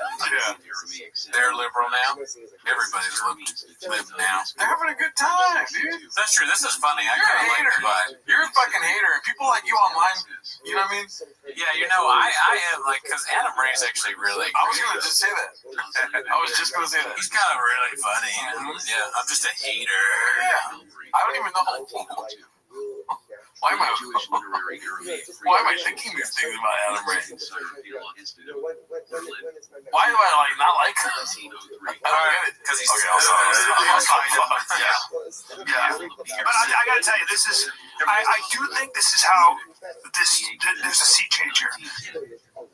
The riffs about reading off Texas Patriot and laughing about us funny. It was a good time. Old Rogan. Yeah, Old Rogan. And Hap Friends, dude. Haphazard posted this one. I've been excited for these clips. The set looks a little different. Maybe they're kind of like getting inspiration from us. We're changing our set. They changed their lighting scheme, you know what I mean? Uh-oh. We got a little wood thing there. Is that new or old? That's all we know. I never watched the show. They got 3 reads, though. We got 3. Oh, nice. Okay. Papa's trying to shut down TFAKT. Let's see. But now, being around that, doing what I did at the mothership, those crowds, you know, I put a little power out. What did I tell you? Yeah, what did I tell you? You said you gotta get there. You let these motherfuckers know, dude. Yeah. You almost forgot. It pisses me off. Yeah, it does, dude. It doesn't just piss him off. It drives him nuts. Yep.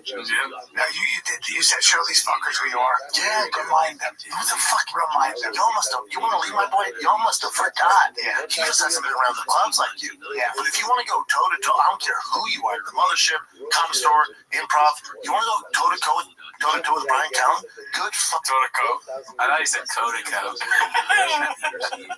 Coat-to-coat? You want to go company to company with fucking Mr. Brian Toho Callahan Auto Parts? Good luck, Didi. Yeah, Brian's been different ever since he started putting shoes on, dude.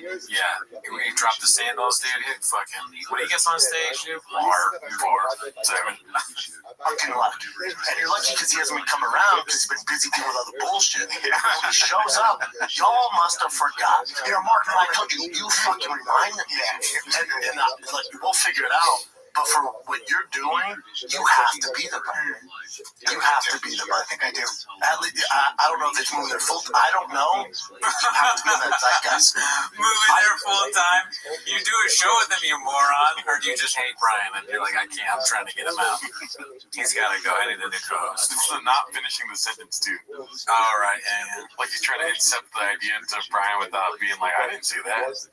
Yeah, he could be doing that. Like, trying to shop him out of it, or he said what he really thinks for a second, and he was like, wait a minute, pull back. Either one of those things are hilarious to think of. I don't. Yeah, I'm different. Can we get you? I don't know. You can figure it out. Yeah. But you need to be there. Yeah. I think you have to, for where you're at in your career, you deserve. Rogan said that. You deserve to be there. Yeah, Rogan said that. And it's no one's fault. It's not like people are like, Brian Callen. No, you're just not. You're I miss it. I know these clips change. They go so fast. You're like, you think one thing and then you think another thing. Here's now what I think from just that. I think that Shab is saying these things because he knows Callen is going to leave, and he wants to be like, I'm the one. It's like I planted the seed because Callen. Here's the thing: what's going on with Callen? Sure, he's totally unfunny and nowhere near talented. However, the Austin scene is perfect for that. That's where Hinchcliffe is. He's almost the same as Hinchcliffe as far as talent. He may be better than Hinchcliffe. You know what you just told me, dude? There's fucking levels to this shit. Yeah, for sure. I should have just said that. Because I think it goes further, dude. I'll put your shit down right now. I think Shaw wants to move to Austin. And he has to if Callan does. So now he has an out for if it don't work out. Dude, there is... Wow. Okay. But yours and mine are pretty good, I think. The thing is, what probably not original takes. Probably not. No, they're probably deep in the comments. But he did say, I don't think you're wrong, but he also was like, I can't do that. I'm different. So he's basically... It sounds like he's trying to plant his feet in Calabasas, not moving. But also, yeah, he would be also... It would be good for him to move to Austin, too. Yeah, well, yeah. You know what he's, excellent on? Is, catching the end of a wave. You know what I mean? Sure, yeah. It's seeing how much money they're all making out there. He needs money, maybe. He's out there, and then the wave ends. Oh, my God. Brendan Schaub kills another thing. He's like, you know what Brendan Schaub is? He's like, remember those articles used to come out where, millennials are killing family restaurants, millennials are killing Netflix or whatever the fuck? That's what Schaub is for real. He's just killing stuff. He's killed trucks, fish, podcasting, football. Was he into the NBA this year? Is that why their ratings are down? God damn, if I were the NBA and I saw him wearing an NBA hat, I'd be like, call him. Pay him to take the hat off now. We can't handle this. We had to have a playoff mid-season. Whatever he wants. Give him courts in the series. For the love of God, blur out his face. Oh, fuck. And what was I going to say? Fuck, I had another idea. I forgot. This clip is great. This is what you get. Is this a haphazard clip? Yeah. I already did that. Yeah. I told you. Haphazard different. I know you did. I forgot. Fuck, I forgot what I was going to say. But yeah, think about it. Let's see. Yeah, but the younger comics. Oh! Okay, yeah. Or, here's another idea. He doesn't want to move to Austin because he still believes that Joe Rogan wants him to really hold down LA. He's like, damn, dude, I have to hold down LA. His family wants to move. His kids love Austin. His wife's miserable here. She posts about everything. And he's like, I know, I want to leave too. But I can't. I have to hold it down for Joe. Yeah. Joe said that if I leave, comedy's dead. I can't do that. I had to stop doing comedy to focus on keeping it alive full time. T-ball is a front. I don't even go. I'm so tired of T-ball, I fall asleep from saving comedy here in Los Angeles. Thank him. I didn't realize that You're the Godfather. Yeah, I didn't know that. I don't realize that. I got it. You're the one that got me. Yeah. But everyone feels that way about you. But you're out here doing your own thing. You're one of the guys. You got to be one of the guys. Yeah. Not playing grab ass with me out here. Yeah, I gotta go do my thing. Whatever we got to do to figure that out. We'll figure it out. If Ryan moves, what happens to the podcast? We've always figured it out. We'll figure it out. He has to do what's best for him. That's what's best for Brian. Might be what's best for Brian the kid. Yeah. Maybe. You never know. Maybe we. But I know what You're flirting with the idea a little bit. I'm trying to control my rage from our government, and just so bad. Yeah. And I'm working on it. Jesus Christ, you're right. Called it. That's crazy. I mean, obviously, I'm probably dumb for not realizing that. As if Brennan knows anything about what's going on with anything. There's no way. I'm just so mad the fires happened. Dude, Brennan's understanding of what happened is probably he probably thinks that Gavin Newsom was pouring gasoline on shit and lighting it on fire. It's crazy. Do you know he did that? Did you see this video of Carol Bass playing violin with the fires in the background? And he's gonna say Carol Bassett. Oh no, that's the fucking tiger chick. Yeah. Did you see what Carol Bassett did? She's the fucking mayor or whatever. Carol Bassett or Baskin to me. Baskins. Carol Baskin. Did you see what Carl Bass did? You can fight. What was it? Carl Bassett fight companion. Oh, fuck, dude. Maybe it's an AI video. Yeah, stuff. No, you got some rage, but this is justifiable rage. Really? But as far as you come over the ridge, they have retarded down, heavy on retard. Yeah. What? That made me do a shop without. I was not trying to do it. I was not trying to do it, and it just came out naturally. I have no idea what he just said. Well, the fire retarded. Well, before that, I heard that part. What was it when he was like, come down the ridge? I heard come down the ridge. Oh, rage. Oh, yeah. I think he said ridge. Yeah, let's see. Really? But as far as you come over the ridge, they have retarded down, heavy on retard. Yeah. Retarded down. Where I'm at, they put down the retarded, heavy on the retard. They put down the retarded. Went to Brian's shows in Austin, right? Yeah, let's talk about that. So, dude, everyone that asked me questions about stuff, they're like, when you guys gonna move to Austin with all the stuff going on in California?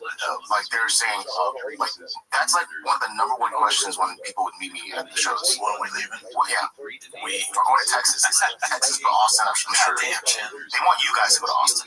He doesn't want to leave. He's like, they don't got condom fish in Austin, dude. Yeah, where's the fishing down there? Chin, you're gonna fucking move to Austin, man. God damn. Chin needs to cut ties. Yeah, it's like at some point you just have to do your own thing. Yeah. Don't tie yourself to a sinking ship. We have so many mics here. Yeah, come on that way. Chin, you're welcome. Beanie guy, as long as he keeps on the hat, can come by. No? Alright, so you're out. Definitely Nick's out. Or Hot Chip, he's no question. You're never invited on the show. No chance. Not a chance. And they want you guys to keep doing shows. They go, why do you guys stop doing shows on Austin? So I don't know. I said it. I'm trying not to. It's on me. You know. I decided where it lives. Shop's in control of your life. It's on me. I feel sad because you're putting more time in with the kids. Plus, you had that issue with your daughter where she was, ill. So I shut down everything. Yep. But that's like one of the main questions they're asking. Yeah, Texas is bomb, dude. Yeah, I don't know if Austin's the move. It's fucking bogus shit there. Texas, we can all pretend it's not. Yes. Los Angeles is pretty woke. I don't know what Austin's like. Wait, have you been? I don't need to go there to know, dude. I don't know. Los Angeles is bad. I don't know. I'm not sure. Some lady tried to cut my armpit hairs off the other day and fucking glue on herself. What? I don't know. Chicks have like armpit hair.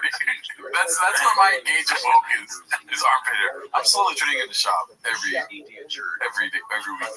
I mean, I'm already there. I was there like a month, maybe years ago now. You got, the doctor told you your shop, the Graves' disease. Oh, yeah. That basically is like all the symptoms of things shop does. Yeah.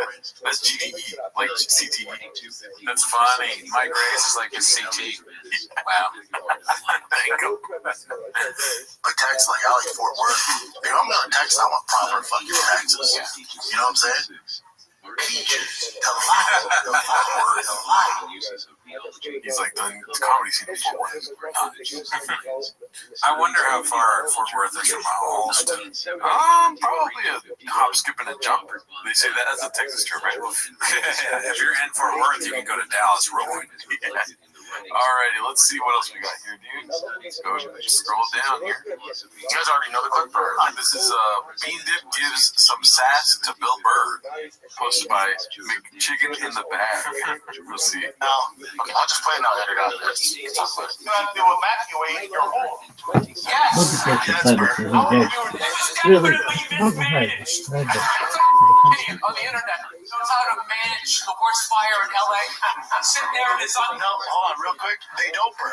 They don't. What they're saying is the reason we're saying it's mismanaged is we don't know. So let me give you the reason we pay high taxes. You made mismanaged sound like mishmash. He makes easy words to say sound hard to say. Makes me scared to say them. Mismanagement? Yeah, that guy, now I have fear. There was a little bit of fear before I just said mismanagement. Before shop, I would be like, mismanagement. Easy to say. Yeah, I've said it right 3 times in a row. I'm afraid to go for a 4. I'll be honest with you. I'm not going to sugarcoat anything. You're not gonna. Okay, I thought you were gonna finish it. You always finish. You know what's happening. Yeah, I always finish it. Pause. Our political leaders fucking know how to manage it. Let me give you an That's example. what Let me give you an example. Bill Burr. So I predict what happens in Los Angeles and in California is what happened in Louisiana. I think there's a red wave. That's what I think. It may take a year or 2 years, but it's going to happen. We'll be out before that. Texas are both. Oh no! I can't wait for this shit to give me diarrhea in about I'm so excited to go to Texas. It's a news chap. 4 hours. He's always reinventing himself. Oh, sorry, why? Well, no, I just wanted to say that. I just I would do want to go to Austin at some point. I would like to see it. It just seems like a cool city outside of all the redact stuff that happened recently. I hope it's still standing. Honestly, I'd be more worried about There will be not diarrhea. and all that stuff than what's happening here. Yeah. You know what I mean? Like what's happening here has been rough, but it's nothing in comparison to having like a kill talk. Hungry wolf in town? Yeah. No. I'm good on that, dude. Never give him a chance, dude. Those motherfuckers gave him a chance. Could you imagine if you were like a city like Austin, but all of a sudden someone spilled the beans on Tony Hitchcock? Go ahead, Jen. A Florida man has been arrested after allegedly engaging in sexual acts with a horse. Yeah. I'm talking to a wild horse field about it. He's probably rubbing one out on the horse's lips. Also,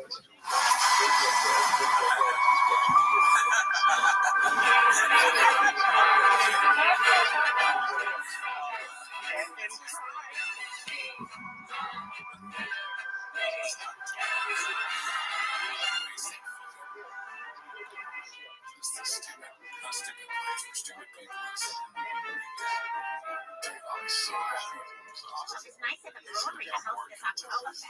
Yeah, they wanted to support the community and hopefully bring back some of the wacky shit. Like, that would be legitimately entertaining. I reposted an article on Facebook that said FYI, so I basically But the reason why you're going to be working on the stand is because there's no video recording coming on the ship. So there can't be Guys, clips coming out turns with out stuff. everybody hates us for all our Knowing that he's on wars, stage etc. doing it. We need to do some things that shows we are fun and silly and not human That's exterminators. like, What about you can't just stop.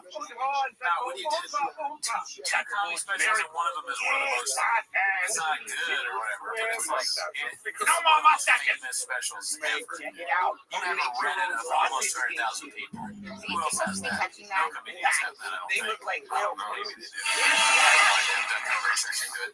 But anyways, Never mind. All right, let's see what's next. This is posted by Born to Be Wise. Dave Portnoy doesn't try to look tall next to Little Joe. Let's see here. David Portnoy is constantly standing on his tippy toes. Jim. I mean, hello. You guys like an adjustment? I'll take one. Not me. I think you're a quack. I also do colonic irrigation therapy. That's fucking weird. What the hell? Something about that folksy Don't worry. I always give it one lazy wipe I don't know. Now I'm going to ask you some questions I can steer into any direction I need. Do you ever feel tired? And if you go a few hours between meals, do you ever feel like you need to eat again? Well, it's every day. That's a big problem nowadays. I have some very I'm expensive like so supplements that'll paranoid. help. These things ended it.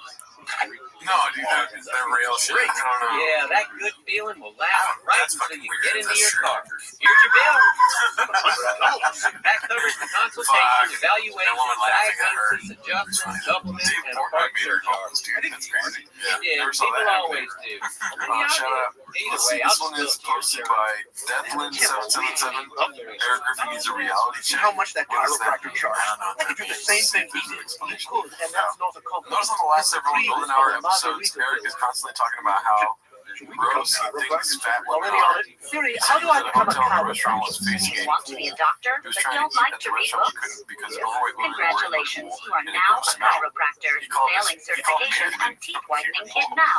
That's crazy. I wish I could get that phone I needed a call. new job. But It's you either played like a this or total become a Karen family photographer. and told them Is he was your disgusted son just the that they would be cutest? swimming And are you within eager his to capture eyesight. that He precious also sliver of complained time? Well, about it's that sun in Sister front of the Wives tree TV photography. show, We as capture well as these Big Brother memories for saying you that the by women were photographing your son in front of a tree in a park close to my house. Put him in a shirt that he hates and watch him lean, climb, or sit in front of a tree.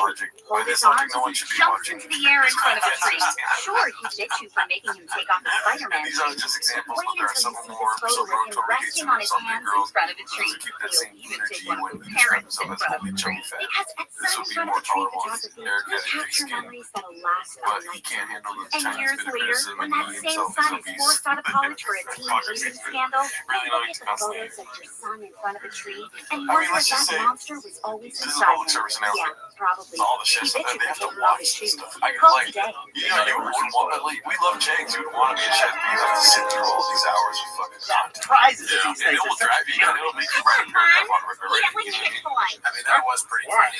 Because I'm I New would love to England see the lady clip where he from. did this. I mean, you and me is stupid something, or I'm going to start naming it. I had to deal with the character. Everybody get ready to hear who made I worked at first the golf team course. I all can dirt explain my bag. shop. From him, we would have had these So I was double-fisted, working at the highly golf course. flammable bootleg SpongeBob by now. Didn't he also rip it out to your mom before your prom? He's checking this time how far away he was from our hallway bathroom. Just throw the ball.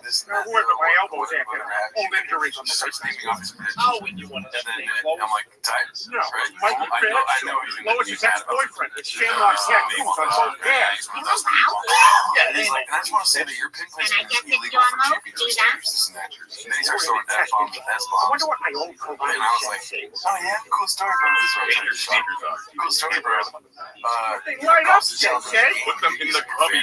Jeez, every class. He used profanity for real? You see him saying F-bombs and S-bombs. Oh, I missed that. Yeah. You're saying, like, in the fucking pins.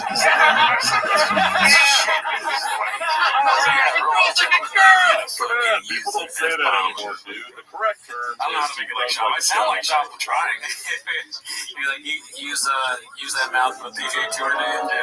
Is that the language that you say around Tiger Woods? What an asshole. There are a lot of very funny people who are good at computers. He's actually going to be the next host on All right, who's ready for the last of it? I love zombie shows about scrub over. So that guy's Let's got a move. lot You of sit in my spot. Yeah, I think you're I'm going to stop. I'm too tired to take my shot. Let's see. This is What am I supposed to say? posted by Haphazard. Another Haphazard. We're getting spoiled today. Double chase me? Mr. Joseph finally gave him the go-ahead to move, but who will hold down the LA comedy scene? Oh, I mean, all these takes are already Pepin hat. Come on, barely anybody shot. I'm sure it'll all blow up. Meaning I tried to look at this guy, dude. Look at this guy. Figure it out. See what else? You fucked up. You're like, man, we had it awesome. Like, I don't know what I call Rogan. Is this my fault? I knew exactly how to play the next one. You know, maybe sports shows should be about sports instead of theater. My wife. It's not that big a You deal. know, she put the fucking trimmed I house. always You knew start they seeing were the great, houses. but I thought they were athletic. You start seeing our first thing was finding the school system. Like an avocado. Now I don't know what to do. I see that I don't have the support of my family on this. At least I have my friends. I'm going to see if they want to meet at the plant. Probably, but I have no idea. I don't know if it is or not. I just know like they're obsessed with sports. I assume baseball's part of it.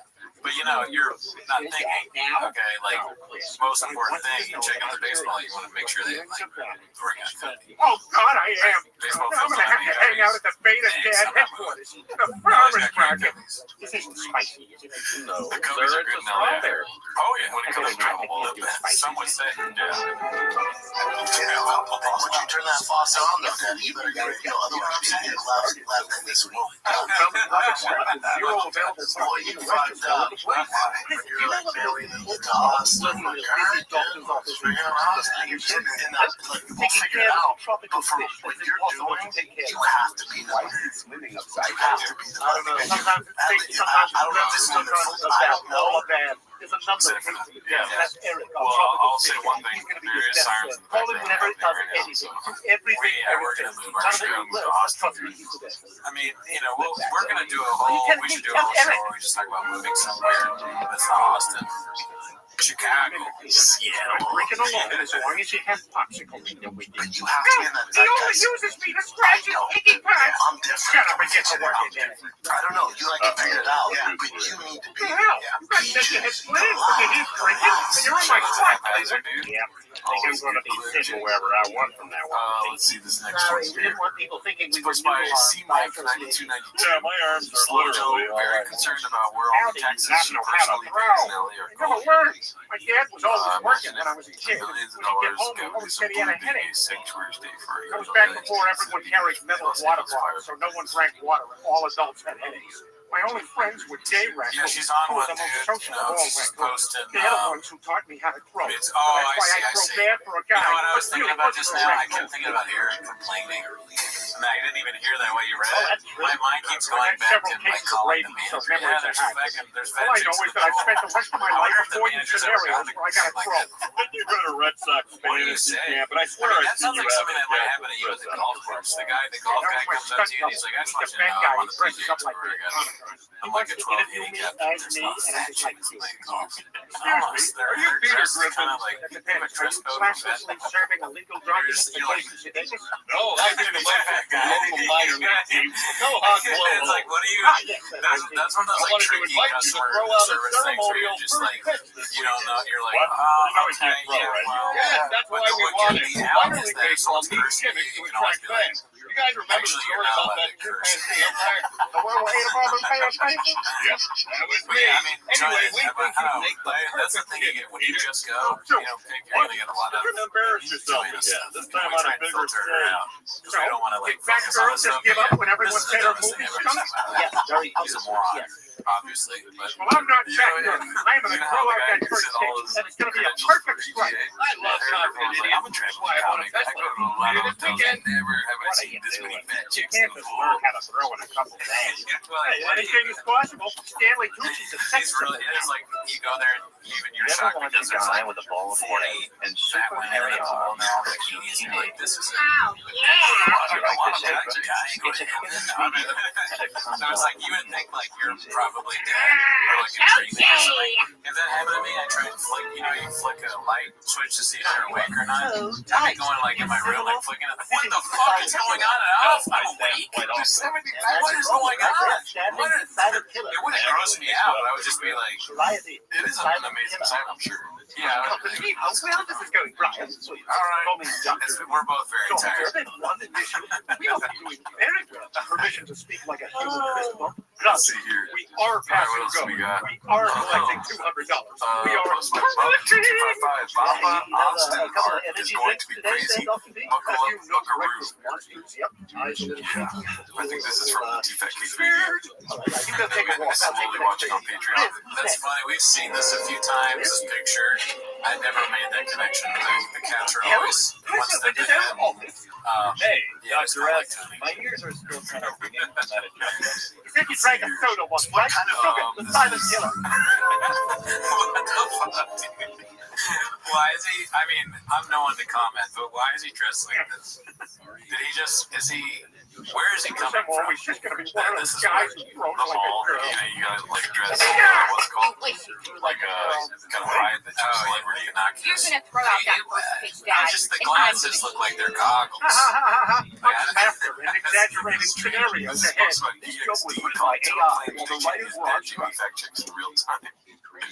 Yeah, but yeah, would you ever wear glasses on the mat? I can't do it. The glasses always fall off. It was Tank I for teaching don't me how like to that, throw. really. Why are you helping? I mean, what's the point? And also Don't because you your have a lot last of time? display was Like, was he in a hurry? Just take the But glasses of off. course, man. our history. Looks like I he's won a coming state out of a shed. championship. My Or like, basketball team. he just I walked went on to the a Olympics truck. in He was Korea. doing his truck I shit. don't watch the Cold. thing. I just So you don't know anything about I that? don't know. I man, gotta so be weird honest, I about got a lot it. of It looks like passwords it's to remember, Halloween. so He's just like Quicksilver. Don't mind me, just grabbing my cigarettes from their elaborate hiking spot. You don't make things. What kind of mental gymnastics you have to go through where Dick Cheney, rest in Like my peace, whole life. Dick Cheney, he There's passed away, trophies in just my passed away. room. With Dick Cheney endorsing your Folks, progressive candidate. you're like, I have those glasses that hat. But yeah, I mean, they basically have the same thing. That's why I was laughing. I was like, God damn, that's what I dressed up. That somehow under that's a good thing.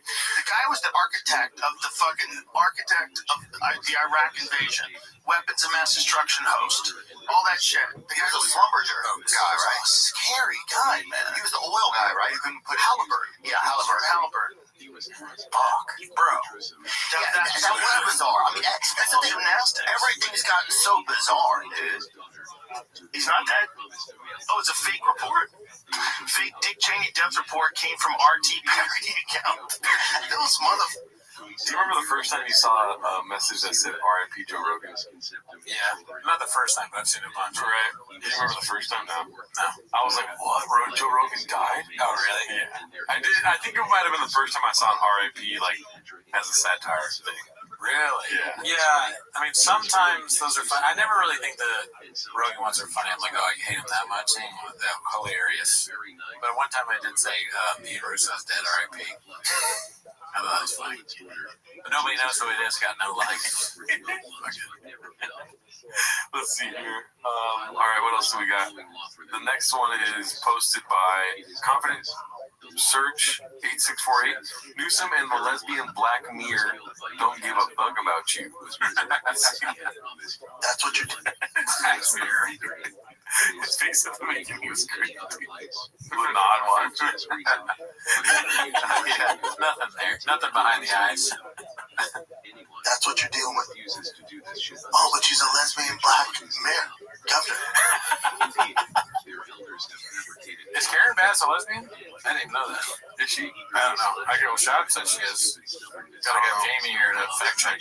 Carol Bass, she killed her husband.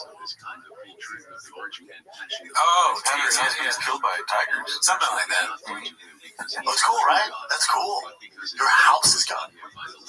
She can help you. And all these people I mentioned, Newsom, the head of the fucking fire station, all that. I've been waiting for this for what, 2 weeks now, dude? Ever since the fire. The first thing that I thought when the fire started was fires. And it is like everything you expect. I think I amped it up too much in my mind. Because he's just going to repeat the same kind of stuff. Yeah. The chief, all that. These elites, Newsom, all these people. Bass, all these fucking morons. They're fine. Do you think he's taking notes from Andrew Schultz? Be like the epiphany Yeah, thing? that's the whole chiropractic. Maybe like create your own take and actually bust things that have already been said. Well, he probably looks at Schultz as like, damn, he's doing really good, you know. And Trump, as you just said, like he likes to copy them. Yeah. So he's probably like, okay, all right, let me try that. They do a little bit of Schultz in this system. This doesn't affect them in any facet. Her house is fine. Newsom's house is fine. His winery, fine. Has water. They're all good. You're not. And you still champion these fucking morons who do the job to represent you. They don't give a flying fuck about it. Okay, Dad, I've got one way to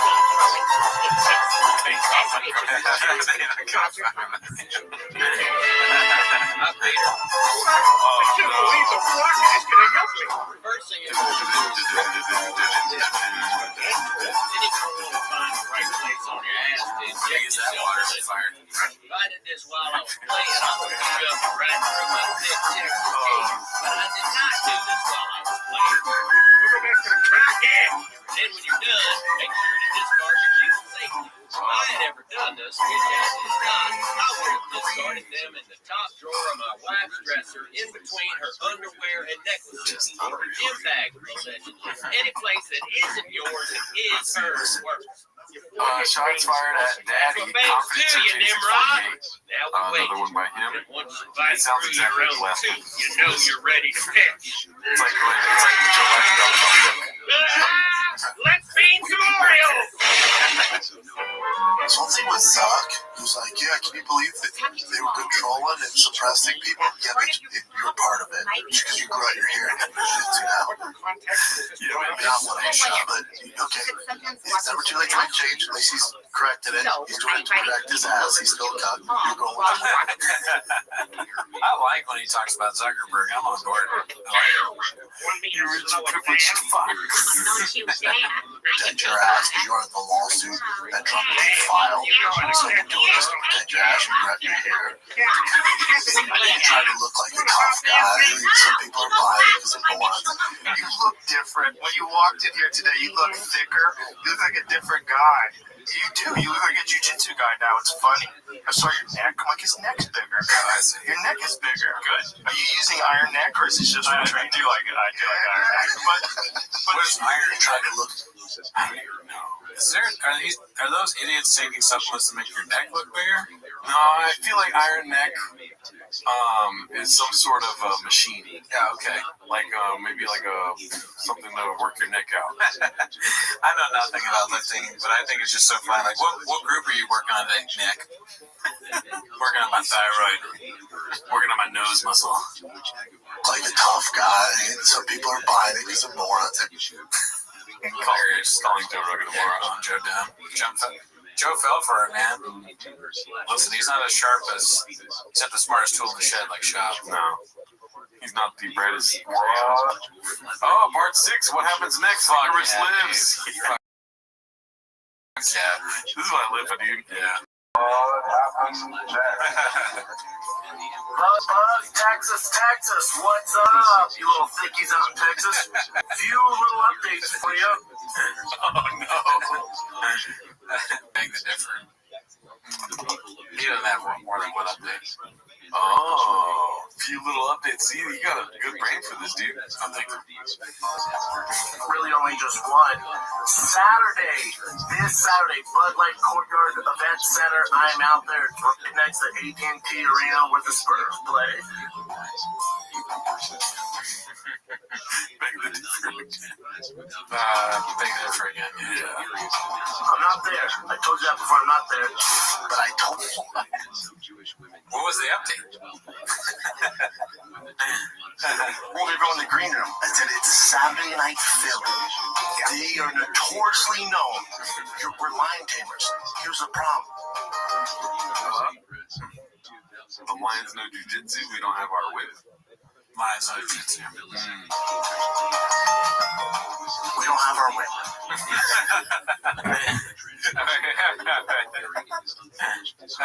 It does feel like a stretch for him to say the Lions have jujitsu, but it also feels like it's right there. It seems more fun. But yeah, we don't have our whip. Yeah. These lions been drinking. And these lions are blue collars. They outnumber us. And I might say, I might go as far as say we got a lion problem. All the shit, like hated, right? They were made unanimous, stuff like this, and unanimous. But yeah. He already said it. Well, he just said it. He said, yeah, he said unanimous. All the shit, like hated, right? They were made unanimous, stuff like this, and he's gonna say it again. Unanimous, they were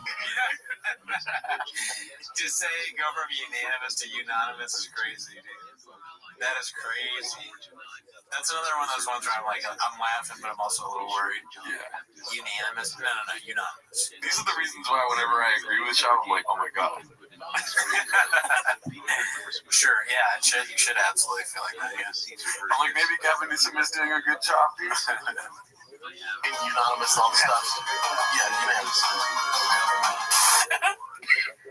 Did Callan just say unanimous? We're made unanimous, all the stuff. Yeah, unanimous. Who knows what's going on? Jeez, they're both redacted. I mean, I don't like giving credit to Brian Callen, but he is with Papa just at least 3 hours a week, which is way more. It's a lot of exposure. Let's see what's the next one. Oh, Guild Guitars, finally. Nice. We haven't seen his chins in a long clip. This one's posted by Chin, or Guild Guitars. Chin pays the price for sliding Papa. Start with Brendan. Motherfucker! You said your mom's from England, right? Yes. So you're half English. Yes. So who's the current Prime Minister of the UK? Fuck you up. I wouldn't know the name if you said it. Oh, that's why, because your wife is Mexican and your kids are half Mexican. I will fuck you, Brett. This is just a little fun because I honestly don't remember all the states. If you guys want to do this, how do we do? Okay, Brendan, you got 29 states right. Don't make me stop and twist your fucking neck off. It happens, guys. It happens. I will twist your fucking neck off. Wow, that looks like it hurts so much.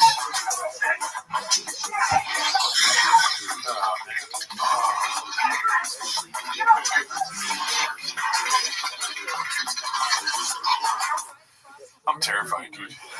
Of Khrushchev? Of him killing us. Oh, yeah. No, as long as we have these red chairs, we're good. Yeah. They'll save us. Yeah, if Shin had a red chair there, he would still have a good neck. Yeah, he ain't got no chairs to be.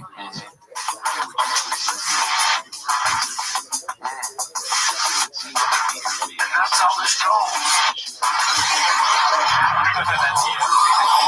Yeah, like that, you flying in the air. The whole time he was getting wrestled, I'm like, that's me. I wouldn't know what to do. I just flail my legs and break my neck. Please stop, you're being blockbuster.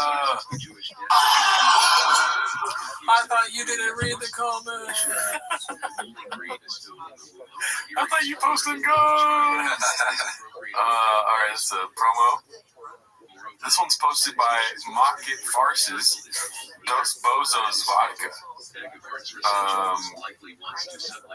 Didn't you say this earlier in the week? I don't think so. I've heard about this sometime during this week, but let's see what this is about. At Dos Bozos, we believe in making money and making it about me. We're real dudes. And I'll be honest with you, vodka is so cheap to make, and they're all the same shit quality-wise, so you're just paying extra for the brand name. And even though that's widely known, our fans are the kind of people that don't know. Or they did, but forgot. Or they were told slowly in plain English, but it just didn't register. But that's okay. At Dos Bozos, we will never talk down to you. As long as you keep paying me to show you my belly, you're my boy. We literally appreciate you so much. So much. Fuck off. No, hold on. There's a clip. No, hold on. That's a compliment. Fuck you. There's gotta be a clip out there of you not interrupting. No. Find it. Look that up. I'm not interrupting. I'm having a fucking conversation. Yeah, okay. That conversation is fucking work. Yeah. With our fans, I can stumble through a shit-faced callback from 3 minutes ago, and they act like I just made the Empire State Building disappear. Remembering something that happened 4 minutes ago. Pure fucking magic. Dos Bozos. Drink up, retards. It's a good day to be sober. Yeah. Congrats, mate. Thank you. 5 years? 6 years? My relapse. After watching that. Dude, that fat cow was so disgusting. Yeah, that was gross. What I was thinking about during that is like, if the prompt you put into AI about me gets a clown that disgusting, I'm like, damn, that sucks for me. Why would you put that out there? Yeah, fuck. All right. Shit happens, B. This next one's posted by Dandy Kaufman 2. Another failed intervention dry January. Oh no, they're trying to tell him to stop drinking again. Oh fuck. It's not even Papa this time, it's his homies. Chan. Me and you guys talking over Chan. I was gonna try dry January, you know. I'd like to do it too, man. You know what? Let's do it together. We dapped on it, and then January 1st, I'm like, Jen, all right, here we go, day one, and you're like, no, fuck that. I want you to crack the beers. I don't want anyone telling me what to do, especially It's your decision. dry Jack. I don't.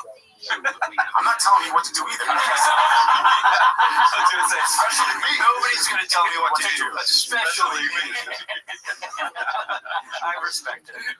Yeah, and he absolutely was not listening to himself because he got super fucked up on Saturday. Didn't you? How fucked up, bro? I mean, you just looked drunk when we were at the karaoke bar, like when you were. I was tired. There was we. I mean, I pray for him. You know, every night. He seems like a guy that needs a drink every day. Or what's a 7 times a week. But, you know, I wish him the best. Yeah, it's a beanie guy. Come on, be cool, dude. Why are you putting your friend out like that? They kind of blowing up the spot. Yeah. We dapped on it. We pinky promised. We, you know. Bro, we like came up and we was like, bro, we ain't drinking this shit. Ever, dog. Like, levels. Facts. And you out here just not even looking for the back. That's facts. That's facts, though. All right, this next one's posted by Dr. Stoppage. Lex Friedman, I love fighting. I've been in the street fights my whole life. I'm as alpha in everything I do as it gets. Let's see if this. Let me. Okay, so I love fighting. I've been in street fights my whole life. I'm as alpha in everything I do as it gets. And the fact that Joe Rogan said that I thought Scent of a Woman is a better movie than John Wick put me into this beta category. Okay, so I love does he mean I've boring? been in street fights my whole life. Why is it not letting me stop it? There you go. He's truly boring. Like I don't understand the appeal of Lex Friedman in any facet. Who is watching this and why? Oh, dude, Industry Plant. Oh, okay. Oh yeah, JRE Industry Plant. Yeah, it must be. Him and Sean Ryan. I saw a little bit of that guy on Shorts Open show. It's like he talks like this. He goes, "Oh yeah, right." That's what he interviews. Okay, what happened? Right. He's not aware of the cool. Yeah. Like that's the whole thing. You want to watch that? Why? What? Yeah, Shab is a way better interviewer. He's like, your wife died in a car crash. Talk about that. That's fucking awesome. That is funny. It's better than like Sean Ryan, it's almost like, do you know you're on a show? Are you? Can you see me? I don't know if you guys remember this from way back when, maybe Timo's whatever, 50, 60. But I had this issue where Lex Friedman would always be on my TV. If it autoplayed, YouTube autoplayed, it would just go to his podcast, and then it became like this weird cycle that I'm watching Lex Friedman all the time, according to YouTube. So it just kept showing it. I got it to stop. I don't know how, dude, but I got it to stop. That's awesome. I'm glad you did. I would call tech support. I'd do anything I could to get it off the screen. It's like I've never watched a Lex Friedman podcast, non-ironically. No. You know, the last thing you want is someone coming over, you put on YouTube, and Lex Friedman shows up. They're like, all right, I'm out. Yeah. Lex Friedman, he's like a substitute teacher that thinks he's cool, that you'd have your parents call the school and be like, can we get that rid of that? Not that I ever did that. But, I mean, I'm just thinking about that now. Imagine going to a kickback and they just have Lex Friedman's podcast playing in the background. No. You found out you lost however many friends that day. He's on par with Adam Ray. They both are terrible. I was just going to say, and his guest that day is Adam Ray. Like, talking about street fights, I'm sure. I don't usually watch Adam Ray or Lex Friedman, but Adam Ray's on today. I gotta go. As if that's cool. Yeah. Oh, you fight a lot of people in the streets. Great. Good. That's great. This one's posted by Fudge Runyon. It's called Papa's New Life in Austin. Can Daddy Rogan come outside and fight companion? Stupid big mustache. Oh, wasn't this the Mark Zuckerberg meme? I don't know. Where he was outside the window looking in? I didn't see it. Yeah. Great meme. Never seen it. Let's see here. Finally, dude. George is about to lose another job, posted by FramX. Let's see what this is about. There's no podcast. You move the fuck on. Right. Trust me, I was getting towards you too, but I didn't answer one even. I didn't give a friend. Go find something to do. Go play in traffic. Knock it off with the phone, George. Knock it off, please. For Christ's fucking sake. But I didn't know that George worked for that pod. He's on his phone. I gotta agree with Joey here. You know, you got a job, stay off the phone. It's podcast, bro. Imagine if we had George over here just on his phone while we're doing this. Spit on his face. You're gonna do a fuck. You're gonna be on the phone when you got Joey Diaz and at least sign that performing it for you. Knock it off, George. You fucking. What? Aren't you in bed, Willis? Getting to the stolly. Yeah, they gotta force you to weave. I saw our buddy Doc. He came in this week, which has been great. Hopefully we'll see him tomorrow night. Yeah, we are going to see him tomorrow night. Doc Willis. Pretty wild. Off the phone, George. Oh. Man, yeah, Joey Diaz is different for sure. Let's see here. This was posted by Make a Chicken in the Bag. And then Diddler asks Papa if any fighters are from Stockton on Golden Hour. Oh, shit. I got a bunch of shows coming up that like stalked it. You know, a lot of MMA guys already stalked it, right? Catch you. I'll rip your fucking neck off. Because you fancy yourself a fisticuffs. A few. No, it's not. I thought there was. So there's good amount. That's The Diaz kid. Diaz brothers. Oh, right. Okay, that's why I thought that. Yeah. All they keep repeating is 209. Very proud of it. For those of you in Los Angeles, especially with the fire-affected areas, please be safe. Sorry everything happened to you guys. What can you do? You know. Dogs are dogs, man. See, my girl's grandma died. I pumped her full of CBD.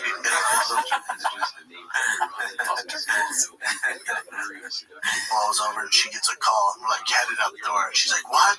And then game, set, match. And yeah, Grim Reaper came knocking on the door in Chicago. Shot the nurse, the patient's dead. What happened? Dude, pumped her full of CBD. What? Wait, what? Yeah, man, she was in Chicago. She's not here. She's in what? She's on LA. She's in her spring. Yeah, but Grim Reaper came and knocked it. Game set. How did she die? Game, set, match. Why are you wearing a backwards hat in the hospital? Is that bandana an N75 or whatever the fuck, man? Oh, god damn it. I'm so tired. Let's see. Yeah. Let's get a couple more in here. Pause. Let's do another jokey pie, shall we? Oh, we wanted to get this on the soundboard. Yeah. We watched a little bit of this the other night. Yeah. Confidence Search 8648. Shout out to Robbie Goodwin. We were on his podcast. I think it's on the live area of his What About Rob? What About Rob? Yeah. Shout out to him. Okay. Let's do another jokey pie, shall we? Okay. Shut the fuck up. You're literally gay. Another jokey pie, shall we? That's awful. Well, we know a couple guys are in the closet. They live in hell. Yeah. They live in hell. I'm working with them.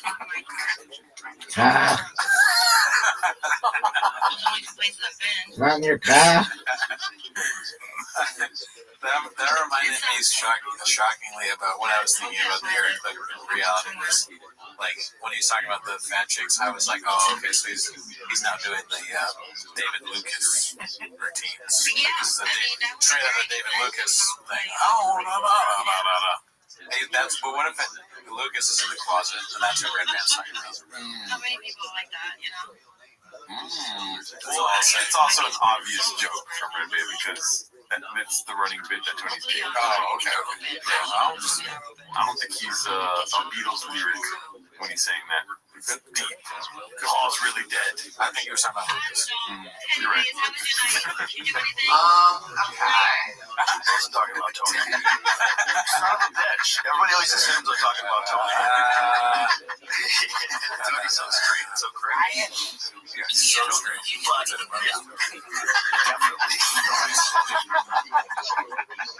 Let's do another jokey pie, shall we? Oh my god, I can't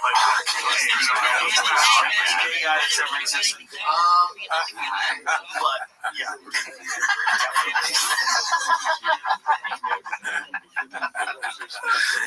Jay Gilson and Tony Hitchcock is amazing. Oh my god. David. Let's see. One more, yeah? Yeah. Okay, this is posted by Handsome Black Man. Damn, Kevin Hart voice. The face you make when you move to, you have to move to Austin because your boss doesn't like California's fire protocol. I got moved to Austin. You when the fires happen, he's like, fuck, we're gonna have to move the show to Austin. Wow, yeah, probably. That's the first thing I learned on this phone. He's like, shit, pack your bag. When the fire's happen, though, maybe move to Austin. Brendan's been waiting for something to happen. Let's see if there's another rock. Okay. Confidence Search 8648. It drives me nuts where Brian is today. Has anyone checked on Papa? That's different. That's hot. Well, that's preposterous. That's a $4 million car. That's a Pagani. Well, I don't even know how to say that. How do you say that? It looks like a fucking. It looks like an Acura. That's a factory, motherfucker. That's what you need. That's what you need, Cal. It's very special. Kicks it, and you start selling out giant theaters. Let's go, baby. Let's get a little.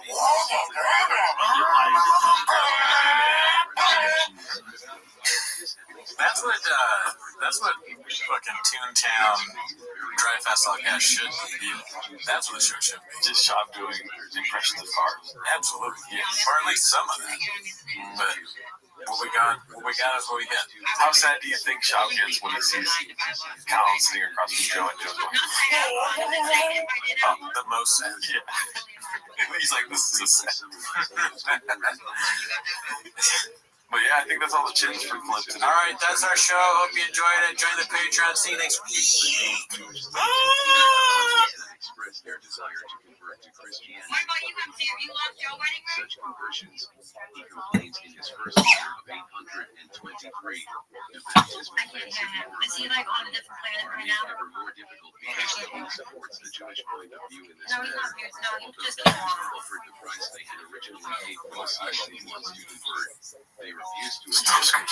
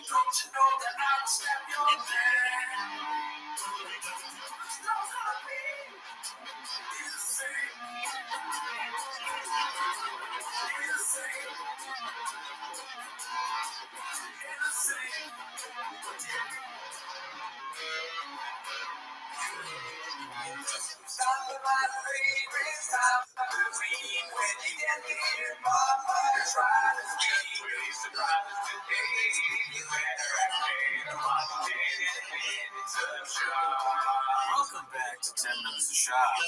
How you doing? Hope you're doing well. As always, join the Patreon, join the Discord, join the Reddit. On the Patreon, we watched Hassan Minaj. What was it called? Off with your head, or off with the head, something. Off with his head, because he got persecuted for living his truth, for lying, doing something bad. But anyways, that's not what we're here today. No, of course you guys are here to watch 10 Minutes of Shop. So start the timer, play the chin clip. Also, we do the early access on Patreon. The only reason why I'm saying that is because there's going to be a lot of good douche stuff on this episode. Oh, really? Some songs, some other things. Yeah. But on Patreon, they're full episodes, and even on Spotify, it's full episodes, not edited. Right, and that's how the sausage is made. Because we don't really care. We don't really matter. We don't count. Never mattered even once. But yeah, check it out. We got the new motherfucking set. Check it out, dude. We got this goddamn raccoon design. Oh, I mean, that's our other show. What about? Yeah, we finally got the Rain sponsorship back. Yes. It was weird. They didn't talk to us for a while, but I called them up. I was like, hey, why you guys being Blockbuster? They said, cool story, bro. We're in traction control, but we know you guys are in Baja mode. Work the deal out. Handshake, C-clamps. Yeah, it is what it is. Also, shout out to everyone that's watching and loving the set and not leaving negative comments about it, dude. Yeah. Don't hurt Gerardo. I know he seems like a big guy, like a fighter. All of a sudden, Gerardo, he's like, you have nothing to do with it. You know what? I'm just saying. You seem like a big guy, but you have feelings, right? Like you're a guy, you hurt sometimes. It's not all fucking UFC and really makes me sad, dude. I don't even know what it really is, really. Neither does Sean McCorkle, who's the first guy up on today's show. Who said, posted by Get Off These Nuts 5000. Our guy's homeless for years. Isn't that that's his username, right? Yeah, it's his. Yeah, he posted something. I've been homeless for years. He's obviously heavy in the Facebook game here. Still living in my truck. 5 years ago on this day, Sean McCorkle, despite how beautiful the weather is in Southern California, almost year-round, rumor has it, Brendan Schaub still refuses to open his window at night. On the nights he performs stand-up, he says the sounds of crickets make it impossible for him to relax because he feels like he's on stage still. I think it's good. Very good cricket joke. Liked it. Little wordy. Was that? Little wordy. Oh, for you? I like that it's 69 likes. That was on purpose. 69. Yeah, I like it in a bit. Inside a bit. Within a bit. 15 comments, 1 share. Who shared it? Sean McCorkle. Do you have a Facebook? I do, but I'm not on it a lot. You know, Facebook is just not as interesting to me as it used to be.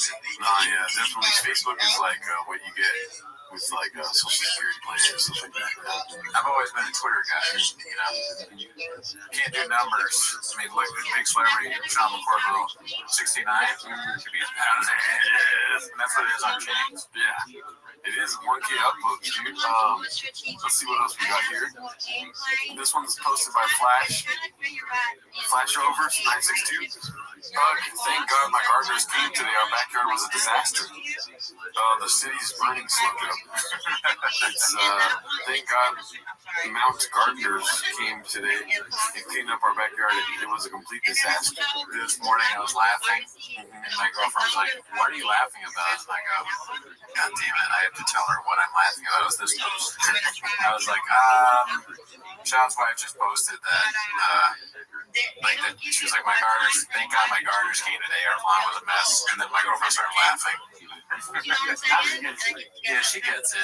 I didn't even have to show her the picture, which is it's a picture of their pool if you're listening on audio. Spotify. Never heard of it. But yeah, this is really kind of a post. What are you doing? What are we doing here? The city's burning. We're kind of stressed out. You know, I'm going to be honest with you. I'm not going to sugarcoat it. This episode, he's a little stressed. I don't know why. You're stressed over the dumbest thing, I think. Maybe. But you know what bothers me about the people that post this kind of stuff? Why can't you spell check something real quick? You know what I mean? Thank God Mount Gardeners came today. Yeah, I saw the MT. I was like, why didn't you fix that?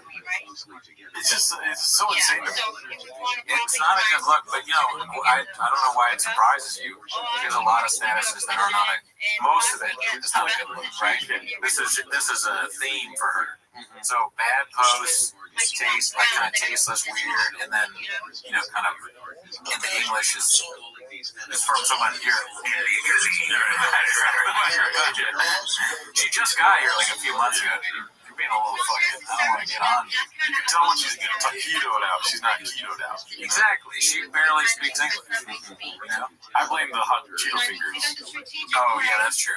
I mean, how are you supposed? That's another thing. How's she supposed to spell out everything correctly when she's got a duck because Cheetos are getting thrown everywhere? Goddamn rattlesnake, you know? Yeah. She's not a nice person. And also, her husband's dick's goddamn down here, dude. My wife goddamn rattlesnake. This is posted by Where Does It Hurt? R.A. Rio's epic folklore era was the best. Folklore. I mean, I love the Wolverine meme. It's got like a 70% hit rate for me. So I'm glad this got put in there. Yeah, dude. What do you think about it? Sticking his nose right there. His nose lost weight. I like the Wolverine meme for sure. You know, like Derrick Rose highlight type stuff. You know, like people that miss with Derrick Rose in the league and stuff like that. NBA guy. Yeah. As far as Papa goes, I don't miss this. I'm not gonna lie. I do miss the content, but him looking like that, I don't like that, dude. I like him mechanicked up, dude. You know what I mean? Walking in our truck and stuff, you know? Sure, yeah, that's true. I mean, I want to see a healthy Papa because this is like maybe a lot of drinking. Yeah, I think the drinking has maybe calmed down some. I mean, look, dude, Supreme hat. That should have never been made in the first place. That's honestly what I was thinking about is the hat mostly. Yeah, the hair. You know what I mean? What are we doing here? The hat is kind of like, the Supreme stuff is obnoxious to me. It's kind of always been obnoxious. It's too much of a in-your-face, like, look, I spent a lot of money on this logo kind of thing, which I think is out. Yeah. Right? A lot of people aren't doing the logo thing as much. Well, it's out. I mean, this was never in because this is leopard print. Yeah. I'm so dumb. I thought that was camo. No, dude, not a chance. It's leopard, but it has a green bill. Over under on it being a camo. That's the underdog, dude, because that's leopard print right now. I wonder if with the Supreme, because you know the most famous looking Supreme is when it's red. Is the black like if it's black, does that mean it costs less or costs more? Dude, I'm so glad I don't know. You're not a hype beast. No, not a chance. I'm a little bit of a hype beast, as you can say. I mean, I stand in line for this shit. Yeah, I'm more of a comic book guy. This is posted by Advanced Spinach 6500 or 650. Brendan caught lying in real time. Papa disrespecting the Delta Force bros and lies about it. This is I disagree. I disagree with Khabib. Oh, that's the episode. Okay, let's see what this is about. No audio. You wrote the Anti-Hero podcast and apology. 3 of Tim Kennedy's teammates all confirmed what they said was true just now in an episode, and all of them stated how Tim lied about his entire deployment. Alright, so I don't know if this is video or with audio, but let's see what's next. I never spoke bad about any of those dudes, nor would I ever. Don't have a clue about that world. Tim and his buddy, that's it. Your buddy's alliance come in big. Yeah, it all started about 20 years ago. I used to see this older gentleman in a coffee shop always meeting with young men, and it left an impression on me. That's an ad. That's like, remember that post we saw before where he's like defending Tim Kennedy? He's like, you're crushing it, man. There's haters. Yeah. He's not thinking, I've been there. You're in a rush, you see your boys getting hit, you don't really think about it. Your boy makes up all this stuff about how he threw all these grenades, how he served in combat and all that. You don't really think about it. You just post. You just go. Yep. You just go. And I mean, let's not sleep on the fact that his own base is turning against Trump mania. I thought he said mafia. Trump mania is turning on him, dude. Damn, man. He's fucking up. This one's posted by What Are We Doing Here? B. Travel ball is tough. Official My Someplace travel ball pose. This is what you should be doing. That's what 12 podcast does, you idiot. Yeah. Sleepy boy. His cubby has a blanket in it. Yeah. How do you think not to sleep here? Exactly. That's a big cubby. Okay, this is posted by So Super by Subpar. Papa seating as Montez laughs in his face and tells him he has a glass chin. Imagine though, like you're excited that your dad's at baseball. You look over and he's asleep. But right. It's so cool. Your dad supports you. Yeah, but his eyes are closed all the time. He's snoring during the pitch. Fight Night Flashbacks. This is an old show that they used to have. They don't have it anymore, I'm pretty sure.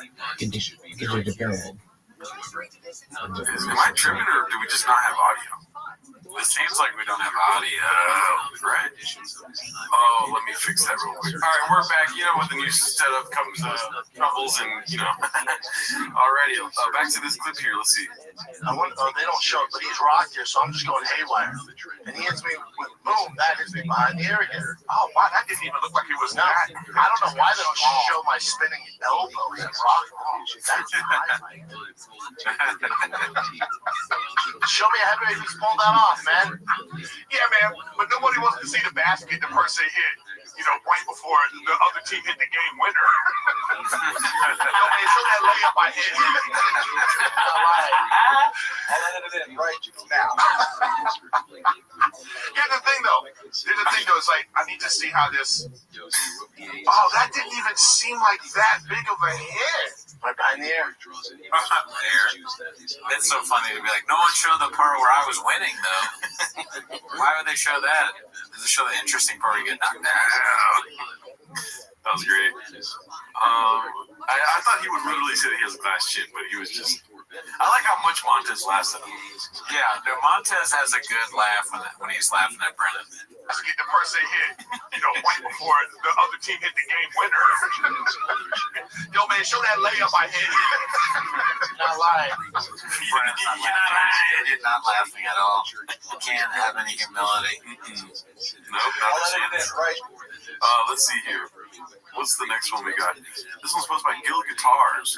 Brian absolutely glazing Tim Kennedy over on the gram. He's getting lit up in the replies.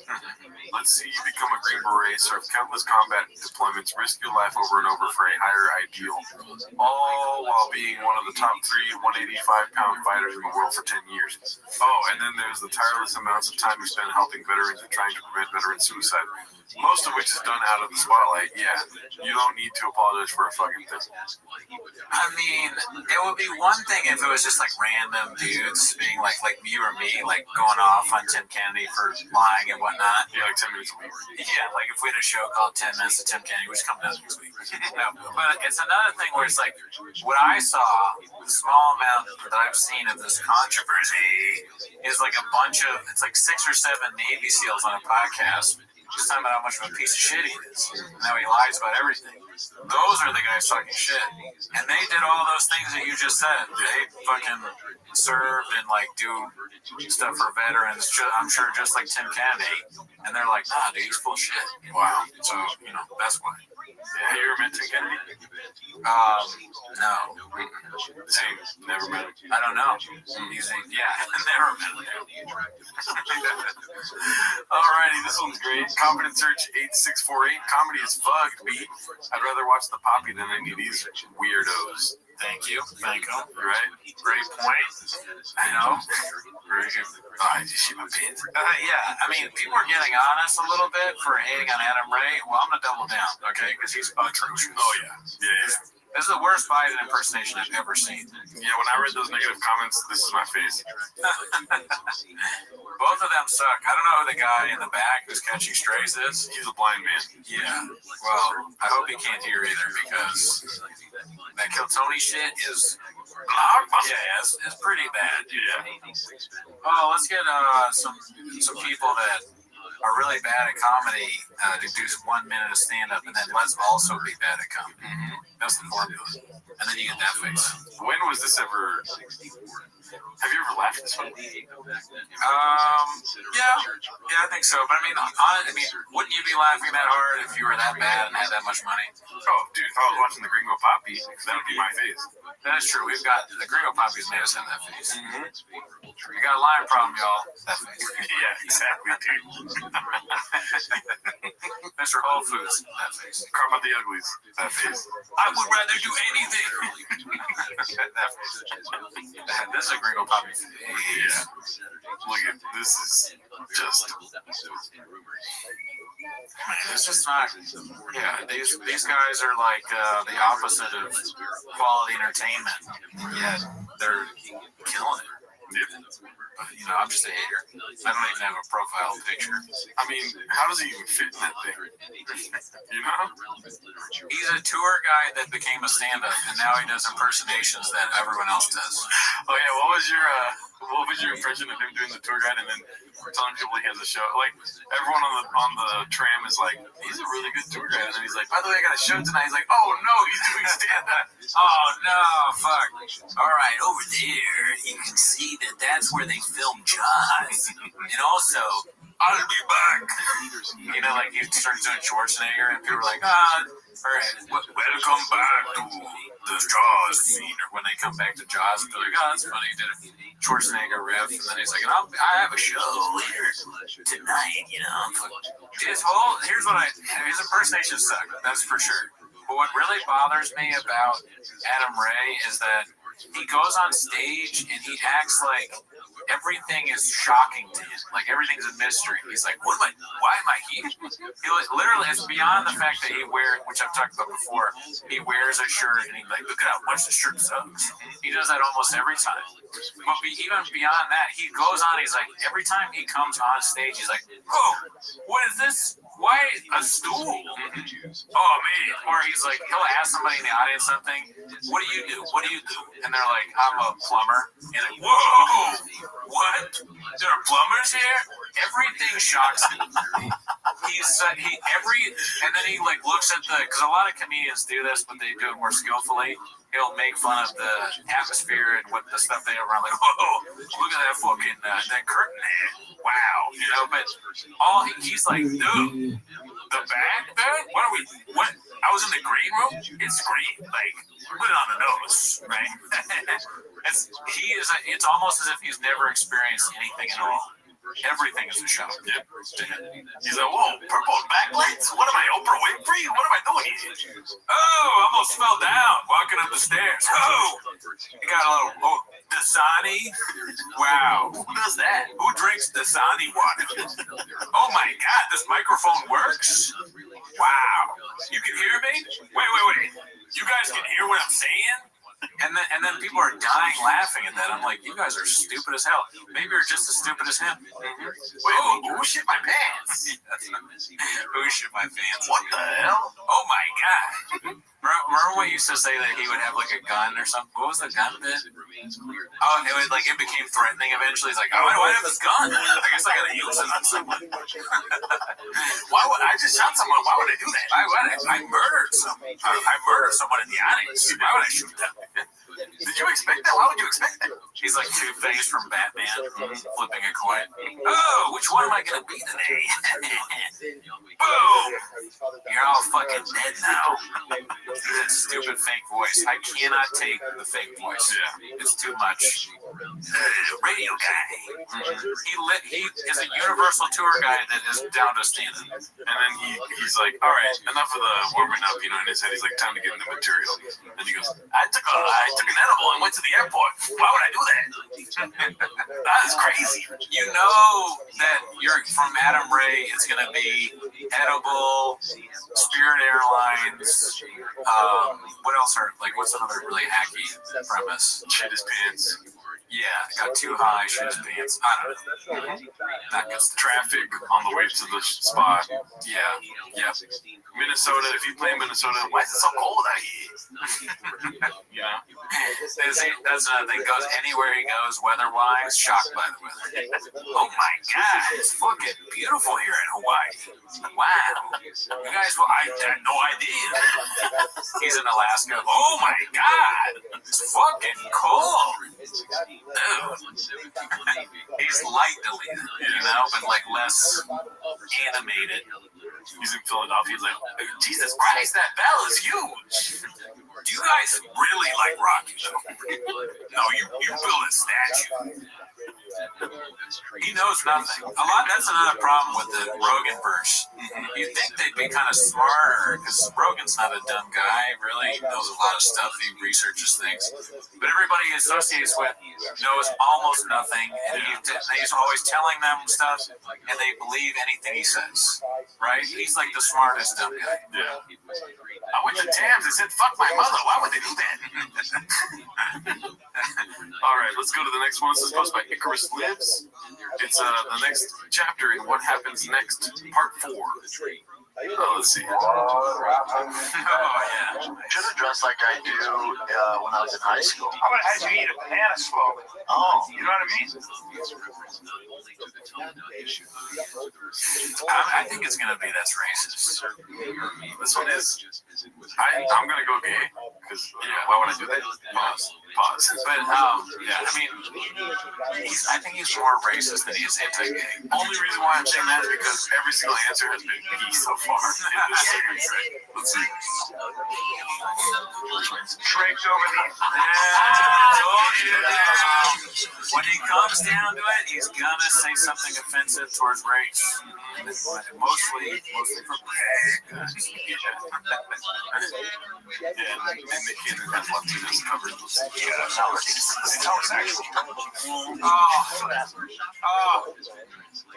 They're both so redacted. They got both answers. Just not funny at all. Yeah. That would probably be sorry. Yeah, it's my God. Create nothing out of something. Yeah, that's My God, obviously nothing out of something. create nothing out of that genius, dude. That's fucking good. I take it back. It's really fucking good. You can't make that. He made it up by accident. He hid something hilarious by accident. So what? Most people can't be that funny on purpose. Fuck you. Yeah. Fuck. Tuscany, Alabama. Another obvious one, but hilarious that he was going to say Tuscany, Alabama. Oh, this geography, and I like that. He's going to put Tuskegee, right? Tuskegee. Alabama. Where's Tuscany?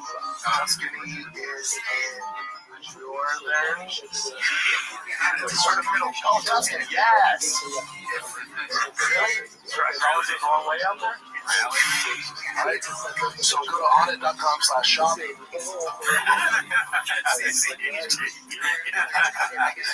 Spelling his own name wrong is like almost that funny. It's just scary.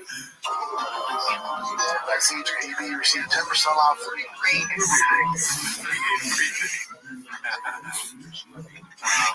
I'll just remember, I'll never, no one's ever going to use my name on a promo code. But also, we just do T-Mo's or Records probably. Or something is probably short. Records is not too long, right, for a promo? Promo code Cootie is the best promo code. I don't know. KOANEIY. Here's one thing I do know. It'll never be either of your names that people will continuously call you different things. Alarcron, Alarcran, Geraldo. That's the worst one. Promo code Al Capone. That'll work. You know. We still have to get a Magic Mind in case you're listening. I know they watch these. Yeah, they might be mad at us, but no, you should. I should. Yeah, what are you talking about?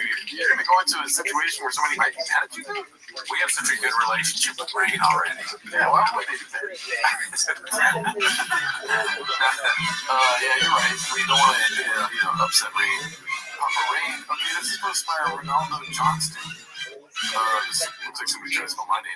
Psycho Tim lies about being encircled by 400 Iranians in a war. Liar Tim Kennedy claimed he was surrounded by 400 Iranian freedom fighters while fighting in Afghanistan. But like most of what Tim wrote in his book, it turned out it was completely made up. His own commander and teammates said there weren't any Iranians in Afghanistan. This little fraud has no sense of shame. If you cats like the dish, just let me know. I'll pour some more as I go through this pot. Yeah, this is one of the ones I think this might be, or at least that guy in the far left. I think I was watching his show. But these are like three new dudes. There's a lot of Army guys being like, he's full of shit. This many Army dudes? Can you imagine if there were more than 10 people that were Navy SEALs that hated you? I can't. Right? There probably is. Right? I mean, honestly, some of the replies that we get, it'll be like a dude in an Army thing, like, you guys are fucking idiots. I'm almost going to be like, fuck you, and then I see who they are, and I'm like, okay, thank you for your service, right? I'll let die, and also thank you. Yeah, we suck. But, yeah, never mind, take it back. There's probably many Army people that think we suck. We're not just talking about some Iranians. This is Tim talking about a horde of 400 Iranians charging you guys. You run out of ammo within like 20 minutes. Oh yeah. Be surrounded by 400 Iranian freedom fighters. They're kicking our ass. I'm like crawling on the ground, eventually trying to find ammo, but the vehicle in front of me explodes. RPG just skipping off of my hood. Just rounds are like ping, ping, ping, ping, ping, ping. Like It's just never happens. He's talking about, he's not lying because he's talking about a time he played Call of Duty. He's like, let me clarify. I mean, clearly, I'm some of the video games. No one believe that it was actually done. It was a video game. I'm just that's the guy from the motivational videos we were watching. Oh, yeah. So, when I get down to it, I'll just tell myself a bunch of stuff with that. It's something that I love hearing that. I force myself to stuff like this. he's like, oh my god, those guys are still alive. So he like hops out of the vehicle and like, where are you going? He runs. We know now that it is not empty because Jesus was resurrected, but because the Jews took him out of his grave and disposed of him. Zero, and then the Jews throw stones into his empty grave refers to the Jewish custom of putting stones on top of graves. Finally, Amulo tells us that Jesus was the son of someone of uncertain origin, a name Pandora, who is there committed adultery. The later Toledot Yeshua recensions elaborate in great detail on this information and offer a full-fledged birth story of Jesus as a bastard and as the son of a menstruating woman. Amulo doesn't seem to know the full story, but he knows a bit more. 101 were abandoned. So bring me a fire. 102 Leo, Liber Contra 40, PL 116, 168B 169D, 103 milliseconds Cambridge. Yo, babies. I was thinking about one of the videos that I made recently, and I was busy thinking of funny stuff, and I wasn't so focused on halakha. Yeah, you heard that. Halakha. Why not? Anyway, and like halakha is like so important to me. Like, it makes me want to cry. Nobody else wants to cry about halakha. Nobody else studies halakha in the bathroom all the time. But there are going to be people out there who are like,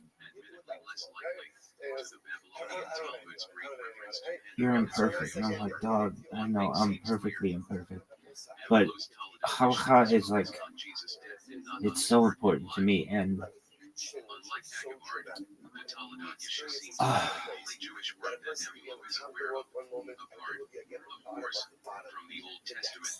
I have forgotten more halakha than I remember.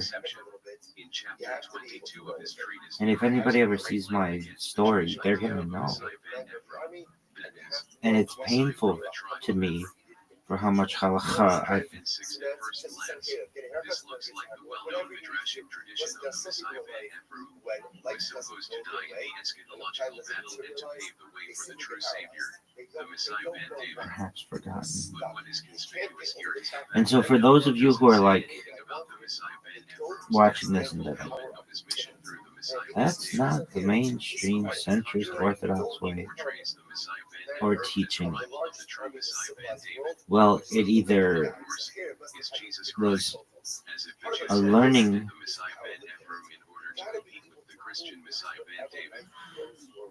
This is a story very different from the tradition of the Messiah ben Ephraim as we know it from the rabbinic sources, except for one tradition preserved in 34, 36, and 37 of the Sikh Rabbi.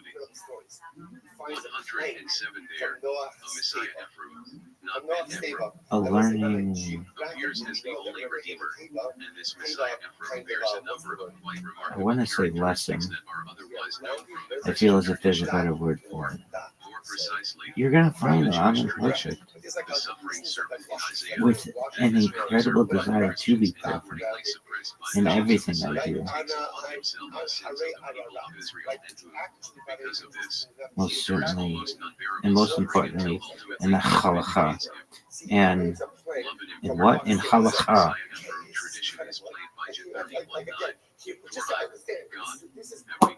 So, in terms of shotness, I was watching one of my videos, and no one brought this up to me, but the core rule of shotness is wool and linen together. And it's from Vayikra 19:19 and Devarim 22:11. Only sheep's wool, zamer, and linen flax, each stained together, create shotness. Nothing else is doraita shotness. Now, cotton, nylon, polyester, elastic, modern materials. Cotton's not wool, it's not linen, so it's never shotness. Now,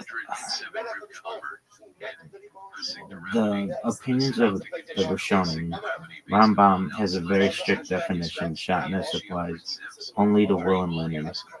Other fibers never count, even rabbinically. Rashi agrees with Rambam on the definition, emphasizing actual physical joining. Rosh slightly more cautious, accepts the Torah definition of only wool and linen, but emphasizes rabbinic safeguards. At the end of the day, we'll figure it out. 133-78, expanded English version in preparation. 109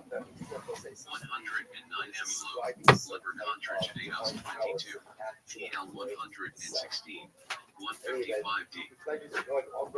Funner than the letter. 110 this means, if indeed Amulo refers to the Messiah Emperor tradition in Rabbi, that we are confronted with yet another example of a very peculiar group of words that took shape in the post-rabbinic period and that Agabart and Amulo know and attack because they challenge core Christian values. In sum, there can be hardly any doubt, first, that both Agabart and Amulo refer to a certain recension of the Taladat Yeshua, and second, that this Taladat Yeshua recension must have been very similar to the version preserved in the Aramaic fragments from the Cairo Geniza. This means that the version of the Aramaic fragments was known and used in the first half of the 9th century CE. It is impossible to deny how long before this dating took shape, but the fact that it belongs to a body of literature that seems to have crystallized between the 7th and the 9th century CE casts into doubt the possibility that it appeared as a coagulated and well-defined work long before the 7th century. In any case, the Jews in the Carolingian Empire under Louis the Pious made public and even aggressive use of it, public and aggressive enough that the authorities of the church became aware of it and felt provoked by it. Since we don't have earlier evidence of other written versions of the Taladat Yeshua, it may well be that the Aramaic fragment Agabart Amulo recension is not only the earliest recension that has been preserved, but, indeed, the first recension that was ever put into writing. 110 Schaefer, Gebert, 174 The Strasbourg text of the Taladat William or Burial Strasbourg text is among the best known of all presentations of the Taladat Yeshua. Samuel Kraus placed it first in the series of texts printed in his Das Leben Jesu nach Geibesken Quellen, 1902. And it was the only text which he illustrated with a running series of variant readings and also of references to other relevant literature outside the Taladat Yeshua. One correspondingly, it was the main text translated into English by Hugh J. Schonfield in his book on the Taladat, according to the Hebrews, 1937.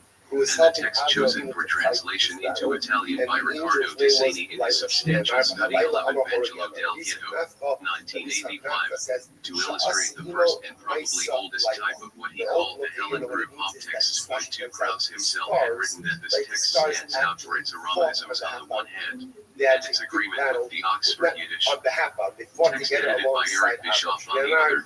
The one or two scattered Aramaic phrases and sentences, viewed together with other features, that inclined him to see it as in essence particularly 01T. 3. It presents a shorter version of the type of Toledo.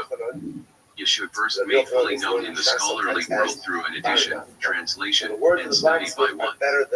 See, Wagency 1. Or the narrative of the Strasbourg text may be summarized as follows.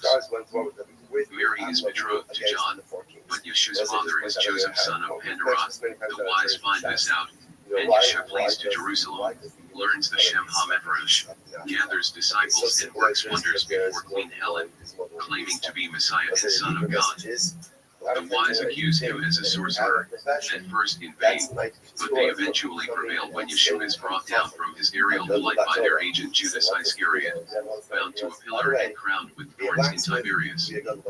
He is rescued by his followers and taken to Antioch, but finally arrested again in the temple when he comes to Jerusalem. He is hanged on a cabbage stalk, his body I Samuel Kraus, Das Leben Jesu nach Geibesken Quellen, Berlin. S. Calvary 1902, Repair, Hildesheim, OIMS, 1977, point 20-21, 38M.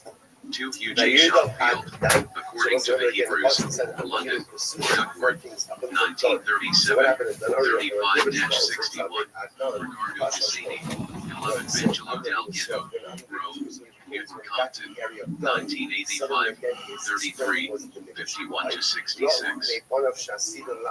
3 Kraus, Das Leben Jesu, 20 to 21, 247, referring to irrigation. IGI displays Leben Jesu, Leipzig. W. Schiller, 1885. Why not? One dose jets for each separately paginated. In Luhansk, Christophorus Wayne, Joe. I Word is Connorson, 1681. Will/Barry disappears when he's retrieved and is caught in the back his followers all the time. dispute with other Jews for 30 years. But they're going to be people out there Separated by the wise through their agent Elijah. The great Haxo who pretends to be Christian and is known by the turbulent followers of Yeshua's call. Later on, Nestorius brings many back to a more Jewish outlook and way of life, and their conflict with Jews continues. It is ended when they press another disciple of the wise, Simeon Sepa, to join them. He agrees on condition that they no longer molest Jews. Unlike Elijah, he remains secretly Jewish, and unbeknown to the Christians, he carries on his activities as a great atheist. The story in this form occupies only 12 pages of about 30 lines in the Strasbourg manuscript, U-170A-175B, described by Samuel Landauer. But even so, its narrative shape suggests considerable antecedent redaction.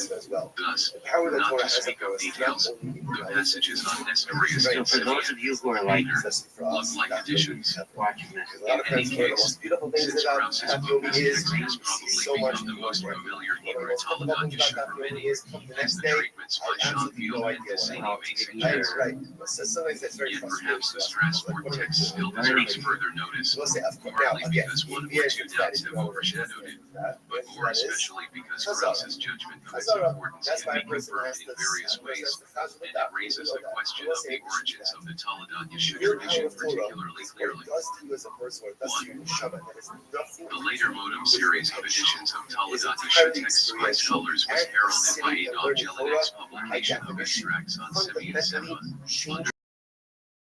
Under the heading Petrus Lexicon began forward, when Eric misquoted the Yiddish text just mentioned in 1895. Krause in his 1902 book suggests that Bischoff's Yiddish was translated from Hebrew Talmud Yeshua to the Strasbourg text.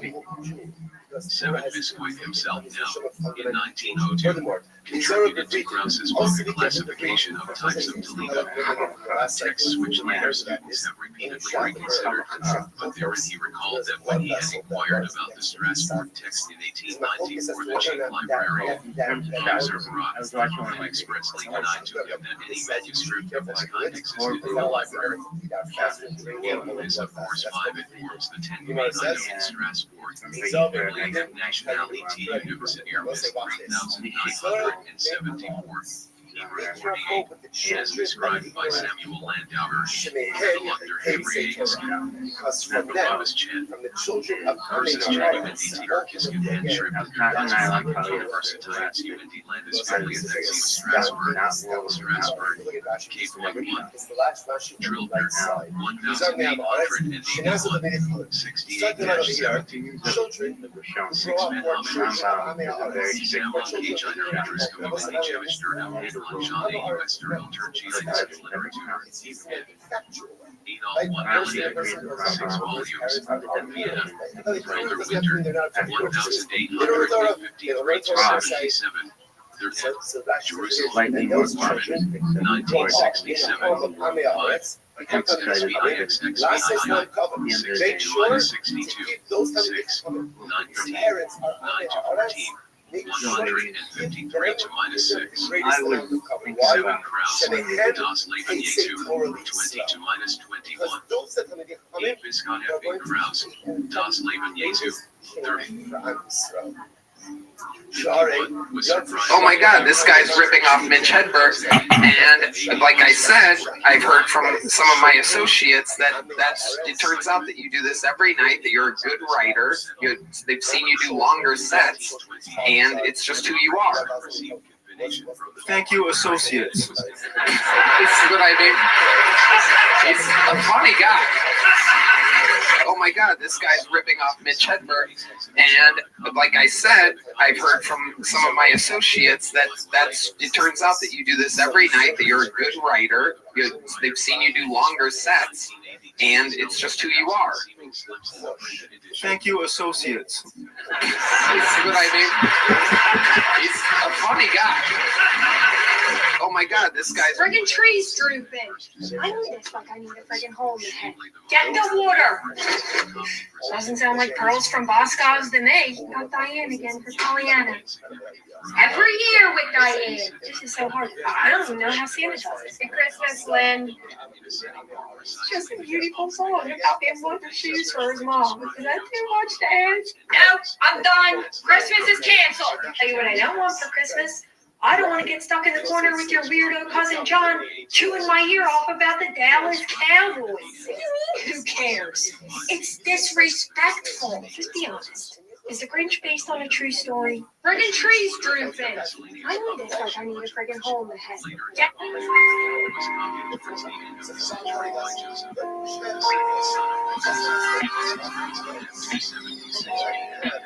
Hey, excuse me, you look so beautiful in this dress.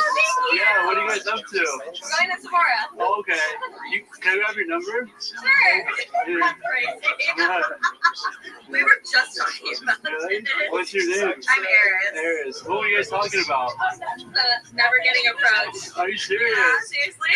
So, like, yeah. Crazy. Yeah. What? Trying to take your job away. And this was a workout this week. Oh my gosh. At the practice of Goodland Mass facility. From 50 yards away, left footed, straightaway kicker.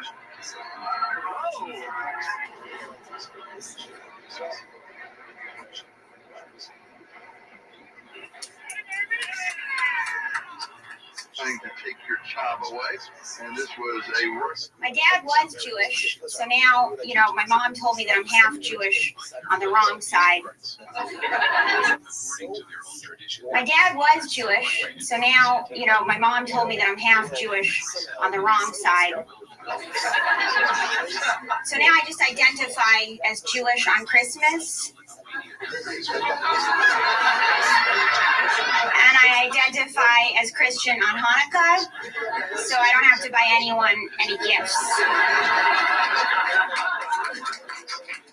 So maybe I am more Jewish.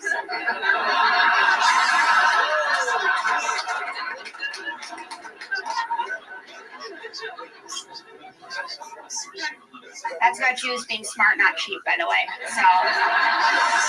Santa baby, just slip a sable under the tree for me.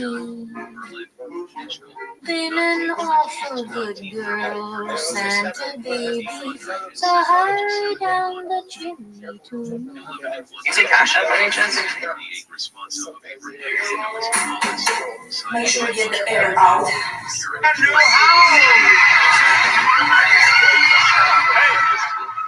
we're not leaving without an eviction order. Well, here's your new home comes with resident. And oh, hey, safe from first. You're in. Oh, hey, safe from first. Oh, hey, safe from first. You're in Woodstock, New York, for sure. You guys take Bible Pay here? Yeah, Bible Pay. Can I try it? Did it work? You know why? Because Jesus paid it all. Come on, hallelujah. God bless you. Come on, give him glory. He paid it. He paid it. Hallelujah. He did it. Yes, he did. You guys take Bible Pay? Did you happen to know where the picture frames are? That's one of the sides of the same back here. It's that way you make the right.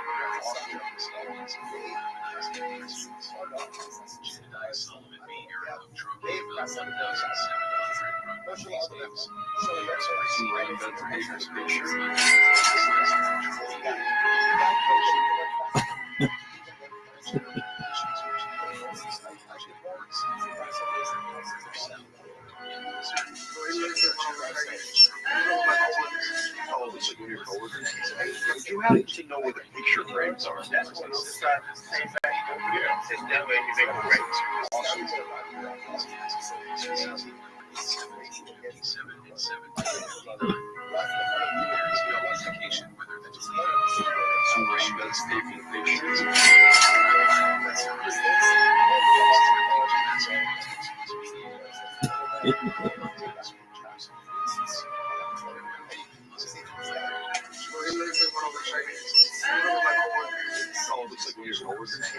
Would you happen to know where the Oh my God. Don't fall. I know, I'm reacting to whatever's happening over there. Yes. Sorry, I know. Shocker. It's not great. Are you doing dinner or, huh? Are you doing dinner? Oh yeah. Oh yeah. Are you? Good. It'll be fun. Oh my God. Any questions? I got a question. You got any excuses tonight, Roy? Let's not ask questions like that. Let's go to work. Hey, Roy, let's go to work. And there were blues in the house during the first fight from time to time. He has an advantage. Roy's not found a way to ever get a sustained attack against him.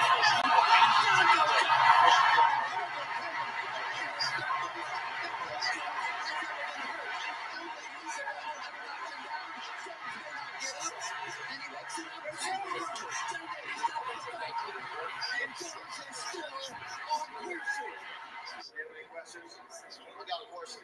You got any excuses tonight, Roy? Let's not ask questions like that. Let's go to work. Hey, Roy, let's go to work. And there were blues in the house during the first fight from time to time. He has an advantage. Roy's not found a way to ever get a sustained attack against him.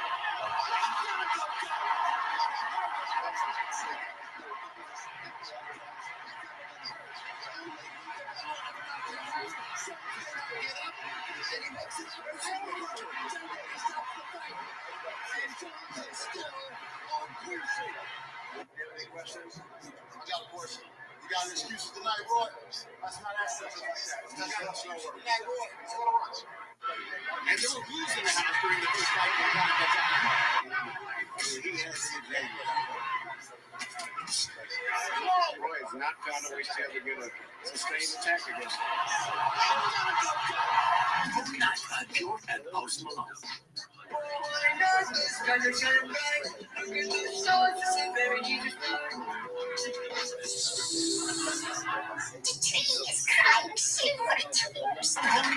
Pure and Post Malone. You guys should just leave. What? I got a jersey if you guys don't always step on it. Dude, you don't want to do that. What? You want to do that. This is what's going to happen. You ain't going to know if you're fucking shitting or eating. Well, you guys eat a lot of ass. I mean, that's kind of a hot state thing, you know what I mean? Gentlemen, walk away. Walk away. You're going to go to the county. I was just talking to somebody fancy. Walk away. That way. Oh, well, guess what? Oh, man. Well, you guys should just leave. Fuck off. What? I got a jersey if you guys don't always step on it. Dude, you don't want to do that. What? You don't want to do that. This is what's going to happen. You ain't going to know if you're fucking shitting or eating. Well, you guys eat a lot of ass. I mean, that's kind of a hot state thing, you know what I mean? Gentlemen, walk away. Walk away. You're going to go to the county. I was just talking to somebody fancy. Hey, go ahead. Tell me what you just told me. I walked out here and I got really bashful for a second because I thought you looked like someone famous. Like I genuinely thought that you were the famous girl, Alex. No, Alex. Yeah, that's who I thought. Hey, go ahead. Tell Who's this bitch? Compiled in Spain by C-1217. Some further indications bear out the view that the Strasbourg copy substantially represents already current in the 13th and 14th centuries.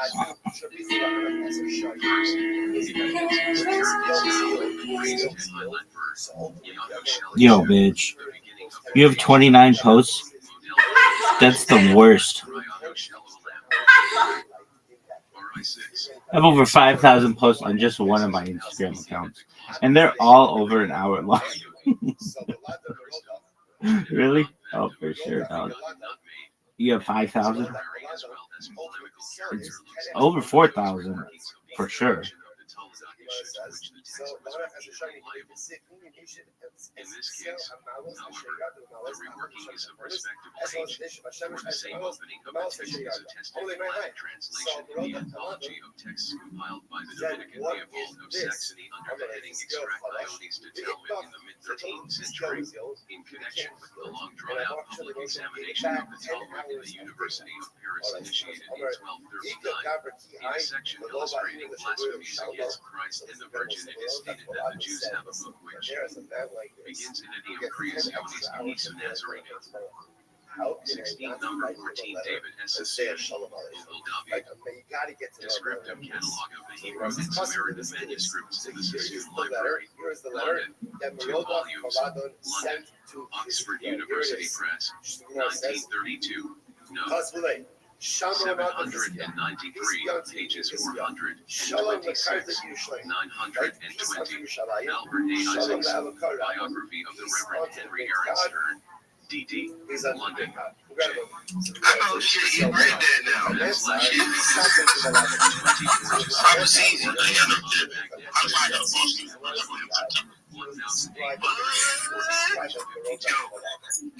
If you have a kid, matter of fact, if you have a kid, you gotta name him CS, so MC and CM. You know what I'm saying? That don't sound right. Matter of fact, name him Christmas. You know what I'm saying? When he 5, teach him how to use guns. So he always say, yeah, I got a criminal trip, bitch. And it'd be like his kill word. 1937, 362. Misgewert US Dens Eiter Legendes, That's it. Or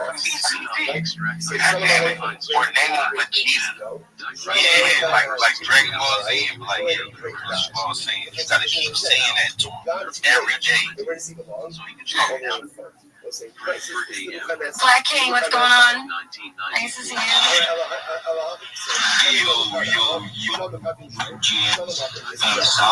GM to everyone in the speaker, GM to the listeners. Yeah, it's Christmas morning in Nigeria, and we kill them for Christmas. What do you say? I said Merry Christmas. Merry Christmas. Like a lot of my friends are asking why haven't I slept? And I'm like, the holiday seasons, yeah, the holiday seasons, Christmas season is a big season for me because I had to celebrate Christmas. I said I think last week I said that I'm going to celebrate Christmas with my family this year because of some things that come up. Nevertheless, celebrating Christmas was wonderful time with my other family, that's my cousins, and we're enjoying vibing. Me and my cousin brother, we are right here, 11 since I just finished playing Call of Duty before coming to this place. The Christmas vibe and everything, chatting with all the families from different places, praying. I'm like, seriously, the cooking is starting, man. The cooking is starting by 4 a.m. in the morning. We have the Lord that will come to the house, trying to make a lot of fun and a lot of things, and also us doing our way downstairs to enjoy Christmas. So I don't think I'll be able to battle more, like today, tomorrow, because of the season. I really wish to battle more. I'll be seriously back to the and that is the reason why I'm not going to be battling anymore. But nevertheless, I think I'm going to send you, I'm sad, I'm going to send you some pictures of some chickens. Sorry, some chickens. No, you don't have to do that. You eat those and enjoy your chickens. I don't need to see them.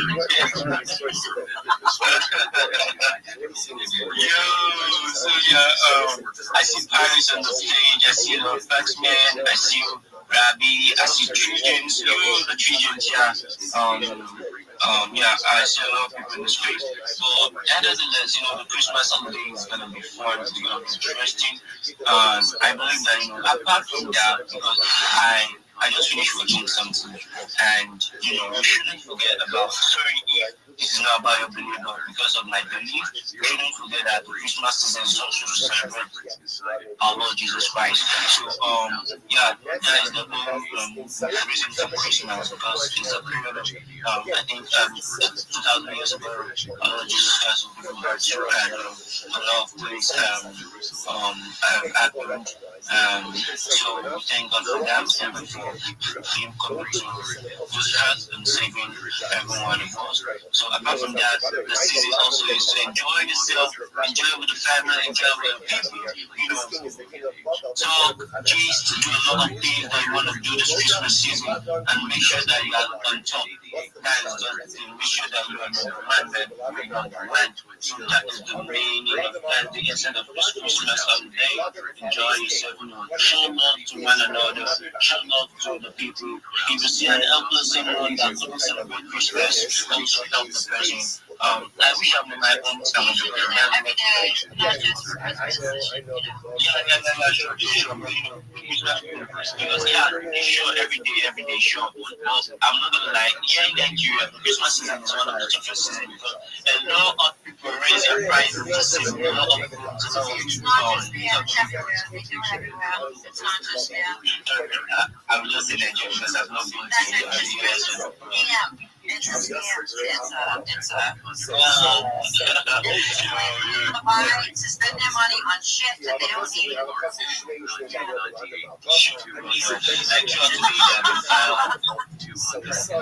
Fireworks up and down, fireworks. I got the fireworks that just happened like back in my window, and I was shocked because the sound was massive. My heart really, I almost stood up in the bed. But it's also a fireworks. So yeah, the prices of goods and services go a lot. So this is a period of time you should really help somebody, help them that Christmas and celebrate them also because of things we have to catch. Yeah. So thank you. So I was wondering, I was expecting the European because I was checking race page to see if the streets were rain am I okay? I'm not sure. So I'm expecting race page to check if the space was from rain, but it was from me. So this is the first space that we are. Yeah, so Ray's not going to be back in Spaces or Stream until Friday, I believe. Okay.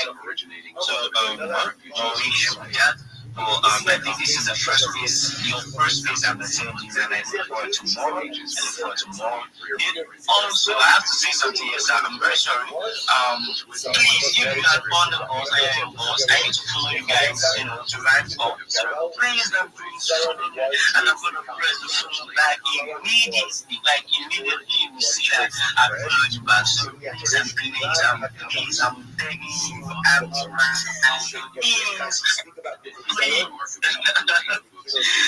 so thank you, so I really appreciate you. And please, I'm also back to Jesus. I love TikTok. So I say look, and it's a shield on vibe space. So yeah, I want to shoot myself a little because I can see a lot of people that are not let before. So yeah. Black King, I'm a social media manager, I'm a content creator, I don't like calling myself content creator because they don't create content. So I'm a content strategist. I create content strategy to help you scale the thing you're doing, whether it's a project, a business, I can help you do that.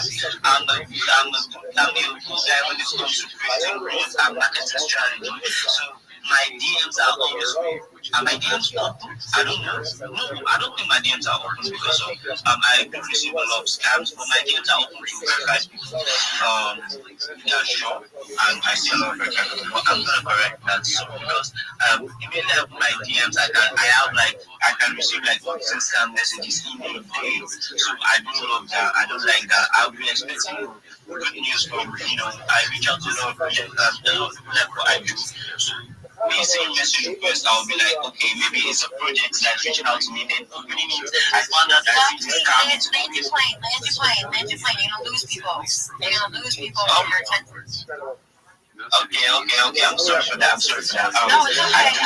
It's okay. If you want people, people, once you lose their attention, you're not going to get it back. You know what I mean? So you want to make sure you want to say.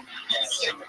I'm very sorry for that. So, yeah, I'm Black Gang. I'm social media manager for the content, marketing, and growth strategy. And that is what I do on the space. So you can do any help with and I'm going to follow you back. So thank you, Sal, for giving me the mic. I really appreciate you. I'm back to what I'm doing. So thanks. You're welcome. I appreciate you. Thank you for coming out. Merry Christmas.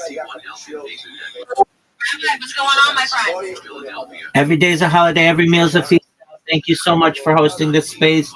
Anyone who's hearing my voice out there, I've done my best to follow you. I'd appreciate the follow back. I follow everybody back.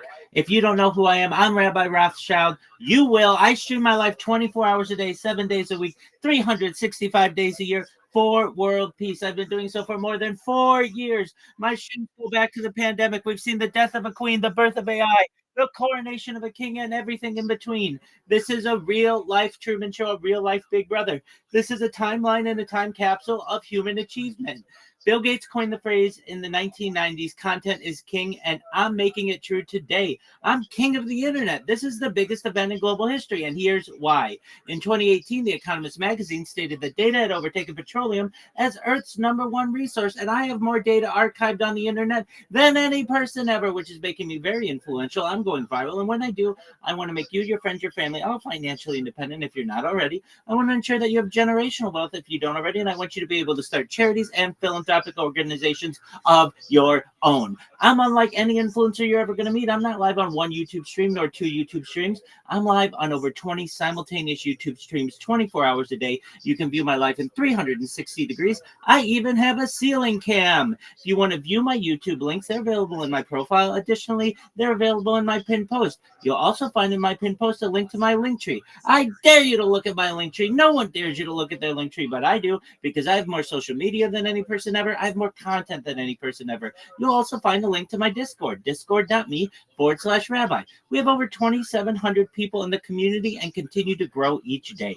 In addition to making you all extremely wealthy and wanting to promote world peace, I want to help end world hunger through the use of technology, such as agricultural drones, floating greenhouses, saltwater greenhouses, hydroponics, vertical farming, cloud seeding. I want to help end world thirst. I'm sponsored by a cryptocurrency that's worth about $100 million, and one of the things that we do is we build wells and water towers in developing nations for the benefit of the less fortunate. Additionally, I'm an advocate for the LifeStraw program, and most importantly, desalination technology, where we pump Earth's seawater onto land to make it drinkable. If you are a reply guy, if you're a Web3 marketer, if you're a raider or a shiller, and you want a free mentor, coach, and friend, send me a follow. I will follow you back. Send me a DM. I will respond. I want you all to know that I'm here to support you both personally and professionally. I'm here to be a positive person in your life. I'm here to have an optimistic view on the future. And most importantly, I want to give people hope. And with that, I sincerely appreciate the opportunity to share. Thank you, Rabbi. I appreciate you. Excuse me. Are you doing anything good for the holiday besides streaming? Well, that's what I do best. So I'm Jewish, so we celebrated Hanukkah, which ended on the 22nd. So I'm just basically living on X Spaces with all of you, and look forward to, God willing, a happy and healthy 2026. And I really hope that that's not only my year, but the year for all of you and all of your projects, and that we continue to build together and grow together. Thank you. I appreciate that. I can hope for the same. Thank you for coming up. It's always good to hear you. MC, what happened to your boy? Daniel S. Olban Ezra. Ancient festivals in Oh, yeah, I know. HTR 102, 2,481 to 96. He's a trip. I can only imagine hanging out with you two in front of a campfire drinking some beers. I can just imagine the stories I would hear. Lou, what's going on, my friends? So when I lived in Hawaii there, I was watching the Christmas parade, and this police officer comes up to me and says, Just being hit by an ass. I said, what's that? And then all of a sudden, Christmas, the ass was coming down in front of the parade room, and it was going to hit me. So I said, oh, that's what he meant. What do you think you meant? 2003, 284 to 85.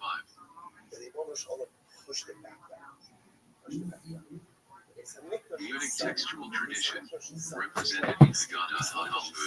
There are likewise only 4, but they read like names derived from the Christological root texts, which is Shemit quotes. PS 42:2, 24:7, Exodus 4:22, Isa 11:1.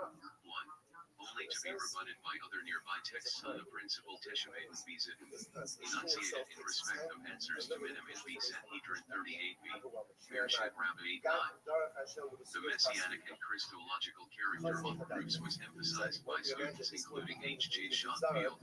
28 as it was suggested by Ernst Bammel that, as this text of the Taladat Yeshua might indicate, originally the names were simply envisaged as names referring to Yeshua, and Peter Schaeffer somewhat similarly argues that the author or editor of the trial scene in the Babylonian Talmud is giving a rebuttal of Christian claims for Christ under the guise of an account of the trial of the disciples. 29 at present, however, the focus of interest is not so much the interpretation of the Talmudic passage as its incorporation into a Hebrew text of the Taladat Yeshua, something which is in fact typical not of the other texts of the Strasbourg or Helen type, but of the Aramaic texts and their Hebrew and Judeo-Arabic commentars, in which either 5 or 12 disciples are brought and tried. 3. Though it may be suggested that the Strasbourg text has contact here with the form, perhaps early, of the story given in the Aramaic texts, in which Yeshua did indeed apply the names to himself. In this connection, it is at least noteworthy that the passage on Simeon 7 in the Strasbourg text, itself probably an addition, gives the Christian authorities Hebrew equivalents of the titles which in the Aramaic texts we find given to Roman or Jewish ones. Egemen and Yashish Gadol. 31 in the Strasbourg text we then have a possible link between the Hebrew text and the Helen group form, which is the most familiar of all, and the story given typically in the Aramaic texts. The Strasbourg text thus presents both a well-marked form-up passage on festivals, which forms one of the internal associations of the Helen group of the 4th and 5th centuries, and also, in the passage on the names of Yeshua and in the titles given to authorities, material suggesting that this text has had contact during its transmission and development of the story is current in Aramaic texts of the Pilate period. Can more be said on the pre-13th century history of the narrative attested in the Strasbourg text? The beginning of the Strasbourg text, with its tinge of literature and satire, is probably an elaboration of the Toledo issue which was already current. This 28 Schofield, according to the Hebrews, 153 to 7. 29 Amsbamai, what is thy name, in Judaica? K/E Schriften, and Idem, 2 volumes, WUNT 37, Tilbingen, or Seebeck, 1986, Repair from NT, 1970, 12:223-28, I, 210 to 15, Peter Schoolleaver, Jesus in the Ta/Mud, Princeton University Press, 2007, 75 to 81. 30 Yaakov Deutsch, New Evidence of Early Versions of to/Yeshua, Tarvis 69, 2000, 177 to 97, 18 FR 89, 31 Hebrew text, F175a, in Krause, Das Leben Jesu, 49. 58 WI/Liam for very particular opening is first attested in the early 13th century, and may of course be earlier, but in any case a closely similar Hebrew text, with or without this opening sentence, probably circulated earlier in the Middle Ages. Yet here earlier attestations of the narrative as it is presented here as a whole are lacking, and the divergence from it of those forms of narrative which are indeed attested earlier in Aramaic, Desanes by late group, is striking not only for the difference in the principal governing authorities concerned, but also for the lack of the birth story in the published texts of the pilot group, and indeed also in an early witness to the Helen group like that of Raymondus Martinus. Here, Jesus is of illegitimate birth, but the story of his birth is not told in the text, at least as far as it is translated by Raymondus.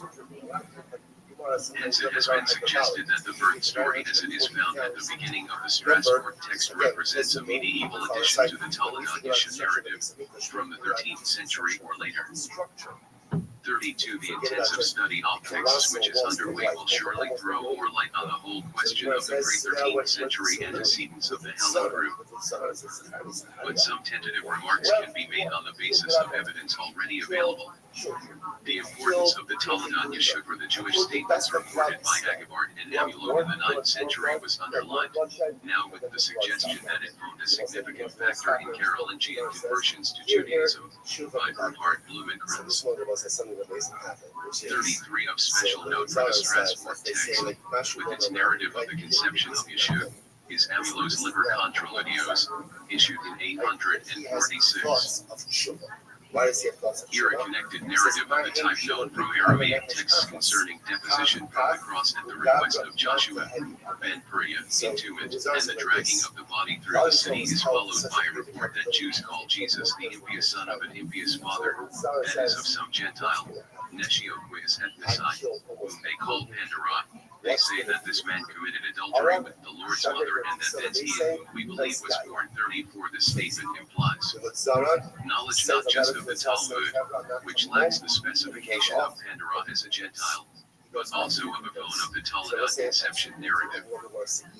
In the context of Amulon's reproduction of a connected account of events after the crucifixion, it suggests the Talmud Yeshua of the pilot group is known from Aramaic texts, but beginning with the birth story. 35-32 Deceni, I. Evangelo del Ghetto, 33, 113, 127 to 29,218.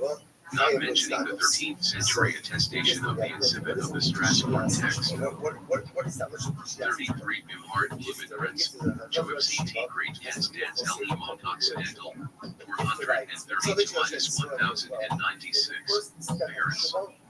Mouton 1960, 169 to 71,258.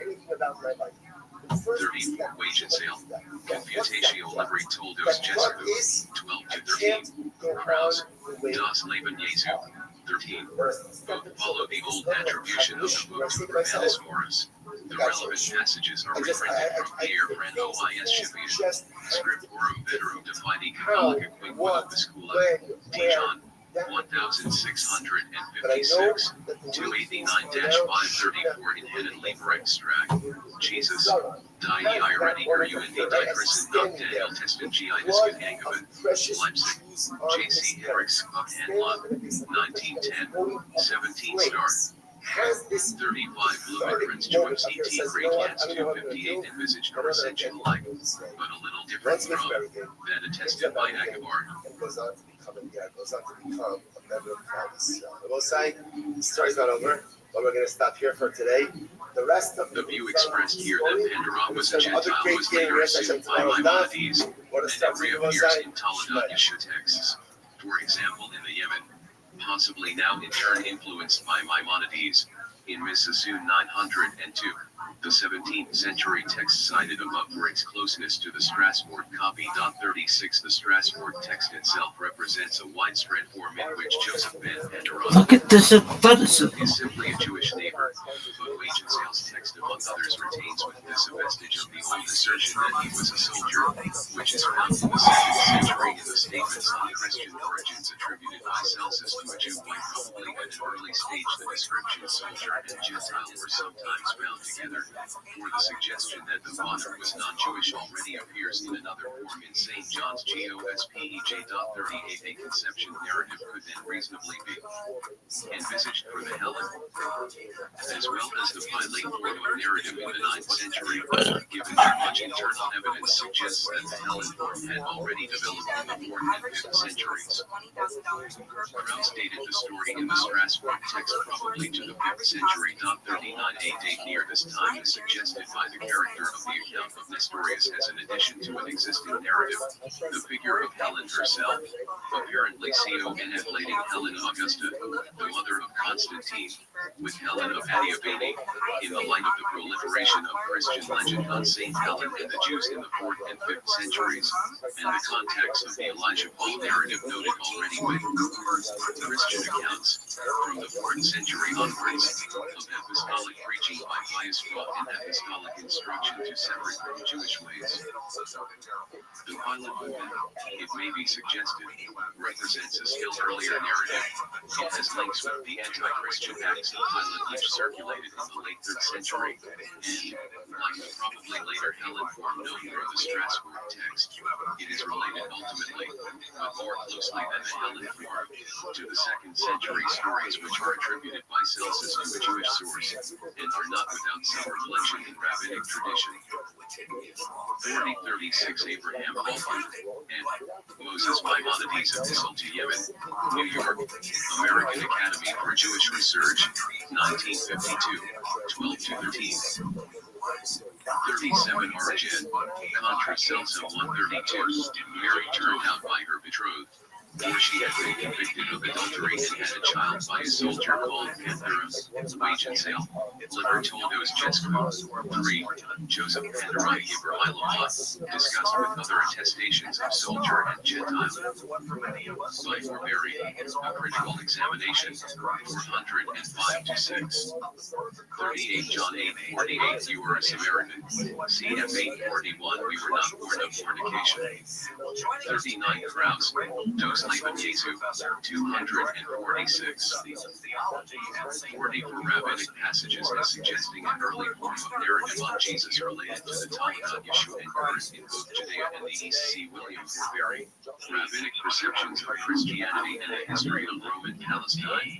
Proceedings of the British Academy 165, 2010 353-76, equals Rabbinic Texts and the History of Late Roman Palestine Reds. Martin Goodman and Philip Alexander. Observations on the Goldreich manuscripts of the Talmud Yeshua Asterisk Adina and Yahweh's recension give you an Eshur probably out well with those words. Samuel Krauss, author of the seminal work Das Leben Jesu nach Judas Jenkquillen, 1902, encapsulated the challenges posed by the Goldreich version of the Talmud Yeshua.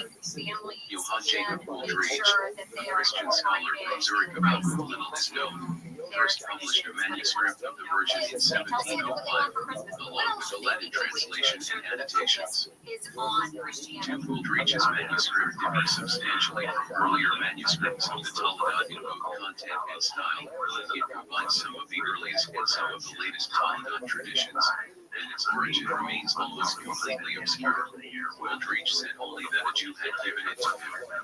Building on the work of Krauss, his colleague Eric Bischoff, and scholars recently researching the Talmud, this article closely examines the Goldreich version, exploring its unique narrative and its rewritings of earlier versions. It also offers some thoughts about dating the manuscripts. Krauss delineates some of the unique features of the Goldreich version, which this article will discuss in some detail, but, in short, there are many. It is thus surprising, at least at first glance, that the Goldreich manuscripts have not received more scholarly attention relative to the other versions. Oh, fuck this shit. Hate this bullshit. Explain this comparative neglect, including the paucity of manuscripts, the lack of significant differences between the manuscripts, which led Krauss, Ricardo de Seni, and others to believe, in my view, correctly that they are all copies of each other, and the sheer number of the similarities. This article would not have been possible without the resources of the Talmud Yeshua project. I would like to thank the attendees of the Talmud Yeshua conference, especially Peter Skiefer, who made the conference and the project possible, and Michael Mearson, my colleague on the project, for their thoughtful comments. I am also indebted to Michael for his answers to my questions while I was turning the paper into an article. I appreciate Eve Levavi Feinstein's and Janet Stein's help with my last-minute queries. I Samuel Krause, Das Leben Jesu nach GI.Disciple/N, Berlin, S. Cavalry, 1902, Repair, Hildesheim, Olms, 1977, 16. To Johann Jacob Uldreich, Wondricus, SE/ER Taladat Yeshua Hanolzrel is Lorin Jeskivi Nazarini.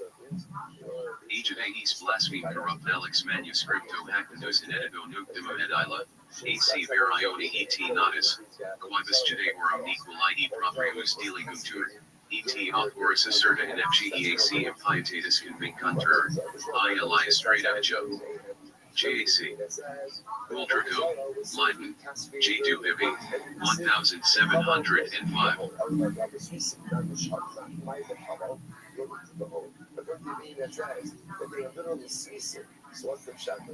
62 Adina M. Yaffe between the Uldreich version and all the others, which makes it very difficult for the scholar to put it in context.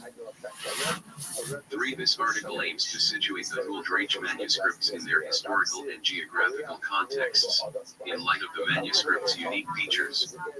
The parts of the Uldreich that reference earlier versions often echo the earliest extant Hebrew manuscripts, at least one of which is a translation of an even earlier Aramaic manuscript. But there are much later elements in the Uldreich as well. The Uldreich's description of Mary's grave is nearly identical to that in a Yiddish manuscript. Another account, about Jesus playing Paul, is similar to a story common in the latest, Slavic, versions of the Talmud. Since the author or authors of the Uldreich were familiar with some of the earliest and some of the latest manuscript traditions, the Uldreich version may be dated to the 15th or 16th century, if not even later. The Uldreich is most likely an early modem synthesis of a number of Toledo traditions, with some prominent high medieval features, and with references to microforms approximately half a millennium older than the core text. The manuscript evidence and implications for authorship. Every scholar who has attempted to catalog the more than 150 Hebrew Toledo Yeshua manuscripts has done so slightly differently and has given the manuscripts different names and numbers.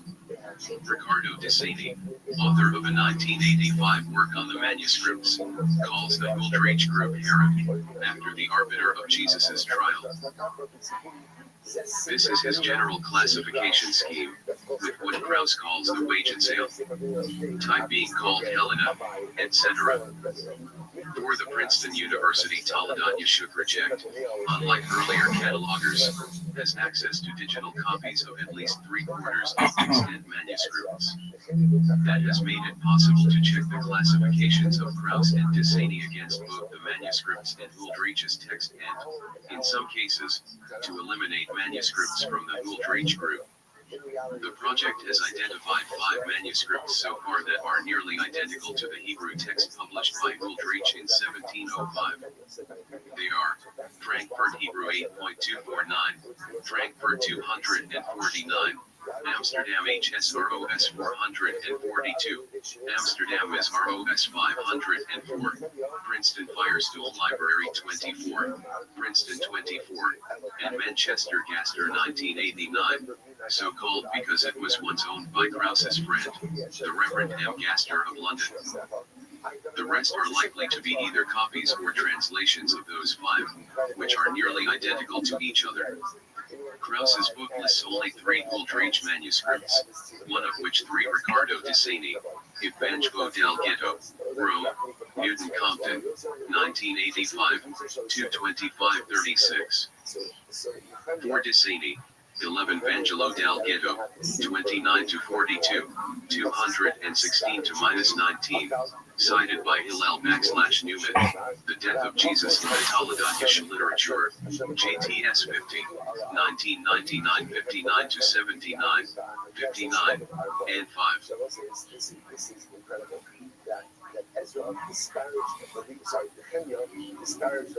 Observations on the Uldreich manuscripts of the Taladat Yeshua 63 was the text published by Uldreich. 5. Disani lists a total often manuscripts of the Herod, i.e., Woolridge, type. That number does not include Princeton 24, of which he was not aware, or Amsterdam 504, which he classifies as belonging to the Lena, i.e., wage and sale, type. Of those 10, he classifies 5 as copies of the Herod/Woolridge version and 4 as translations of it. 3 of the translations are to Judeo-German, 1 is to Judeo-Spanish. 6 citations of the text of the Woolridge manuscript in this article will be to Frankfurt 249, called 1 Frank on Disani's 1985 list, unless otherwise noted. It is the most complete manuscript of the 5, although Princeton 24 is almost as complete. Another problem with the manuscript evidence is that it's very late. 1. The manuscript of the Toledo issue that Woolridge used to publish his annotated Latin Hebrew edition of the Toledot has been lost. 8. About that manuscript, Woolridge said, in his introduction to the reader, only that he got it from a Jew. 9. He used no adjectives to describe the Jew, and he gave no indication that his source was a Jewish convert to Christianity, as were the informants of Johann Christoph Wagensale, 1633 to 1705, the other early modem Christian scholar to publish a Hebrew text of the Toledo issue with a Latin translation and commentary, 1681. Point 10. There was no Woolridge before Woolridge, that is, there are no extant manuscripts of the Woolridge type before Woolridge published his book in 1705. All of the subsequent manuscripts appear to have been copied from Woolridge's book, or perhaps from other manuscripts that were copied from it. Although Woolridge neither said nor implied that his source was a convert, the possibility that the Woolridge was authored by converts must be considered. Jewish converts to Christianity were often involved in telling Christians about the existence of the Toledot, and, as was just mentioned, Wagensale had a number 5 Kraus, Das Leben Jesu, 33 to 35. Dr. Eric Bischoff is the author of the Klassificierung der Text section of Das Leben Jesu, 27 to 37. Pages from the section will be cited as Kraus, Das Leben Jesu, page, Biscoff, dot. 6 for Disani's manuscript list, the most recently published one. Although Princeton University's Toledot Yeshu project is in the process of producing a newer one, see the Bibliographia section of his Il Vangelo del Ghetto, 225 to 36. 7. Kraus points out that this is the case for almost all Toledot Yeshu manuscripts. Das Leben Jesu 19. 8. Kraus, Ibid, 33, Biscoff. 9. Woolridge, Sefer Toledot Yeshu Hanatzri, 4R, Obsecutus Ergo 1. It progresses some /Salari Impia. Quem manuscriptum Judeo olim nactus sum. I, therefore, complied, and one guiltily undertook the impious little book, whose manuscript is from a Jew I once met. 10. Johann Christoph Wagensale, Tila Ignaceitani, Hoc est, Arcana et Horribles Judaeorum et versus Christum Deum et Christianum Religionum Libri Anecdotoi, Sunt Vero, Ar Libmani Carmen Memoriale. Libertas ac conventus honoris cognitat. Acta disputationis archgelis cum quodum Nicolau. Acta disputationis armosis nachmanities cum fratra Paulo Christiani, et fratra Raimundo Martini. Arlzadai liberchisic emuna. Libel/us toldos Jetsco/ Johann Christophorus Wagensalius ex Europe Afrasic late Brasteridos, in Loci Amprotrosid.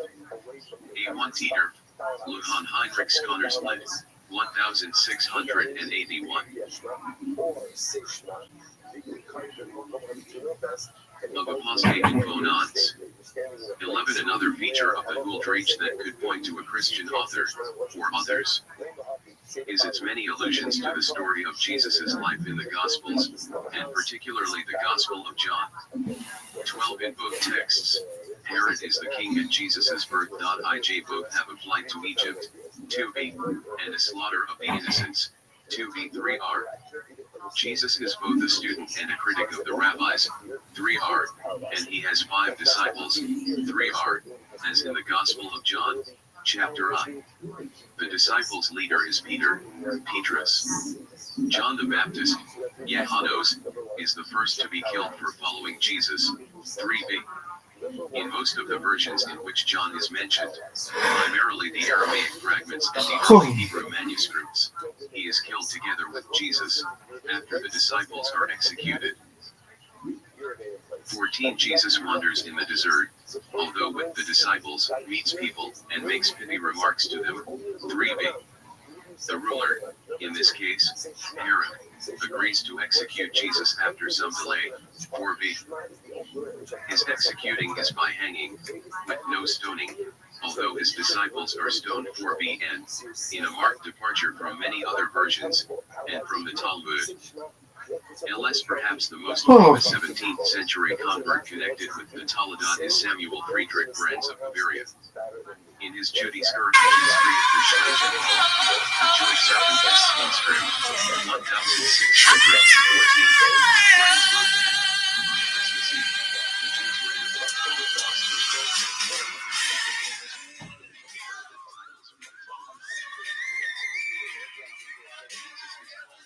Krauss believed that many Toledat manuscripts were written by converts, ViralRabbi 17, on account of what he considered to be their poor Hebrew, 16 to 17, and their utter hostility to Christianity. He cited Johann Weilfer's idea that converts manufactured the entire Toledat in order to incite Christians to harm the Jews. Krauss thought that Weilfer went a bit too far but did not dismiss his argument. 17. I think that Krauss went too far in crediting W.I. Weilfer's claims. While converts were involved in the transmission, and likely to some degree in the composition, of some manuscripts of the Toledat Yeshua, there is no reason not to see the Toledat as an internal Jewish response to the Gospels and to Christianity. 12 In the Gould Reach, Jesus is called Yeshua at his birth and then Yeshush after his excommunication. In another Hebrew Toledat Yeshua manuscripts, he is usually called Yeshua, or Yeshai, which is possibly the result of their inscription error. After his excommunication,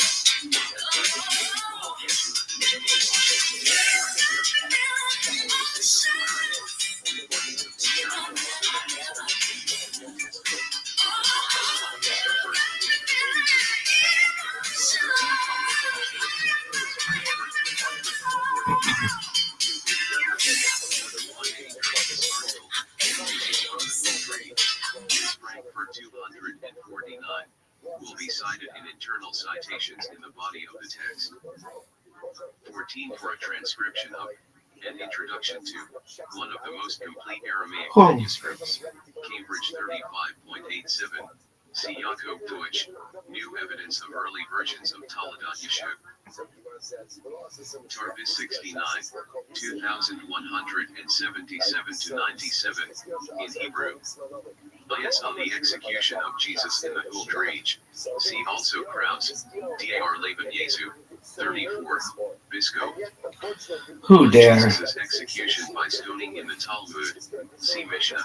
M. Sanhedrin 6. 1 and Babylonian Talmud Sanhedrin. B. Sanhedrin 43a. Quoted in Peter Schaefer. Shafang. Talmud. I got this shit. Princeton University Press. Shafang. 07. 63 to 65. 16 Elishiva Karl Bach, The Anti-Christian Element in Early Modern Yiddish Culture. Braun Lecture in the History of the Jews in Prussia 10. At Harvard University, 2002. 1 to 20. 9. Karl Bach cites Mark Shapiro, Torah Study on Christmas Eve, Journal of Jewish Thought and Philosophy 8, 1999, 319 to 53, 332 to 34.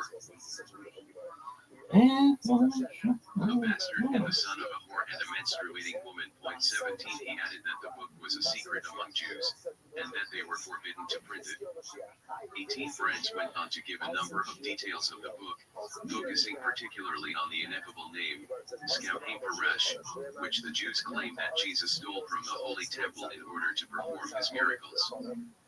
19. Bischoff, citing Johann Christoph Wolff, said that the Lost Woolridge Codex was consistent with the manuscript from which Brands, sick, in his Jihad, Issues, Schlangenball, directly or indirectly drew to who it is, therefore, tempting to speculate that Brands could have been involved in the writing of the Woolridge, but, contra Bischoff, his accounts include a number of episodes that appear in the Talmud texts of the Wagenseil and Slavic types, but not in the Woolridge. Those include Jesus stealing the name, Judah later learning the name at the behest of the rabbis, and Judah engaging in a flying contest with Jesus in which Judah renders Jesus impure. 21. In the Woolridge, Jesus learns the secret of the ineffable name from his teacher, Rabbi Yehoshua ben Parachia. 3R. He does not have to steal it. There is no flying contest in the Woolridge, and although Judah does deprive Jesus of the power to use the name, Judah never learns the name. So Brands is not a credible candidate for the authorship of the Woolridge. Perhaps another convert, or a group of converts, wrote it, but there is another, more tantalizing, possibility, i.e., that Woolridge wrote it himself. He would not be the first publisher of a bound manuscript who was actually its author. Woolridge's annotations to the manuscript, however, suggest that he could not have written it. There is no evidence from his book that Woolridge had regular contact with living Jews or Jewish converts, as Wagenseil did. When Woolridge discusses Jewish customs, he cites Wagenseil or Johannes Buxter Pelder, 1564-1629. Professor of Hebrew at Basel and author of Judenschule, 1603, rather than his own observations of, or conversations with, Jews. 22. Then there is the question of Woolridge's knowledge of Hebrew. He is a capable translator, but the author of the Woolridge was also a talented writer of Hebrew who likely had read a number of different versions of Talmud before synthesizing and rewriting them to create the final manuscript. Woolridge's annotations do not appear to be the work of a talented Hebraist. There is very little 11 Samuel Friedrich Brands, Giedisker ab Gestri of der Schlangenwald, 1680 ed. Reprinted in 10 hand Wilfer, Judaica ad examen revocata, Andreas Perseus, 1681. 18. The Talmud Yeshua status as a secret book made it both suspicious and tantalizing to medieval and early modem Christians. Attribution of Secrecy and Perceptions of Jewry, Jewish Social Studies 2, 1996, 115-36. 19. Brands, Giedisker ab Gestri of der Schlangenwald, 2. 20. Kraus, Das Leben Jesu, 33. Bischoff, citing 10 hand Christoph Wolff, Bibliotheca Hebrea, 11. Oh, man, I'm fucking yawning like a motherfucker. Codex Woolridge's, Ivory and Steinman, MIT Demmis, AUS Dem Brands Insanum Lion Schlangenwald, Direct Motor Indirect SCH6PMTE. 21. Brands, Giedisker ab Gestri of der Schlangenwald, 2-3. 22. C. E.g. Woolridge, SE/ER Taladat Yeshua Hanatzri, 3. Annotations 1 and 2. Hebrew in them, and his statements about what the Talmud says could have been taken from Wagenseil, Buxter, or an author of a Latin compendium of Talmudic statements about Jesus. Such compendia circulated in the early modern Western European scholarly world. The picture of Woolridge that emerges is one of a fairly conventional, early modem scholar, with good Hebrew and Latin, who sprinkled his notes on the Talmud manuscript with references to the many books he read. 23. Nowhere is the creativity or linguistic skill of the Woolridge author evident. With the existing evidence, Deeper therefore, than the identity of the author or authors of the Huldreich remains a mystery. Preliminary efforts at dating the Huldreich, despite all of these difficulties, it is possible to date the Huldreich, at least approximately, by gleaning clues from close readings of the manuscripts. A significant portion of the manuscript seems to have originated in a high medieval, Western European milieu. The manuscript's echoes of other Western European manuscript types, including the Wagensale, Durasi, and Slavic, and, in one case, a Yiddish version, indicate that the Huldreich is an early modem creation comprised of disparate elements from a series of Toledat Yeshu traditions. Krauss suggests an origin date of the 12th or 13th century. 24 during Jesus' trial, the Sanhedrin in Jerusalem sent letters to the community of Hormizah or Jermiza, also known as Hormizah, in the land of the Caesar, the Eretz Kisra. The community advised against the execution. In the High Middle Ages, a number of Jewish communities, including Worms and Regensburg, had letters that their leaders claimed proved their long-ago opposition to Jesus' execution. 25 Krauss thus argues that the city of Wormisa must be Worms, Germany, in the Holy Roman Empire, a city that did not even have a Jewish community until the 10th or 11th century. 26 is conclusion. 23 on early modem bookish learned culture, C. and M. Blair, The Theater of Nature. Gene Bowden and Renaissance Science, Princeton University Press, 1997, 49, 71, 96. 24 Krauss, Das Leben Jesu, 13th century, 247, 12th century. As Sid Zieleman has pointed out, even within Das Leben Jesu, Krauss demonstrated a fair amount of equivocation. Regarding the provenance of the Huldreich, Nope. he admitted thinking, No. in large part because of its wretched, Hebrew, that the text had been created by a Christian or Jewish renegade. 16.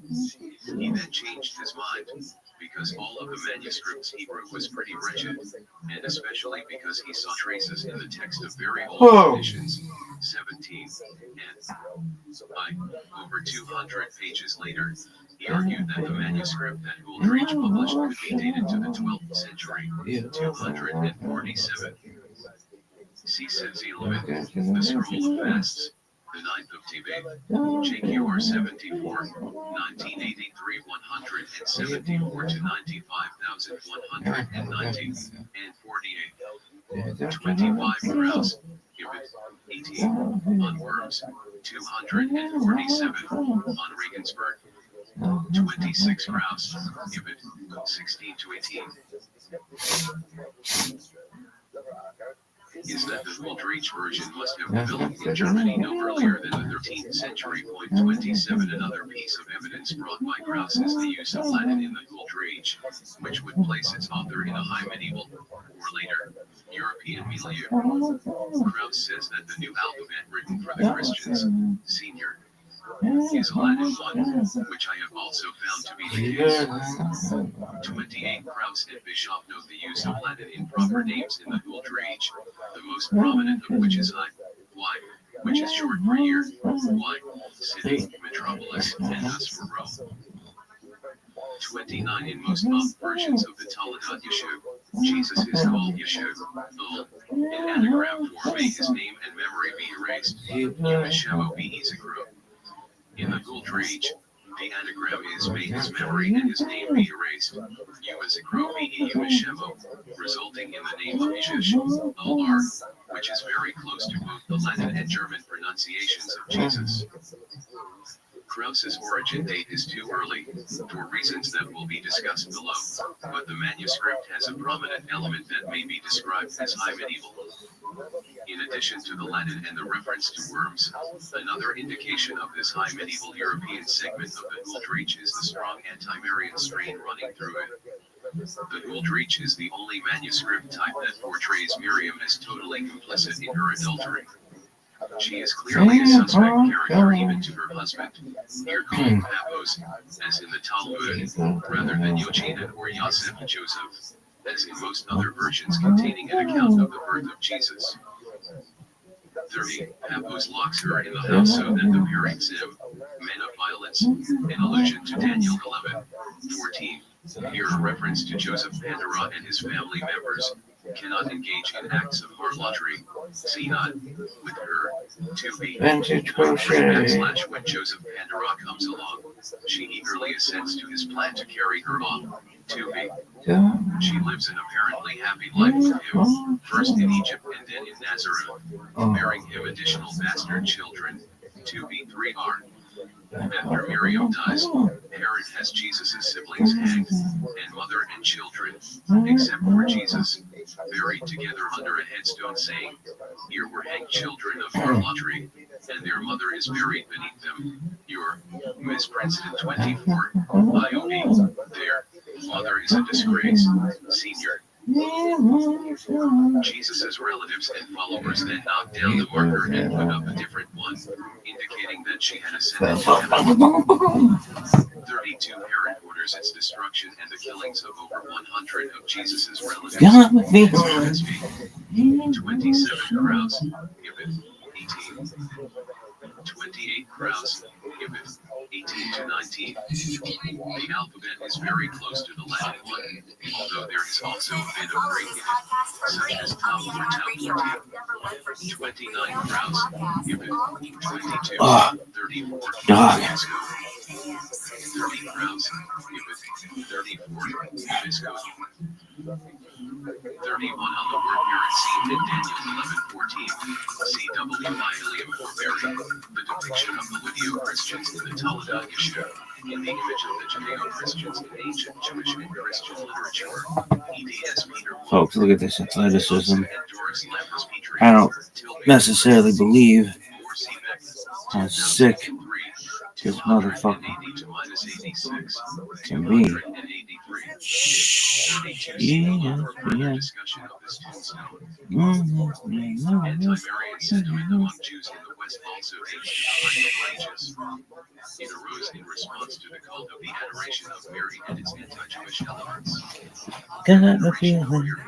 Which was visible in the doctrine of the Eastern Church as early as the 5th century, became increasingly vibrant in Latin Christendom in the 10th and 11th centuries and reached its peak in the 12th, especially in France. 33. Peter Schaeffer has traced a number of popular Eastern Christian stories of Jewish maltreatment of Mary to the West. While the stories were initially the province of monks and lay Christians with the means to buy illustrated ways of hours, they soon reached a wider audience by being represented in church windows. One account of the Jews attempting to disrupt Mary's funeral and knock her body to the ground was depicted in stained glass in the second half of the 13th century in southwest Germany. 34. Another story, in which Mary saved a Jewish boy who was thrown into a furnace by his father after taking the Eucharist, appeared in stained glass church windows in France as early as 1241 and in England.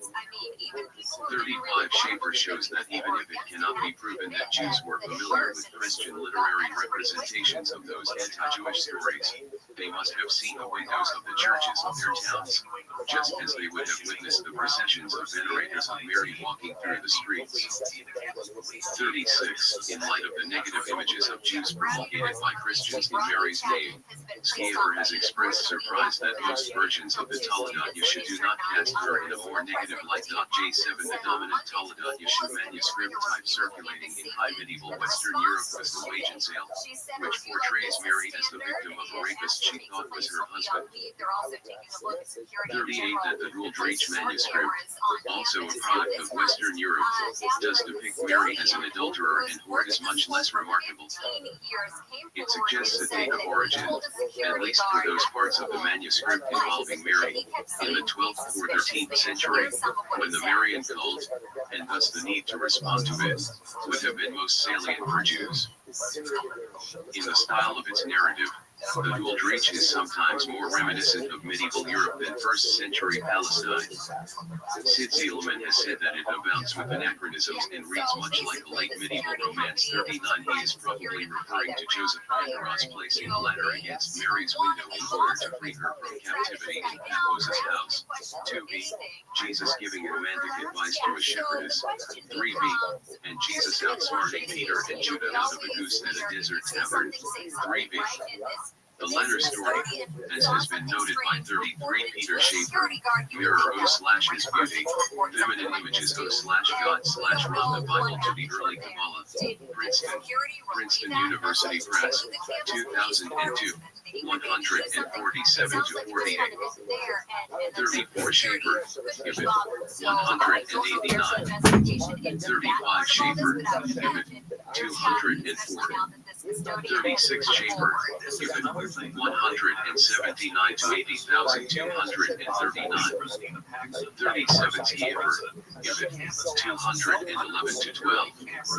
38 on the prevalence of the wage and sale. C. Krause, Das Leben Jesu, 27.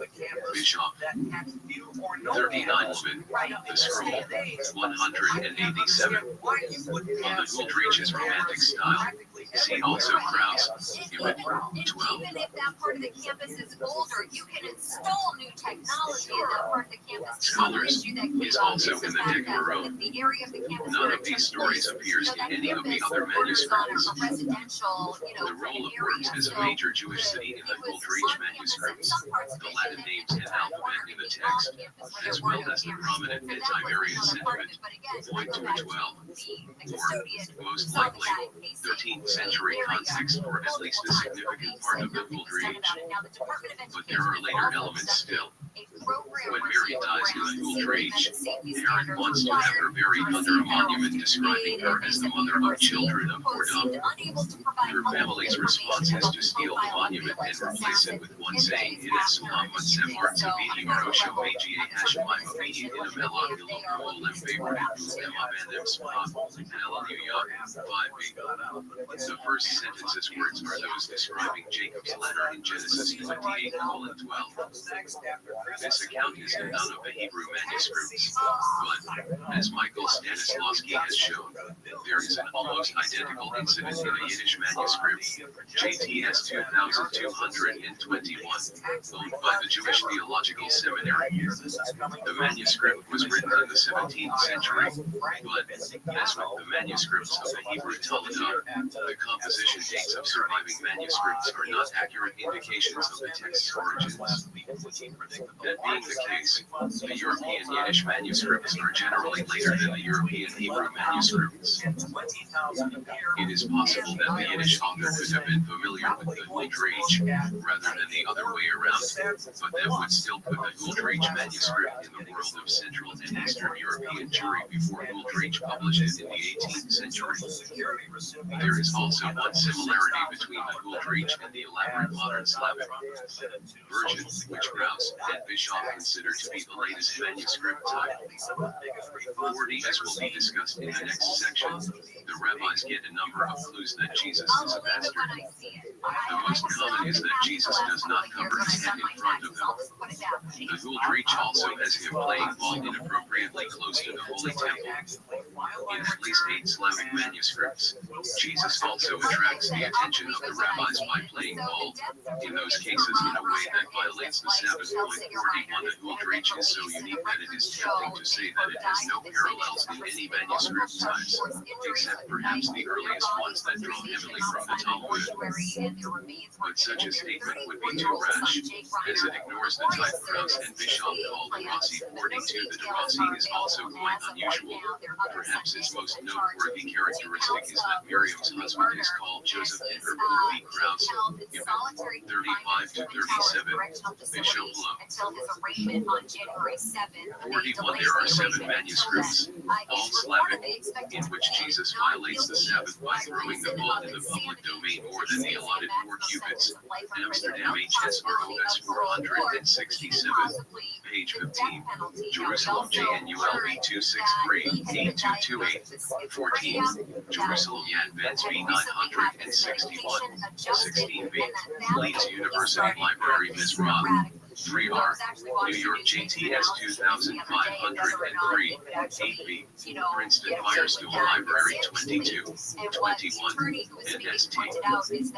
Petersburg 01244. 1IR. Jerusalem JNULB 242 to 865. 4B. Also has him throwing the ball in the public domain but just says that he threw it too far. 42 Kraus. Das Leben Jesu. 31 to 33. Show Right. There were also reports that somebody wanted to call 911 and that couldn't stop them, so there was just a lot of terribly tragic rather than the other way around. The de Rossi's narrative, while not precisely echoing the whole reach, at least contains some similar elements. 43. The de Rossi also mentions Herod, in addition to Tiberius Caesar, as one of the rulers that Jesus has burned. 50R. In the de Rossi, Jesus learns magic in Egypt. 60R. After he loses the power of the divine name. 57B. In the Ultra-Age, he spends his childhood in Egypt before learning Sod Shem Hebrews in Jerusalem. 3R. The figure attempting to split the Judeo-Christians from the Jews, called Elijah/Eliyahu in the de Rossi, aims to separate the two peoples linguistically as well as religiously. The main thing that Jesus wants from you is for you to separate from the Jews, in Torah, in language, Bijachon, in community, in Sabbaths, and in festivals. 65b. Eliyahu does not specify how this should be done and does not offer an entirely novel alphabet, as Shimon Hakelbus does in the Ultra-Age. 5R. But the theme of linguistic separation appears in both versions. Dating the de Rossi is beyond the scope of this paper, although Krauss considers it earlier than the Ultra-Age. Episodes only has 2.3 million views and about 230 comments, 1,000 likes, and 20,000 dislikes. And I'm not saying anything definitive here. I'm saying the same thing the comment section is saying. A lot of people are openly questioning what's going on. To be very clear, I'm not accusing anyone of scamming sponsors or doing anything illegal, but some sponsors pay based on views. So if views are being artificially inflated, then the sponsors are the one taking the hit. I'm not saying she is doing this is all hypothetical. So I spent the last week watching some of the most viewed recent episodes, and I pulled what I can only describe as the highlights. So you can decide if the views are bought or if Whitney Cummings' podcast is just that good. So let's start with one of the last podcasts to feature a guest. Whitney looks like she is on more than just energy drinks and doesn't understand that she is terrifying Grace O'Malley. Believe when people are late, it's their way of being famous. I did not know where the studio was. I don't think you were late today. I was a little bit late today. I was a little bit late today. Who cares? What? So when people are late, you know how to get there. You know how to get there. So you're an adrenaline addict. You want to be famous, and you want attention. And it's fine. I am all of those things too. But I don't bring someone else's time into it. To me, when someone is late, I'm like, I would literally rather you show up on time and spit in my face than be late. That's difficult. Steal my money. Steal it. Come, take my wallet, run out, never speak to me again. Steal something I can't get back instead of my time, which I can't get back. And that's got to be hard living in New York because nobody gives a fuck about your time in New York. I mean, sorry. So yeah, LA. So we'll Zoom. If you show up late at this point with me, we'll spend the entire time talking about your time management issues. We will spend the entire time just a full job interview of if we can move forward as friends. Because I'm trying to understand why you think your time is more important. When you show up late, you're basically just saying my time is more important than yours. Because there's no one else on the road. What do you think? I just took a helicopter here? You think that I wasn't in the same traffic as you? Yeah. You gotta pull it together. Or you want attention. You want me to pity you. You want me to think you're busy. You want me to think you're busy. Revelations of Andy. Takes down the decorations 2 days after Christmas. Like that. Believe me, bots. Buying bots is almost as bad as taking blood money from owners. No way 2.3 million people watch this person complain. What's hilarious is how jacked up Whitney is in this episode. And I'm not assuming anything beyond the obvious. It looks like energy drinks, but with a dash of hyper-focus and Erica Kirk eyes. Meanwhile, poor Grace O'Malley is sitting there thinking she's being scolded for showing up late, when in reality, Whitney has completely lost awareness of what's even happening in the room. She doesn't seem to realize she's actively stressing out her guests. And that's this whole podcast. Whitney just rambles about topics that have been beat to death. Truly riveting stuff like how people being late makes her lose her mind, or how she hates when people's texts aren't grammatically correct. It's like also when people text like Y instead of yes, it's like, you know what? It's like the letter Y. You just don't text me at all. Text me when you have time to respond. I'll throw my phone across. The letter Y. I'm not rushing you. I'm not rushing you. She sent me a text. Here's the other thing. What is text full of typos? Where you just fire off 9 texts, fix it, 9 fix it. Just read it before you send it. Take a gander at the text you just wrote. Okay? You can't just fix it. In emails, why do you reread an email before you send it, but not a text message? Can anyone just have a modicum of pride or dignity anymore? Does Whitney have a fan blowing in her face for dramatic hair effect? Whitney is geeked, absolutely lit. I'm not trying to be mean, but she seems geeked and it's giving me so much anxiety. So I know this is a difficult watch, and you're probably barely hanging in there, but just stick with me for a minute longer. Now I want to talk generally about how buying views can hurt on YouTube, not about any one person specifically. The first way is the shady way. You pay some sketchy website that has a warehouse full of phones or computers running on different VPNs, just looping your video over and over again. That's straight up against YouTube's terms of service, and if you get caught doing that, your channel can get kicked out of the YouTube Partner Program. And honestly, I don't think that's what's happening here.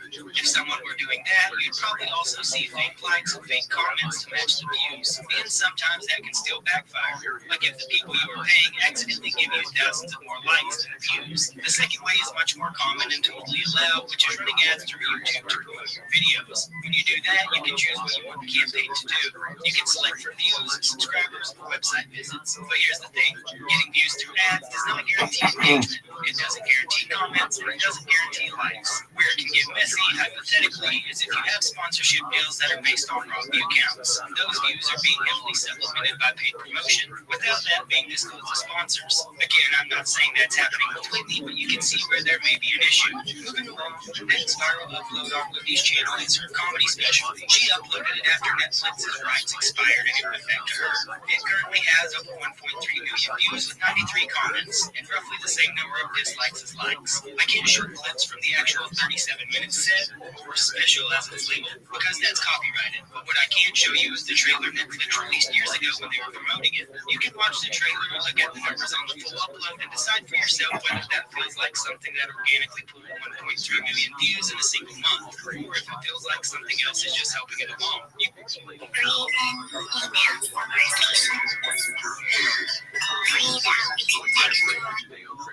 be the judge.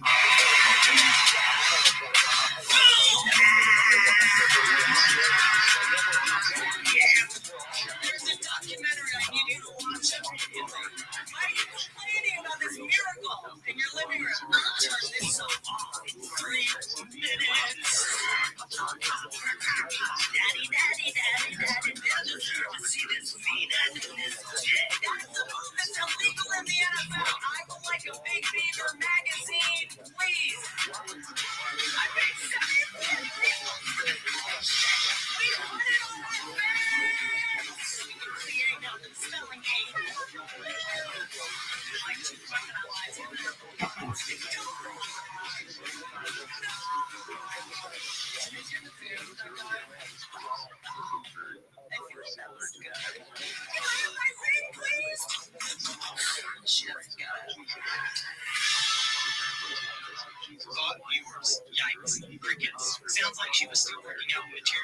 not have been a special yet when he responds. So you might be asking, why does 93 comments and about 1,000 likes matter on a video with 1.2 million views? Because engagement scales with views. It's not perfect, but it does move in the same direction. If you compare my videos on my own channel with similar views, like Shane Gillis versus Nikki Glazer, it has around 17,000 likes and 3,600 comments. Another one, comedian Joe Rogan for not understanding comedy, has about 24,000 likes and 3,200 comments. And those videos have far fewer views. The point is, as views go up, engagement usually goes up with it. But when you see 7-figure view counts paired with double-digit comments and barely any likes, it's unusual. Which brings us to the next viral podcast. This one over the last 2 months has racked up 1.7 million views. And to be fair, this one looks like it actually has some real engagement. Roughly 1,000 likes to 14,000 dislikes. Albeit the haters really showed up to bash her as she just performed at the Real Comedy Festival. Which is still not great, but at least it's something. Humans were clearly involved, but I don't know about 1.7 million views involved. Now just for comparison, and to really show how dominant Whitney suddenly appears to be in the podcast space, these are 8 Joe Rogan podcast episodes from around the same time period, also about 2 months old. And Whitney's episode has nearly double the views of any of them, which is impressive seeing how Joe has about 20 million more subscribers. The cringiest part to me is that she is clearly trying to replicate Tim Dillon's cadence, but swapping out the funny part for just noise. Just an endless stream of thoughts about nothing. I'm going to say it. I find TikTok helpful. I've said it. I've learned a lot. I follow a girl who tells you why certain things are in fashion and like how corsets were invented. It was, yes, of course, corsets. The main point was to make sure women were as much pain as possible, make them look as thin as possible, and probably to make sure they didn't look on moms, if you know what I mean. But also it was to save them from random stabbings, because men would just walk around with swords back then. There have been times in history that are worse than this one, and TikTok reminds me of that. What bigger service can an app deliver you at this point, right? You know, makeup. I was watching this thing on TikTok. Makeup was used to hide skin sores and scars. That's why it was invented. Like leprosy and lead poisoning. Yet makeup was also made of lead. You see, every generation had to deal with a level of cognitive dissonance that are making the aliens rethink coming to study us all. That's truly, they're like hovering and they're like, what? They drink fluoride? But like, huh? The thing that goes on their teeth. The point is, they will make it to conceal their litany of illnesses, whereas now we just use it to conceal and exacerbate our mental illnesses. I'm learning a lot. I've learned more about narcissists from TikTok because here's why it's so genius. It's the best way to learn because you'll see that there is talk. Parts of the section remain in Aramaic. ST. Petersburg 274, like almost all of the rest of the Hebrew manuscripts, also has other sections not in the Aramaic fragments, such as the birth story of Jesus. The birth story, in which Miriam is raped by the wicked Joseph while her husband, Yochina, is at the house of study, Bet Midrash, takes place during Herod's reign, 21b. But the interrogation of the disciples is also approved by Pilate the governor, Pilatus Hegemon, 24r24b, a key figure in Jesus' interrogation in the Aramaic fragments as well. The two different rulers in St. Petersburg 274 and the text switch from Hebrew to Aramaic and back again both reveal that St. Petersburg 274 is a transitional text between the Eastern and Western versions. Thinking about one of the videos that I made recently, and I was busy thinking of fun stuff, and I wasn't so focused on halacha. Yeah, you heard that. Why not? Anyway, and halacha is so important to me. It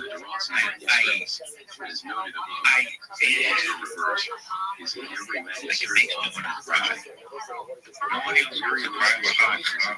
Nobody else studies halacha in the bathroom all the time. But there are going to be people out there who are like, forcing himself upon her, since she is masturbating and will not violate the rules of her sexual conduct. I know I'm There is only one ruler, but halacha is like further described as the what's so important to me, and Jesus' disciples are called Parisiim, in allusion to Daniel 11:14, but they are only very rarely named, and they are not executed as a group. It is a bit surprising.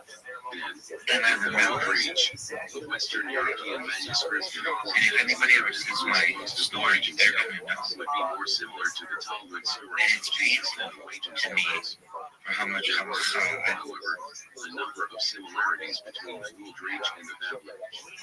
Miriam is a hairdresser in both the Babli, Shabbat 04B, and in the Uldreich, 2B.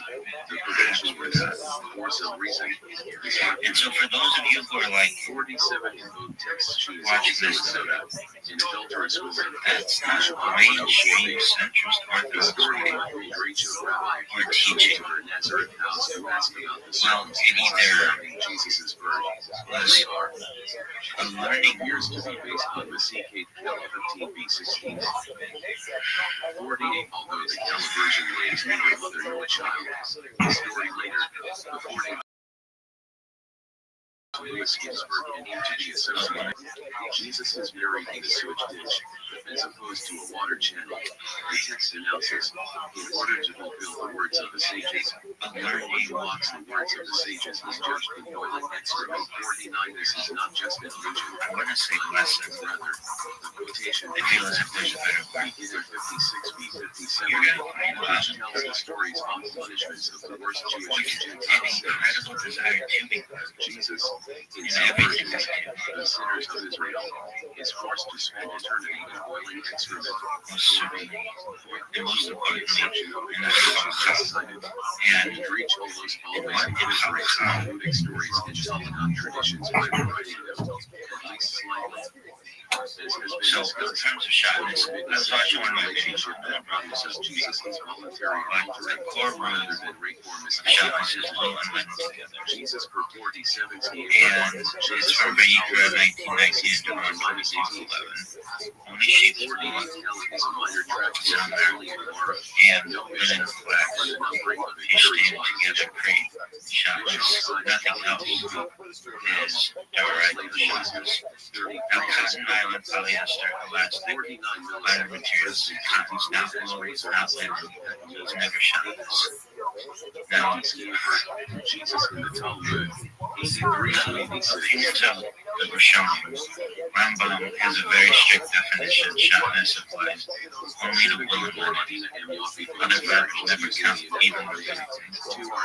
Rashi agrees with Rambam on the definition, emphasizing actual physical enjoyment. Rosh he learns slightly more cautious, accepts the Torah definition of limited to linen, but emphasizes repetition. At the end of the day, capture him not by depriving him of a name, we'll figure it out. by tricking him into drinking the waters of forgiveness. In the beginning, They shock him up, or not by ritually contaminating him or cutting the parchment containing the name out of his body.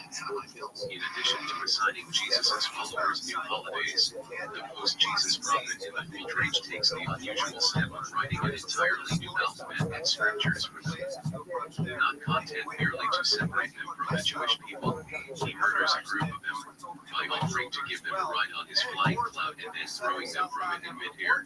Senior. In order to show how the Uldreich rewrites texts and traditions, two brief, adjacent sections of the Uldreich will be analyzed. Of all the sections in the Uldreich, these two are closest, in terms of wording, to comparable sections in the other versions. Jesus uncovers his head, and the rabbis declare him a bastard in nearly every Western European Taladat Yeshua manuscript. From the wage and sale onward, one of the ways in which Jesus reveals that he is a bastard is by ignoring the custom to cover his head in the presence of the sages of Restream. He does this not by accident, but rather purposely and arrogantly. In a fairly typical wage and sale manuscript, Harvard Hood Library, Miss S7, the story goes as follows. One day, the boy passed before the Sanhedrin in Jerusalem, and it was the custom in those days that everyone who passed before them would cover his head and kneel and bow to them. And this boy, when he passed before them, uncovered his head and, insolently, bowed to his rabbi alone. And everyone answered and said, Since he is singularly contemptuous, one may deduce that he is a bastard.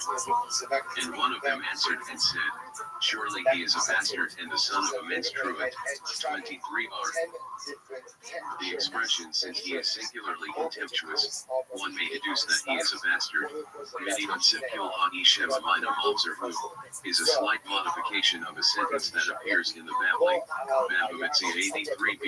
Since he is singularly contemptuous, one may deduce that he is a wicked man. The motif of the rabbis concluding that a young boy is a bastard and the son of a menstruant based on whether he covers his head is in the Sikhet Kala, LSA 16b. The Mamzer version of the quote, with or without the Galich 80, is in nearly every Wagency manuscript, as well as in the Slavic manuscripts YSI Kraus, Das Leben Jesu, 35 to 36. Bischoff. The analogous Waldreich passage is slightly different. Jesus does two things to convince the rabbis that his legal status in the community must be suspect. First, he plays ball near the temple.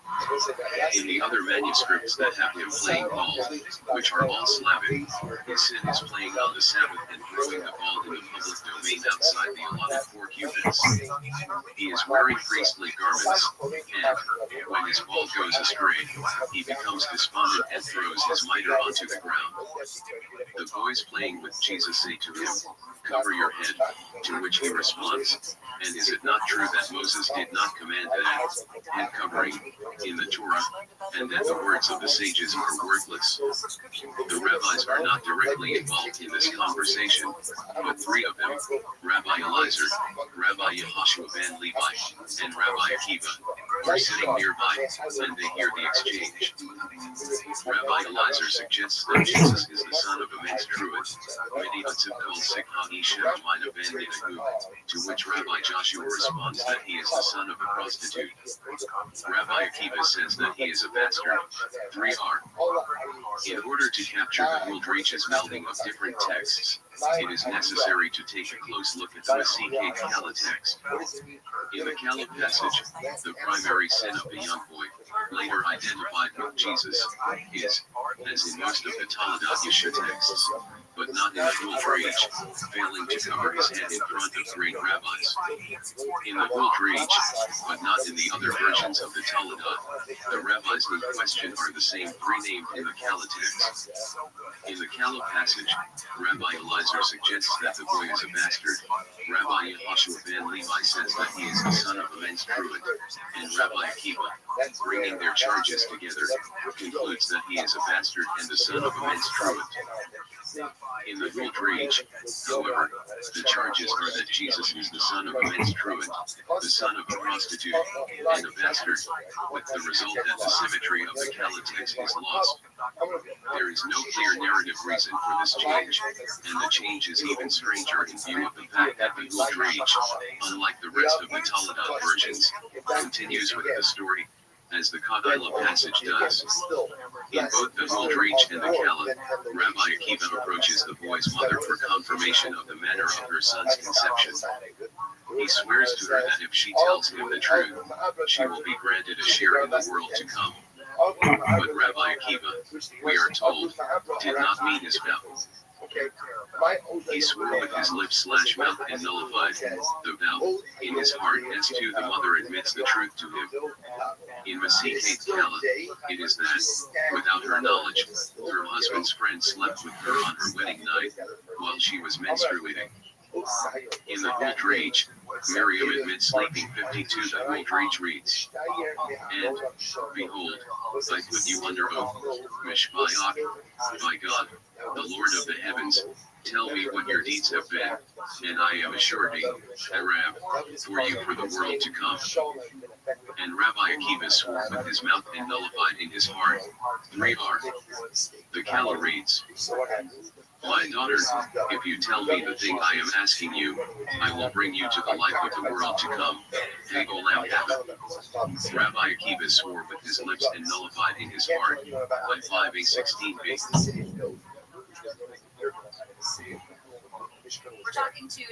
With another man without divorcing her husband. The Multistream text is more elaborate than the short Caleb passage. Rabbi Akiva goes to Nazareth and talks to Miriam, who has changed her name to Karahah, a play on the word for ball, which Jesus soon will be, because of me will live.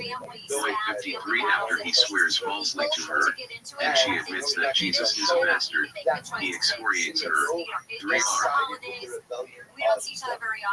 For this section, then, the Multistream weaves together three texts: the passage from the Babli, Babamatiah 83b, which appears, with the substitution of bastard for wicked one, in most Toledo manuscripts, the account of Jesus not covering his head in front of the sages, leading them to conclude that he is a bastard, which is in the Sikate Kala and also in most Toledot manuscripts, and the longer Kala narrative of Rabbi Akiva securing confirmation of the fact that the boy is a bastard from his mother. It also adds new material, Jesus dressing in priestly clothes and the story of Rabbi Akiva's visit to Nazareth. The result is an account of the discovering of Jesus' status that is similar to, yet also noticeably different from, the dominant one in the Toledot Yeshua manuscripts. H. The words of the sages are worthless. Jesus and Moses, after being urged by his peers to cover his head, Jesus replies, and is it not true that Moses did not command that head covering in the Torah, and that the words of the sages are worthless? 3R. I love these people. One of the strongest possible critiques of I love these people in this fucking shit. Shout out to Pamela Handle. You rock, girl. Jesus in many of the manuscripts. In most Darasi and Slavic manuscripts, Jesus critiques the rabbi's claim to having the ultimate authority over sacred texts with a clever midrashic analysis of the comparative intelligences of Moses and Jethro. Here is a fairly typical text from Harvard 2083, the Darasi manuscript, I love these which I people. cited above.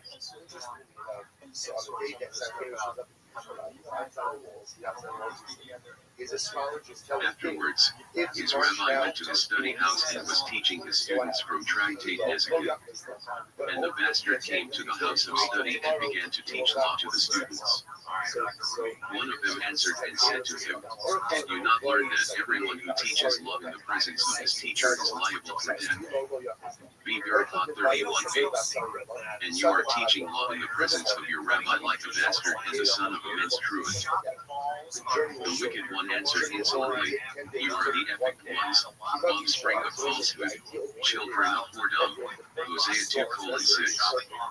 You see a book and do not know a thing about it, not who is the rabbi and who is the student, who is righteous and who is wicked, who is the scholar and who is the ignoramus. And if you have knowledge, tell me, who was wiser, Moses or Jethro?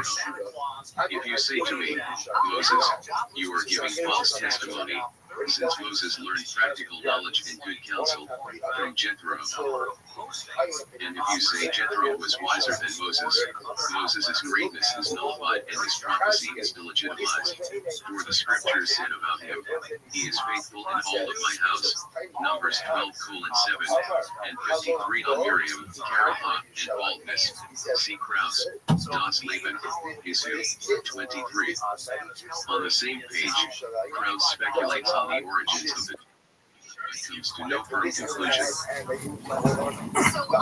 Miss Aquarius.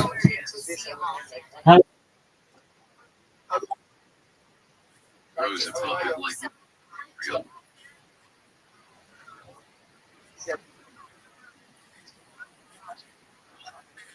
Miss Aquarius, who are you talking about? With slight variations. Yeah. Is she the young one? Okay. Oh, okay. Yeah, she's the younger one. Okay, did she call you or something?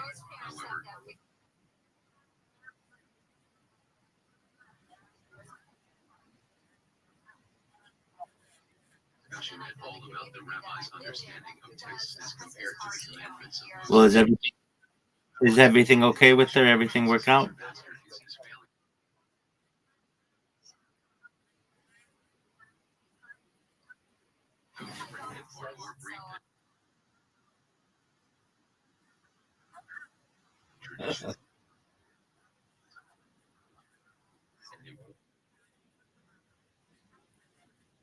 Conclusion. The Taladat Yeshuva. City of Manu. Standards of the Well, that's good. And the combination. Alrighty, man. Well, I'm sending you an invite. It's ready. It's probably explained. No need to.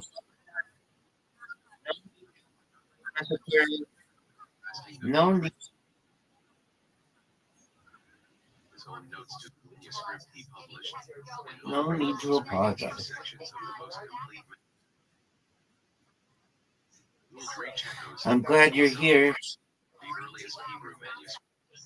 And, by extension, Aramaic. All right, let's see. Let's see you get a 300. I don't even. You can't. I think the most. I think the most that you can get is 150.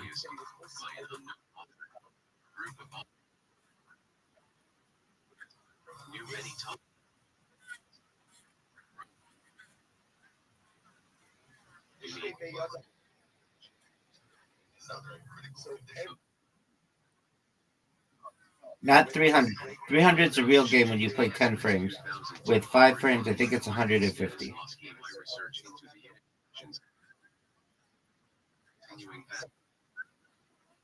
No, I don't play 10 frames. I play 5 frames.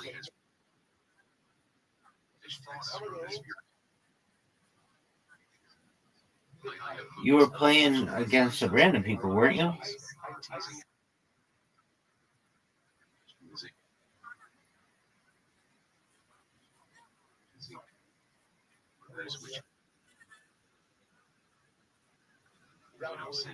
Did you win? No, I know that, but did you win?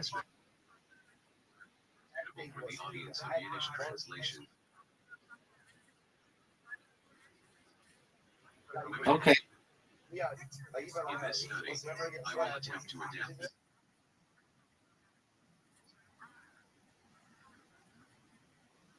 Like you from my colleague Elisheva Karlbach, who so aptly argued that deep within early modem Ashkenaz strategies of internal polemic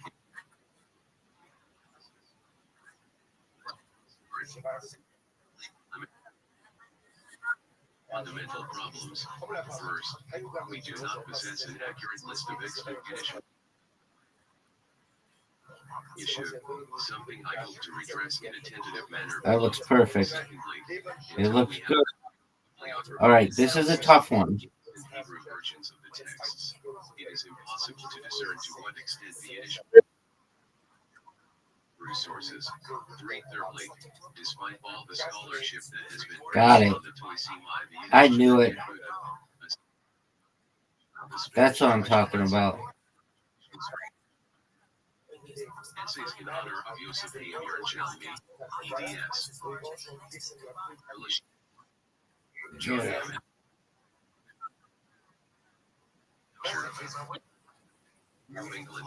I'll wait if you want to. There you go. I'll wait if you want to get in your normal space. Give it to me. Oh, come on. That's garbage. That's absolute garbage.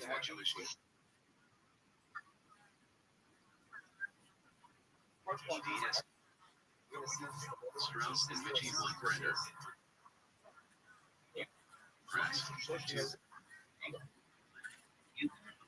Oh, more than it was looking. That's, you got 6. Perfect. Almost.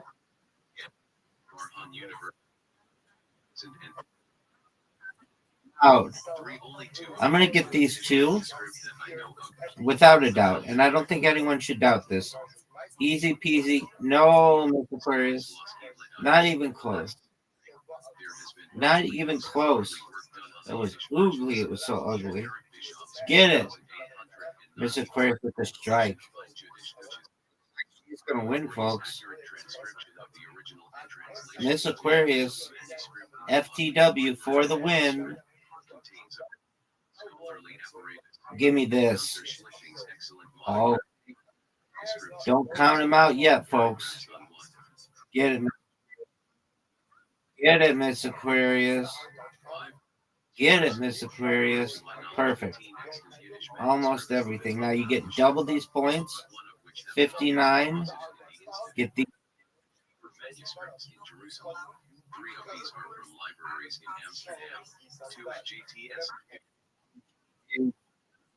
She did. Give her the win, buddy. Get it. No one. 71. Give it to me. Oh, that's garbage.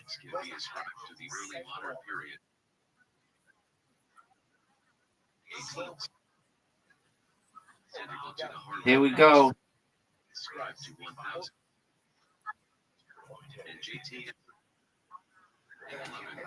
What a. I win. You win. You win. I. Wow.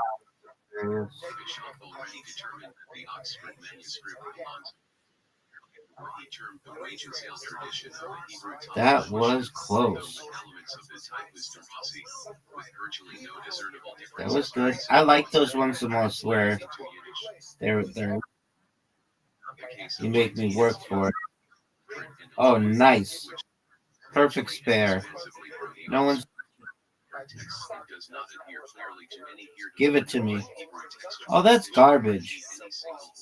Now, this is a really tough shot. Oh, how didn't I get that? And often contradictory sources from Pale, Mission, and Jerusalem 8228 are found in collections that include Hebrew versions, which they seem to differ in minor, though interesting ways. BLLT even here. I am loath to speculate about the originality of these discrepancies until Get it. It was an excellent spare, Miss Aquarius.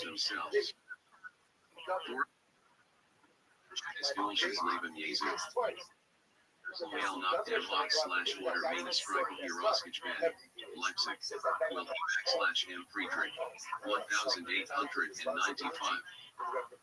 5G and Verschlichting, ein Judas CHES Leben Jesu, die Virschalin Toledolisch Passantar Union, Tyabenjan, War Seebeck, 1982, 14 to 15. 6-9, it's Get something. 211. There's no doubt. Perfect. No. I'll take it, though. That's a lot of points.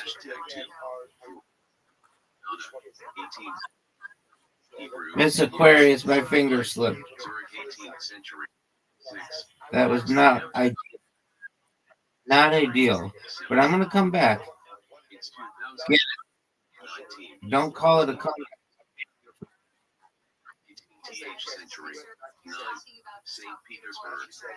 Get it.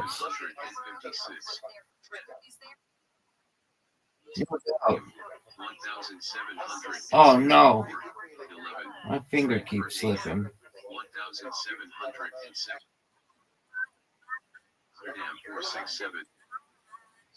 Oh no.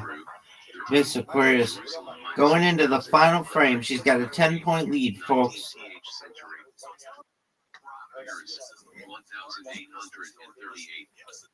Oh, that's beautiful. 1892. Preliminary study of a Yiddish life of Jesus. 81 result displays ample examples. She got it. No doubt. Those of you at home, there shouldn't have been any doubt for you either. That was amazing. Get this. Okay. For anybody, 2 pages. The Oxford Bodleian manuscript. it's over. Miss Aquarius has the W. Congratulations to Miss Aquarius, everybody. You win. I win. You win. Undefeated in bowling, undefeated in friendship. Nice job, Miss Aquarius. I hope you have a very relaxing sleep, well deserved. Enjoy your day off. You're done for the week, right? Excellent. And so you're going to be, God willing, able to get a really good sleep and enjoy your day tomorrow. I'm here if you need me. And so, God, I'm going to be chilling like I do. There are some people who've invited me to their spaces, so I'm going to check it out. And I hope my roommates have a good day. And I am going to do my best to relax and then hit it hard as we go into the weekend. So I'm excited for the ability. No. I don't celebrate. Miss Aquarius, I'm Jewish, so I don't really celebrate. So it's just kind of a normal day. Sure. I always eat. Yeah, exactly. That I do. I eat well.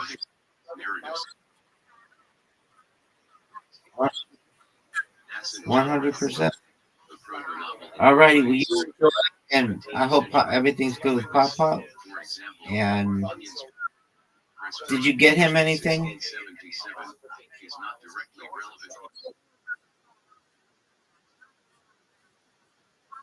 Sure.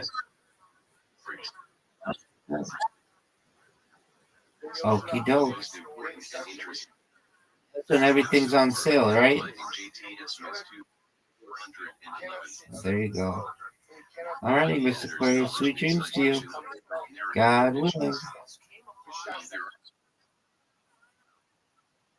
Excellent, God willing.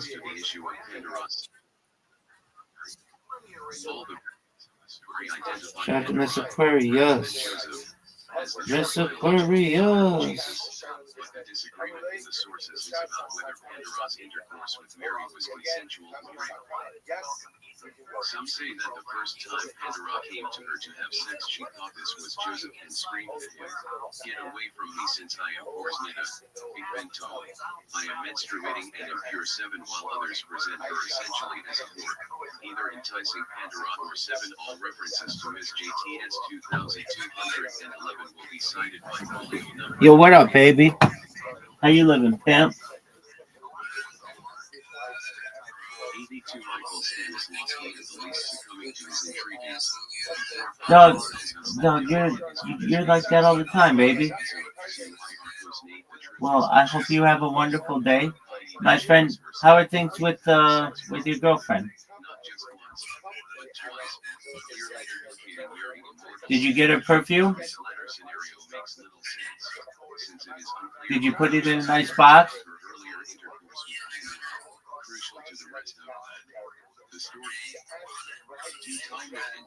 Did you ask her what kind of perfume she wanted?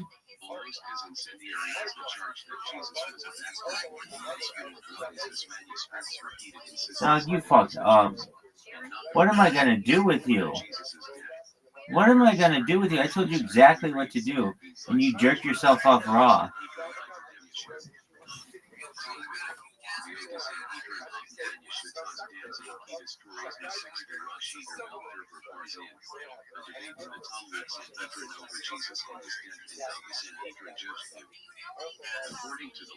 Excellent, my man. I hope everything's good with you. I hope you continue to have many great years with your girlfriend, and that next year you ask her what kind of perfume she fucking wants.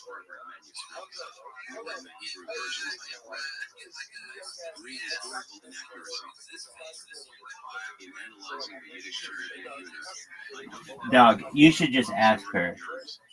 Like, ask her next week. So you just say, baby, I want to make sure I get what you want next year and I get it right. What kind of perfume do you want? And then send an email to yourself because you'll forget knowing you. Yeah, I'm sure you will. And then we'll check my email this time next year and you'll know exactly what to get her. Sound like a plan?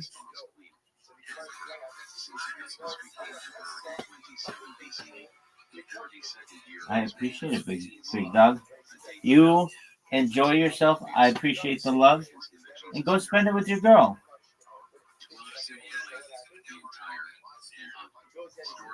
All right. So she didn't open your present yet? So she could hate this perfume. Oh, dog. Why didn't you just ask her what kind she wanted? Why didn't you just ask her what kind she wanted?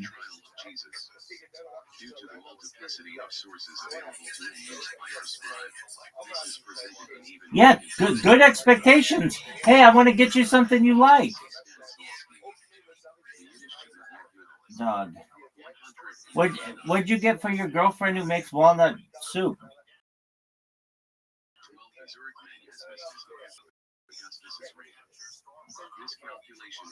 Dude, that girl's a 7.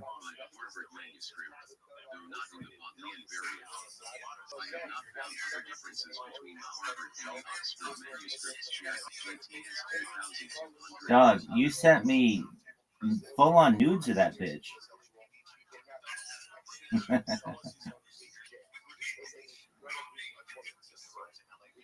Dog.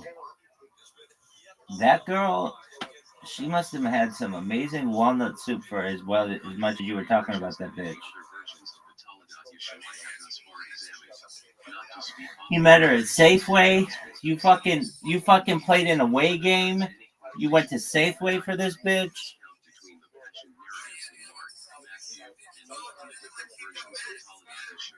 Yeah, with good fucking reason. With good fucking reason. Dog, I was mad at you. Why didn't you tell your girl?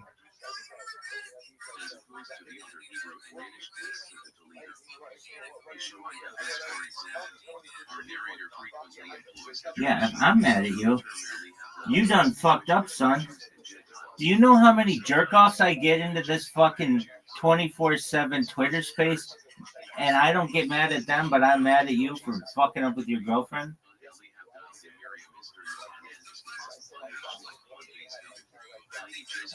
So, no, you didn't do anything that I told you to do. Did you put it in a nice box?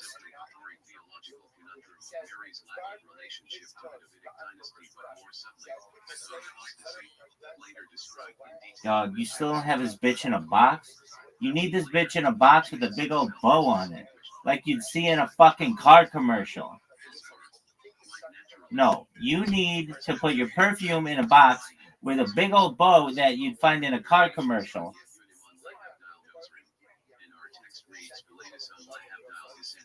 Dog. Do I have to say this to you again? This motherfucker's jerking himself off raw.